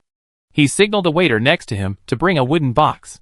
Uther opened the box, and on the velvet cloth, there was a dark blue crystal the size of a pigeon egg. This is the Eye of Horus. Uther said, according to the agreement reached between Helios and the Alliance, only one team can take this gem. But you must wait here for a month until my sister Neat's succession ceremony is over before you can get this gem. The Oracle immediately protested, this is too long. The members of the Savage Spirits also said, why do we have to wait so long? Isn't it a bit unreasonable? Uther looked around at everyone, still smiling, because only after completing the succession ceremony and the ruler has been recognized by the Sun God, can he be qualified to activate the energy contained in the Eye of Horus. And now neither I nor Need have the ability to activate the Eye of Horus. You don't want to take away just an empty shell of the crystal, right? Chu Ran looked at the dark blue crystal in the center. It turns out that this crystal called the Eye of Horus actually contains energy. No wonder Rat Ask specifically told her to find suitable materials for the miracle mecha. Judging from the size of the crystal in front of her, it is certainly enough to become the core energy source of the miracle mecha. However, the other teams are no less eager for this crystal than she is, and Chu Ran decided to wait and see. As for which team will eventually get the Eye of Horus, Uther said, it will be decided by the two of us brothers and sisters. Purely subjective judgment? Yu Wuwei suddenly asked. Uther smiled and said, this is the plan we came up with after communicating with the Alliance, and we don't have much say. So how should we meet your expectations? Kasika, the Savage Spirit, asked. During the 1-month stay in Helios, you should do the necessary work to help complete the construction of the temple. Nettie said, the temple is the core building for completing the succession ceremony to the throne, and it is still under construction. As soon as this was said, the 4 teams reacted differently. The members of Rune Teeth did not express their opinions and left first. Chu Ran and others accepted the proposal of Uther and his sister. After a long journey, they needed to return to the inn to rest. The saint named Ge Feng proposed the please stay talk, obviously wanting to have a deeper conversation with Uther and his sister. The Wild Spirit team led by Kasika also chose to stay, saying that they also needed a deeper conversation. Chapter 70. The next morning, the results of the task assignment came out. The Mecha team received the hard labor task of carrying stones. The Rune Teeth were engaged in the carving and painting of stones. The Savage Wild Spirit used its ability to transform into a beast to take charge of the alert task. We are obviously 4 teams. Why are there only 3 teams assigned tasks? What about the tasks of the oracles? Fiona looked at the waiter who issued the task and said angrily. Before the waiter spoke, Ares, a member of the Oracle, a strong and powerful young man came over and said arrogantly, "You humans without faith, of course, can't understand that we, the devout believers who believe in God, never need to do such humble work." Huh? Humble work? Fiona was very dissatisfied. What's special about you? Hongyu frowned. Our great saint has reached a deal with the royal family of Helios, so we don't have to do these menial jobs, especially hard labor like building the temple. Ares said proudly. Deal? Chu-Ran frowned. Is this within the scope allowed by the rules of the game? I will report this kind of behavior that undermines fairness to the organizer of the alliance, Fiona said. Go ahead and report it. Ares smiled contemptuously. The saint's ability is unquestionable, and our transactions are all recognized by the alliance. As for today, I didn't have to show up. I just came to confirm the results of the task allocation. After Ares finished speaking, he turned around and left. Fiona was so angry that she jumped on the spot. It's so hateful. The privileges of the oracles are reflected in every link of the competition. Hongyu was not in a good mood either. I am a little curious about what special abilities the saint named Gufeng has that can make Helios open the door for her. When she appeared, the alliance introduced her ability as predicting the future. Chu-Ran speculated, but obviously, she has more than one ability. Why do you say that? Fiona asked. The future is full of variables, and all predictions are just the most likely results. Yu Wei said, this alone cannot impress everyone, especially those who do not believe in prediction. The results of the task allocation have come out. The unilateral protest of the Mecha team is useless. In the end, the group can only engage in the work of building the temple and moving stones. Due to the special identity of a maintenance engineer, Chu-Ran survived and was assigned to a logistics position, responsible for the maintenance of mechanical equipment. Fiona, Hongyu, and Yu Wei were not so lucky. They could only drive their own battle mechas and carry giant stones one by one. I have to say that the climate here is completely different from that of the upper city. Fiona drove the mecha and moved a pile of giant stones, panting. It's already past 8 o'clock in the evening, the temperature is still so high, and the sun is still hanging above the sky. The Xuanqing area is close to the ocean, and the suburbs of the upper city are ports for going out to the sea. The temperature is stable in the range of 10 to 20 degrees all year round, and it is rarely as hot as Helios. Most of the buildings over there are oriented north-south, but I didn't expect that the temple of Helios is completely opposite to ours, and it is oriented east-west. Hongyu sighed. This is probably related to the customs of Helios. Yu Wei said, Helios believes in the sun god, and the sun sets in the west, so they believe that the west is the direction of the dead. The throne succession ceremony is to communicate the past and the future, so the temple must be built in an east-west direction. Why choose to build it in the suburbs? Fiona wrinkled her nose. There are some people in our area who often go to church, but they are all in the city center. Most of Helios is desert terrain, with soft sand and soil, which is not suitable for building tall buildings. Only the rock foundation near the remote suburbs is more suitable for building temples, Yu Wei said. Chu-Ran was a little surprised. How do you know all this? Yu Wei looked at Chu-Ran, and then quickly looked away. Last night and this morning, I asked the locals in Helios for information, and also checked the information on the Star Network. Chu-Ran gave Yu Wei a thumbs up. Thank you for your hard work. Hongyu also praised. Very reliable. Fiona affirmed. I will name you the data hero of our team. Under the scorching heat, many local workers were a little exhausted and couldn't lift their spirits, not to mention Chu-Ran and other strangers who came from afar. Nettie was very considerate and sent her personal maid to deliver cool and refreshing iced drinks. Chu-Ran did not drive the mecha to carry out the transportation work, but gathered with the local workers to do logistics and maintenance work. She heard other workers praising Nettie. Princess Nettie is such a kind princess. She sends me iced drinks twice a day, which is really touching. In such a hot season, the cost of making ice is an expensive expense. I can't imagine how generous she is. I have had the honor of meeting her once. She is not only kind-hearted, but also very beautiful, and her temperament is noble and elegant. I heard that she will become our queen. It is so happy to have such a kind queen. Prince Uther loves his sister very much. It is our luck to have such a wise royal family. However, even though the people here love this pair of brothers and sisters very much, Chu-Ran can sense that the class differences in Helios are still very obvious. The locals here, especially many workers engaged in the construction of the temple, are still slaves. They are completely subordinate to the local contractors, and their own treatment depends entirely on the generosity of their masters. It is precisely for this reason that they support the kind-hearted Uther brothers and sisters from the bottom of their hearts. In the scorching sun, the skin of these slaves is dark brown. They wear simple linen clothes, bare feet, and thin limbs. A string of pottery shards strung together with a thin rope is often hung around their necks. This is the only decoration on them. During the break, Chu-Ran held a glass of iced drink and chatted with Princess Knight's personal maid, a girl named Heimu.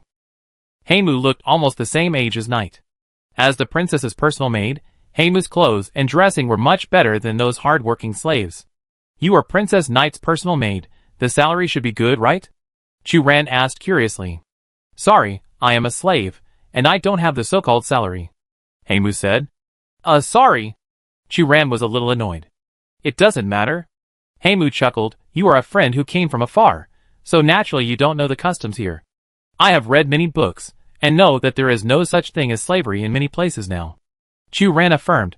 Originally, the nobles in the Xuanqing area also had exclusive slaves, but hundreds of years ago, slavery was completely abolished and everyone had equal rights. The situation in Helios is different.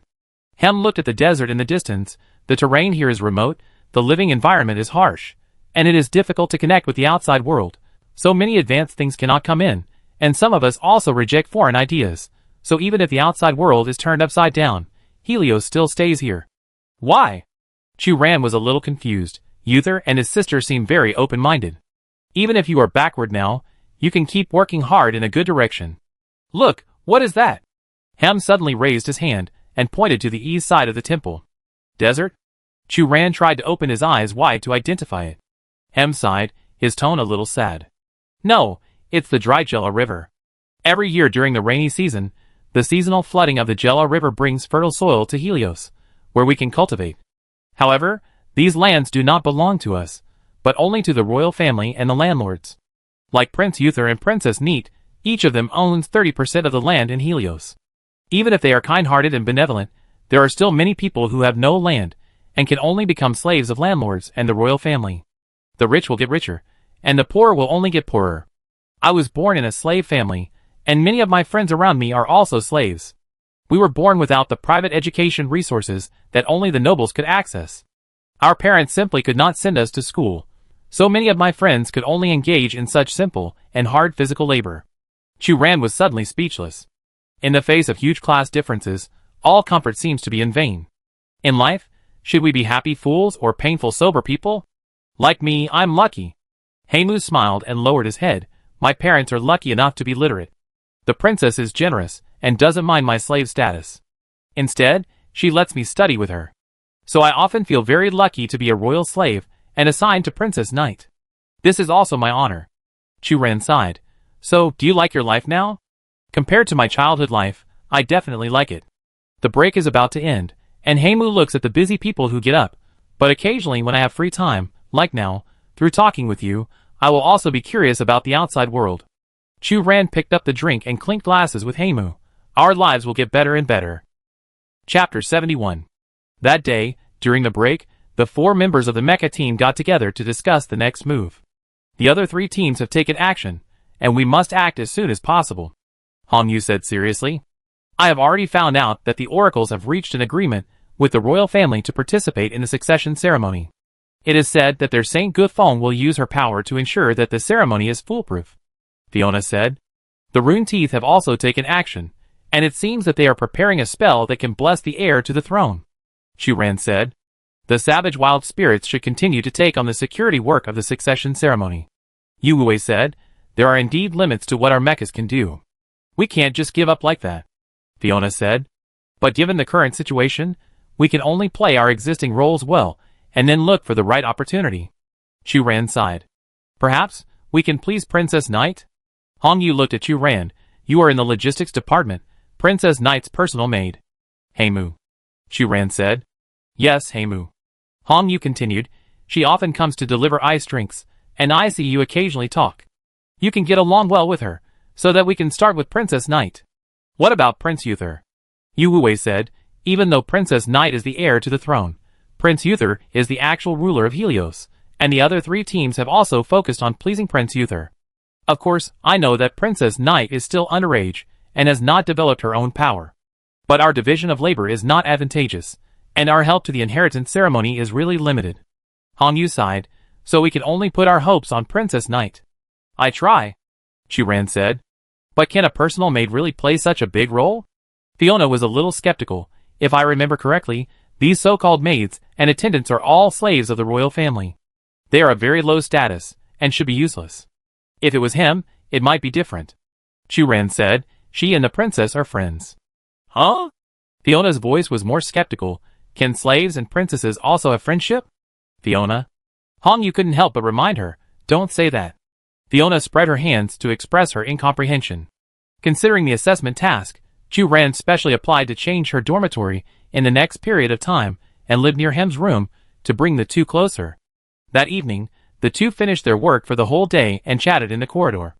Princess Nettie is very kind and has never had any prejudice against us slaves like other royal nobles. Hem said gently. When the princess was very young, she even said thank you to us. It's just that now that Princess Nettie is the heir to the royal family, she must strictly abide by the royal etiquette, so her relationship with us is not that close. Even so, she is still a kind princess, isn't she? Churan said. Of course. Hem said shyly and proudly. I was selected into the palace when I was 8 years old and became the princess's personal maid. I grew up with the princess, and the princess told me more than once that I was her best friend. Before Churan could speak, a group of maids dressed the same as him came over from a distance. They were also responsible for Princess Knight's daily diet and daily life. I just came back from Princess Knight. What did I accidentally hear? The princess's best friend? The group burst into laughter. Hem's face slowly turned red. You are a lowly slave, not even a commoner, yet you claim to be the princess' friend? You really think you are something. You are the one with the worst birth among us, but you can never put yourself in the right position. If I remember correctly, among all of us, only Hem is a slave, right? No matter how bad the others are, they are at least commoners. But in terms of the degree of daring to dream, who can be stronger than him? The maids laughed again. The tallest and oldest maid walked up and poked Hemu's head. You are such a liar who lies all the time. You dare to deceive guests, who come from afar, and say that you are good friends with the princess. Churan was very embarrassed. It's okay, you don't have to do this. Miss Churan, you don't know that Hemu often lies to others because the princess is kind-hearted. Hemu said that he is a good friend of the princess, but in fact, a slave like Hemu can never become a friend of the royal family. The princess usually contacts other ladies of the royal family, not a little slave. We are also persuading Hemu to recognize his identity as soon as possible. The maid said. I didn't lie. Hem knocked the other's hand away, his face flushed. You are just jealous of the princess's kindness to me. Liar! I'm so ashamed of you. Others showed their contempt. Do you believe me? Hem looked at Churan. Churan looked at the maids and hesitated. Seeing this, Hem finally stamped his feet and ran away. Churan thought the matter would end here. But the next morning, Churan found that his maintenance tool box had been opened, and one of the most commonly used maintenance wrenches was missing. This maintenance wrench is not a valuable item, but in the remote Helios, every piece of maintenance equipment is particularly important. Of course, Churan also brought spare tools. After confirming that the wrench was lost, Churan took out the spare wrench and prepared to go to the work site. But at this moment, a maid from yesterday suddenly found Churan. Miss Churan, please come with me. Princess Knight is waiting for you. Churan was confused and followed the maid to Princess Knight's residence, only to find that the maids and Hem were there yesterday. Princess Knight was sitting on a chair, and a familiar repair wrench was placed on a velvet cloth next to her. Isn't this my repair wrench? Churan was surprised. Knight looked at Churan and said apologetically, Miss Churan, I am very sorry for this. Huh? Churan didn't react. A maid next to her pointed at him and said loudly, Princess Knight, Miss Churan, this morning I found that Hem secretly took Miss Churan's repair tools. I don't know what she wants to do, so I stopped her in time. Churan was immediately dumbfounded. Hem immediately said, It's not me. I didn't do that. Then how do you explain that this repair wrench appeared in your cabinet? The maid said bluntly, You should know that Miss Churan is from a foreign country and is a repairman. Her repair tools are rare in Helios. Perhaps Hem saw that the tools Miss Churan brought were valuable and wanted to sell them secretly. Humph, Miss Churan specifically applied for a dormitory change, but she didn't expect that she would invite a wolf into the house, making it easier for Hem to steal. I can understand it. Who hasn't been tempted by money? Hem is young, so it's understandable that he got carried away for a while. Herm's face flushed, and he shouted, "It's not me. I don't know what's going on." Nettie frowned and said sternly, "Herm, if it's not you, you need to show evidence." The other maids laughed. Chu Ran understood instantly that the intention of these maids was not to frame Haimu, but to let Chu Ran see clearly that Haimu was a liar, and the princess's attitude towards her was no different from that towards others. Haimu lowered her head, and did not make any more excuses. Chu Ran waved her hand beside her. "The things have been found, and they are not valuable." It doesn't matter really." Nettie looked at Chu Ran with a serious expression. "Miss Chu Ran, you are a guest from afar.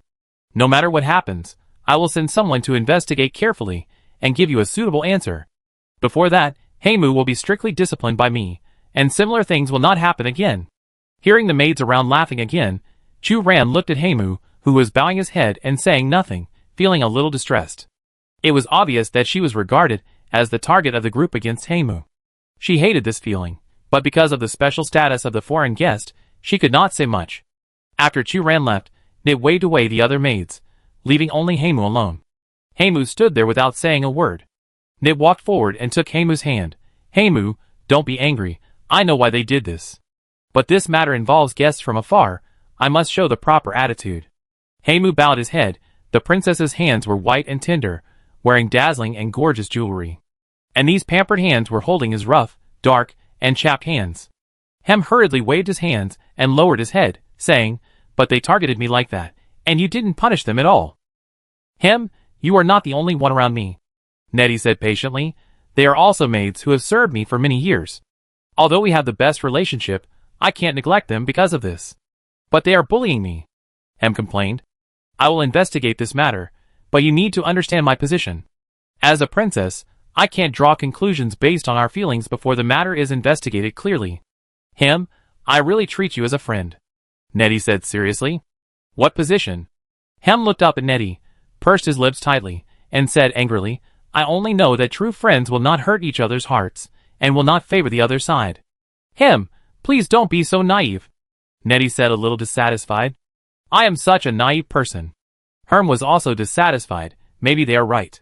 We are from different classes, and it is difficult for us to be true friends." "Herm, what you said is too hurtful." "I don't want to hear you say that," Nettie said.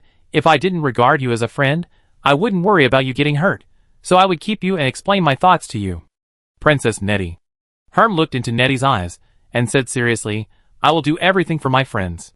But we have known each other for so long, and I am still a lowly slave, right? Herm, how do you know I haven't worked hard for this?" Nettie's voice was a little hurt. Herm didn't answer, she just looked at Nettie's clothes. Recently, the royal family entertained contestants from afar, and Nettie wore a long gown made of fine linen. And she was busy working, and only had 2 sets of coarse linen dresses that were barely decent. This is their difference, so they are destined not to be good friends. Herm hurriedly saluted and left the room. The conversation between the two ended unpleasantly. Chapter 72. That night, Chu Ran went to see Nettie to discuss the misunderstanding early in the morning. But just as Chu Ran saw Nettie, the maid outside the door reminded him that Uther had arrived, so Nettie arranged for Chu Ran to wait in the study. Uther lifted the curtain and tugged at his collar. "Nettie, what do you want to talk to me about? I'm very tired these days, and don't have any extra energy." "It's still the same proposal as before," Nettie said. "I'm going to abolish the slavery system in Helios." "Why?" Uther raised his eyebrows. "They should have worked. Maybe we can provide a better way." Nettie looked at her brother and said seriously, "You also saw those students who came from afar. In their country, everyone is equal. Only in Helios, there is still an unequal slavery system." "Ha! Nettie, there is no completely equal social structure at all." Uther seemed to have heard a very funny remark. "Do you think the hometowns of those students are completely equal? Even in the equal society they claim to be, men still dominate the discourse, and the aristocracy still occupies the vast majority of social resources and wealth." Nettie was questioned and paused for a moment before saying, "But we can continue to work towards equality." "Nettie, you have grown up, and can no longer be as naive as a child," Uther said. Nettie compromised. "If you don't agree with me abolishing slavery, then I hope to grant him the status of a civilian." "Him, the maid next to you?" Uther frowned and recalled. "Well, we grew up together, and she is my best friend. But among my maids, only Hem is a slave, and she is often looked down upon by others because of this. Nettie affirmed. My dear sister Nettie. Uther smiled. Our national regime is built on the flesh and blood of slaves. If you are really so kind and merciful, why not give up your princess status now and experience the life of ordinary people? Brother, Nettie said excitedly, we are destined not to be friends with slaves, so I don't want you to mention the abolition of slavery or pleading for a lowly slave. Nettie, don't let me down. Uther still had a smile on his face, but his eyes were cold. Brother, can't you feel it? Nettie condemned. It's obvious that the people we spend the most time with every day are the waiters around us. Most of them are of humble origins, but they also have the same emotions as us. They have joys and sorrows, know how to be grateful, and understand the meaning of disappointment and anger.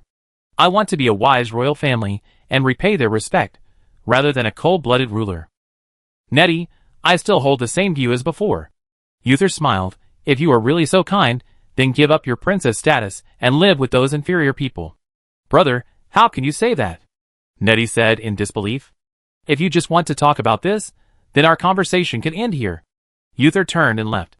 Nettie sat in a chair, her chest heaving violently due to emotional fluctuations. After a pause, she remembered Chu Ran, who was still waiting in the study. Miss Chu Ran, you should have heard everything.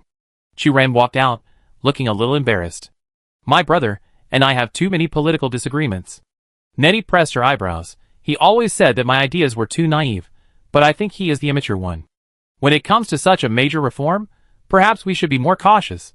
Chu Ran said, Prince Uther has always taken care of you and even changed your diapers when you were a child. Perhaps it is because of this that he thinks you are always the little girl in his memory, rather than Princess Nettie, who can stand on her own now. Did he say that again? Nettie frowned. In fact, our parents died when I was 8 years old. My mother and maid took care of me after I was born. They were the ones who worked really hard.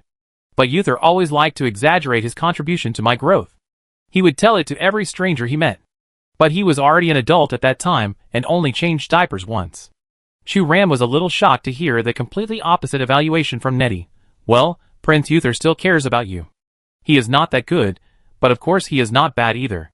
Nettie said indifferently. So, you went to Uther to discuss the abolition of slavery for him? Chu Ran asked curiously.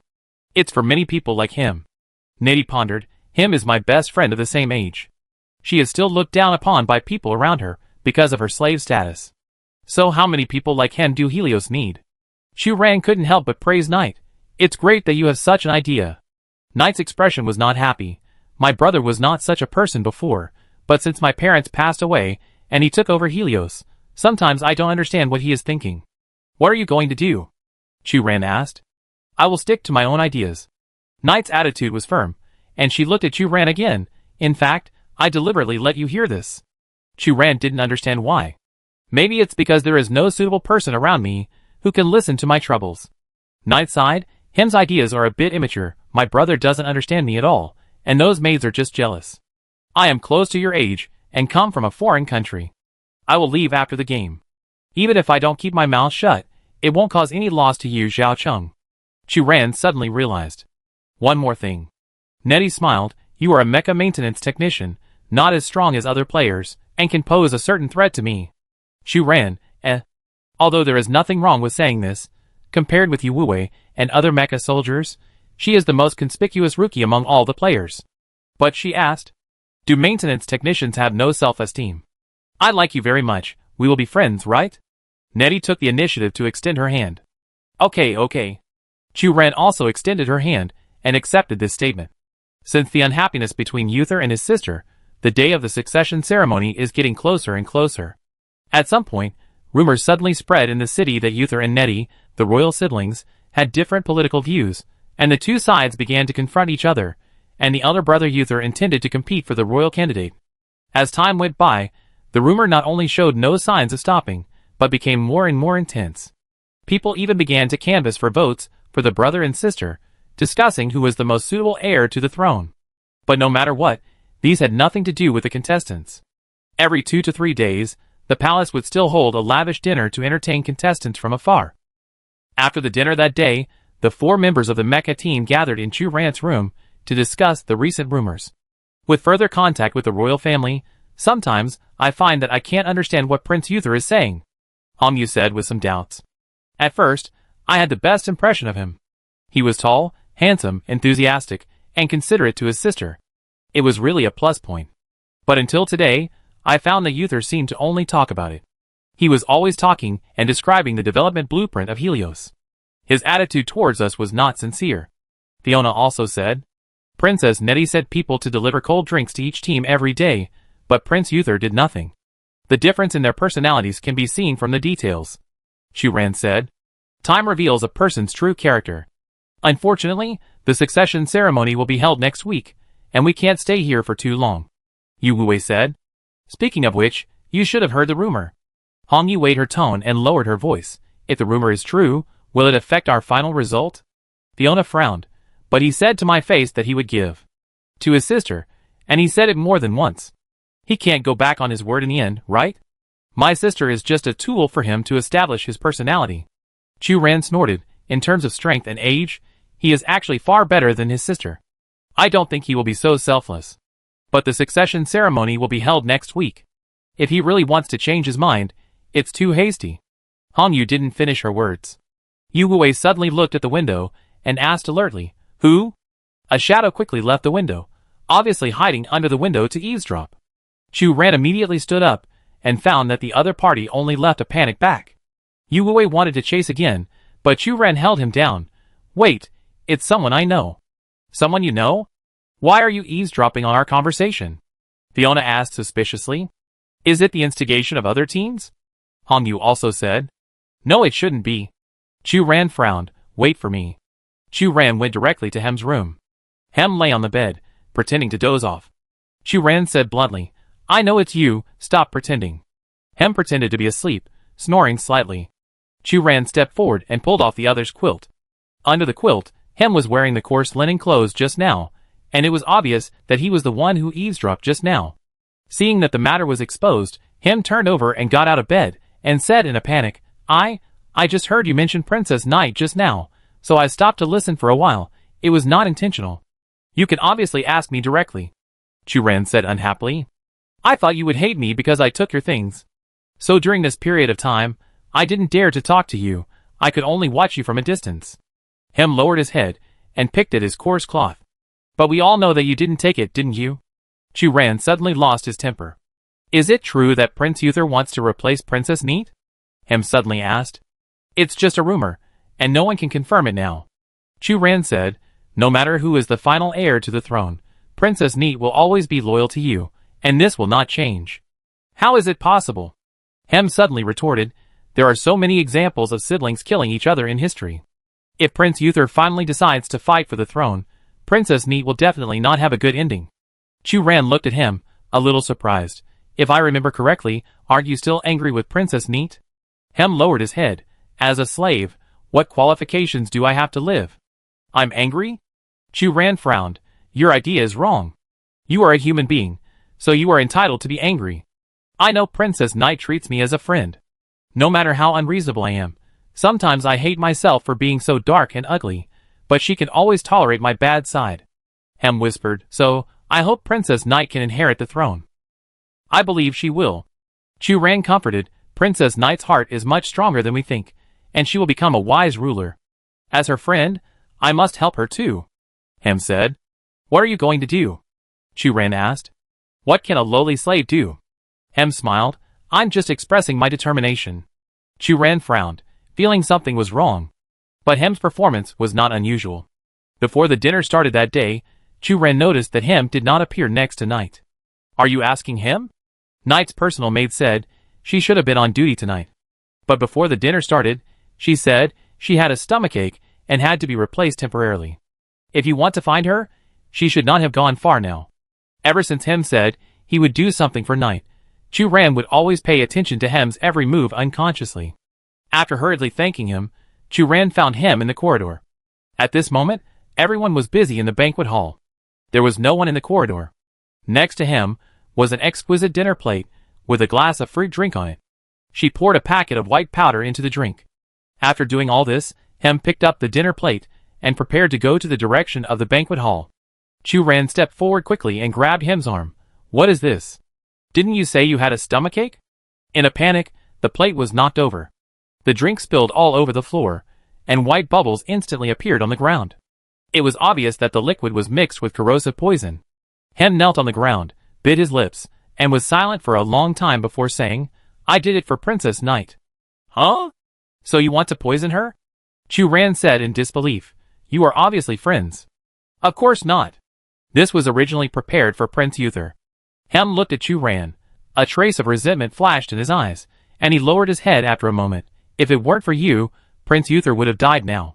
She was Princess Knight's personal maid and a royal slave. If Chu Ran hadn't stopped her from presenting drinks to Prince Uther at the dinner, no one would have suspected it." "You?" Chu Ran was shocked to the extreme, and it took a moment to find his voice. "But that's Knight's brother. I heard those rumors. I don't care what others think. I only know that I am Knight's friend."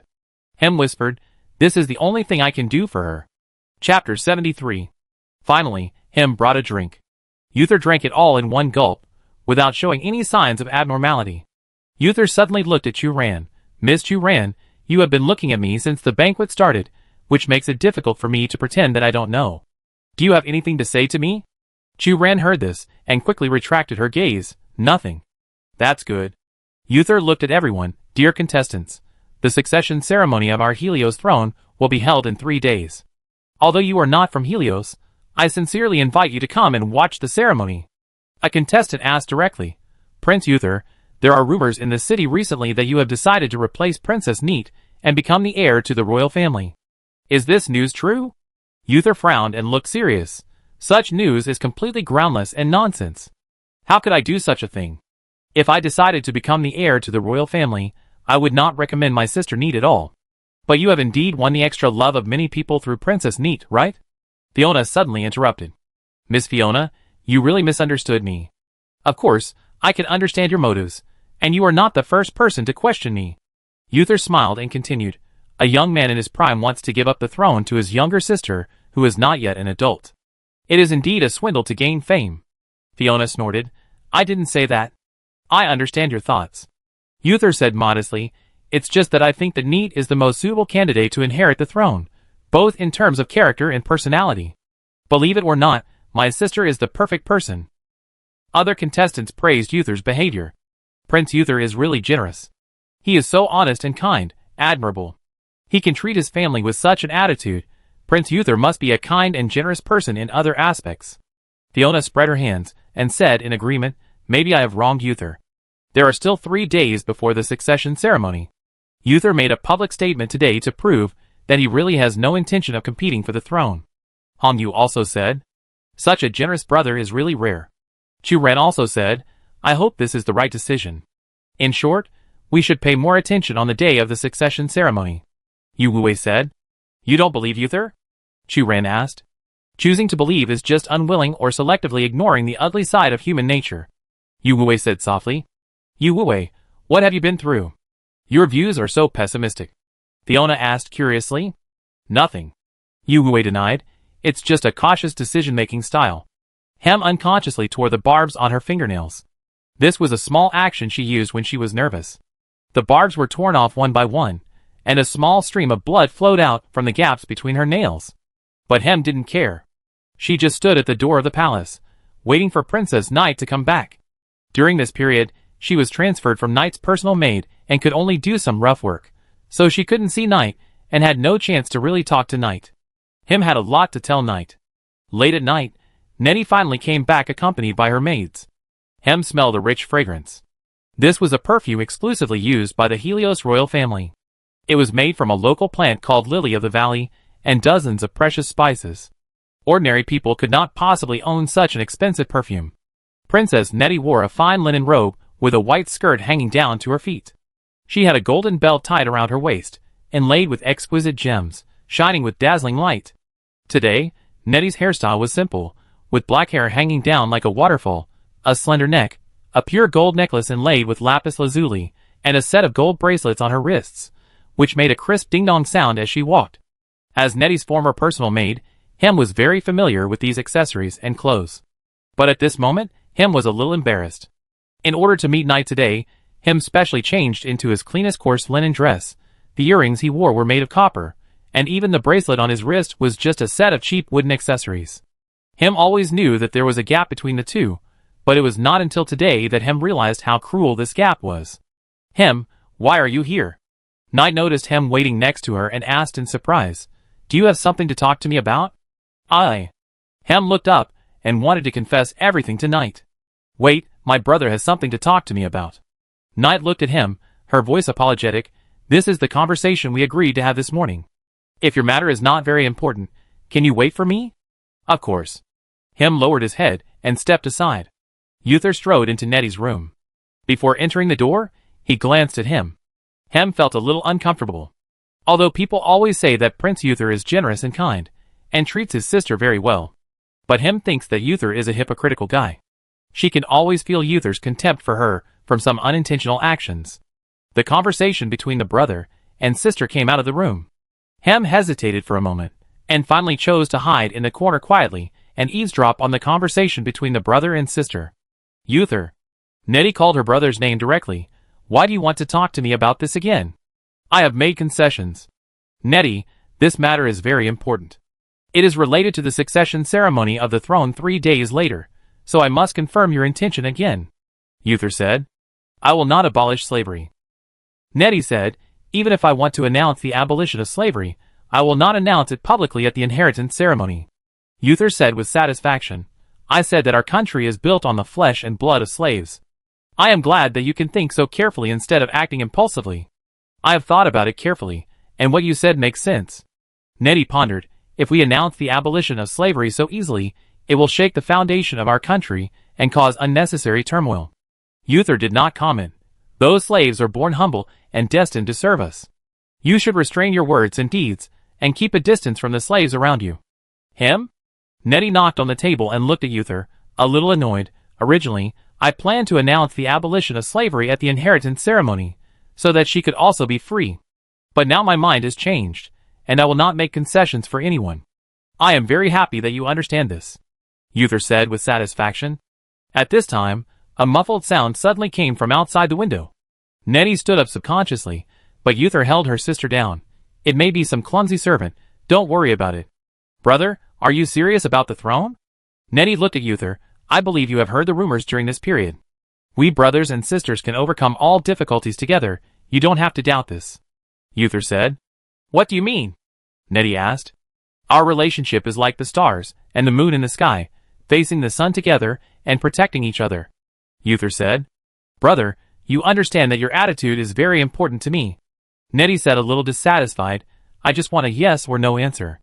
If you insist on saying that, then I will answer yes. Uther finally looked at his sister. You should inherit the throne, which is what everyone is happy to see. Nettie looked at her brother, her heart gradually sinking.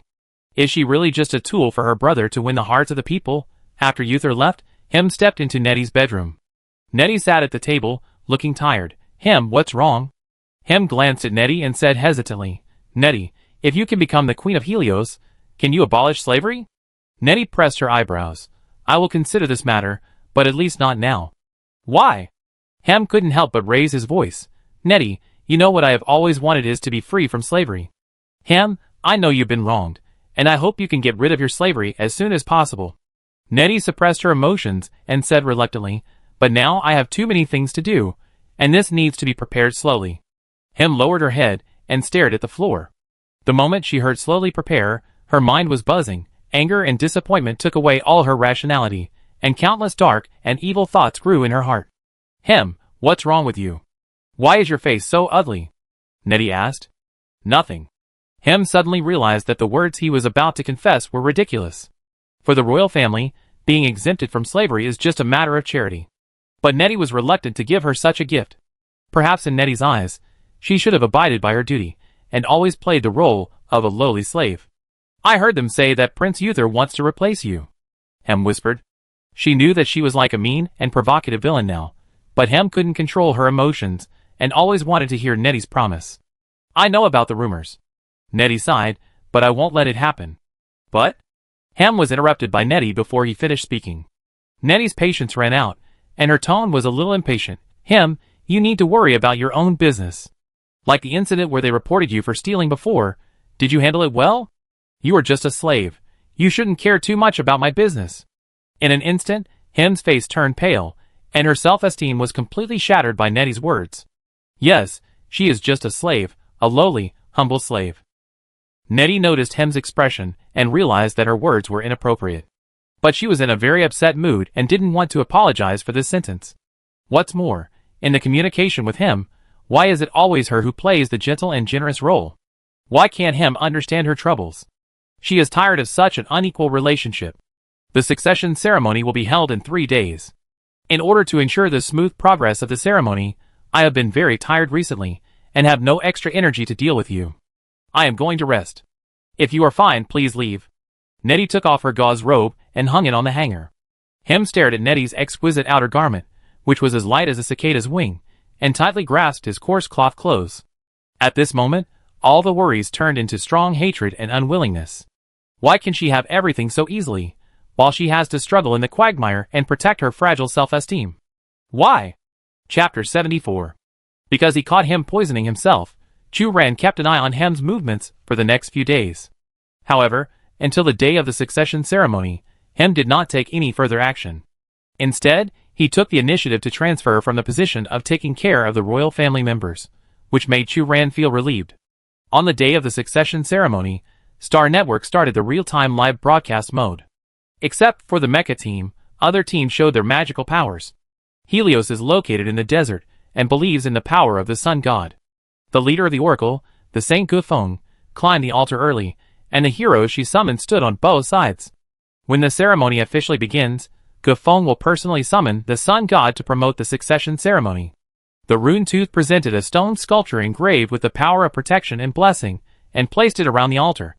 The members of the savage wild spirits turned into beasts, and guarded around the square to prevent possible accidents during the succession ceremony. As for the Mecha team, they did not please the royal family in advance, so they could only be spectators of the succession ceremony. The audience in the live broadcast room left messages one after another. Wow, the oracles are so strong that they can actually attract the power of the sun god. I need to remind you that in theory, the oracles believe in the power of the gods, and all gods can communicate with the oracles. Helios believes in the sun god, and the oracles are professional counterparts. I say that the first place is already determined in advance, isn't it? The reason why they are ranked in the front is not that other teams are not strong enough, but that the oracles have too strong home advantage. This is really incomparable. To be honest, Rune Teeth is also very powerful. The power contained in those stone runes should not be underestimated. Do you know how expensive a blessing rune stone sculpture is in the market? Rune Teeth has brought out so many stone sculptures this time, and they must be trying their best to rush to the top too. This kind of inheritance ceremony held in an open-air square is crowded with people, and the members of the savage spirits should also be able to get points for taking on security work. By the way, why didn't the Twin Cities division perform well? I was originally optimistic about this team. TSK, their performance in Helios is quite ordinary. They just live broadcast moving stones every day, and I can't see their strength. If we talk about combat strength, the Mecha team of the Twin Cities division can compete for the first and second place, but for this kind of comprehensive strength test, the Twin Cities division should be forgotten. The Alliance must consider the different strengths and weaknesses of the 4 teams. Helios is obviously the home court of the Oracle, and the other teams obviously have no performance advantages. At the inheritance ceremony, Fiona was a little discouraged. It's over. The owner of the Eye of Horus will be revealed as soon as the inheritance ceremony is over, and we will definitely be ranked last. Hong Yu beside him sighed. It doesn't matter, there are still 3 competitions to come. The advantage of the Mecha team lies in combat. For inspection projects like Helios, Mechas can be said to have no advantage. Chu Ran comforted. Not necessarily, we have also made our own contributions. Our contribution? Do you mean that we carry stones and do logistics maintenance every day? Fiona asked back. Yes, Chu Ran said with a stiff face. In fact, before the succession ceremony began, Chu Ran thought that the 4 teams were not much different, but when he saw Gufeng appear and climbed onto the altar, a loud scent appeared in Chu Ran's mind. How can a novice village player compete with a full-level boss? Fiona's ears drooped and she sighed heavily. Yu Wei said, we just do our part and have no regrets. We still want to get the first place. Hong Yu said, the voice of everyone. The succession ceremony to the throne began. Gufeng climbed onto the altar, wearing a white robe with a golden sun pattern on it. Gufeng closed her eyes and chanted the ancient prayer in a low voice. Her voice was not loud, but the notes she chanted had magical penetrating power, echoing in every corner of the open square.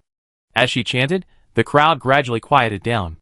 The sky above the altar gradually gathered a dazzling light, and a huge golden eye slowly appeared, looking down at the altar. Gufeng nodded slightly to the side, indicating that the ceremony was ready. At this time, Nit held a roll of parchment, climbed onto the high platform, and read out her thoughts on inheritance. At the age of 17, it is my great honor to be the Queen of Helios. In order to live up to the expectations of my people, I have drafted 8 reform proposals to make Helios a country of law. First, I decided to abolish slavery.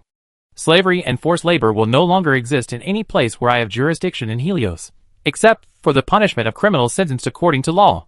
Second, I want to carry out land reform. Nearly 3/4 of the land in Helios is concentrated in the hands of royal nobles.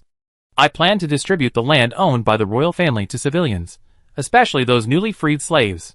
Third, I will promote the popularization of civic education, especially for poor families and women, and provide everyone with the opportunity to receive education and learn to read. There are also corresponding judicial reforms. Nettie announced her reform plan one by one, her voice firm and warm. At first, the people who came to watch the ceremony looked shocked, as if they couldn't believe their ears and doubted what Nettie said. But soon, every time Nettie announced a reform measure, cheers would sound from the crowd. Some even knelt down and kissed the ground to express their gratitude to the new Queen of Helios. Hem stood in the middle of the crowd. Just like the people around her, she was shocked and unbelievable at first, and when she reacted, she had already shed tears unconsciously. A friend who was also a slave ran over and hugged him. Hem, did you hear it? Princess Knight said that slavery would be abolished, and we will be free soon. No, she said she wouldn't. Hem covered his face, looking painful. Why, she didn't tell me. But no one noticed her thoughts. Everyone around was hugging each other excitedly, celebrating that their country was about to welcome a wise ruler.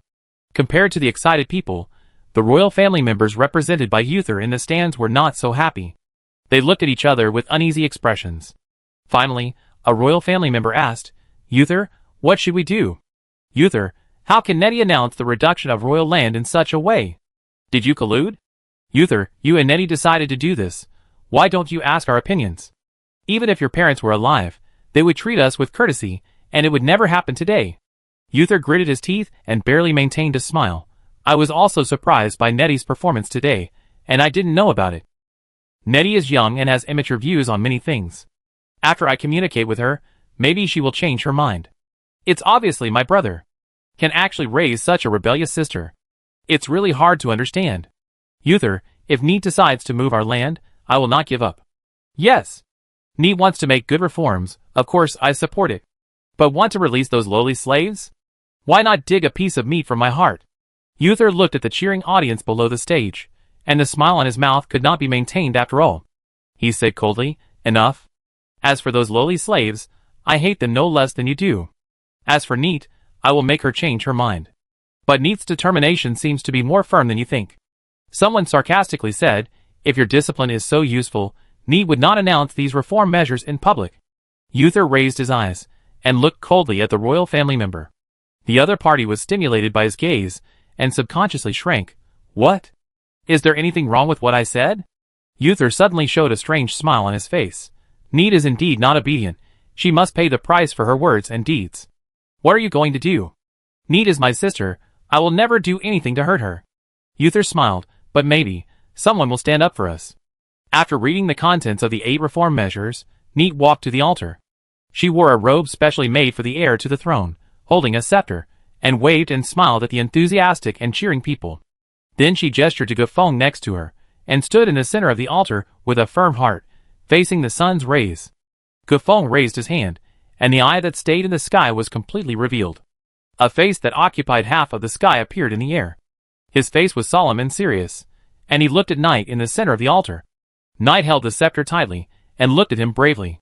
After a while, he finally nodded to Knight, and then completely disappeared in the sky, as if he had never been there. With the approval of the sun god, cheers broke out in the crowd, and even Chu Ran couldn't help but be happy for Knight. Knight finally breathed a sigh of relief, holding the scepter in her hand, and prepared to walk down the altar. But at this moment, something unexpected happened. Under the scorching sun, Knight's robe suddenly began to burn, and the burning flames engulfed Knight's figure in an instant. Chapter 75. The flames soared into the sky, completely engulfing Night's figure. In the high-temperature flames, every inch of her skin felt the burning pain. Night screamed and kept slapping the flames on her body, trying to escape the flames. But under the scorching heat, her clothes seemed to be coated with a layer of glue, tightly sticking to her skin. Not only did the flames not subside, but they burned more and more vigorously. Gufeng, who was next to her, immediately reacted, raised his hand, and used magic to summon a stream of ice and snow, and pounced on Night's body. The guardian rune offered by the rune tooth sensed the danger, shattered on the spot, and burst out a thick column of water. But their abilities were useless, and could not extinguish the golden flames that kept burning on Night's body. Soon, Night turned into a fire man. Night crawled on the ground and tried to wail, but she felt a sharp pain in her throat, and could not make any sound at all. She could even hear the sound of her blood boiling. Nettie's vision became blurred. Before she completely lost consciousness, she seemed to see someone running towards her. Such a sudden change, no one reacted until Nettie was engulfed by the flames. The crowd burst into screams of fear, and kept backing and pushing.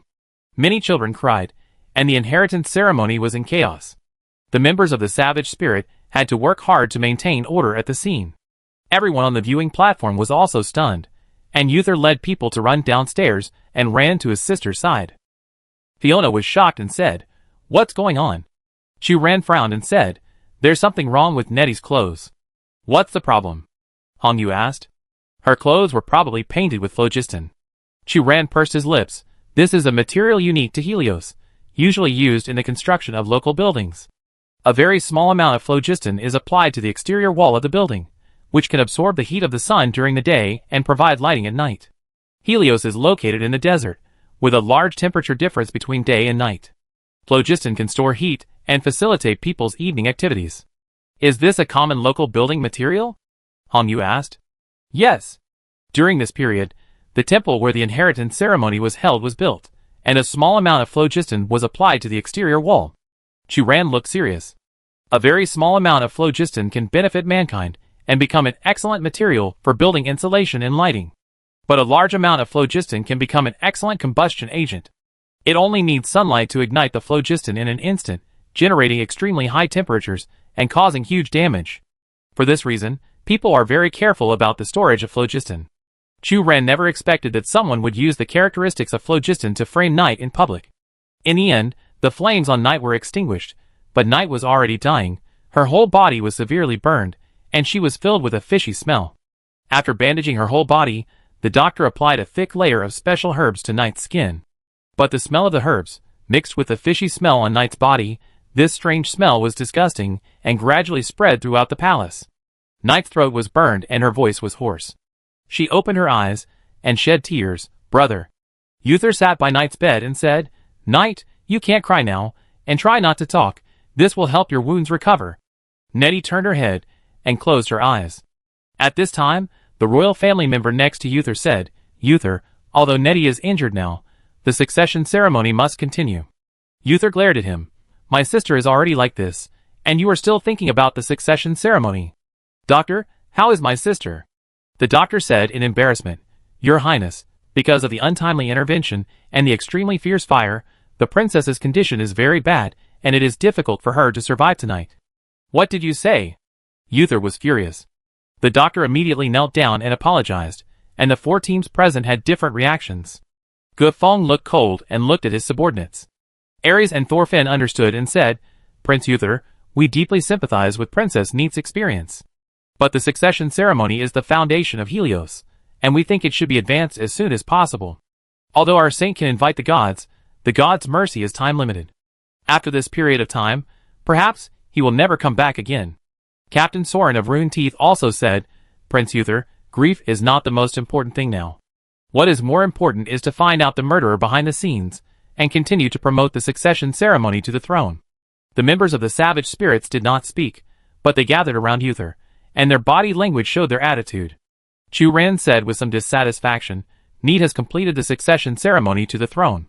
We can wait until she recovers from her injuries. The doctor just said that Princess Neat may not survive tonight. Even if she survives, with such severe burns, it may be difficult for her to shoulder the responsibility of governing the country." Ares said, "Perhaps you just want to show your kindness and goodness. But it is obvious that Prince Uther is now a more suitable candidate. Thorfinn continued. Prince Uther, do you think so too? Yu Wei suddenly asked. Uther's face was gloomy. The people of Helios cannot fall into chaos and fear again. Chu Ran saw Uther's reaction and couldn't believe it. A person who usually talked about his sister was actually wavering at a critical moment. What was his usual concern? Fiona said pooh, disgusting. At this time, Him asked for an audience outside the palace. What is she doing here? Uther looked a little unhappy, but still let someone in. Him rushed to Neith's bedside. Her hair was messy, her cheeks were red, and sweat dripped from her nose to the floor. Gufeng, who was closest to him, noticed this scene, frowned, and subconsciously took 2 steps back. But Him didn't notice it at all. She stared at Nettie, who was wrapped in bandages, and murmured, "It's my fault, it's all my fault." "What are you talking about?" Uther's face changed. Herm held his head and said painfully, "I put kerosene on Nettie's dress. I knew that this substance is very easy to burn under the sunlight, but I didn't expect it to be so powerful." Uther was furious and kicked him. Herm fell to the ground and coughed up blood. Chu Ran and Hongyu stepped forward to help him up. Hongyu didn't understand and said, "Why did you do this? You are obviously Princess Nettie's personal maid, and Princess Nettie is usually so friendly." "Because of jealousy, I have always been jealous of her perfection." Hem whispered, "Today is another ceremony for her succession to the throne. I can't watch her be honored and ascend to the supreme position." Hem suddenly covered his face and cried, "But I didn't expect that she would announce the abolition of slavery. I just wanted her to be embarrassed, not to take her life." Unconsciously, Nettie shed a line of tears. Hem regretted, "Nettie, I'm sorry." "Catch this bitch," Uther ordered. "She is the criminal who killed my sister." "Wait!" Chu Ran stopped. "This matter is not that simple. You all heard it with your own ears. She is my sister's personal maid. She framed my sister because of jealousy. What else is there to quibble about?" Uther said loudly. Others looked at Chu Ran with doubtful eyes. Him just said kerosene. Chu Ran raised her voice. "Kerosene is a concentrated resin, colorless and odorless, highly volatile, and has a very low ignition point. Miss Chu Ran, we know you are a mecha repairman. There is no need to show off your knowledge here," Ares said impatiently. "But what's on night is obviously the more dangerous phlogiston." Chu Ran retorted, "Phlogiston and kerosene look similar. Both are colorless and odorless transparent materials, and their functions overlap. But phlogiston has a more violent fire, can burn quickly within seconds, and is more expensive. How can a little maid, who is also a slave, get the more expensive phlogiston material?" "That's right. Kerosene is a readily available ignition material. Even if Hem deliberately framed her, Princess Night would not be severely burned in just a few seconds," Fiona affirmed. "The flame of kerosene is blue, and many people saw that the flame on Princess Nettie was golden," Hongyu also said. "You all saw the scene of Princess Nettie at that time. I don't believe that Hem could do such a large amount of phlogiston alone," Chu Ran said. "Impossible. I clearly took kerosene." Hem reacted and looked at Uther suddenly. "It's you. It must be you, right? What are you doing? Catch her!" Uther yelled. Chu Ran and others protected him, and the guard set by Uther stopped Chu Ran and others. For a while, the scene was very chaotic. "Wait!" Nettie suddenly spoke. Her voice was weak, her internal organs were severely burned, and her lungs were like a broken bellows, barely functioning. Everyone quieted down instantly. Nettie opened her mouth, trying to make her voice sound normal, and said word by word, "Forgive you, my friend." Hem wiped his tears. "No, Nettie, I'm sorry, I don't deserve to be your friend. It doesn't matter, friends should be like this. Forgive each other, tolerate each other." Nettie didn't finish her words, and closed her eyes forever. Hem broke down and cried, "Nettie, I'm sorry. It's my stupidity, this idiot, hurt you." Uther gave an order, and took him away. After the doctor determined that Nettie had lost her life due to severe burns, Nettie was covered with a layer of white cloth. The place for everyone to talk moved to the reception room. Gufeng looked at Uther and said, "Your Highness Uther, I just received the will of the Sun God. He is willing to come to the throne succession ceremony of Helios again at noon 3 days later." "Hey! Are you a little cold-blooded?" Fiona protested. "What right do you, a lowly half-orc, have to interrupt?" Ares said. "You?" Fiona blushed and rolled up her sleeves. Chu Ran and Hongyu had to forcibly hold Fiona down. "Your Highness Uther, in order to ensure the smooth progress of the succession ceremony, we, Rune Teeth, will offer more blessing runes," Rune Teeth Captain Soren said. Members of the Savage Wild Spirits are always willing to serve the royal family of Helios. Kaseki also expressed his attitude. Uther looked at Chu Ran and others. Chu Ran bravely started the group, a bunch of hypocritical guys. Hong Yu followed closely. It turns out that the brother has such a cold-blooded side to his sister. Uther looked regretful. What happened to Neat is not what I want. But perhaps it is precisely because of her overly radical reform plan that she will be punished by God. I am very sorry and sad. It was obviously you who instigated him, but now you are pretending to be a good person. Fiona retorted. I don't need to care about your thoughts. I can only promise that I will never hurt my sister. Uther said. Yu Wei said bluntly. Prince Uther, the moment of finally activating the Eye of Horus will be broadcast live on the Star Network. Have you not considered the impact of public opinion at all? You indirectly killed your own sister. How will others view you? I need to emphasize that I have never hurt my sister Neat. Uther looked at Yu Wei. As for public opinion, everyone will understand that I am just following the will of heaven and have no choice but to do it. Chapter 76. Uther becomes the new heir to the throne of Helios, and the succession ceremony will be held in 3 days. Nettie's funeral is scheduled to be held in a month. Hem was arrested and imprisoned in the dungeon. When Hem was arrested, she had already learned the truth. She struggled madly and scolded Uther for his hypocrisy, but it was of no avail. Everyone knew that Uther was the murderer behind the scenes, but so what? As Uther said, after Nettie's death, he was the only heir to the throne of Helios. The 4 teams had different positions. The Oracle members followed Uther directly. The Rune 2's spirit wind whispered, Prince Uther's behavior is really excessive. That's his own sister. Captain Soren rebuked, don't meddle in other people's business. But? Spirit Wind wanted to refute. For us, the game is the most important thing. Sauron warned. Lingfeng pursed his lips, waved at Chu Ran, and had to leave with the other members.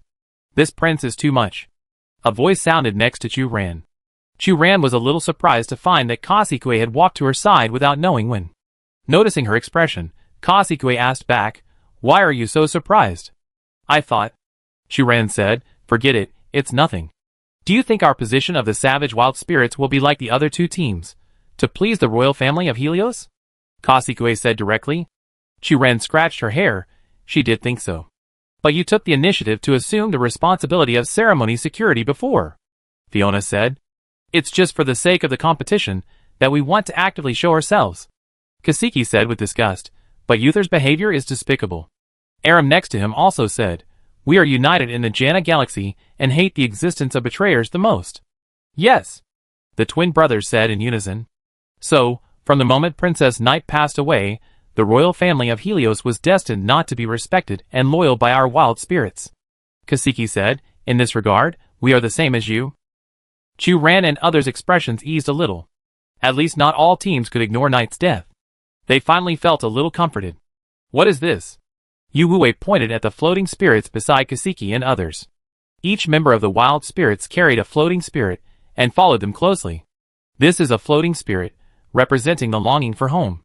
Aram said, It reminds every one of us who are wandering outside the Janna star not to forget our homeland.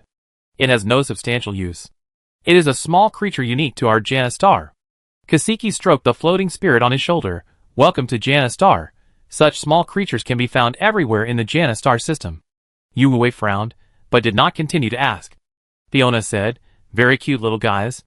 She stretched out her finger and tried to touch the floating spirit of the twin brothers. After being touched, the floating spirit shrank for a while, and then stretched out its long tentacles and hooked Fiona's fingers. Kaseki, we are going to see him. Do you want to come? Chu Ran asked. Who? Kaseki was stunned. Hem the slave. Chu Ran said, She is not innocent, but she is not the real murderer in this incident. So you want to investigate this matter? Kaseki was a little surprised. At least we should find out what happened that day. Chu Ran said. Kaseki pondered for a moment. Okay, count us in. The next night, at the agreed location, Chu Ran and his group waited quietly. Fiona looked at the time and couldn't help asking, Why haven't Kaseki and the others come yet? Maybe they remembered the time and place wrong? Hong Yu said. It is also possible that they are not sincere at all. Yu Wei said. Chu Ran frowned. If we wait any longer, it will be dawn. What should we do? Fiona asked. I go down first. You stay outside and remind me in time if there is any movement. Chu Ran said. They had scouted the dungeon of Helios in advance. The skylight corridor here is narrow and can only accommodate one person. Among the four of them, only Chu Ran is the most flexible and can sneak into the dungeon. Fiona slapped her tail and said worriedly, "If I didn't have a tail, I could have gone down." Chu Ran's fragile body is really worrying. Chu Ran, Although she was very angry, she had no way to refute it. She was indeed not a combat worker.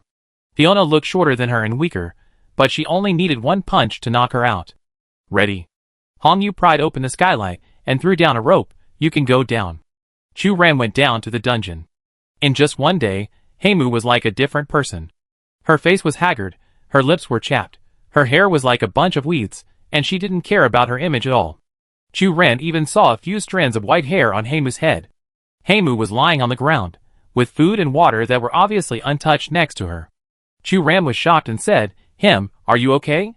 Hem noticed the noise made by Chu Ran and suddenly stood up. "Miss Chu Ran, is Nettie really dead? I always feel that this is not true. Maybe when I was arrested, the doctor cured Nettie again, but I don't know, right? Nettie is really gone." Chu Ran said with a heavy heart, "We went to mourn her body this morning." Hem rubbed his hair and murmured to himself, "Yes, it's all my fault. I caused all this. I must find a way to make up for it." "Hem, calm down." Chu Ran said, "I want to know why the kerosene was eventually replaced with phlogiston. Do you know who did this?" "It doesn't matter at all." Hem looked at Chu Ran. "It was me who personally smeared phlogiston on Knight's skirt. I killed Knight." "No, it's very important." Chu Ran said loudly, "Your motives are different. You just want to embarrass Knight, but the other party wants Knight's life. The other party is the real murderer."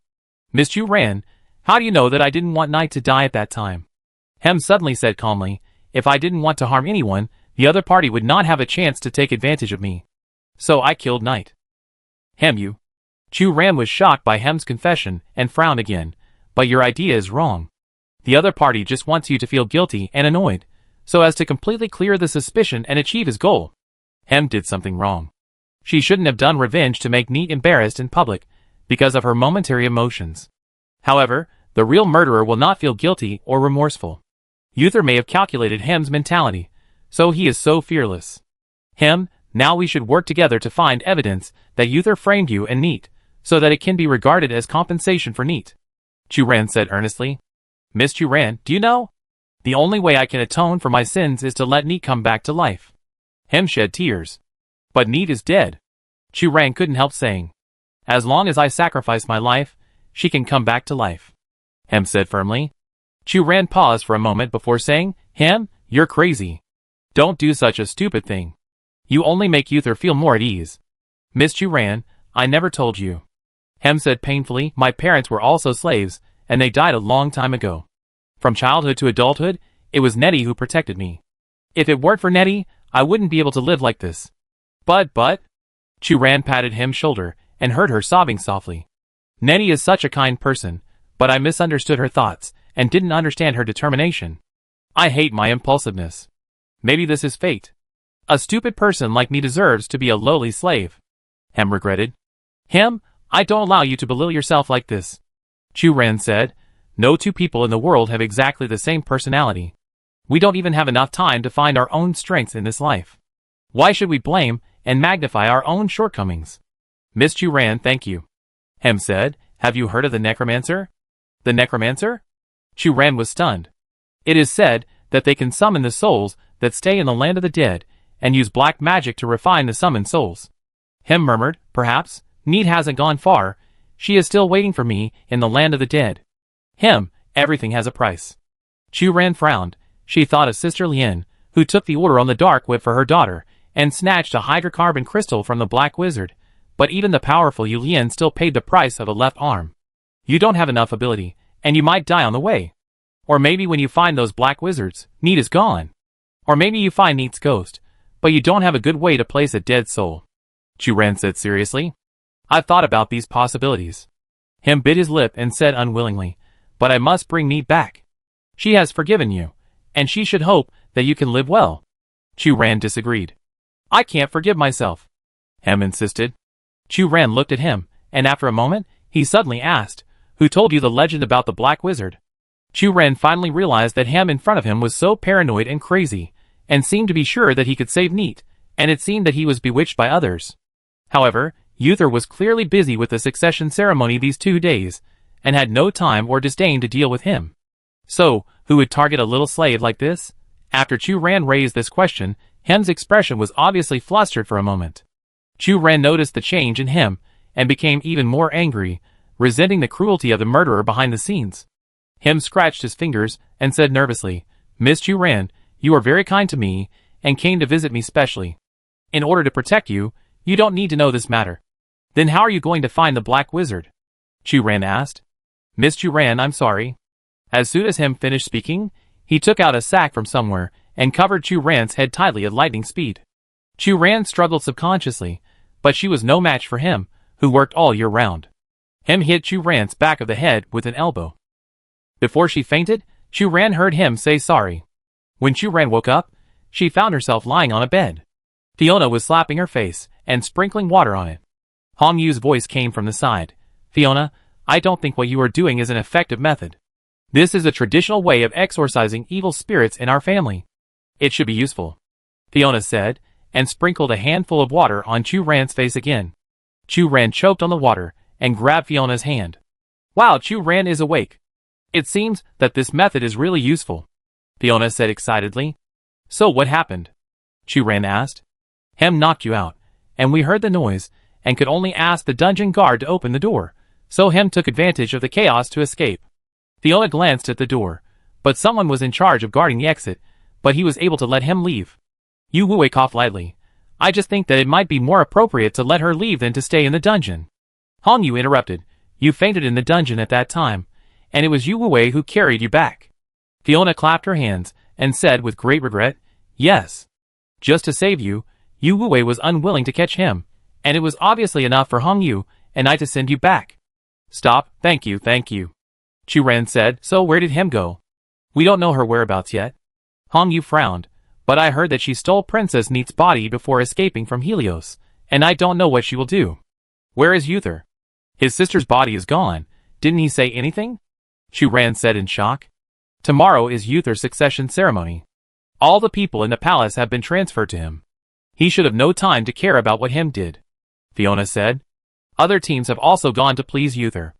Hong Yu sighed. "By the way, Kaseki and his team just came and said that their member Machu accidentally went berserk last night when he was in the orc state.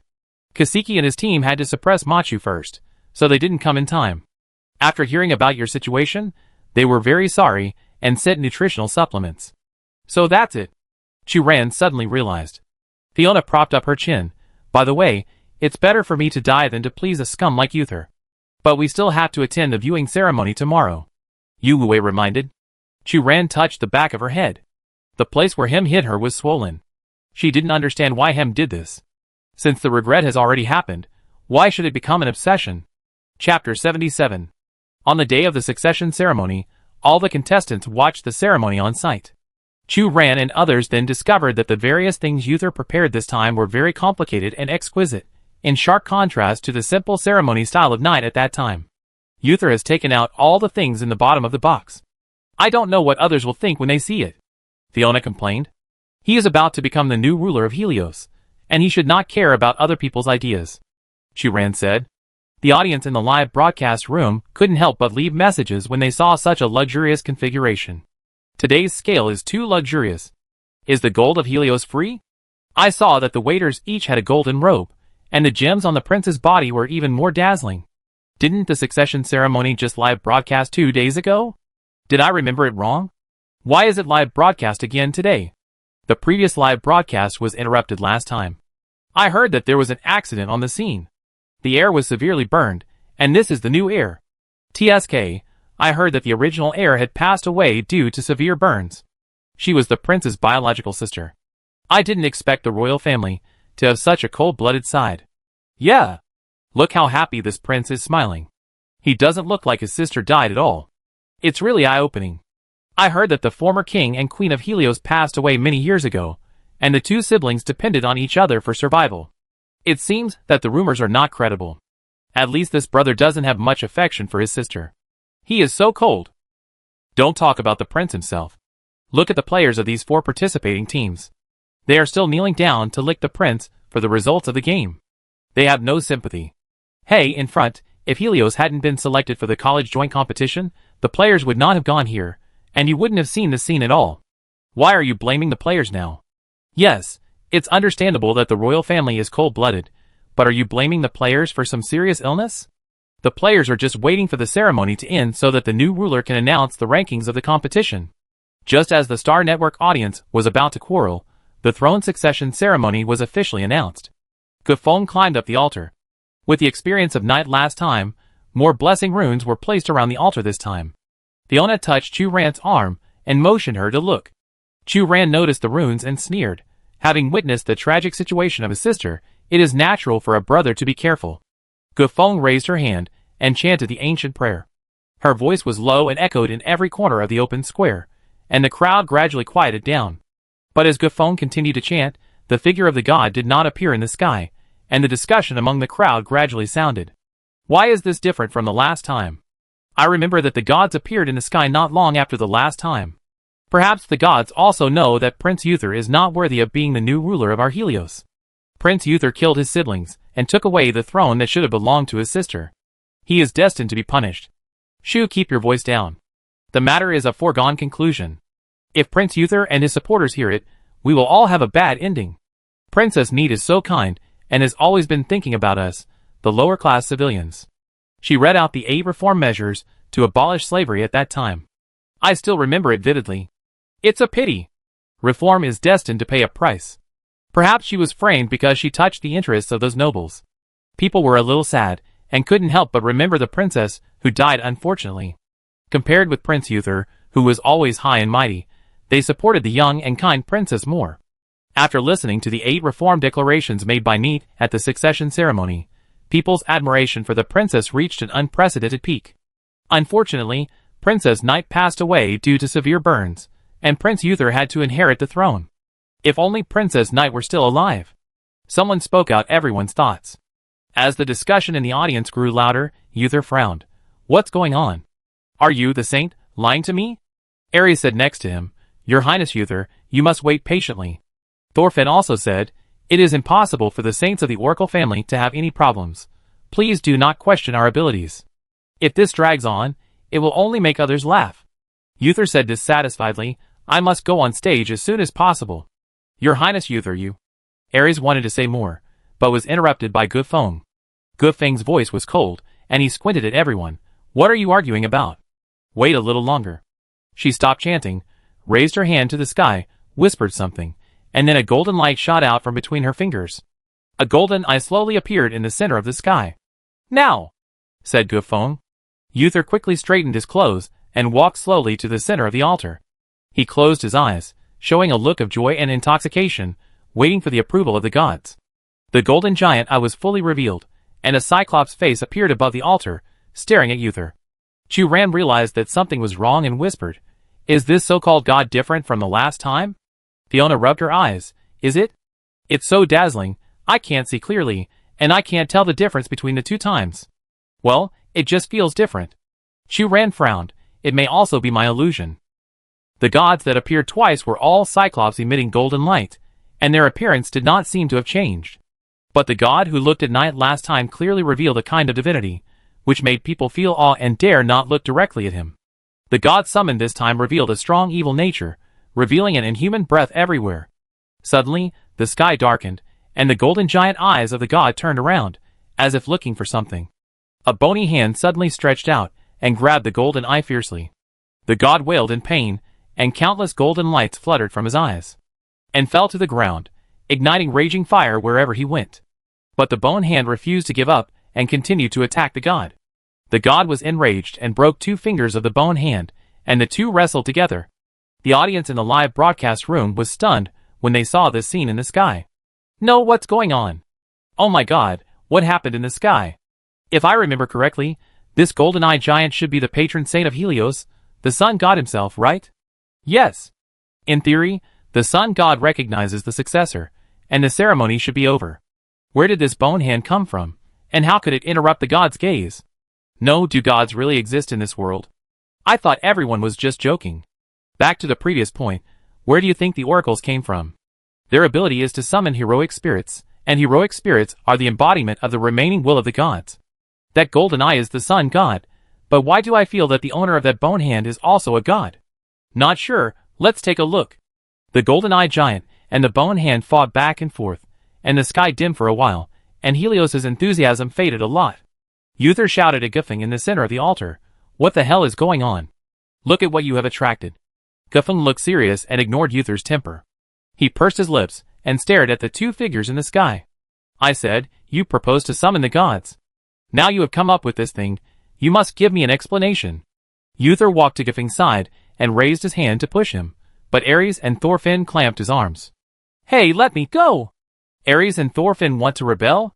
Uther's eyes widened. Guffin waved his hand and whispered a spell. The other three oracles understood and stood in front of Guffin. "Obviously, there are other evil gods interfering now," Hermes said. "The saint is trying to help the gods of Helios win. It's all because of you, the damn leader, who said he could summon the gods, otherwise I would have ended this inheritance ceremony long ago," Uther said angrily. "Idiot! Don't interfere with the saint," Ares said directly. "Get out. You have nothing to do here." Thorfinn pushed Uther away. Uther was shocked and angry, his face flushed, and he couldn't say a complete sentence. At this time, a voice suddenly came from a distance. Uther Chu-Ran frowned. "What sound? Like someone crying?" Hongyu tried to identify. "It's a woman's voice." Fiona moved her ears. "That voice is getting closer to us." Yu Wei stood up and summoned the Mecha, full alert. The voice became louder and louder, and even Uther heard it. He widened his eyes, his face turned pale, and asked the guards and other players to protect him. A figure gradually appeared in everyone's sight. "It's him." Fiona was surprised. "Why did she become like this?" Hongyu asked suspiciously. Him in front of her was naked, with only a few loose pieces of cloth on her body. Her exposed skin was covered with bloodstains, and her originally yellow hair had all turned white. Him took off the eye patch on her left eye, and everyone gasped. Her right eye was normal, but her left eye had no white, and the eye socket was filled with dark pupils. "Uther, why do you want to hurt me?" Hem looked at Uther, but the voice he spoke was that of Neat. "Are you Nettie?" Uther hid behind the guards and said in fear, "Aren't you dead?" "Thanks to Hem, she sacrificed her body and brought me back from the afterlife." Hem, or Nettie, stroked her body and whispered, "But there is a price. I can only be sealed in her left eye, and we control her body together." At this time, Hem's voice sounded, "Nettie, I'm glad that you finally chose to forgive me." Nettie said, "We are best friends. I am willing to forgive your betrayal." The scene in front of him was too weird. Hem's own body made two completely different sounds and answered himself. "Nettie, no Hem, she's crazy." Uther was furious. "She actually dared to pretend to be my dead sister.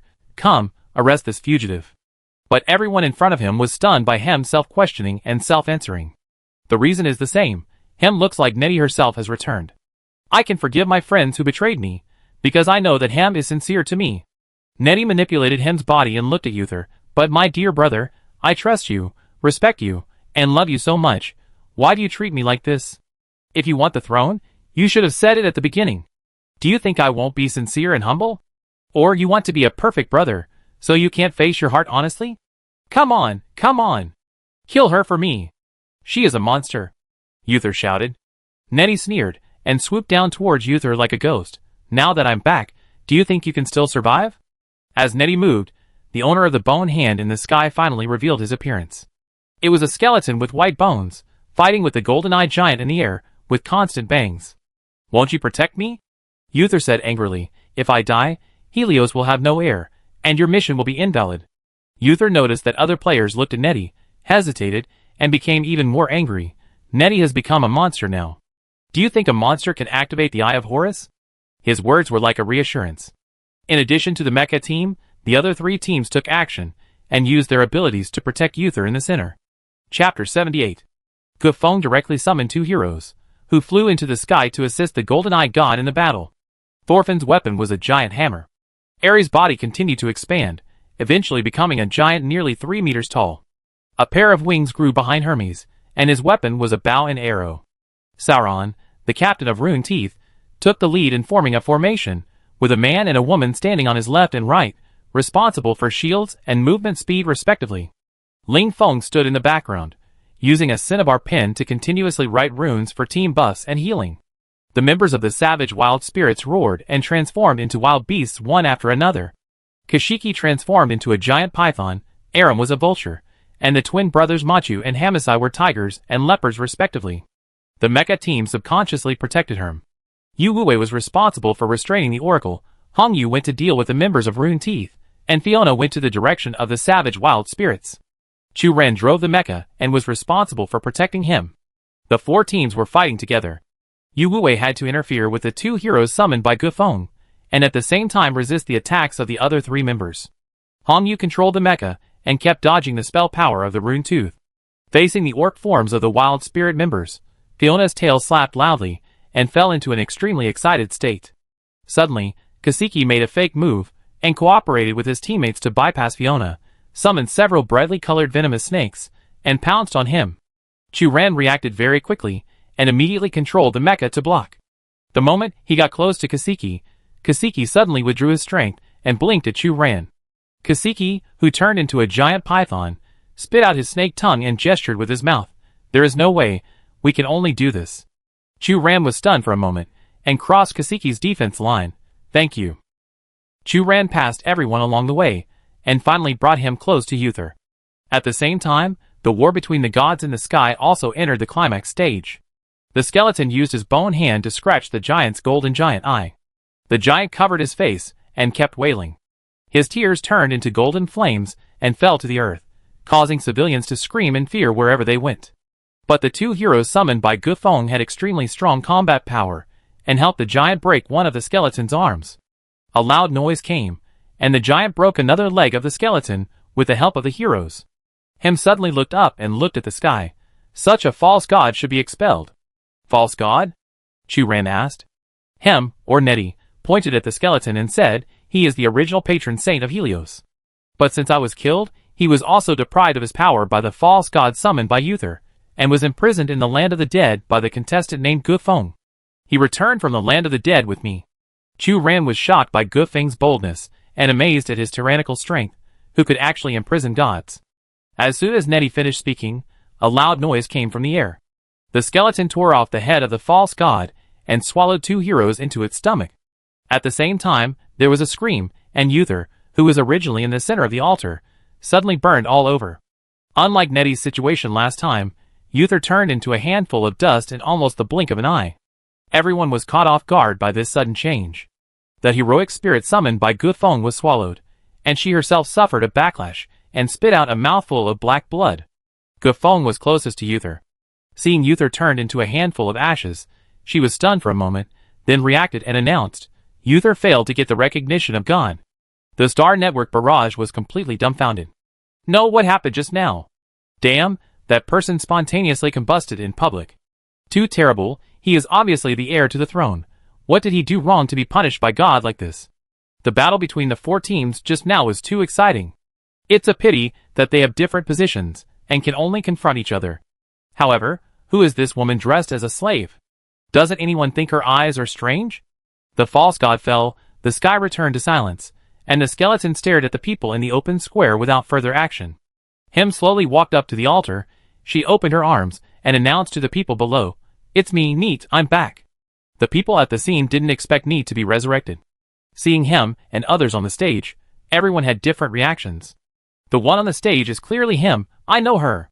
She is clearly a slave of the royal family. Is she crazy? Even if Princess Nettie and Prince Uther have been in trouble, it is not her turn to come forward, right? Wait, look at her left eye, it is really not right. It does not look like she is crazy. Is it really Princess Nettie who has returned? If so, that would be great. Hey, the dead can be resurrected, is this a good thing? She may have turned into a monster. Compared to Prince Uther, I am more willing to accept Princess Nettie, who has turned into a monster." Nettie walked to the center of the altar and looked up at the skull in the sky. At this time, golden rays of light rose from the depths of the earth and transformed into the flesh and blood of the skeleton. "It's the sun god!" someone exclaimed. "It's him! Our Lord!" The people of Helios knelt down and prayed. With a wave of his hand, the raging fire on the surface of the earth was extinguished and turned into rays of light, which were finally projected onto Nettie and turned into a golden crown. Gufeng, who presided over the ceremony, responded improvisationally. The new king of Helios has been born. This is a gift given to him by the sun god. The public opinion on the Star Network was in an uproar. Is this possible? Oh my god, it's so exciting. The sun god can actually be resurrected on the spot, shocking. The Helios royal family's drama of seizing power and revenge is constantly reversed. It's so dramatic. Nettie, or him, each has their own independent consciousness, but they share a body, and their relationship is a bit subtle. But both of them recognize this relationship and reach a certain degree of balance agreement. In order to atone for his sins, him decided to give the dominance of the body to Nettie, and only speak at critical moments. The ability of the Black Wizard is not perfect after all. I can feel that him and I are thinking more and more alike. Maybe we will eventually merge into one person. Nettie said. Will this affect your future governance? Chu-Ran asked. Maybe, or maybe not. Nettie pondered. Him and I are determined to change Helios. As long as this can be ensured, other aspects are not important. Yes, we will work together to promote the reform of Helios, especially the complete abolition of slavery. Him said. Hong Yu said beside him. Maybe this is not a disadvantage. Two people's thinking and decision-making are always better than one person's. Nettie, or him, smiled. Fiona swung her tail and said with some dissatisfaction, I have summoned the other 3 teams. Why haven't they come yet? After the succession ceremony, Nettie became the new queen of Helios, and will take charge of all the powers of Helios. But these are no longer related to the contestants. They only care about who can get the task prop, the Eye of Horus. Nettie has sent someone to bring out the wooden box containing the Eye of Horus. On the velvet cloth, a sapphire crystal as big as a pigeon egg lies quietly in the center. The players of the 4 teams gathered together, and Nettie announced, a lot of things happened this month, but no matter what, I finally stood here and became the king of Helios. I will also give the Eye of Horus to the first place team in accordance with the agreement with the Alliance. Nettie raised her hand and whispered a spell. A golden light poured into the crystal. At this moment, the crystal burst out with a dazzling light, which made people cover their eyes unconsciously. But the next second, with a crisp sound of click, the crystal called the Eye of Horus suddenly broke in half from the middle. However, in order to reward my companions who really assisted me, I decided to divide the Eye of Horus into 2 halves, and give them to the Oracle and Twin City Mech teams respectively. Nettie smiled. Why? Fiona stepped forward and questioned. Chu-Ran was also dissatisfied and looked at Knight. Knight smiled and said, although the Oracles helped my brother Uther, they also helped him and assisted him in finding the Necromancer. If it weren't for them, I wouldn't be here now. Your Highness Knight. Gufong looked a little unprepared. Ares said, Your Highness Knight, we agreed that if we help him, you will give us the first place. Thorfinn also said, you are now going back on your word and breaking your promise. Hem, or Knight, chuckled. So you are all the first place, what's the problem? You? The oracles were indignant. Chu-Ran couldn't help but say, but we are the only ones who always stand on your side. Knight looked at Chu-Ran. So I also gave you the honor of the first place, what's wrong? What's more, the Alliance also agrees with my approach. How can the honor be divided equally? There is only one first place. Hong Yu said. That's because you have limited abilities. Only the Oracle really helped me. Nettie said. Yu Wei suddenly stepped forward and took the half of the Eye of Horus. We accept it. Nettie smiled. I like smart and sensible people. The Oracle also quickly took the other half of the Eye of Horus.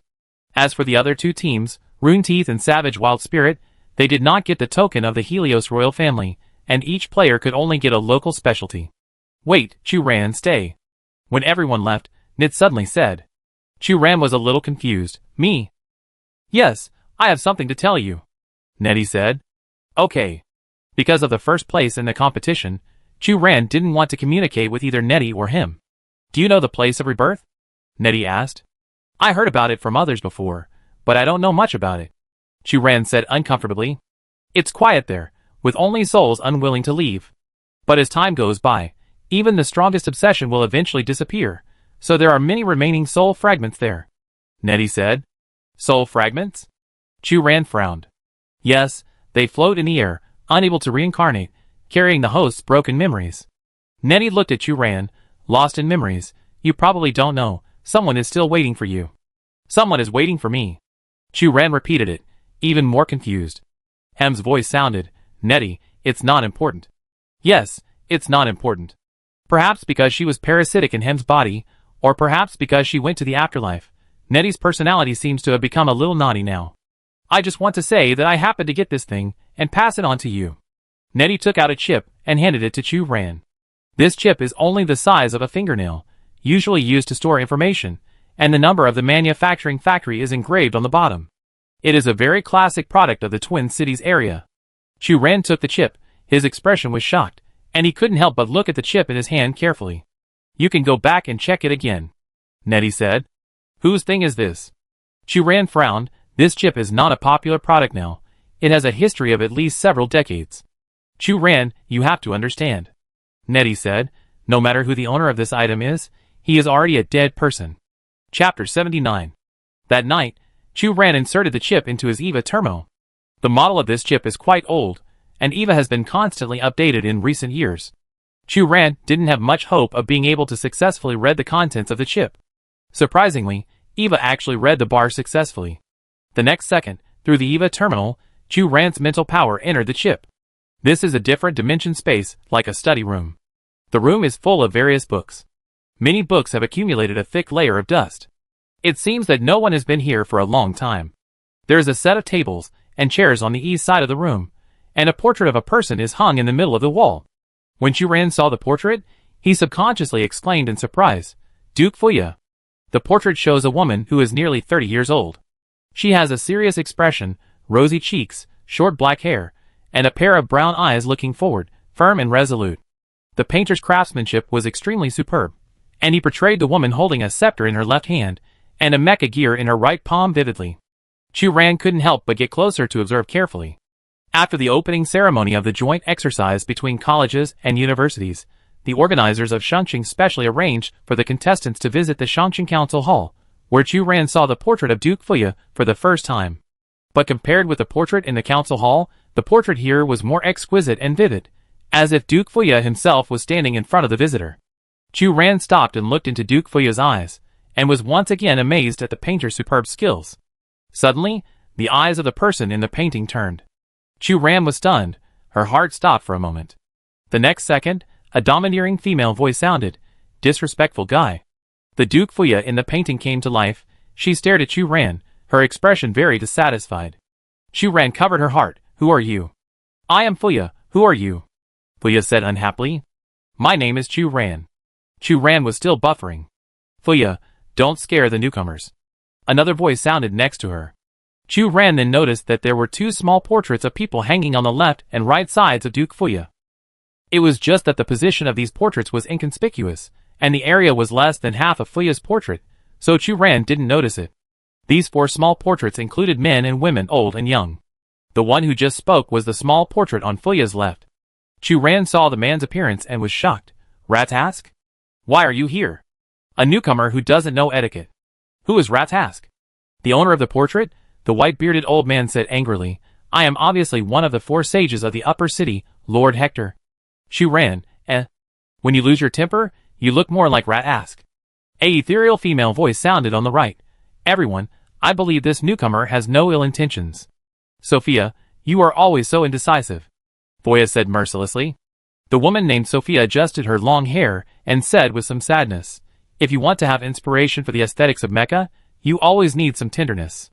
The woman next to Sophia said, Hello, I'm Lena Bragg. Chu Ran looked at Lena Bragg and found that she had a golden hair unique to the Bragg family of the upper city, and she looked a bit like Cecilia Bragg. She couldn't help but sigh. There are people from the Bragg family here. Why do you say that? Lena asked. Chu Ran immediately realized that the history of the four sages of upper city had already passed for hundreds of years, and they were not people who existed now. No, nothing. Chu Ran said vaguely. I happen to know other members of the Bragg family. I am very happy that the Bragg family still has a name in upper city. Lena smiled. Lena Bragg's attitude was neither humble nor arrogant, upright and polite, and she looked like a doer. Chu Ran was a little annoyed. She had taken the course of Mecha history, but this kind of literary course was not her strong point. Her understanding of Mecha history was limited to flying low over the passing line, and she did not know the detailed information of the four sages of upper city and Duke Fuya. Lena seemed to see Chu Ran's embarrassment. Lena took the initiative to introduce Chu Ran. My main research direction is the interaction between machinery and human mental power, that is, the field of mecha nerves. Sophia's research field focuses on mecha aesthetics. under the premise of ensuring the performance of the mecha, tried to design mecha shapes that meet human aesthetics. Hector's research direction is mecha theory, providing corresponding guidance for mecha practice. Adrian is a little different from the three of us. He is the only mecha soldier among us. Following Lena's introduction, Chu Ran looked at the young man named Adrian. His portrait was next to Duke Fuya, and hung on her left side, with Hector's portrait. When Hector spoke just now, Chu Ran noticed his existence. Unlike the other three mecha repairmen, Adrian was the only one holding a long sword. Even Duke Fuya himself did not have Adrian's aura of solemnity. That is why Adrian looked out of place among the four. Hearing Lena's introduction, Adrian did not say anything, but just nodded slightly, as a greeting. Chu Ran asked with some doubts, "Mecha single soldier?" Although she was not good at history, she also knew that the reason why the four sages of Shangqing could be as famous as Duke Fuya was because each of them made outstanding contributions to the progress of mecha. However, Chu Ran never expected that there was actually a mecha single soldier among them, which was too amazing. "Yes." Lena nodded. "Adrian is the best driver among us, and he personally participated in many experiments related to mecha operation." "Okay." Chu Ran bowed his head instantly. "It turns out that he is a lab rat, just to gain fame. Hector, the old man, has made even greater contributions." "Arrogant guy. How dare you look down on the excellent talents in our upper city?" Fuya said dissatisfiedly. "But?" Chu Ran reacted, "Wait, even if I look down on you, why are you protesting?" The other three people reacted subtly. Sophia looked away, and Lena stopped talking. Finally, Hector couldn't stand this weird atmosphere, and said bluntly, "Adrian was chosen to be Lady Fuya's personal guard since he was a child, and Fuya's protection of her shortcomings is well known in the upper city." Adrian finally showed a hint of anger on his face, when he heard Fuya's voice. His voice was low and his attitude was very humble. "It doesn't matter, respected Lady Fuya. I don't care about other people's evaluation of me. You don't have to get angry for me." Fuya immediately questioned Chu Ran. "Adrian is so humble and polite. Don't you feel ashamed of your rash words and deeds?" Chu Ran, ? She just quietly lowered her head, and didn't say anything disrespectful. Adrian immediately said, "Lord Fuya, I really don't care about these. You don't have to do this for me." Fuya ordered, "Chu Ran, I now order you to apologize to Adrian." Chu Ran, ? "No, this Adrian is a good tea." Chu Ran decided to change the subject. "Why did I come here?" Fuya was still angry. "Idiot." Hector agreed, "On this issue, I agree with Fuya's point of view." Sophia said sadly, "Please be gentle. I believe this newcomer has no ill intentions." Only Lena said seriously, "Because you got the chip we left behind? This is a secret space created by the four sages and Lady Fuya." Chu Ran said "Oh," and then reacted a little late. His heart began to beat wildly. "Wait, isn't it? Could this be the gift left by Duke Fuya and the four sages in the rumor? Why did the treasure you left behind appear in the chip?" Chu Ran didn't understand. "Rumor has it that you clearly left clues about the treasure in a sandbox." "That sandbox?" Hector snorted coldly, a little disdainful. "This is just our most inconspicuous little invention." Sophia said gently, "For future generations who love knowledge, these books are treasures. But for those who don't respect knowledge, this is just a space full of waste paper. However, even if you left this chip for future generations, why did you send it to such a bad place as the land of the dead?" Chu Ran asked the question in his heart. If someone hadn't picked up this chip by chance and handed it over to me, it would probably continue to be sealed here. Fuya was surprised and said, "How could it be?" The five people in the portrait lowered their voices and whispered to each other in front of Chu Ran. Finally, Adrian said, "We didn't know about this." Hector cleared his throat and said proudly, "Since you have this chip and are a repairman, you should pass on the knowledge we left behind." Fuya added, "Even if you are stupid, you should find a more suitable successor for us." Chu Ran, Well, what a forced sale." Chu Ran gave up the conversation with the group of portraits, walked to the desk, and picked up the nearest notebook. This notebook is covered with dust. The pages are not only filled with text, but also with some photos. In March of the 684th year of the star calendar, I followed the expedition team on another expedition. After a difficult battle, I accidentally discovered a highly radioactive substance and obtained a small amount of samples. In May of the 684th year of the star calendar, I returned to the upper city research room. Leah Bragg discovered that the sample can be interconnected with human nerves, which may be an important discovery for the current mecha breakthrough. In July of the 684th year of the star calendar, Hector borrowed sample number 3 to study the corresponding mecha theory. The more important issue now is to find suitable mecha materials. In March of the 685th year of the star calendar, I recruited a suitable designer Sophia, and at the same time, I solved the material problem by building an anonymous terminal website, and the research continued to advance. In April of the 685th year of the star calendar, Adrian joined the research team and became the first voluntary experimental subject. The following contents are all test values. Chu Ren flipped to the last page of the notebook. After more than a year of testing, the mecha equipped with a new energy source finally came out, but the values are still in an unstable state. We all agree that this new energy source can resonate with human spiritual power, and will lead the mecha technology revolution in the next few hundred years. In order to commemorate the origin of this energy source, we temporarily named it hydrocarbon crystal. Person in charge, Fuya. February of the 686th year of the star calendar. Chu Ran was shocked when he read the signature. So, this is the prototype of your idea of studying the use of hydrocarbon crystals at that time. In order to gather materials in the middle, you even created a dark web? Hector said, these are just the insignificant contents of our contribution to the mecha. Chu Ran, 6. You are pretending again. But please allow me to offend you. Chu Ran looked at the 5 portraits, 1 large and 4 small, and asked in confusion, what are you?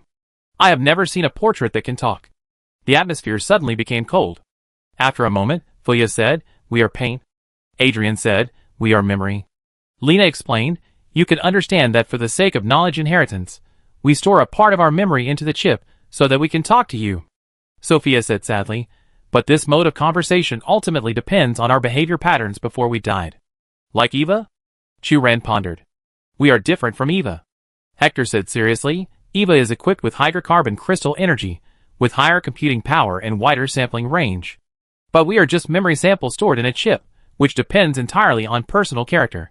Okay. Chu Ran understood. In the upper city hundreds of years ago, Eva was just a conceptual sketch, far less powerful, and with high-intensity computing power than it is now.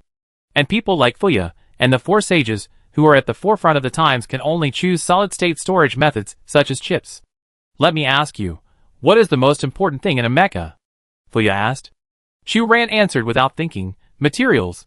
Hector commented, please exit the chip and find a suitable repairman. Chu Ran, ? Fuya said with rare patience, it's energy. Materials can only determine the lower limit of a mecha, and energy is the core of a mecha. Chu Ran whispered, but now the only universal energy for mechas is hydrocarbon crystal, which is an indisputable fact. Is there any room for optimization and improvement? Lena smiled and said, the mystery of the resonance between human mental power and hydrocarbon crystal is still an unknown field. It is precisely because of the discovery of hydrocarbon crystal that super artificial intelligence, that is, Eva, appeared. Fuya said, and if the source of hydrocarbon crystal energy can be found, this invention will lead the next technological revolution. Chu Ran sat on the ground, listening to the discussion between Duke Fuya and the 4 sages, and was fascinated by it unconsciously. After the mission at Helios was completed, the next stop was Iger, with 4 days of rest in the middle. In the past few days, Chu Ran did not go out at all, but soaked in the library. Let's name the space in the chip as the library. Under the guidance of Duke Fuya and the 4 sages, Chu Ran has a deeper understanding of the structure of mecha. On the day of departure, on the airship to Iger, Chu Ran was still rubbing a mechanical part, thinking about the discussion about mechanical consciousness with the 4 sages last night. Although Duke Fuya and Hector had a bad temper, it must be admitted that they have profound knowledge of mechas, and many of their cutting-edge ideas are still of great guiding significance even today, hundreds of years later. Since coming to this world, Chu Ran has rarely had such a systematic opportunity to learn knowledge.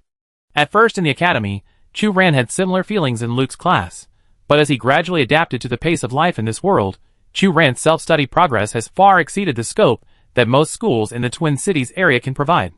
So later, Chu Ran's maintenance level in the dark web stagnated, which was also related to the lack of corresponding guidance from seniors. What's wrong with Chu Ran? Fiona beside him asked in confusion. She has become like this since the end of the project. She holds the mecha parts all day and ignores me. Maybe this is what a maintenance engineer studies mechas. You guessed. Yu Wuwei, what do you think? Fiona said. Me? Yu Wuwei glanced at Chu Ran and said, this is her freedom. I have no right to interfere. Fiona felt that she was being implied. We have entered the territory of Yaij. Hong Yu looked at the navigation of the airship and said, "It's about 300 kilometers away from the capital city of Yaij." In order to ensure the fairness of the competition as much as possible, the organizer arranged an airship for each team this time. Just then, a muffled sound suddenly came from the outside of the airship. "What's going on?" Chu Ran came back to his senses. An unknown object hit the airship. Before Yu Wei finished speaking, the airship suddenly shook violently and dived towards the ground. Another muffled sound, the rear door of the airship was knocked open. Chu Ran happened to be sitting next to the rear door, and before others could react, Chu Ran fell out. Immediately afterwards, there was a buzzing sound inside the airship, and others were thrown out. "I landed safely. Is everyone okay?" Hong Yu's voice sounded in the team's public channel. "Safe landing." Yu Wei's voice came. "Unlucky, I fell into a stinking puddle." "Ugh, so disgusting," Fiona said. Chu Ran wiped the moisture on his clothes and shouted through Eva, "I'm fine, soft landing." Yaij has a typical rainforest climate, and the climate is very hot and humid. There are tall green vegetation all around, and it is these soft green leaves that caught the falling Chu Ran. Chu Ran was somewhat fortunate that she had coated everyone's mecha with a layer of moisture-proof material the night before departure. "Chu Ran, don't move where you are, wait for us to find you," Hong Yu said. "Understood." Chu Ran was very clear about his combat strength, and had no idea of trying to die, so he decided to wait quietly where he was. While waiting, Chu Ran wiped the moisture on his clothes, but found that the more he wiped, the more mist there was. Chu Ran was a little strange, raised his hand and smelled it, and found that the mist in the air here actually had a hint of sweetness. Tick, tick. Small drops of water kept dripping onto Chu Ran's head. Chu Ran wiped her hair, feeling a little annoyed. Even though Yaij was a rainforest, it was too humid here. She decided to get up and move to another place. Chu Ran had just stood up when a head rolled down from under her. This head belonged to a young man. His eyes were closed, and he looked like he had just died. Chu Ran, She had just fallen from the sky, and had not noticed anything strange under her. At this time, there was another tick sound. Chu Ran looked up and found that at some point, the tall vines around her had gathered above her head. The surface of these green plants secreted a transparent liquid that kept falling down. Chapter 80. Chu Ran resisted the urge to scream, and slowly left the place where she was sitting. As she moved, another head rolled to the ground. The deceased was a young woman, dressed similarly to the young man just now. She looked terrified and her eyes were wide open, as if she had seen something terrible before her death. But perhaps due to the humid weather in the rainforest, her body was not as intact as the man just now, and many parts of her body were gradually rotting. Chu Ran endured the discomfort and reached out to push the other's body away. At this time, Chu Ran finally realized that it was not a soft landing at all, but fell into a plant community. These plants are slender, with thick leaves and sharp teeth on the edges, and they constantly secrete mucus with a sweet smell. What's terrifying is that there is a human corpse in the center of each plant, and the speed of decomposition of these corpses is different. Chu Ran's scalp tingled, and he carefully bypassed these plants. Perhaps these plants were full, and did not make any aggressive moves towards Chu Ran. Chu Ran retreated to a safe area, and her hands were shaking as she summoned the mecha. After the mental recognition was passed, Chu Ran boarded the mecha and quickly fled the area where the plants gathered. There is a problem with the original location. There are many human corpses. I have evacuated. Chu Ran said in the team channel, "Where can I find you?" Before she finished her words, a silver mecha appeared in front of her. It was Yu Wei. "Are you okay?" "What happened?" Yu Wei asked. Chu Ran pointed to the area where the green vegetation was and gasped, "Have you seen that kind of plant? They eat people. It's the soul-devouring vine." Yu Wei frowned and said, "The rainforest area is hot and rainy, which is very suitable for the growth of the soul-devouring vine. As for the people who died, they should be caravans from nearby towns. When I came here, I saw an overturned truck with many daily necessities scattered on the ground." Chu Ran hissed. "The degree of decay of those bodies is different. Does it prove that they died at different times? This possibility cannot be ruled out," Yu Wei said, "but the soul-devouring vine itself will also secrete a transparent liquid that prevents food from rotting, with a slightly sweet smell. This is to resist the hot and rainy climate in its growth environment, and delay the storage time of food as much as possible." Chu Ran, It turned out that the plants were not too lazy to attack her because they were full, but that the plants regarded her as a reserve food and were pouring preservative liquid on her head. Sure enough, she is still the unlucky person chosen by God. "How are you? Are you injured?" Yu said with concern. I'm fine, nothing serious. Chu-Ran lowered her head and smelled her soaked clothes. When she thought that this was secretion from plants, her stomach felt nauseous. At this time, Fiona and Hongyu arrived, and the four of them successfully reunited. Is your EVA terminal okay? Hongyu asked. My EVA communication function is broken, and I can't connect to the star network signal. Hey! Mine is broken too.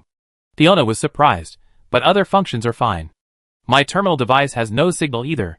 Yu said. Could it be that the terminal device was damaged during the fall? Chu-Ran collected all the EVA terminals and checked them one by one.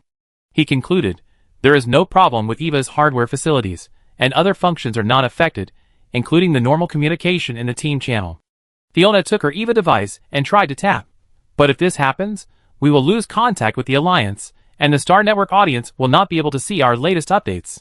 In the previous competition, the player's signal was lost, which will indeed affect the live broadcast effect of the Star Network.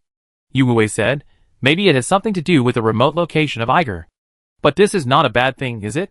Hongyu said. Indeed. Others agreed. The college joint competition is one of the major events organized by the Alliance.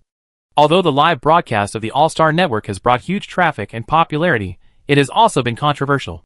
When the game is in progress, all the moves of the players are magnified on the screen, and the audience of the All-Star Network expresses their likes and dislikes on the internet.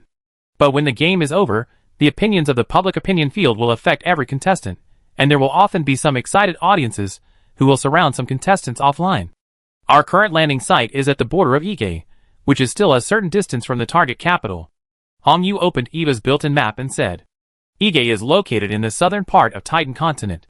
Its capital is also called Ige, and it is also the target location of the assessment mission. We should leave this rainforest area now. Fiona sniffed and said with some disgust, the air here is too humid, and I keep sensing the breath of danger. The nearest town to this rainforest is a small town called Nordland, about 15 kilometers away. Yu said. Everyone boarded their respective mechas and prepared to set off. As soon as Chu-Ran entered the cockpit, he suddenly heard a female voice. Who are you? The other party's voice was soft, almost whispering. What? Chu-Ran subconsciously asked back. The voice did not answer. Chu-Ran frowned and asked in the team channel, Did you hear that voice? What voice? Hongyu's puzzled voice came. Did anyone speak just now? Fiona asked. A woman's voice, sounding very young. She asked me who we are. Chu-Ran said a little dazedly. Except you, no one of us heard that voice. Yu concluded. Chu-Ran, are you hallucinating because you are too tired these days? Fiona asked suspiciously. You have been obsessed with repairing mechas these days, and ignored me. Chu-Ran scratched her head. It's possible. In recent days, she has indeed been in the library every day to make up for the professional knowledge related to mechas. It is very likely that she is too tired and has hallucinations. Chu-Ran followed the footsteps of others. After walking for a while, Chu-Ran heard the voice again. Who are you? Why are you here? The other party's whisper came. Chu-Ran was finally able to be sure that this was not her hallucination. Because the next second, Fiona exclaimed, I heard it. That voice. Hongyu was silent for a moment and asked, Yu, did you hear it? I didn't hear any stranger's voice. Yu said. I didn't hear it either. Hongyu said. But I heard it. A woman's voice, asking who we are and why we came here. Fiona was sure. Is someone trapped here? Chu-Ran looked around, and all he could see were tall green plants, with no trace of humans at all. Maybe? Chu-Ran hesitated. Then let's look for it first, Fiona said. After searching for a while, the four of them found nothing. Hongyu panted and said, This place is not suitable for human life at all. Even the caravans transporting goods have been killed for some time. It's getting dark. Maybe we should set off first and go to the town of Nordland, and then come back to search tomorrow. Yu said. It could also be a prank by someone, deliberately playing a tape recorder or something to fool people passing by. Fiona said. Then let's go, Chu-Ran said. Before leaving with the team, Chu-Ran looked deeper into the rainforest. The layers of plants intertwined and almost blocked out the natural sunlight, leaving only a deep path. The voice did not sound again. Chapter 81.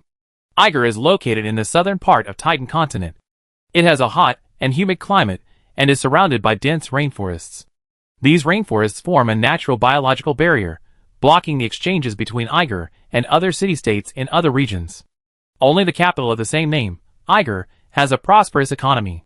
People there can use airships and other means of transportation to go to other countries. Nordland is located on the border of Eiger, and is a remote town far away from the capital's political power. The city gate here is not guarded, and Chu Ran and his party have no obstacles. But after entering the city gate, a small unpleasant thing happened. Chu Ran was walking at the back. As soon as he stepped onto the land of Nordland town, he was grabbed by a tramp's arm. "Miss, give me some money." "Sorry, I don't have money." Chu Ran struggled to break free. But the homeless man firmly grasped Chu Ran's arm and begged, "Give me some money. Just a little bit." Fiona next to him scolded, "Let her go." Chu Ran finally broke free from the other party's grip, but several homeless people gathered around and surrounded Chu Ran and others. They were all sloppy, with black teeth and hair tied into wisps. The most important thing is that this group of homeless people had a very bad smell on their bodies. This smell was not the body odor of not taking a bath for many years, but more like the smell of something rotting and stinking. Yu Wei looked at the group of people. "Do you want food?" "We have emergency food." "No." One of the homeless people said, "We just want money." Chu Ran covered his nose and said in a muffled voice, "We just came here and don't have your currency at all. Other valuable things are fine." "Yes, we are not picky. Give us some." A homeless man saw the jade necklace on Hong Yu's neck and asked tentatively, "Miss, can you give me your necklace?" Hong Yu said coldly, "Get out of here, I only say it once." The group saw that Hong Yu and others were strong and realized that begging was hopeless, so they looked embarrassed and dispersed on the spot. One of them showed a mouthful of black teeth, walked a distance, and turned back to spit in the direction of Chu Ran and others. "Bitch, what's so great about it?" Fiona immediately rushed. "Hey, who are you talking about? Try to say it again." Hong Yu and Chu Ran had predicted her movements and raised their hands to the left and right to stop the man.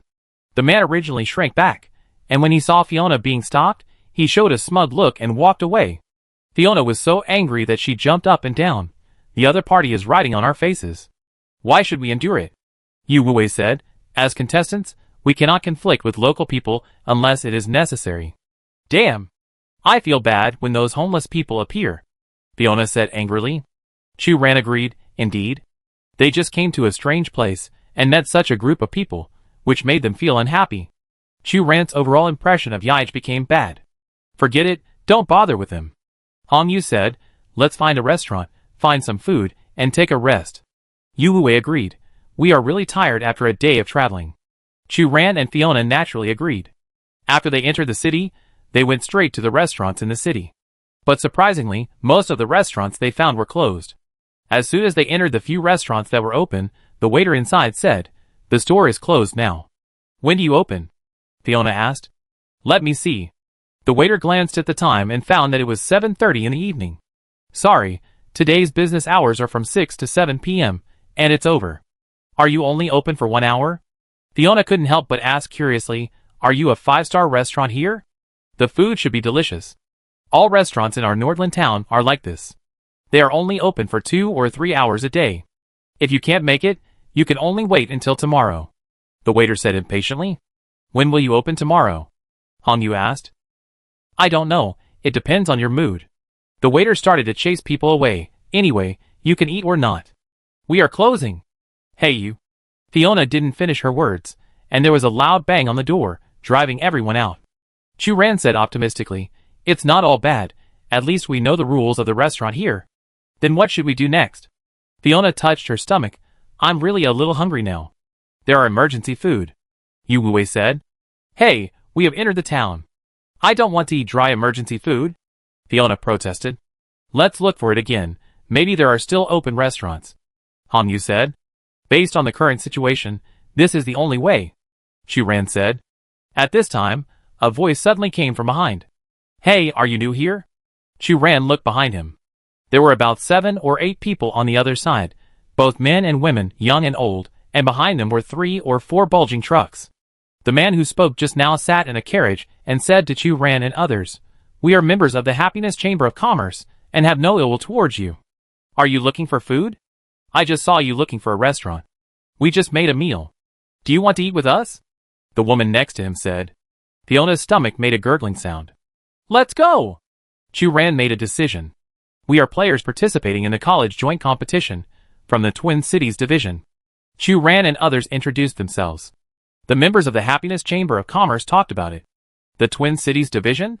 I vaguely heard of it. It seems to be in the east of Titan Continent. This competition hasn't come to Eiger for many years. Has Eiger been selected again this year? But kids, why are you in Nordland Town?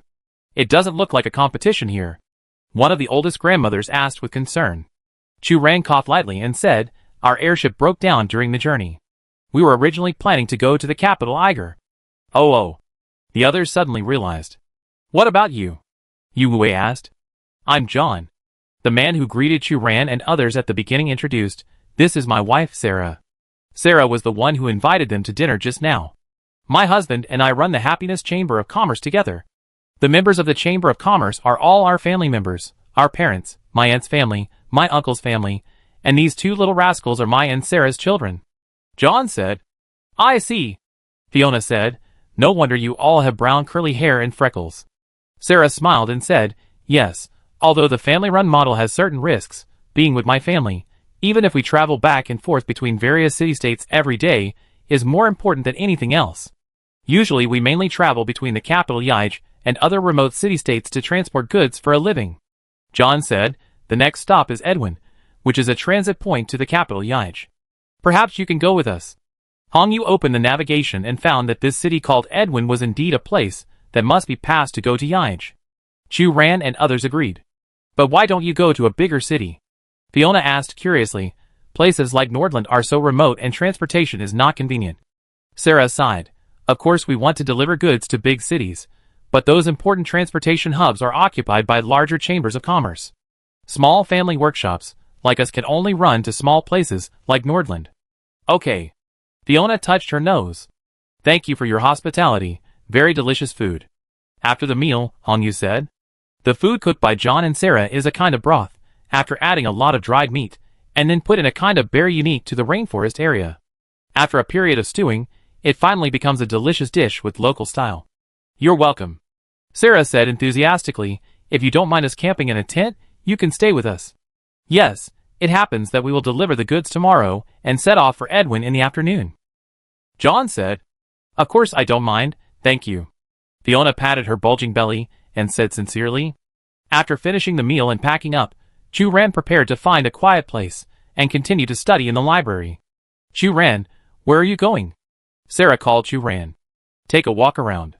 Chu Ran raised the EVA terminal. I want to find a quiet place to study. Okay, Sarah reminded, but remember not to go far away from our station, especially late at night like now. Why? Chu Ran asked. There will be many homeless people wandering on the streets at night. They are often unconscious and have some aggressive behaviors. Sarah shrugged. In a remote town like Nordland, government agencies will not take care of this matter. Are there many homeless people here? Chu Ran frowned, thinking of the scene when he entered the city gate during the day. Yes, a lot. Sarah said. Why is this happening? Chu Ran asked in confusion. With so many homeless people, shouldn't the government intervene? It's a long story. Sarah sighed. Do you know Yoda? Yoda? What is this? Chu Ran asked. Sarah turned around, pulled out a package from the truck, opened the layers of oil paper, and pinched the white powder inside with her fingers. This is Yoda, extracted from a plant called Yoda flower. It is a hallucinogenic white powder. So, those homeless people inhaled this powder, so they would have hallucinations and behave in ways they couldn't have predicted? Chu Ran said. You are very smart. Sally affirmed. There are such things in my hometown. Chu Ran said, but our parliament has never advocated such things. On the contrary, it has always taken a severe crackdown attitude. There are many alchemists in the black market area of Diching who are recruiting human experimenters to study various types of banned alchemical potions. Some of them are about the banned potions for body modification, which usually contain addictive raw materials. A progressive and orderly political system must retain a strict bottom line. For example, when alchemists use mechanical means to transform artificial prostheses, the Diching parliament often turns a blind eye, but if they develop such addictive potions on a large scale and seriously affect the public security of Diching, the Diching parliament will also take thundering measures to deal with it. That's great. Sarah showed a trace of yearning on her face, and then she shook her head again. But it's different here. There are too many people taking Yoda, and it's already reached a point where it can't be banned. What's more, the economic income generated by Yoda, planting, refining, transportation and sales, has become the main source of income for many of us.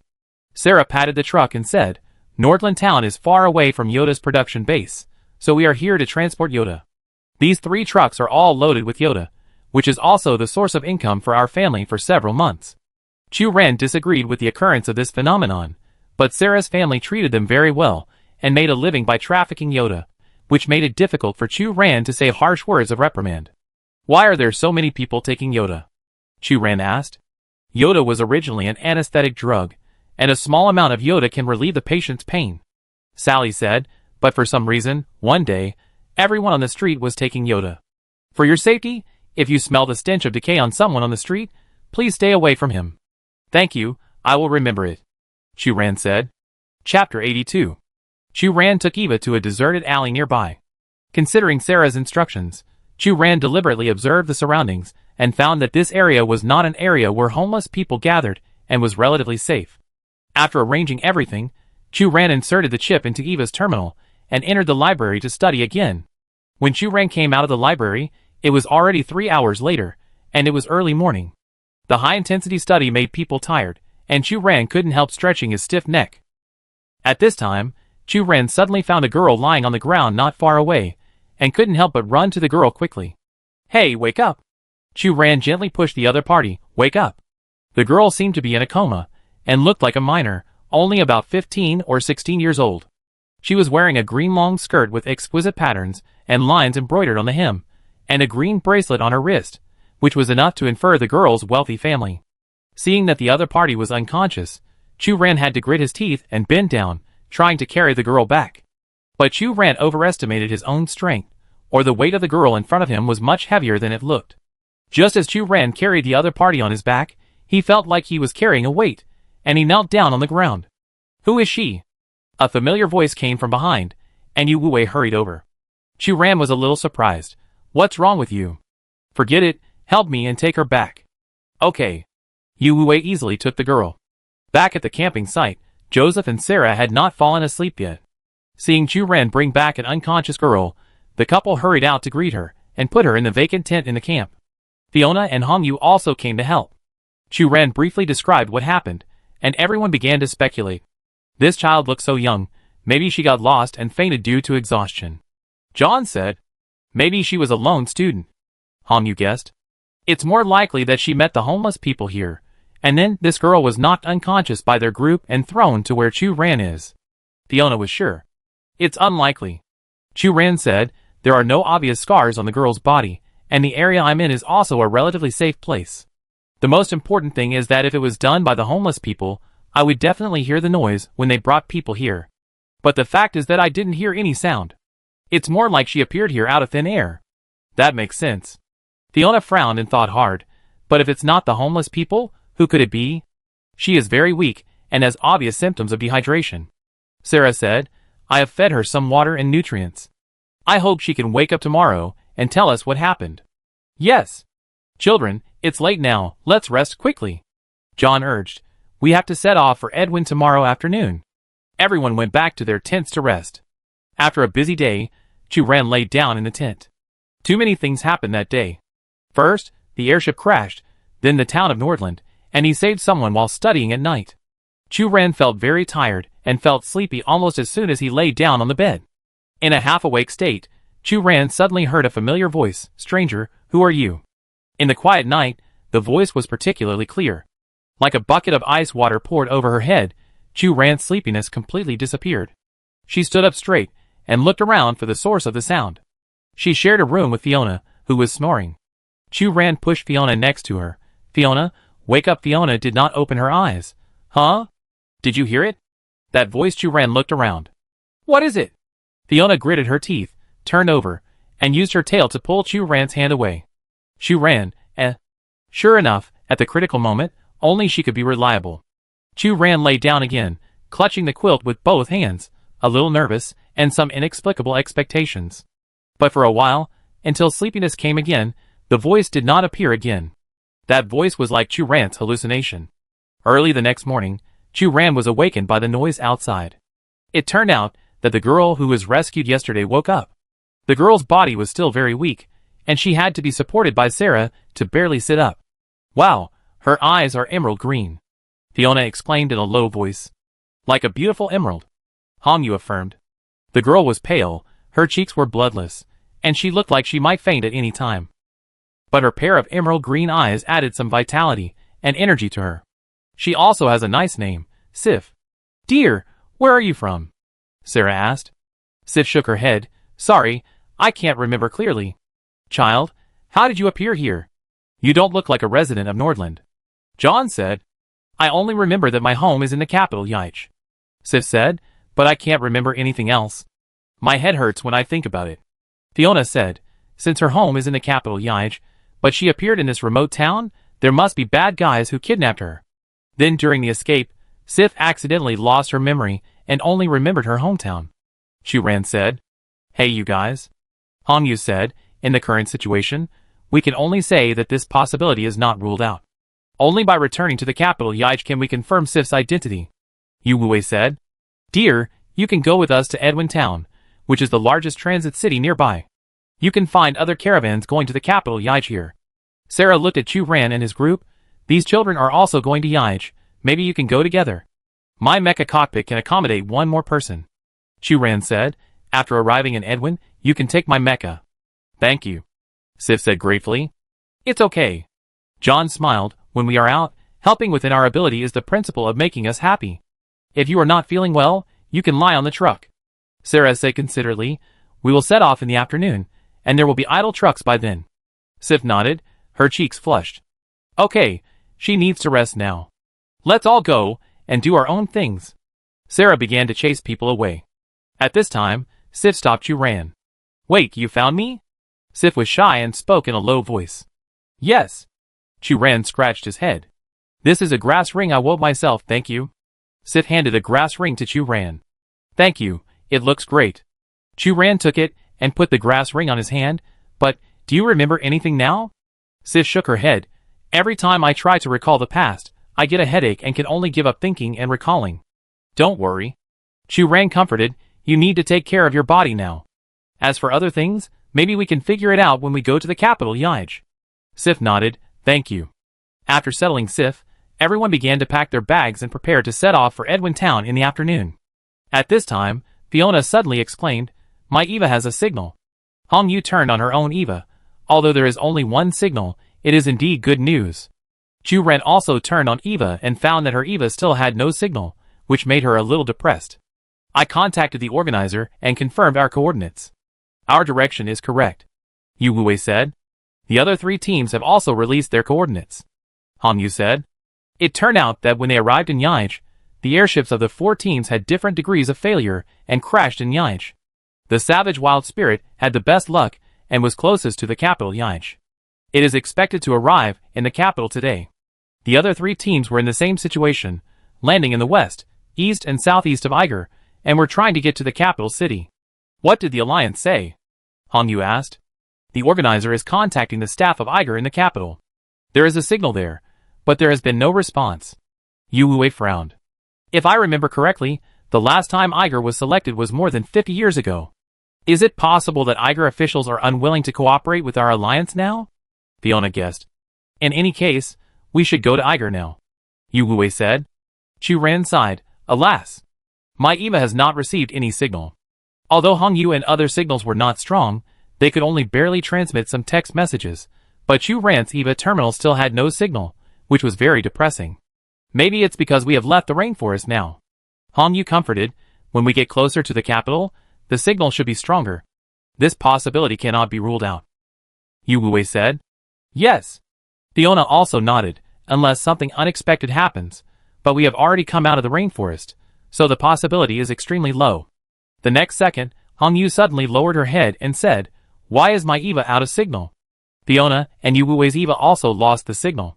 Fiona, Churan, After a moment of silence, Churan patted Fiona's head. Let's be optimistic. This at least proves that our Eva's signal has nothing to do with the rainforest environment, right? Hateful Eva. I refuse to be interviewed. Fiona pouted. In the afternoon, John informed everyone. Children, our Happiness Chamber of Commerce has delivered the last order, and is about to leave Nordland Town and head to Edwin Town. Please gather in front of the truck in 10 minutes. The 3 trucks that were bulging when they came have been emptied, and everyone took their bags and got on the truck. John and Sarah's family sat in the first truck, Chu-Ran and others and Sif sat in the second truck, and the third truck was used to store other daily necessities. When the truck left the city gate, Chu-Ran sat in the truck and looked back at the town where he stayed for 2 days. But Chu-Ran didn't have time to prepare for some parting sentiments, and a group of people rushed to John and Sarah's truck. Yoda. We want Yoda. Don't leave. You must still be hiding Yoda. People rushed out of the city gate, and everyone's face showed a fanatical look. Chu-Ran was a little surprised. There were not only homeless people wandering the streets in the crowd, but also restaurant waiters she had seen before. Oh my God, did you see that? Fiona whispered beside her. Are the people in Nordland Town all taking Yoda, so they are so lazy and gluttonous? It's really worrying. Hong Yu also saw the familiar waiter. Unlike the one she had seen before, the waiter had a swollen face, bruised eyes, and an abnormally crazy look. The prevalence of Yoda here is more serious than we expected, Yu Wei said. But John seemed to have gotten used to it. Seeing that the crowd was about to stop the truck team, he pulled out a wooden stick from the shelf and used it to hit the hands of people who were trying to pull the truck one by one. At this time next month, our Happiness Chamber of Commerce will come on time. Mary, smoke less Yoda. Look at you, you are so thin. Stephen, as long as you stop buying on credit, I will increase the number of trucks in Nordland Town. Old friends, disperse. See you next month. After driving away the group of townspeople who were blocking the way, Chu-Ran couldn't help but say, You won't use Yoda, right? John shrugged, Of course. If anyone in my family dares to smoke Yoda, I will definitely break their legs. Since Yoda is so bad for the body, why do you still want to engage in this kind of transportation industry? Fiona asked. Dear, even if we don't do it, someone will do it. Sarah smiled. This is the most profitable industry for Iger at present. We also have families to support, and we are not fools. Talking about Yoda again, Chu-Ran and others could only remain silent. Seeing that the figures of the group of people chasing out of the city were getting smaller and smaller, Chu-Ran felt a little heavy. Suddenly, someone tugged at her sleeve. Sif whispered, I have something for you. Chu-Ran looked at the other person. Sif handed over a piece of parchment and said with some hesitation, I remembered some memory fragments, but I don't understand what they mean. Chapter 83. Chu-Ran opened the parchment. Sif's handwriting was crooked, and Chu-Ran had to work hard to decipher it before he could barely guess the meaning of the words on it. This is a poem. The forest will remember everything that happened on this land. In illusion and reality, in dreams and reality. The stars in people's hearts gradually appeared. Strangers carrying jeweled swords, loyal dogs and cats, stepped into the forest. Children prayed devoutly under the moonlight, calling for their arrival. Wild beasts ran in the forest, and the stream heard all the secrets. The leaves were engraved with patterns one after another, recording the trajectory of the years, when the fragrant flowers withered, when the story came to the end. The forest will remember everything. Sif, what is this? Chu-Ran was surprised. I don't know. Sif scratched her head and whispered, It's just that these words suddenly came to my mind, so I wrote them down. Chu-Ran stared at the contents of the brown paper in his hand. If he ignored the current environment and background, Chu-Ran would think this is a very lovely poem. But now, in an uncertain situation, Sif suddenly recalled this poem, and Chu-Ran couldn't help thinking about the deeper meaning of this poem. This poem contains 4 teams. It is not difficult to guess that the stranger refers to her. The gem symbolizes Hong Yu, the cat is Fiona, and Yu Wei is a dog, although Chu-Ran doesn't know why Yu Wei turned into a dog. The children praying devoutly symbolize the oracles. The beasts running in the woods are members of the wild spirits, who can transform into ferocious beasts. The patterns carved on the leaves should refer to the members of Rune Teeth, whose ability is to carve various runes. The 4 teams of the college joint competition have not yet gathered, but this poem has already described the characteristics of each team. Who can make such a prophecy? For a moment, Chu-Ran felt a little numb on his scalp, and did not dare to think about the deep meaning of the person behind him. And what are the other details of this poem? What is the star in people's hearts? What does the forest remember? When the flowers wither and the story comes to an end, what will be the consequences? Chu-Ran frowned and thought about the parchment. She thought of the voices she had heard recently. She was the only one in the team who could hear the other party's call. The other party did meet the definition of illusion, but who was the other party, and why did he target Chu-Ran? Finally, Chu-Ran looked at Sif. Sif, did you write this poem yourself? No. Sif affirmed, someone else told me. Someone else? Chu-Ran asked. Well, a woman's voice. Sif recalled, It should sound older than you. Like Aunt Sarah's age. This is what she said. Have you seen this person? Chu-Ran asked. Not sure. Sis shook her head. I can only remember this poem and her voice, but I can't remember her appearance. Okay. Chu-Ran felt a little regretful. At this time, the voices of John and Sarah came from another truck, interrupting Chu-Ran's thinking. Kids, we are about to reach the town of Edwin. Please check your luggage and prepare to enter the city. No problem. Chu-Ran shouted. Unlike Nordland, Edwin is built by the water and is very prosperous. Before entering the city, Chu-Ran and others saw a small river winding through the suburbs of Edwin on the truck, with large patches of pink flowers growing on both sides of the river. Those flowers are so beautiful. Fiona leaned on the window and said intoxicatedly, It smells good too.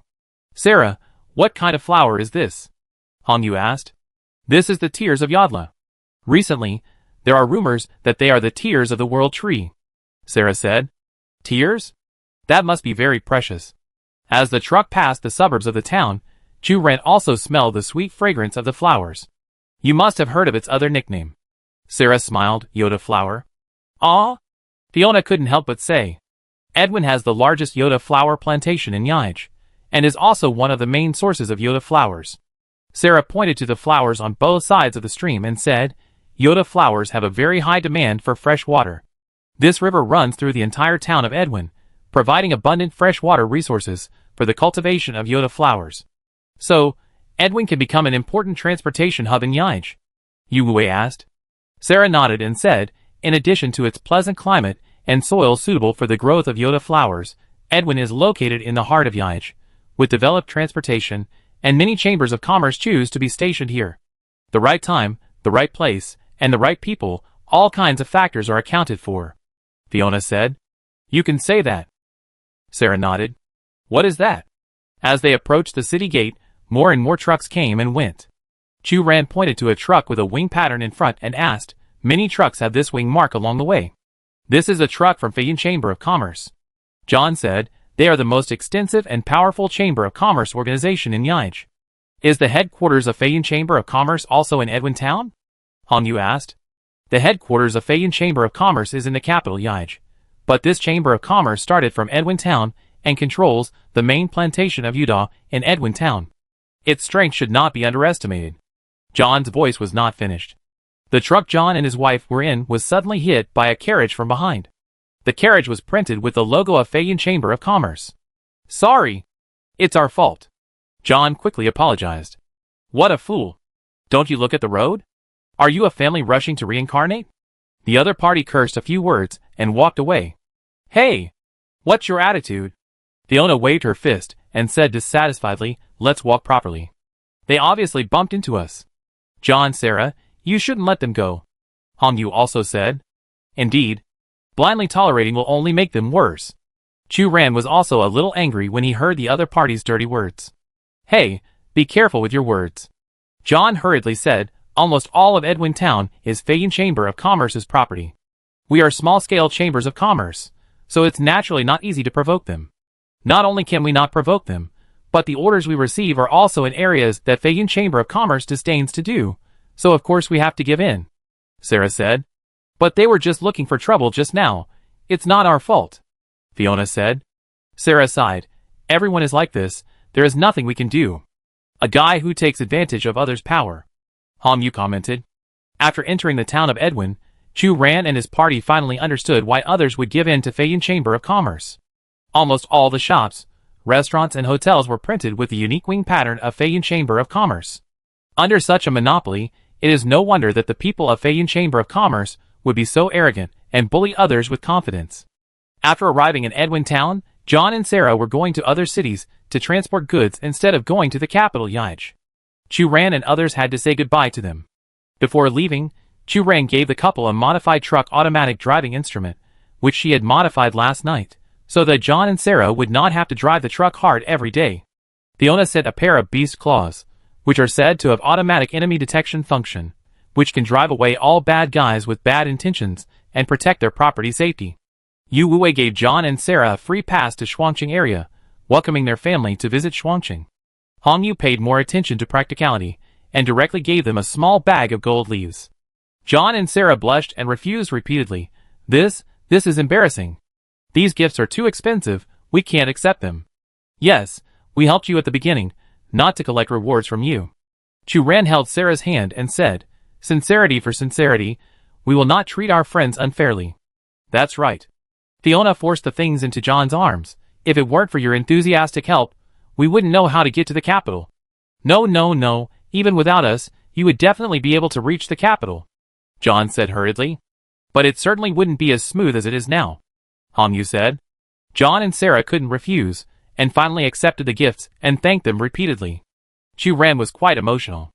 It turned out that she always treated everyone warmly, until she was injured and gradually realized that not everyone would appreciate her efforts, and some people would always take her efforts for granted.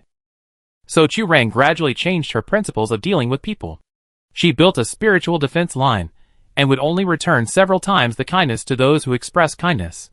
John and Sarah's financial conditions were not good, but they were still able to warmly invite Chu Ran and others to dinner. That night, they also gave up their family's place and changed new bedding for Chu Ran and others. Later, she not only did not dislike Sif brought back by Chu Ran, but took good care of her. Sincerity for sincerity. They were not rich, and they were struggling for a living every day, but they always treated others with sincerity. Chu Ran did not want to live up to this kindness, so he called the rest of the team the night before and called on everyone to prepare a small gift for this kind family. After saying goodbye to John and Sarah, Fiona was still thinking about it. Hongyu actually gave a bag of gold leaves. So rich. It should be the most valuable gift among us. Do you want it? Hongyu glanced at Fiona. Come to my house after the game. I will give you a bag. Wow, too much. Does your family produce gold? Fiona said. It's just a jade business, Hongyu said modestly. Okay, then our next step is to take a short break in Edwin, Chu Ran said. Then we will go to the final destination of our competition, the capital of Iger. Before Chu Ran finished speaking, Sif, who was standing next to him, suddenly felt her legs go weak. Fiona quickly helped her up. Sif, what's wrong with you? Sif's face was pale, and her voice became lower and lower. I don't know, I just feel so tired suddenly, I want to sleep. What should I do? Fiona looked at Chu Ran for help. Let's find a hotel first, and let Sif rest. Chu Ran frowned. We must leave for the capital as soon as possible, Yu Wei said. Chu Ran nodded and said, indeed, Sif's condition is getting worse and worse, and we can't delay it any longer. Chapter 84. Fiona said with some concern, perhaps Sif's condition will not last until we reach the capital. Fiona, don't say that. Hongyu stopped her. Fiona, shut up. But Sif's physical condition was indeed declining at a visible speed. She could still talk to people in the morning, but now she is in a coma. We also need to bring high-concentration nutrient solution. Chu Ran was thankful. The Twin Cities division is rich and powerful, and each player is equipped with a certain amount of high-concentration nutrient solution, which was originally for the players to use in emergencies, but now it has become Sif's life-saving straw. But it's not a long-term solution. Hongyu frowned. We must reach the capital as soon as possible and find Sif's family. After a brief discussion, the group split into two groups. Hongyu was responsible for taking care of Sif, and the two rested in the hotel, while Chu Ran, Yu Wei, and Fiona went to the local trading market to find a ride to the capital. The town of Edwin is home to many large and small chambers of commerce, and the local market is bustling with people. As soon as Chu Ran entered the market, he smelled a strong aroma. Many vendors were selling fresh Yoda flowers. Fresh Yoda flowers, 100 star coins each. Bulk orders get a 20% discount. Limited Yoda powder for sale, hurry up. Most of these vendors are from local chambers of commerce. Almost every shop has a logo of a chamber of commerce printed on it, and the wings of Feiyan Chamber of Commerce are the most common. In addition to selling Yoda flowers, these people will also issue corresponding Yoda trafficking orders and recruit some small chambers of commerce to work for them. Chu Ran and his group walked and looked around, preparing to look for orders from the Chamber of Commerce to the capital and hitchhike. Suddenly, a striking white color jumped into his eyes. Chu Ran stopped and saw an old man with gray hair and a thin body squatting on the side of the road with a little girl. At his feet was a bamboo basket filled with bunches of white flowers. This plant has white petals, green leaves, and fresh dew on them, exuding a light and elegant fragrance, which is particularly eye-catching among the pink Yoda flowers in the market. Sister, this is Arasima.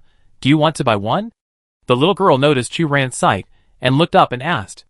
How much is this? Chu Ran asked. 500 star coins per plant.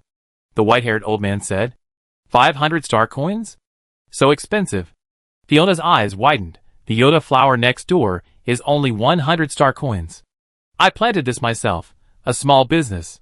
The old man had a bad attitude, and he looked like he didn't care about the price. You can't rip people off like this. Do you think we are fools? Fiona said. Sister, buy one. The little girl quietly pulled Chu-Ran's sleeve and looked at her eagerly, with a pitiful look. Chu-Ran, damn! Such a vicious old man. She had no resistance to this kind of marketing trap. For a while, Chu-Ran was torn between heaven and man in her mind. Sister, you are not from here, right? The little girl asked curiously. My name is Emily. What's your name? My name is Chu-Ran. Chu-Ran said. What a strange name, but I like it. The little girl smiled sweetly. Chu-Ran's scalp tingled, and she took out her wallet decisively. No, it's too expensive. Fiona held Chu-Ran's hand and insisted on bargaining. Boss, we buy it for 100 star coins. No. The white-haired old man was determined. Then 200 star coins, no more.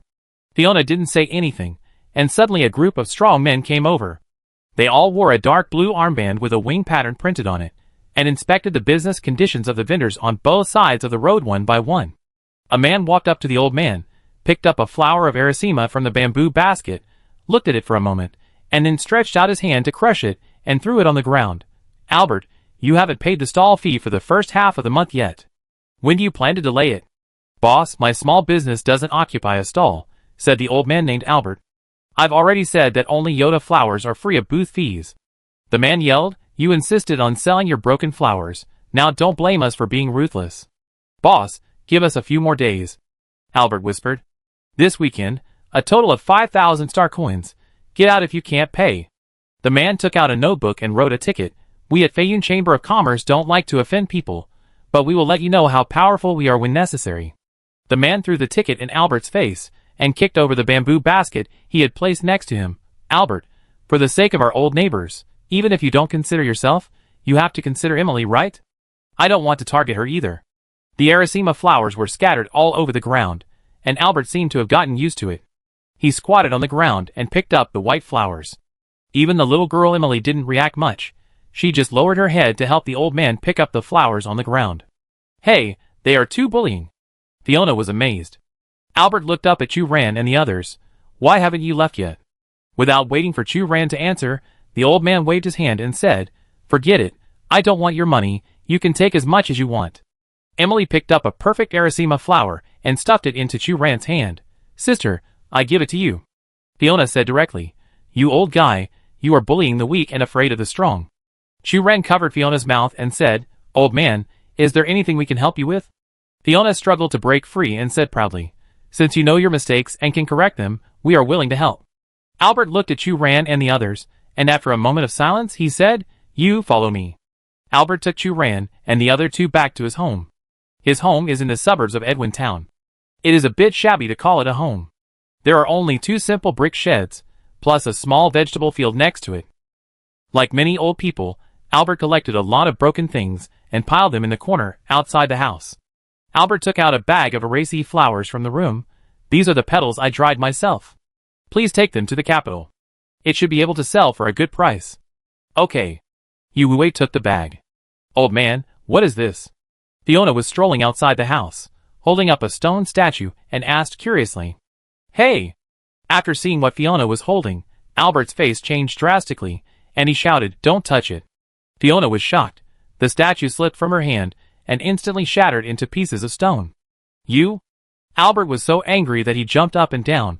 His voice could not hide the dejection. It's over. Everything is over. It's completely over. What's over? Chu-Ran advised, Old man, calm down first. I'm sorry. Fiona knew she had caused trouble, and said honestly, Don't be sad. I will definitely compensate you. Grandpa. Emily hugged Albert. What's wrong with you? Emily's voice brought Albert back to his senses. He sat on the ground, hugged his granddaughter, and muttered to himself, You probably don't know about the legend of IG. So, the statue is related to the legend of IG? Chu-Ran asked. She just glanced at it unintentionally, and remembered that the stone statue was in the shape of a big tree. It is rumored that the world tree connects heaven, earth, and the human world. We live under the world tree, and are all its people. Albert said, the place where the tree spirit Yij lives is the capital Yij. It is the incarnation of the will of the world tree, living on people's beliefs and ruling this land. Yue said, old sir, our mission is to go to the capital and pay homage to the world tree. Really? Albert smiled bitterly. Then you are probably doomed to be disappointed. Yij's world tree died decades ago. What? Chu Ran and Fiona explained in unison. How is this possible? Yue frowned. If the world tree is dead, Yij would not be as peaceful as it is now. What is impossible in this world? Albert asked. The world tree survives on people's faith, but now that Yoda is rampant, not many people believe in the world tree. They are addicted to Yoda's derivatives, money, benefits and power, but they don't believe in the world tree. Didn't you say that the tree spirit Yig replaced the world tree and ruled this land? Chu Ran asked. Didn't it take any intervention measures? Of course it did, but at that time Yoda had already begun to spread. With the help of those chambers of commerce, the people were easily incited and strongly opposed the intervention of the tree spirit, which accelerated the process of the tree spirit losing people's faith. Albert said. Oh my God. Fiona couldn't help but sigh. So is the world tree dead? To be precise, the world tree has no definition of life and death. Albert said, it's just that decades ago, the tree spirit was overthrown and driven away by the boiling public opinion. No one knows where it went, and no one cares. The tree spirit represents the consciousness of the world tree. In this sense, the world tree is dead. It's like this. Chu Ran was a little angry. Emily's parents both gradually declined their spirits after taking Yoda, and they were confused all day long, and eventually died of organ failure. Albert sighed. I hate those chambers of commerce that promote Yoda, but I, an old man, can't do anything about it. What's more, I have to raise Emily, so I have to compromise with reality. Now this stone statue of the world tree is also broken. Maybe life is reminding me to give up. I'm really sorry, Fiona said with even more guilt. No, it has nothing to do with you. Albert looked at the Arasima not far away and said, maybe I should have planted Yoda like everyone else. Grandpa, I don't want you to grow Yoda to make money. Emily can do it for free. Emily lay on Albert's lap and whispered. Good boy. Albert's voice was a little choked. So, are there many rich people taking Yoda? Yue asked. Albert shook his head and said, the extraction cost of Yoda powder is high and the output is scarce, but its audience is the poor. Huh? Chu Ran couldn't understand. The poorer a person is, the more empty his spirit will be. At this time, Yoda will take the opportunity to enter and erode a person's spirit and health. Albert said, on the contrary, those powerful and wealthy people in the capital are strong and healthy. Although they make huge profits by selling Yoda, they never take Yoda. People like you have a sense of justice and responsibility in their hearts, which is enough to resist the erosion of Yoda, said Yue. Albert smiled bitterly. People with a sense of responsibility will not touch Yoda, but a sense of responsibility is a suffocating thing. Now many young people don't like heavy things at all, so old guys like me will become less and less. Chu Ran nodded. She thought of John and Sarah. They were always optimistic, and worked hard for their livelihoods, because they chose to take on the responsibility of the family. Fiona took out a small piece of gold material and said guiltily, this thing can be exchanged for money. I give it to you as my compensation. Albert refused. I don't need it. But we all heard it. The people of Feyun Chamber of Commerce asked you to pay. Fiona said anxiously. I still have some savings, enough to deal with them.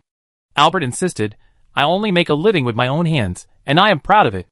If you really want to do something for me, then help me sell that bag of dried flowers. Chapter 85. After saying goodbye to Albert, Chu Ran and his group returned to the hotel. In just one afternoon, Sif's condition worsened further, and she is now unconscious, to the point where she can't even be injected with nutrient solution. How could Sif become like this? Chu Ran was surprised. Hong Yu sat beside Sif's bed and sighed. I found a local doctor in the afternoon, but after the doctor's examination, he said that Sif's physical indicators were completely normal. I don't know why Sif is unconscious. It's really pitiful. Fiona said, we haven't found Sif's family yet. Now even if she is gone, no one knows her true identity. Hong Yu and Chu Ran cast a condemning look at Fiona. Fiona scratched her head. I'm just telling the truth. But since we have encountered such a thing, we can't just turn a blind eye and pretend it didn't happen. Chu Ran said. That's hard to say. My sense of responsibility is not that strong. Fiona retorted. I believe you will take care of it. Chu Ran said. Not necessarily. Fiona insisted. You will. No. Hong Yu interrupted the two people's bickering and asked, "How about the Chamber of Commerce you contacted this afternoon? Did you find the right person?" Chu Ran briefly described the encounter with Albert and Emily. Yu Wei said, "We contacted a Chamber of Commerce, and will leave for Eiger tomorrow morning. They are willing to give us a ride." "That's good, there is finally something happy," Hong Yu said. "It's getting late, let's rest as soon as possible," Yu Wei said. "I hope Sif's condition will improve tomorrow." Fiona looked at Sif lying on the bed, her face pale, and prayed. That night, Chu Ran had a hard time falling asleep. The speed at which Sif's condition worsened was surprising. Sif must know something. Chu Ran originally wanted to ask Sif about the meaning of the poem she had written before, but now it seemed that there was no chance. Chu Ran felt uneasy when she thought that someone had predicted the arrival of Chu Ran and others in advance. And she hadn't experienced this feeling of uneasiness for a long time. Speaking of which, Chu Ran thought of her EVA terminal again. Since entering the main competition of the joint exercise between colleges and universities, the main task has not been updated. In fact, since entering the territory of Eiger, EVA has not received any signals from the Star Network at all, so Chu Ran has been using it as a machine to read chips recently. Huh? Chu Ran opened EVA's light screen interface, and found that her personal homepage had been updated at some point. The panel of the original main task completely disappeared and turned into 4 light spots, one of which was dim. "Eva, what is this?" Chu Ran asked. "Hello, can you tell me what you mean? Please provide more information so that I can help you better," Eva replied. "Why did the main task you posted disappear? What do these 4 light spots mean?" Chu Ran said. Eva analyzed. "The main task and 4 light spots you mentioned seem a bit vague. In order to better understand your question, please provide more information so that I can answer your question more accurately. For example, under what circumstances did you receive the main task? Do these 4 light spots appear in pictures, videos, or real life?" Chu Ran gave up communication and decided to find the answer himself. Among the 4 light spots, only the top one was dim, while the other 3 were emitting bright light. In addition, there was a small number next to the 4 light spots, which read 5%. The main task should have disappeared during the period after the selection competition. The 4 light spots may correspond to the 4 assessment locations. Now we have reached the second country, so the light spot representing Helios has gone out. Chu Ran pondered, but what does this 5% represent? Assessment progress? In any case, the current progress of the competition should not be 5%. For a moment, Chu Ran could not think of a suitable reason. Chu Ran lay on the bed and turned over. She thought of the Albert grandparents she met during the day. They lived in a shabby house and looked very pitiful. Emily was so well behaved and sensible that it made people feel distressed. How much money could she make by selling a bag of dried flowers? What happened recently was too messy. Chu Ran's head was in a mess, and it was difficult to fall asleep. Half asleep and half awake, when her consciousness was drowsy, Chu Ran heard that voice again. "Stranger, where are you from?" The female voice appeared again. Hearing the other party's repeated interruptions, Chu Ran was a little annoyed. She wanted to open her mouth to refute, but found that she couldn't open her mouth at all. The body became heavy, and Chu Ran felt that she was wrapped in a damp cocoon. This feeling was very warm, and Chu Ran couldn't help yawning. Suddenly, the sound of people talking came from above. Chu Ran opened her eyes and looked up suddenly, and found that she had been buried in the soil without knowing when. This was buried in the physical sense. Chu Ran tried to twist her body, but found that she was firmly embedded in the soil. The soil was soft and rich in water vapor, but she couldn't move, as if there was an unknown force binding Chu Ran. When you are trapped in the soil, don't rush to break free. The soil has no ill will towards you. The voice spoke again. In an instant, the force that bound Chu Ran disappeared. Chu Ran finally opened her mouth and spoke. "Where is this place? Who are you?" "Who I am is not important." The woman's voice was soft. "What's more important is who you are." "Who am I?" Chu Ran was almost laughing at the other party. "I am Chu Ran." "Really?" The other party chuckled. "Take another look." Chu Ran subconsciously lowered her head and looked at her hands. There was still residual soil between her nails, but more importantly, a plant-specific root grew on each of her fingers, connecting to the soil around her. Chu Ran looked at other parts of her body, and found that her limbs had turned into dark brown branches at some point, and a light pink flower was about to bloom in the area of her heart. "Is this Yoda flower?" Chu Ran widened her eyes and murmured. "It is said that the soul will not be annihilated, but will return to the earth and turn into plants when it dies." the voice said. Chu Ran put his hands together and shook his roots, still immersed in the huge shock of turning into a plant, and had not recovered. Wait, why did I turn into a Yoda flower instead of other plants? Chu Ran said seriously, I don't like plants like Yoda flowers. It would be fine if she turned into a plant, but she turned into a Yoda flower. This was simply an insult to her personality. Chu Ran couldn't accept it. The voice was silent for a moment, and continued, when the illusion invaded, my tears fell on the ground, and the withered vitality could only turn into Yodra. You are the world tree? Chu Ran finally reacted, with a shocked look, and even the small flowers growing on her body shook twice. I prefer people to call me Yig, the world tree admitted. So all this time, you have been calling me? Chu Ran said. To be precise, you heard my call. Yig, the world tree, said, like your companions, the cat has a keen hearing and can hear some of my voice, but Jade does not have the ability to listen. Chu Ran barely followed the other party's thoughts. What about you, Wu Wei? That human has a strong mental power, and a firm will. I can't intervene. Ike said. Chu Ran, fine. It turns out that she is a member with a weak will, and is the easiest to attack. So why did I become a Yoda flower? Chu Ran shook her body, and waved the branches that her arms had turned into. Because we are in a dream. Everything you see is an illusion. Ike said. So is this your dream? Chu Ran raised his voice. No, this is the dream of the residents of Ike. Ike said. Chu Ran looked around and found that except for the buried, looking at his own small piece of land, the surrounding is a desolate and decaying scene, and the ground not far away is sparsely growing pink Yoda flowers. When people no longer believe in my power, illusions will invade, and Yodra will grow wantonly. The world tree Yig sighed. Originally I was able to suppress the power of illusion, but in recent years Yodra has grown too fast, further eroding my body, and my power is constantly declining, and I can no longer suppress illusions. Illusion, what is this? Chu Ran frowned. She also saw this word in the poem provided by Sif. This is a corrupt power that can steal people's hopes and dreams, and make them muddle-headed, like a walking corpse. Yig said. Then we should destroy it directly. Chu Ran said. No, the illusion already existed when I was born. I don't know where it came from, or who created it. The world tree, Yig said. I can only be sure that it will gradually grow due to people's worship. It cannot be completely eliminated. I can only do my best to stop it. So, the illusion invaded and gave birth to Yudra, that is, Yuda flower, which further eroded your power, causing you to become very weak now, and can only live in the dreams of Yig residents. Chu Ran concluded then, what can I do? Go to the capital, and stop the flooding of Yudra. The voice of the world tree suddenly became ethereal, as if it came from afar. Hey, how can I help you in this state? Chu Ran waved his vine arms and protested. Remember, go to the capital and stop the flooding of Yudra, the world tree repeated again. Chu Ran was about to speak when he suddenly realized that he had turned back into a human again without knowing when. She opened her eyes, and saw the ceiling of the hotel. The morning light was dim outside the window, and before she knew it, it was already daybreak. In the bed next to her, Fiona's snoring was deafening. Chu Ran raised her palm, and there were no roots or flowers. The scene that just happened was so real, it seemed like a dream. Chapter 86.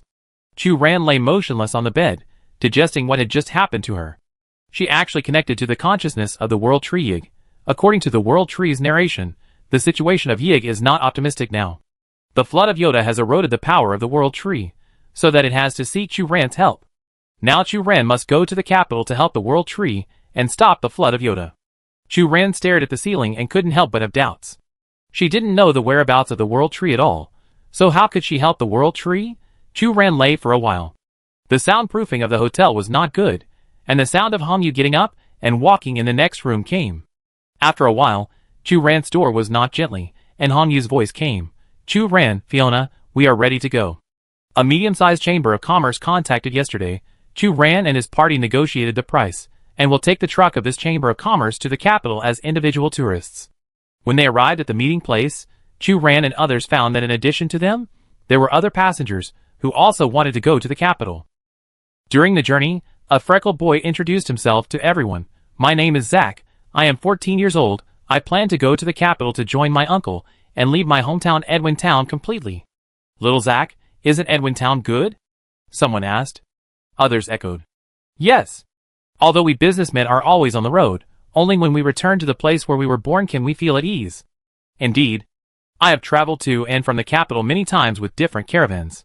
The capital is prosperous, but only the feeling of my hometown is right. Zack shook his head and said, Edwin is good, but the only way to make a living here is to grow Yoda.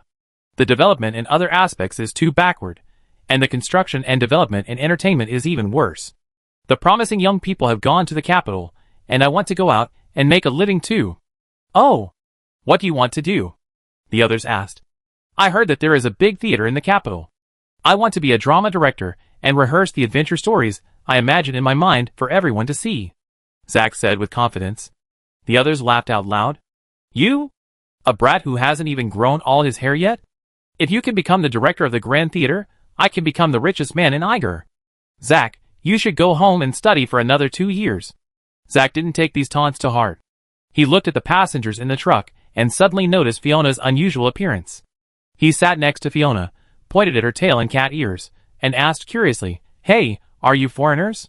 Fiona asked back, It's hard for you to pretend not to see such obvious features of mine, right? Zack scratched his head. Hare smiled and said, I noticed that your eyes and hair are different after looking carefully. Our Yij people's hair is usually light brown, and the pupils are usually dark brown, just like the color of tree bark. The color of tree bark? Chu Ran was attracted by Zack's novel metaphor. This is the first time I heard someone describe it like this. You are very imaginative. Thank you, Zack said happily. Where are you from? What are you doing in Yij? We are from the Shuangqing area. Hong Yu said, We are participants in the joint exercise of colleges and universities. High school exercise? Zack wrinkled his nose. A hint of confusion flashed in his eyes. What is this?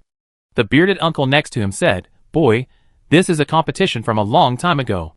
The last competition that selected Iger was indeed decades ago. Yu Wuwei said. Oh. Zack suddenly realized, so your hometown, Shangqing and Diqing, are actually the same area? Chu Ran and others looked at each other. Finally Yu Wuwei said, yes. Although the residents of the two city-states of Shangqing and Diqing look down on each other on a daily basis, and the official parliament often fights openly and secretly, as long as they leave this area, people are relatively united. It's great. From such a far place. Zaka looked at the mecha carried by Chu Ran and said with envy, This is my first time leaving Edwin Town. Hey, what is this? Zack was shocked when he saw Sif lying in the mecha cabin. Chu Ran briefly described to him how she met Sif, and said, This is a modified mecha cabin, which is stable in force and equipped with sound-absorbing materials, which can protect Sif from external interference as much as possible. Why did she suddenly fall into a coma? She was still awake when we first met her, Zack asked. Hong Yu said, We found a local doctor, but the doctor didn't know what happened to her, so we could only take her to the capital, hoping to find her family. Speaking of which, I have a distant cousin who seems to have the same symptoms. Zack pondered. He stretched out his hand to pry open Sif's eyes and confirmed, That's right. When my cousin was like this, the pupils of her eyes also turned green. Is this a special disease? Chu Ran frowned. I don't know much about this. This happened a long time ago. Zack frowned and thought hard. How is your cousin now? Hong Yu asked. She was just in a coma for a while, about a month. Then one day, she suddenly woke up, yelling that she was hungry, and then she turned back to normal. She just got married last year, and lived a very happy life, Zack said. Is it so magical? Fiona exclaimed. Yes, Zack said seriously. Speaking of which, my cousin was only 15 or 16 years old at the time. She was also near the forest. She should have gone to the forest near our town to pick mushrooms. Then she was found lying on the ground, unconscious, and her pupils turned emerald green. People tried various methods at the time, but failed to wake her up. But one day a month later, she suddenly opened her eyes, and had no memory of what happened to her. She said that she finally came back from the forest, and picked a lot of mushrooms. Needless to say, she thought time had stopped a month ago. Chu Ran was silent for a moment, and looked at Hong Yu. I always feel that this is an adventure story. Hong Yu nodded and agreed. Yu Wuwei and Fiona had the same idea.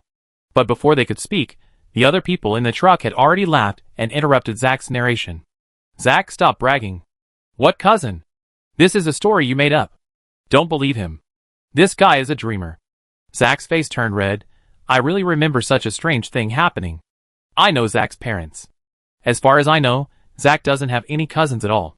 He is the only child in his family. Zack has always liked to go to the forest to explore as a wild child. This is probably another story he made up. Someone shouted. The crowd burst into laughter instantly. You guys. Zack puffed up his face and hid aside to sulk.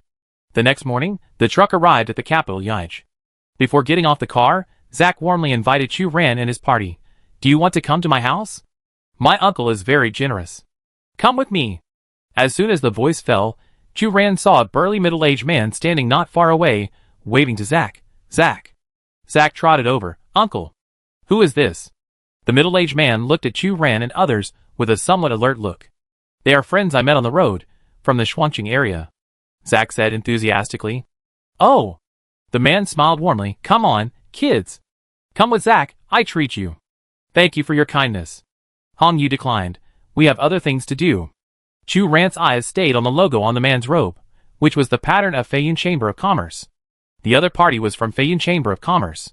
Judging from his appearance and dress, his status seemed to be quite high. Fiona tugged at Zack's clothes and whispered, Is this your uncle? Of course. Zack said proudly, My uncle is the second in command of Feiyun Chamber of Commerce, very powerful. Chu Ran and others looked at each other, and a trace of embarrassment appeared. Considering that Feiyun Chamber of Commerce is the largest Yoda sales chamber in Yaij, they don't want to have any connection with it unless necessary. Chu Ran waved his hands repeatedly and said goodbye to Zack and his uncle. Forget it, thank you. Watching Chu Ran and others leave, Zack scratched his head, not knowing why. What's going on? We had a good chat on the road. The man patted Zack's head. Silly boy. It's okay, let's go. Walking into the capital Yaij, the air here is humid and full of vitality. Giant green trees that can block out the sky and the sun are lingering, and their thick trunks have been polished to form the main road of the city-state. The capital's building materials are mostly stone. The smooth and flat stone slabs are carved with exquisite patterns, and the green vines are coiled around them, blending with the buildings. On both sides of the road, there are stone sculptures, including brave warriors charging, girls washing clothes by the river, and small animals unique to the rainforest. These stone sculptures are in various shapes and shapes. In addition to the stone sculptures, various rare plants are planted on both sides of the road. These plants maintain their green color all year round. In this season, they are blooming with gorgeous flowers and exuding a light fragrance. In the square in the center of the capital, there are artists playing the piano and selling their products. The sound of the piano is melodious, and people are coming and going, forming a prosperous scene together. Wow, it is worthy of being the capital! Fiona exclaimed. No wonder Zack wants to develop here. The capital is so prosperous, it is indeed different from the two towns we went to before. Hong Yu also exclaimed. Now we have two tasks. The first is to help Sif find her family, and the second is the competition task, to meet the World Tree Yig. Yu Wei said. Chu Ran listened beside him and silently added in his heart, there is also a hidden task, which is to help the World Tree and stop the flooding of Yodra, that is, Yoda. We should go to the security booth in the capital first and find Sif's family. Before Hong Yu finished speaking, a familiar voice suddenly sounded behind her. Fiona, Chu Ran? The woman's uncertain voice came. Chu Ran turned around and was very surprised. They were actually members of the Savage Spirits. Kasiki and Aram looked at them with undisguised surprise. Behind them were the twin brothers named Hamasai and Machu. Kasiki, Aram? Fiona asked in surprise. Why are you here? We want to ask you too. Kasiki and Aram stepped forward quickly and gave everyone a hug. We have been here for a while. Aram's voice was rough. To be precise, we arrived at the capital of Yaij the day after the airship broke down. Kasiki added. Yes, we are very lucky. The twin brothers echoed. Where are the other teams? Chu Ran asked. They are all here, and now you are the only one missing. Kasiki said. Chapter 87. Hong Yu noticed what Aram was holding and asked, What is this? Aram showed Hong Yu, a local cigarette in Yaij, called Yoda, is very strong. Machu, one of the twin brothers, said to Yu Wei, brother, do you want one? We often smoke, there are no side effects, but it is refreshing. Yu Wei declined, thank you, but I don't need it. Hamasai, the younger brother, said, hey, you drive mechas, which requires high mental strength, and you need this thing even more. Aram also said, are you deliberately not giving us face? Yu Wei's expression did not change, but Chu Ran and others' faces became visibly colder, especially Fiona, whose tail was shaking constantly, revealing the owner's boredom. Kasiki noticed that something was wrong with a few people, and hurriedly said, okay, don't impose your preferences on others. Let's go! Go to where we gather. The gathering place for the 4 teams was a treehouse building.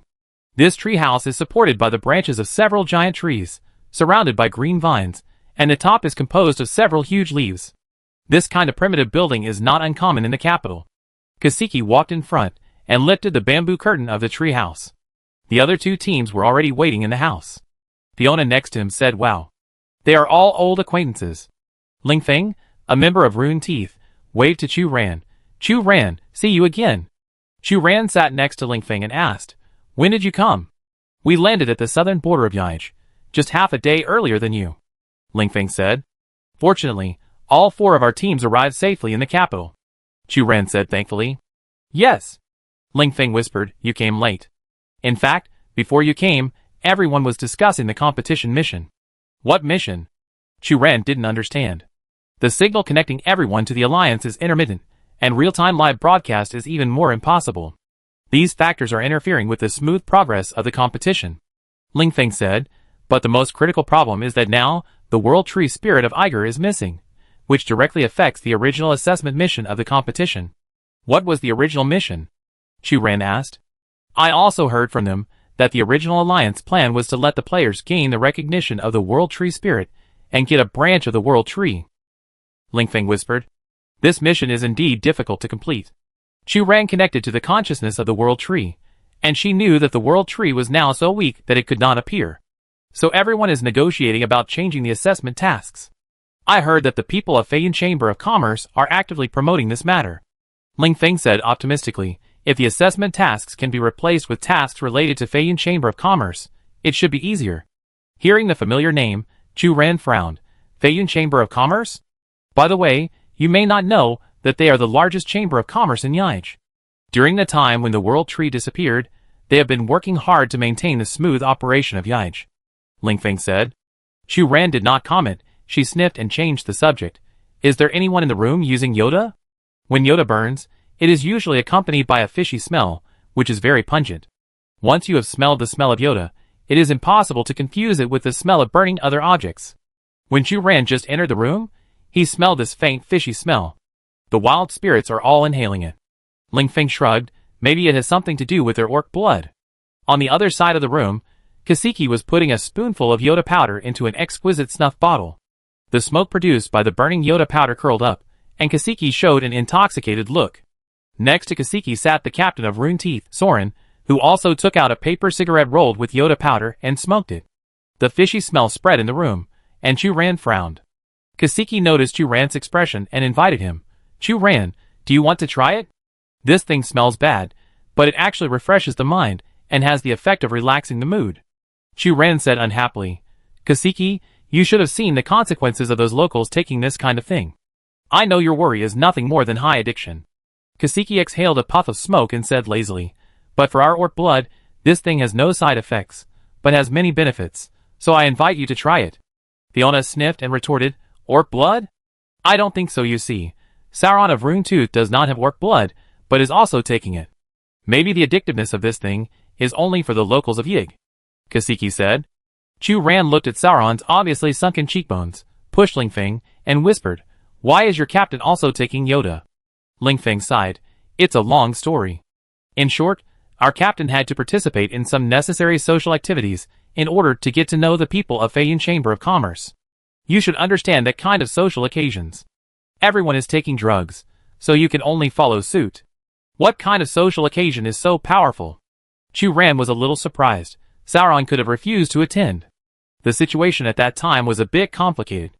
Ling Feng shook his head and said, "If it weren't for the help of Feiyan Chamber of Commerce, I'm afraid we would still be staying in the southern border of Yaij and would not be able to reach the capital smoothly. So for social favors, Sauron must take Yoda?" Chu Ran couldn't understand, but once Yoda becomes addictive, it is difficult to quit. "We still have subsequent competitions. What should we do then?" Ling Feng comforted, "Don't worry, we know the harm of Yoda. I specially used runes to seal Sauron's key acupuncture points. When he leaves Yaij, it will not harm his body." Chu Ran reluctantly accepted this statement. At this time, Aram and the twin brothers came back and joined the team of smoking Yoda. For a while, the room was filled with the unique stench of Yoda. The Oracle, who had been silent in the corner, suddenly made a move. The tall Ares stood in front of everyone and said disdainfully, You fallen guys, stay away from our saint lady. Gufeng sat at the innermost side. She was wearing a white veil. She raised her hand, and a snow and ice barrier appeared out of thin air, completely isolating Yoda's smoke and covering the members of the Oracle. I heard that they caused a lot of trouble here. Lingfeng whispered.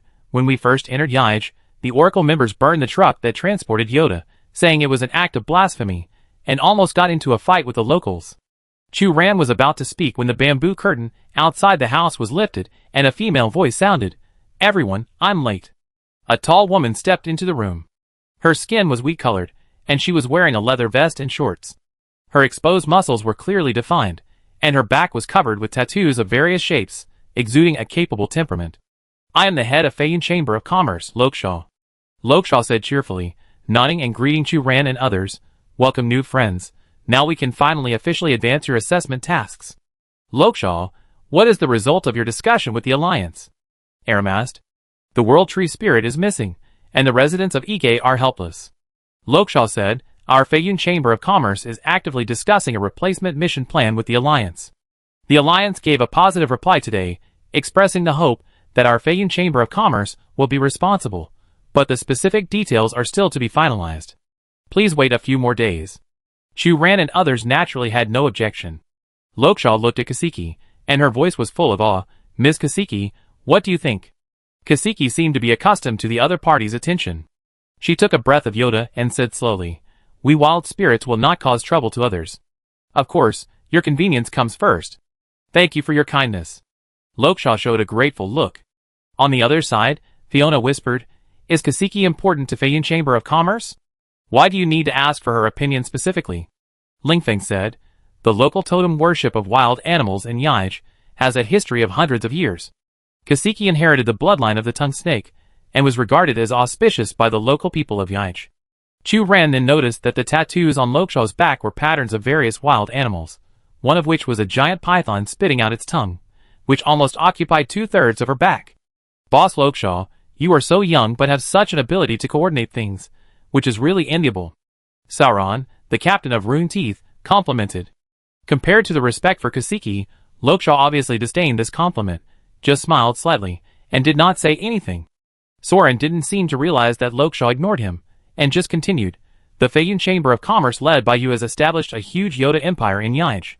It's really an amazing achievement. Lokshaw smiled politely. Thank you. Lingfeng covered his eyes. Alas, the captain is always like this. It's obvious that the other party doesn't take us seriously at all. Chu Ran also noticed Lokshaw's different attitude towards others. She seemed to only bow down to Kasiki, and even the other 3 members of the Savage Wild Spirit team, her attitude was not as respectful as she treated Kasiki. As for the other 3 teams, Lokshaw didn't take them seriously at all, and only said some polite words when necessary. The reactions of the 3 teams were also different. The leader of Rune Teeth wanted to please Lokshaw, the members of the Mecha team remained neutral, and the Oracle sneered at Lokshaw's identity. Ms. Lokshaw, you are blasphemous to indulge the spread of Yoda. At this time, Gufeng suddenly spoke. Lokshaw looked at Gufeng and spread his hands. Ms. Gufeng, since you came to the capital, you have been expressing your dissatisfaction in public. I fully respect your right and freedom to express your opinions. Just allow me to ask a question. Why do you have such great hostility towards Yoda? Because God has willed it. Gufeng sneered. Since you are all here, I need to clarify the doubts about Miss Gufeng. Lokshaw looked at everyone. First of all, our Feiyun Chamber of Commerce has never been a bad guy. On the contrary, the growth of our Feiyun Chamber of Commerce has made indelible contributions to promoting economic growth and ensuring employment for Yaij residents. Secondly, about the addiction of Yoda. Those with weaknesses are destined to become social parasites even without the appearance of Yoda. The promotion of Yoda has made these scum quiet down and no longer engage in petty thefts, which has promoted social stability in disguise. So we can't just look at the bad side of things. Yoda provides economic income for those who work hard and provide a way to enjoy for lazy people. In the end, people will only be grateful to me and Feiyun Chamber of Commerce. Chapter 88. You are just quibbling, Fiona said angrily. So many people have broken up their families and are heavily in debt because of taking Yoda. Are you really unaware of this? And those street vagrants, are they born to be such inferior people? Don't they understand what self-esteem and self-love are? Cat-eared lady, calm down first. Lokshaw looked at Fiona and said calmly, I only know that Feiyun Chamber of Commerce has brought hope of life to the people of Yaij. By selling Yoda, we have provided tens of thousands of jobs for various towns, and part of the profits have been invested in local infrastructure construction. You can investigate how many roads Feiyun Chamber of Commerce built in Yaij last year. You are quibbling. If Yoda had not appeared, the people of Yaij would only develop better. Fiona interrupted. Miss Cat Ears, I don't deny that everything has a price. Lokshaw said with some disdain, people should have worked harder to avoid falling into the abyss of depravity. You should know that Feiyun Chamber of Commerce has never forced people to take Yoda. On the contrary, we have even contributed our own efforts to maintaining public security in various places. And those who take Yoda are originally people with weak wills, and they will become the dregs of society. You are talking nonsense, Fiona said loudly. Miss Cat Ears, this is the first time we meet. Lokshaw smiled, and I always like to give new friends extra opportunities, so I forgive your offense to me this time. You. Fiona was not good at quarreling, and was even worse at dealing with someone as eloquent as Lokshaw. She was so angry that she trembled all over, but she didn't say a single meaningful word. Chu Ran held Fiona down and said, Ms. Lokshaw, we seem to have different understandings of social fairness. What's the difference? Lokshaw looked at Chu Ran, with a hint of curiosity in her tone. Let those who are not good enough flow into the bottom of society, and those who keep working hard enjoy wealth. This is what you think of as social fairness. Chu Ran said. Yes, it should be so. Lokshaw agreed. But I think that the real fairness at the social level is to eliminate obstacles for everyone, rather than giving privileges to some people. When you determine that some people should flow into the bottom, and are the parasites of society, this is discrimination in itself. Chu Ran said seriously. Oh. So what you mean is that even if this person is idle and lazy, we should give him a decent job with good pay? Lokshaw asked.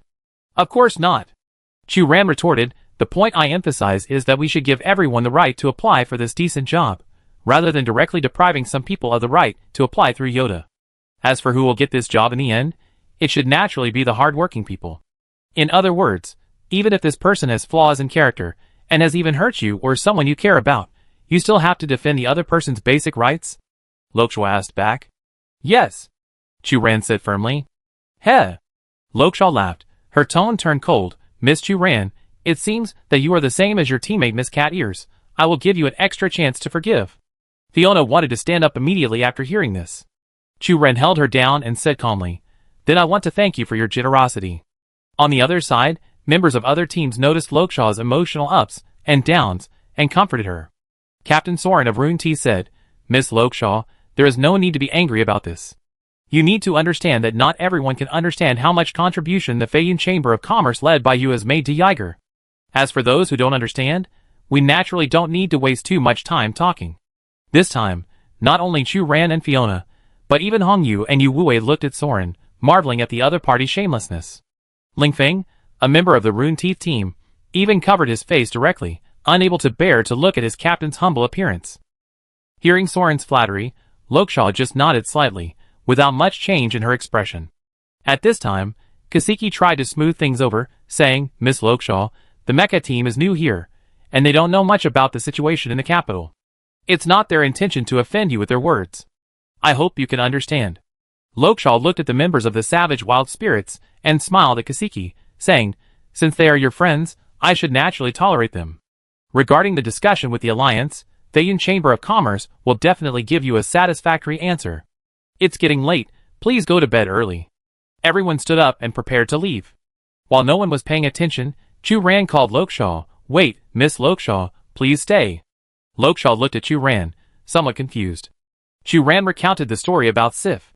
Lokshaw followed Chu Ran to the medium-sized mecha used by maintenance technicians. Chu Ran opened the cockpit of the mecha, and the hatch opened, revealing Sif, who looked pale. Lokshaw reached out and lifted Sif's eyelids, and saw her emerald green eyes, and her expression suddenly changed. What's wrong? Chu Ran did not miss this detail and asked. Nothing. Lokshaw lowered her eyes to cover up her loss of composure. You were very shocked just now. Have you seen such a case before? Chu Ran asked directly. Lokshaw frowned. Miss Chu Ran, you are asking questions like this, and it seems that you have no awareness and attitude of asking for help. Chu Ran was silent for a moment and said, Sif can't wait any longer. I will arrange for the best doctor in the capital to treat her. Lokshaw said, As for her family, I will also let the people of Feiyun Chamber of Commerce look for them. Thank you, Chu Ran said sincerely. Lokshaw looked at Chu Ran and said seriously, Miss Chu Ran, there are no two completely identical people in this world, so from your perspective, it is naturally difficult to understand my thoughts and actions. You can only conclude that I am a paranoid person. The thoughts in her heart were guessed, and Chu Ran touched her nose, a little embarrassed. You can't say that. There are reasons behind all actions.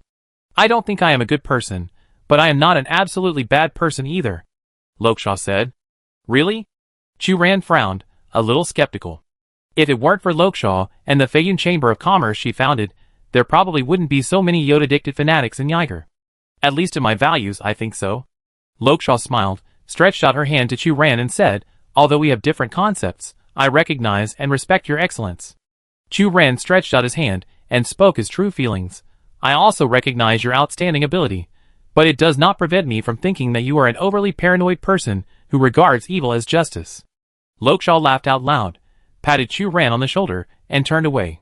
The next morning, Chu Ran and Fiona went out to the nearby trading market to consign a bag of Araceae flowers delivered by Albert. This is the largest trading market in the capital. Unlike the town of Edwin, which mainly sells Yoda flowers, this market is full of various commodities and is very prosperous. Chu Ran even saw someone selling mecha parts produced in the Twin Cities area. But the two of them asked around with a bag of dried flowers, but no shop agreed to sell them. The quality of these dried flowers is good, but we don't accept Araceae. If you have other kinds of dried flowers, you can come to me. Araceae? No. What blind things. With a loud bang, another flower shop kicked the two out. Fiona was indignant. This group of tasteless guys. Indeed.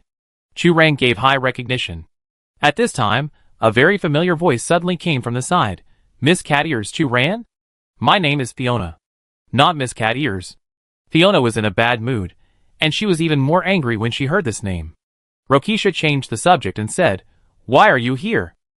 Chu Ran looked at Rokisha and the rather spectacular group of people behind her. Why are you here? At this time, one of Lokshaw's men interrupted and said, This is our Feiyun Chamber of Commerce's territory.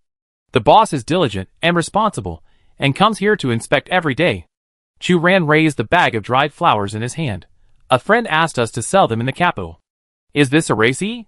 Lokshaw raised her eyebrows, a little surprised. Yes, Chu Ran said. You should be glad that you are from a foreign country, not a local resident of Yaij. Otherwise, I would think that your behavior is a deliberate provocation to the authority of Feiyun Chamber of Commerce. Lokshaw said. Why? Fiona didn't understand. Araceae is the symbol of the spirit of the World Tree of Ig. Lokshaw's men said, since the spirit of the World Tree disappeared, in order to stabilize the faith of the people of Ig as much as possible, we do not allow the sale of all products made from this kind of flowers in public. You are so dictatorial. Fiona said bluntly, you actually let people give up their faith in the World Tree in order to promote Yoda. Lokshaw denied, plants must take nutrients to grow. If there is enough air and sunlight, it doesn't matter, but if the air and sunlight are very limited, we can only curb the development of one of the plants. Fiona was silent for a moment and commented, You are very good at confusing right and wrong. I will take this comment as your praise for me. Lokshaw said, For your status, I will not confiscate this bag of Araceae. Please deal with it yourself. After that, Lokshaw left with his men. What should we do? Fiona held her chin and said worriedly, Albert probably didn't expect that the capital's control over Araceae would be even stricter, and we simply couldn't find a store willing to accept it. Let's go to another market and look for it again. Chu Ran said, If it doesn't work, I can pay for this bag of dried flowers. Chapter 89. As the two were about to continue, Fiona's Eva suddenly received a message. Hongyu left a message saying that Sif's condition suddenly worsened and asked us to go back quickly. Fiona said. Chu Ran patted his Eva terminal. Since entering the capital, other people's Eva have gradually restored communication signals, only his Eva is still offline, and he can't receive any messages from other people in the team. The two hurried back to their residence and found that Sif's condition was far more serious than Hongyu described. Originally, Sif was unconscious, but she could barely maintain her vital signs through highly concentrated nutrient solution, but her face was pale, and she looked a little haggard. However, now, Sif's skin has almost become transparent, and the blue blood vessels under the skin are clearly visible. The whole person seems to have been suddenly drained by an unknown force, and she is skinny. What's going on? It was obviously not like this last night. Fiona's eyes widened. Yes. Hong Yu frowned. Yu Wei stayed overnight yesterday, and there was nothing unusual. But when I came to take over in the morning, Sif suddenly became extremely thin, and in the afternoon, she looked like this. What did the doctor say? Chu Ran asked. That's the weird thing. Lokshaw found the best doctor in the capital, and after they finished the diagnosis, they said that there was nothing wrong with Sif's indicators. Hong Yu said. How is this possible? Are they blind? Sif has become so thin. Fiona shouted. Where is Yu Wei? Chu Ran looked around and found that there was only Hong Yu. Someone from Feiyun Chamber of Commerce came this morning and said that there is an old doctor with high moral character in a small town outside the capital, and he went to ask for the doctor. Hong Yu said. Chu Ran knew that Yu Wei might not be back until the evening. You take care of Sif here first, and let me know if there are any problems. Hong Yu said. Where are you going? Fiona asked. Just now, I received news that there is a girl in the capital whose symptoms were highly similar to Sif's. I'm going to take a trip to see what's going on. Hong Yu said, so please take care of Sif first. Hey. Fiona wanted to say more, but Hong Yu had already left in a hurry. I always feel that this matter is a bit strange. Chu Ran hesitated. Yes. It's like someone deliberately sent Yu Wei and Hong Yu away, Fiona said. I hope they can find useful clues. Chu Ran looked at the direction where Hong Yu left inside. The current situation is not optimistic. On the one hand, Sif's identity is a mystery and her condition is getting worse. On the other hand, their competition mission is stagnant in the discussion between Feiyun Chamber of Commerce and the Alliance. This is a race against time. Chu Ran, look. Fiona suddenly grabbed Chu Ran's sleeve. Looking in her direction, Sif was lying on the bed with her eyes closed, but her body was collapsing and shrinking at a speed visible to the naked eye. Not only that, her originally fair skin quickly turned dark, like a highly carbonized appearance. In just a few dozen seconds, Sif almost turned into a skinny mummy. What's going on? Fiona said in horror. Sif is not dead? Chu Ran stretched out his hand to feel Sif's breath. She is still alive. This is too weird, Fiona murmured. Sif's situation this morning was probably the same. Chu Ran took a glass of water, dipped a cotton swab, and tried to wipe Sif's dry lips. The moment the cotton swab touched Sif's skin, Chu Ran suddenly felt dizzy. Chu Ran. Fiona's voice came, and Chu Ran felt her grabbing his hand. A flash of light passed by, and Chu Ran opened his eyes again, and found that he was in a completely unfamiliar area. The sky here is pink, the surface is dark brown wet soil, and pink and red Yoda flowers are all around. A familiar scene flashed through her mind. Chu Ran subconsciously raised her hand, and realized that she had not turned into a Yoda flower. After being planted in the soil, Chu Ran couldn't help but feel relieved. Chu Ran touched her neck and found that the Mecha necklace was still there. She tried to inject a little mental power, and sensed the response of the Mecha. Yes, the Mecha can be summoned here. Chu Ran felt relieved. This time it was not a disaster. Hey! A voice sounded under her feet. Chu Ran looked down and found a black giant cat of nearly 1 meter lying at her feet. Fiona's voice came from the cat's mouth. What's going on? Where are we? Fiona saw Chu Ran, who still maintained a human appearance, and became even more angry. Why am I the only one who has become like this? Chu Ran, Sure enough, bad luck will not disappear, it will only transfer. At this moment, a little girl suddenly ran over from the front and bumped into Chu Ran. Chu Ran staggered, but the other party didn't even say sorry and ran away. Wow, not even an apology, Fiona said in disbelief. Let's catch up. Chu Ran was already familiar with the different dimensional space and said decisively. As the two ran, the time and space order here was strangely folded, and the trajectory built by countless silver threads was disordered, which directly slowed down the pace of Chu Ran and Fiona, and then randomly threw the two into a time node. When landing, Fiona hit Chu Ran directly, and Chu Ran said ouch. What is this place? Fiona landed lightly with 4 paws, and licked her front paws, curiously. You adapted to your role very quickly. Chu Ran couldn't help but say. No way, the strong never complain about the environment. Fiona's furry face showed a hint of pride. Chu Ran turned his head and said, this should be the time and space of Yai's past. In front of him was a tree house with Yai's characteristics. The tree house was not large, and the only 2 pieces of furniture inside were a wooden bed and a wooden table, which looked quite shabby. A girl with pigtails hid in the room, listening to the conversation of a couple outside the window. The birthday of the tree spirit is coming soon, and the capital needs a lot of Erisima flowers.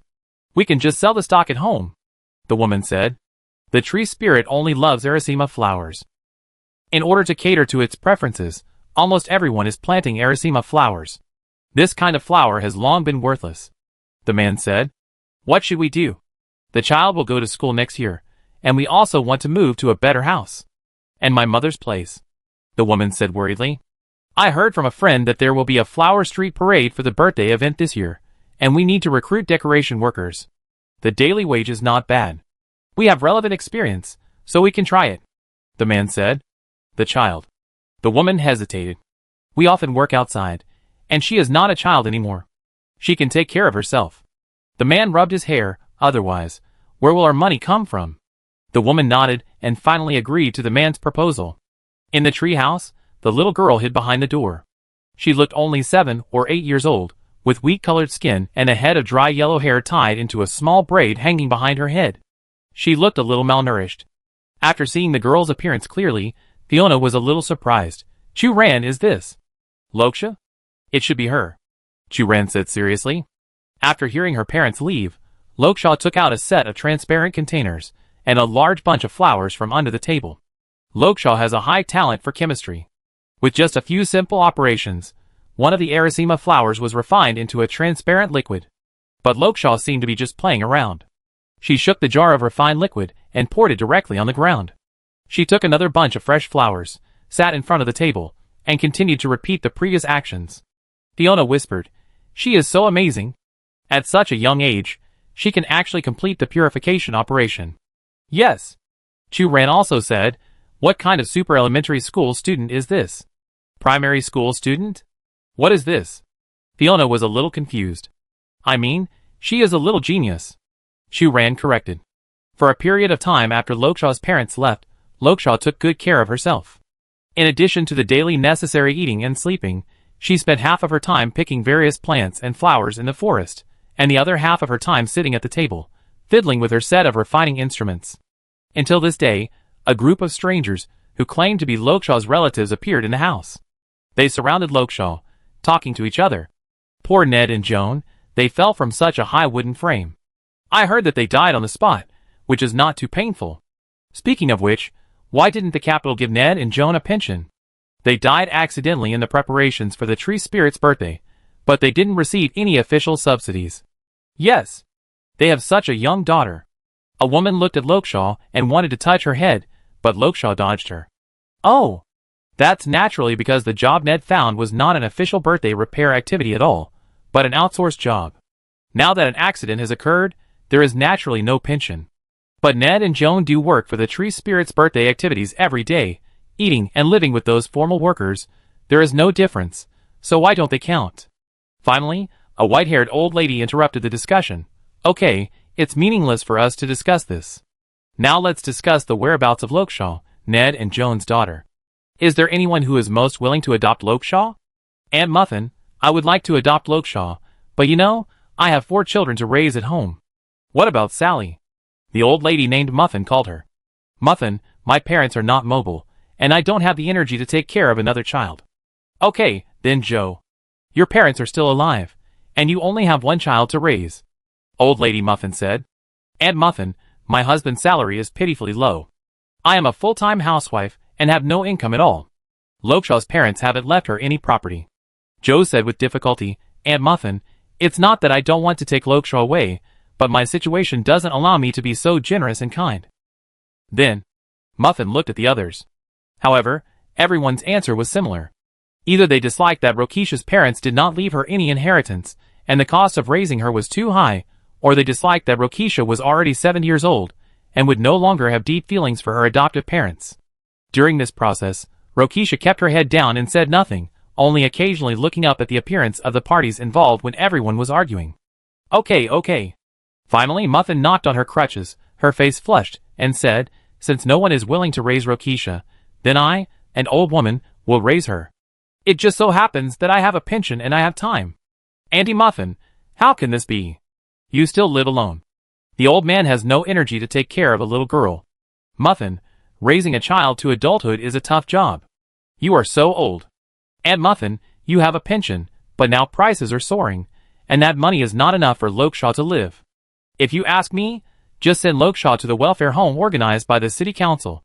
There is unified management, good treatment, and all the children there are without parents. Yes, we all have our own difficulties, and this is the best way for all of us. Okay. Muffin tapped her crutches. She walked to Lokshaw, and tried to soften her voice. Child, are you willing to come with me? I am your father's aunt. Lokshaw looked at the white-haired and thin old lady in front of her, hesitated for a moment, and nodded. Muffin hugged Lokshaw. Good child. Lokshaw was very sensitive to smells. She wrinkled her nose when she smelled the unique old man's smell on Muffin, feeling a little uncomfortable. However, Muffin's embrace was so warm that she resisted the urge to twist her body and escape. Chapter 90. Muffin is already 92 years old this year. The Yaich government stipulates that any resident over 80 years old can receive a living allowance from the local government every month. For Muffin, who has never been to school since childhood and could only do physical labor with very low hourly wages when she was young, and thus lived in poverty, this amount of money is not much, but it is enough to maintain her daily expenses. Grandma Muffin, why don't you have a husband? Young Lokshaw looked at Muffin making the bed for her and asked with some confusion. Why do I need a husband? Muffin asked back. Because women have them, like my parents, my neighbor Uncle Leo and Auntie Chiao and her husband. Lakisa opened her eyes wide and looked at Muffin. All women in this world must have a husband, otherwise how can they have children? Okay, you make sense. Muffin touched Lakisa's head, but when I was young, I was only concerned with making money and spending money, and I didn't find my own husband. Now I'm old and have missed the age of childbearing. Children are not a necessity for me. How is this possible? When you are old, your own children will grow up and take care of you. Lakisa shrugged, especially like you now. But when children are still babies, parents also need to take care of them, don't they?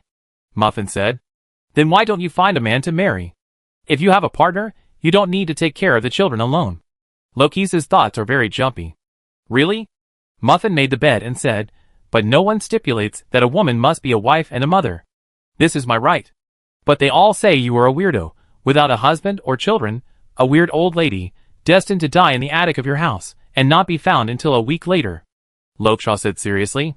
That's because in this world, there are always many people who choose to be sociable because of fear, but they are jealous of those who follow their hearts. Muffin said.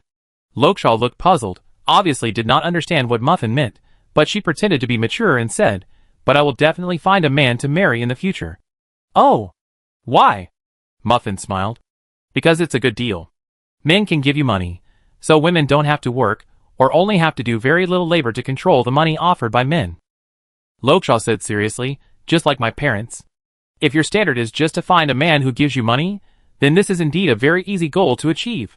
Muffin said. Of course money is important. Lakisa looked at Muffin and asked, Grandma Muffin, will you give me your pension? Why? Muffin was a little surprised. Because I live with you, I always need to spend money. Lakisa thought. I need to explain to you that I don't have that much savings. The star coins I receive every month are only enough for food and clothing. Muffin said, secondly, it will depend on whether you are a good child. If I am a good child, will you give me money? Lokshaw sighed, but being a good child is too troublesome. I'd better find a man to support me like my mother. Muffin frowned and looked at Lokshaw. Child, we should rely on ourselves, not on our other half. Men are all fools. And I am smart, I know how to give in and compromise, I can easily control the other party, I will not be like my mother, always quarreling with my father, and then being beaten by my father. Lokshaw said confidently. Muffin looked at Lokshaw's tender face, just touched her cheek, and said lovingly, Child, it's late, you should go to bed. The time spent living at Muffin's grandmother's house is almost the happiest time for Lokshaw. Grandma Muffin only needs to spend a small part of her time collecting some waste in the town every day, and the rest of the time is used to accompany Lokshaw.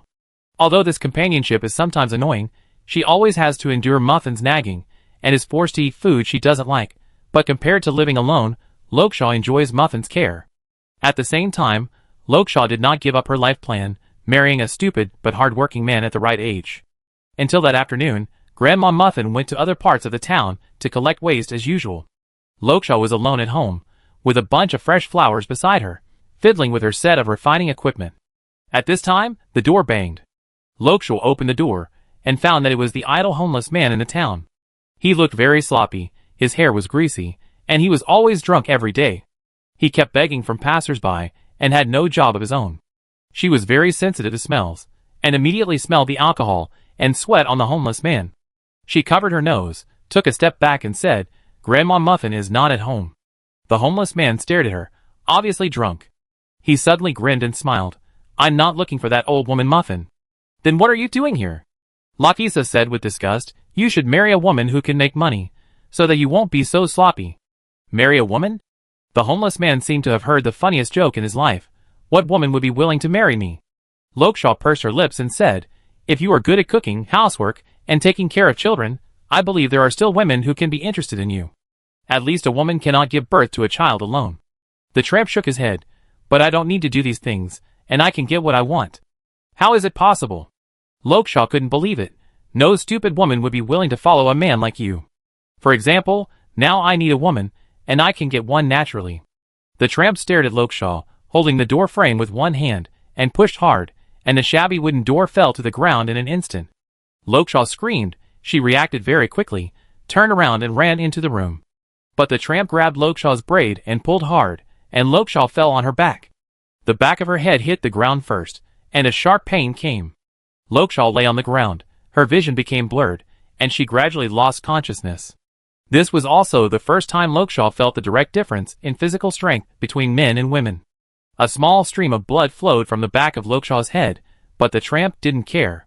He grabbed Lokshaw's hair and dragged her into the room, leaving a trail of blood on the ground. In a daze, Lokshaw did not forget to beg for mercy. "If you want money, you can wait for Grandma Muffin to come back. She always carries money with her, and there is not much cash at home." "Money?" The sound of the tramp unbuttoning his clothes came. "Old Lady Muffin is a well-known pauper in the town, and she has to raise a burden like you." "Am I crazy? Am I interested in your family's money?" As the man moved, the pungent smell became more and more obvious. Lokshaw begged, "Wait for Grandma Muffin to come back. I know she has a lot of money. Please. Little girl, don't think I don't know what you are thinking." The tramp was naked and pressed Lokshaw to the bedboard. "You want to wait for Muffin to come back to save you, but this is impossible." Lokshaw's situation became very bad. She is 12 years old this year, and her physical strength is completely inferior to that of an adult male. In addition, she was thrown to the ground by the other party just now, hitting the back of her head, and the blood flowing out almost blurred her eyes, and her consciousness was gradually dissipating. But the strong survival instinct awakened Lokshaw's subconscious mind. She kicked the man hard, screamed, and tried to ask for help from passers-by outside the house. "Shut up," the tramp said impatiently. "Don't think I don't know that your parents died early, and you are fostered in the home of a distant relative, Old Lady Muffin. For an orphan like you, even if someone hears your call for help, who will come to help you?" Lokshaw continued to scream regardless. The tramp finally lost his patience, and slapped Lokshaw hard. The left side of Lokshaw's face swelled up quickly. She stared at the tramp with a flash of resentment in her eyes. But the tramp didn't notice Lokshaw's expression at all. He licked Lokshaw's neck. "Don't move. Let me smell it. Let me smell it." Lokshaw really stopped resisting, and let the other party do it. The tramp put his hand into Lokshaw's clothes, stroking her while sighing with satisfaction. "Yes, good child, that's right. As long as you don't resist and don't tell others, just like now, Uncle won't hurt you. What can you get by living with Muffin? Old Lady Muffin is so old that she can't live for a few years. It's better to follow Uncle. I will treat you well." The other party loosened the force that clamped Lokshaw's hands. Lokshaw finally had time. She stared at the ceiling and said expressionlessly, "Really? Of course, I like sweet girls like you." The tramp stroked Lokshaw's delicate skin and said. Lokshaw sniffed and smelled a fishy smell coming from the homeless man. This smell was a mixture of sweat, alcohol, tobacco, and Yoda flowers. Yoda flowers grow deep in the forest and are not very common. But Lokshaw taught herself a lot about chemistry. She knew that the powder extracted from Yoda flowers has the effect of paralyzing nerves and is usually used for surgical anesthesia, but a large amount of Yoda is addictive, and some homeless people who do nothing all day will also smoke Yoda. Lokshaw hated this fishy smell. She felt the other party's rough movements, but she didn't feel any happiness. On the contrary, she only had a strong resentment in her heart. It was also at this time that Lokshaw finally realized that she seemed to be far less smart than she thought. Women always want to sit back and enjoy the fruits of others' labor, but men are not fools. On the contrary, men are even more shrewd and calculating, and always let women suffer. She simply cannot find a stupid and capable man. Even her father, who often quarreled with her mother and occasionally beat her, was willing to work outside to support the family, and was already a good man with selfless dedication. Lokshaw finally realized that there was no man in the world she could rely on. Finally, the other party's hand reached for Lokshaw's underwear. Lokshaw hesitated for a moment. She stretched out a hand, and took out the carpentry scissors she often used to trim the roots of flowers from under the bed. Once she made up her mind, Lokshaw would act quickly. She raised the scissors, and stabbed the other party's neck with her remaining strength. Before the other party could react, blood gushed out and splashed Lokshaw's face. "You?" The tramp covered the wound on his neck, and tried to grab Lokshaw's hand. Warm blood splashed on her face, but Lokshaw calmed down completely. It seemed that all the lost strength returned. She waved the scissors and stabbed the man again and again. Soon, the man stopped resisting. In the dilapidated wooden house, only the sound of the scissors sinking in could be heard. In the evening, Muffin finished work and went home with a basket. As soon as she arrived at the door of her house, the door was violently demolished and fell to the ground. There were dried bloodstains on the ground. Muffin's heart jumped. She hurried into the house, but saw a scene she would never forget in her life. In the dim room, Lokshaw sat on the bed, her hair blocked her view, and next to her lay a blood man who was unrecognizable. The floor was covered with coagulated bloodstains, which came from this bloody man. "Oh my God! What happened here?" Muffin murmured. Lakisa heard Muffin's voice, pushed her hair to her ears, and said calmly, "Grandma Muffin, it turns out that my idea was wrong." Almost instantly Muffin's tears flowed down. She stepped forward quickly and hugged Lokshaw. "Child, I'm useless. Grandma Muffin, this has nothing to do with you." Lokshaw's voice revealed a maturity that was inconsistent with her age. "I just realized how naive and ridiculous my previous thoughts were. How could I think of relying on a man? No, child, it's not your fault. It's because I didn't protect you well. You can't lose the ability to love and be loved because of this," Muffin said in tears. "Grandma Muffin, the meaning of men to me has never been love and being loved," Lokshaw said seriously. "I just want money, a lot of money. Now that I realize that they can't meet my expectations, then I will make money myself and never live such a hard life again. I don't want to be like my parents, who have no ability, and can only do such dangerous work and then die early. I also don't want to be like you, who can only rely on the monthly pension subsidy and live such a hard life. Grandma Muffin, come with me, I will take care of you until the end of your life." Muffin kept crying and stroked Lokshaw's hair. "People like us can only barely survive in a small town like Edwin. Where can we go?" "To the capital," Lokshaw said. "I know there is a plant called Yoda, which can not only be used for anesthesia, but also make people addicted. Grandma Muffin, believe me, I will definitely let you live a good life." Lokshaw was very mobile. That night, she took the old Muffin and boarded a truck to the capital. No one cared about the sudden disappearance of an old widow and an orphan. Except that the next morning, the residents of Edwin Town found the body of a homeless man in the river and cried out for a while. Yoda powder is a controlled item. The official ban on the circulation of this item in the market and strictly restricts its use in hospitals. But fresh Yoda flowers are not subject to any control.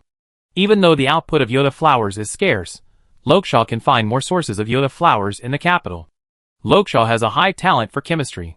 She can extract high concentration Yoda powder from fresh Yoda flowers at a cost far lower than the official control. At the same time, she is also a business genius. Lokshaw is well aware of the defensive psychology of adults towards new things, so she first launched a small-dose trial package, starting with those teenagers in primary and secondary schools.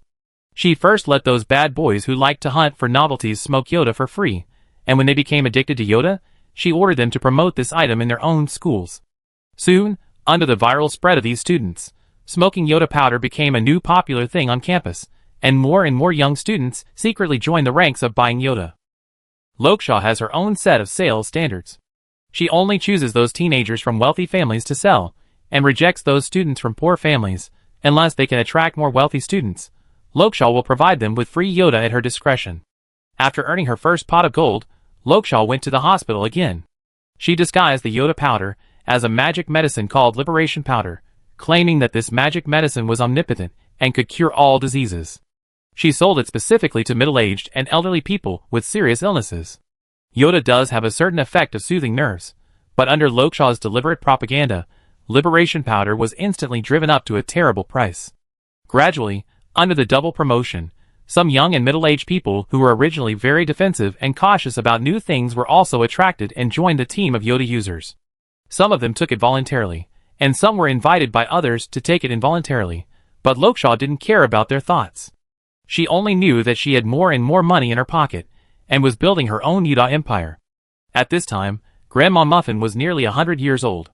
Her face became older and thinner, like a piece of paper that could be blown away by the wind. "Child, what do you do every day?" "Grandma, I am creating wealth." Lokshaw is no longer the confused little girl she was back then. She has become full of energy and vigor. "Like I said at the time, I will let you live a good life." "Child, I am so old, I don't understand many things." Muffin looked at Lokshaw and said, "But I hope you can bring real happiness to people, not misfortune." "Of course." Lokshaw said in surprise, "Grandma, I have put so much effort into selling Yoda. Now people buy it, I am making a fortune. We no longer have to live the hard life I had when I was a child. You should be happy for me." Muffin looked at Lokshaw and opened her mouth, but couldn't say anything. If there is a choice, who would want to live a hard life? It was not until the power cultivated by Lokshaw continued to grow, and established her own Yoda planting base in Edwin Town, that the Ige tree spirit finally discovered Lokshaw's actions, and began to intervene. The Ige officials took severe measures, and promulgated corresponding laws to confiscate and prohibit the sale of Yoda flowers. Under such severe sanctions, Lokshaw's income dropped sharply, and she was even summoned to the official agency for investigation and interrogation. But fortunately, Lokshaw was smart enough to destroy all the evidence she handled as early as when her business began to grow. The investigators knew what Lokshaw did, but they had no clear evidence. During the interrogation, they showed disgust. "You are a social parasite. We will find your handle sooner or later. The will of the world tree leads us to keep moving forward. And people like you are not worthy of being the people of Yig. That's right. You will definitely be punished for harming those young people and middle-aged and elderly people." Lokshaw shrugged and did not comment. The lawyer hired by Lokshaw hurriedly said, "Ladies and gentlemen, we don't want to hear any remarks that are relevant to the topic of the investigation. This is a defamation of our reputation. If you can't find evidence, then I will go back." Lokshaw stood up and bowed to the investigators. Back home, Lokshaw stroked a bunch of Yoda flowers. She hated the fishy smell of Yoda powder, but she didn't hate Yoda flowers. On the contrary, Yoda flowers are light in color and always exude a rich fragrance. Lokshaw likes this smell. "Boss, I'm sorry, this is our negligence." "Don't worry, we have already arranged for the relevant personnel. The official ban on our Fayun Chamber of Commerce will be withdrawn by next month at the latest. The bargaining chip is to help build roads and towns in Yij." The subordinates knelt on the ground, fearing that Lokshaw would be angry. Lokshaw needed a Yoda flower and suddenly realized, "So that's it, I understand." "Boss, what did you say?" The subordinates trembled, thinking that Lokshaw was not satisfied with the Chamber of Commerce's bargaining chips. Lokshaw crushed the Yoda petals and said, "Two incompatible plants will of course compete with each other for shared resources, sunlight, rain, nutrients." "So?" The subordinates didn't understand. "We must build our defense mechanism to resist the opponent's competition, so that we can survive." Lokshaw said to herself, "Why do I realize this now?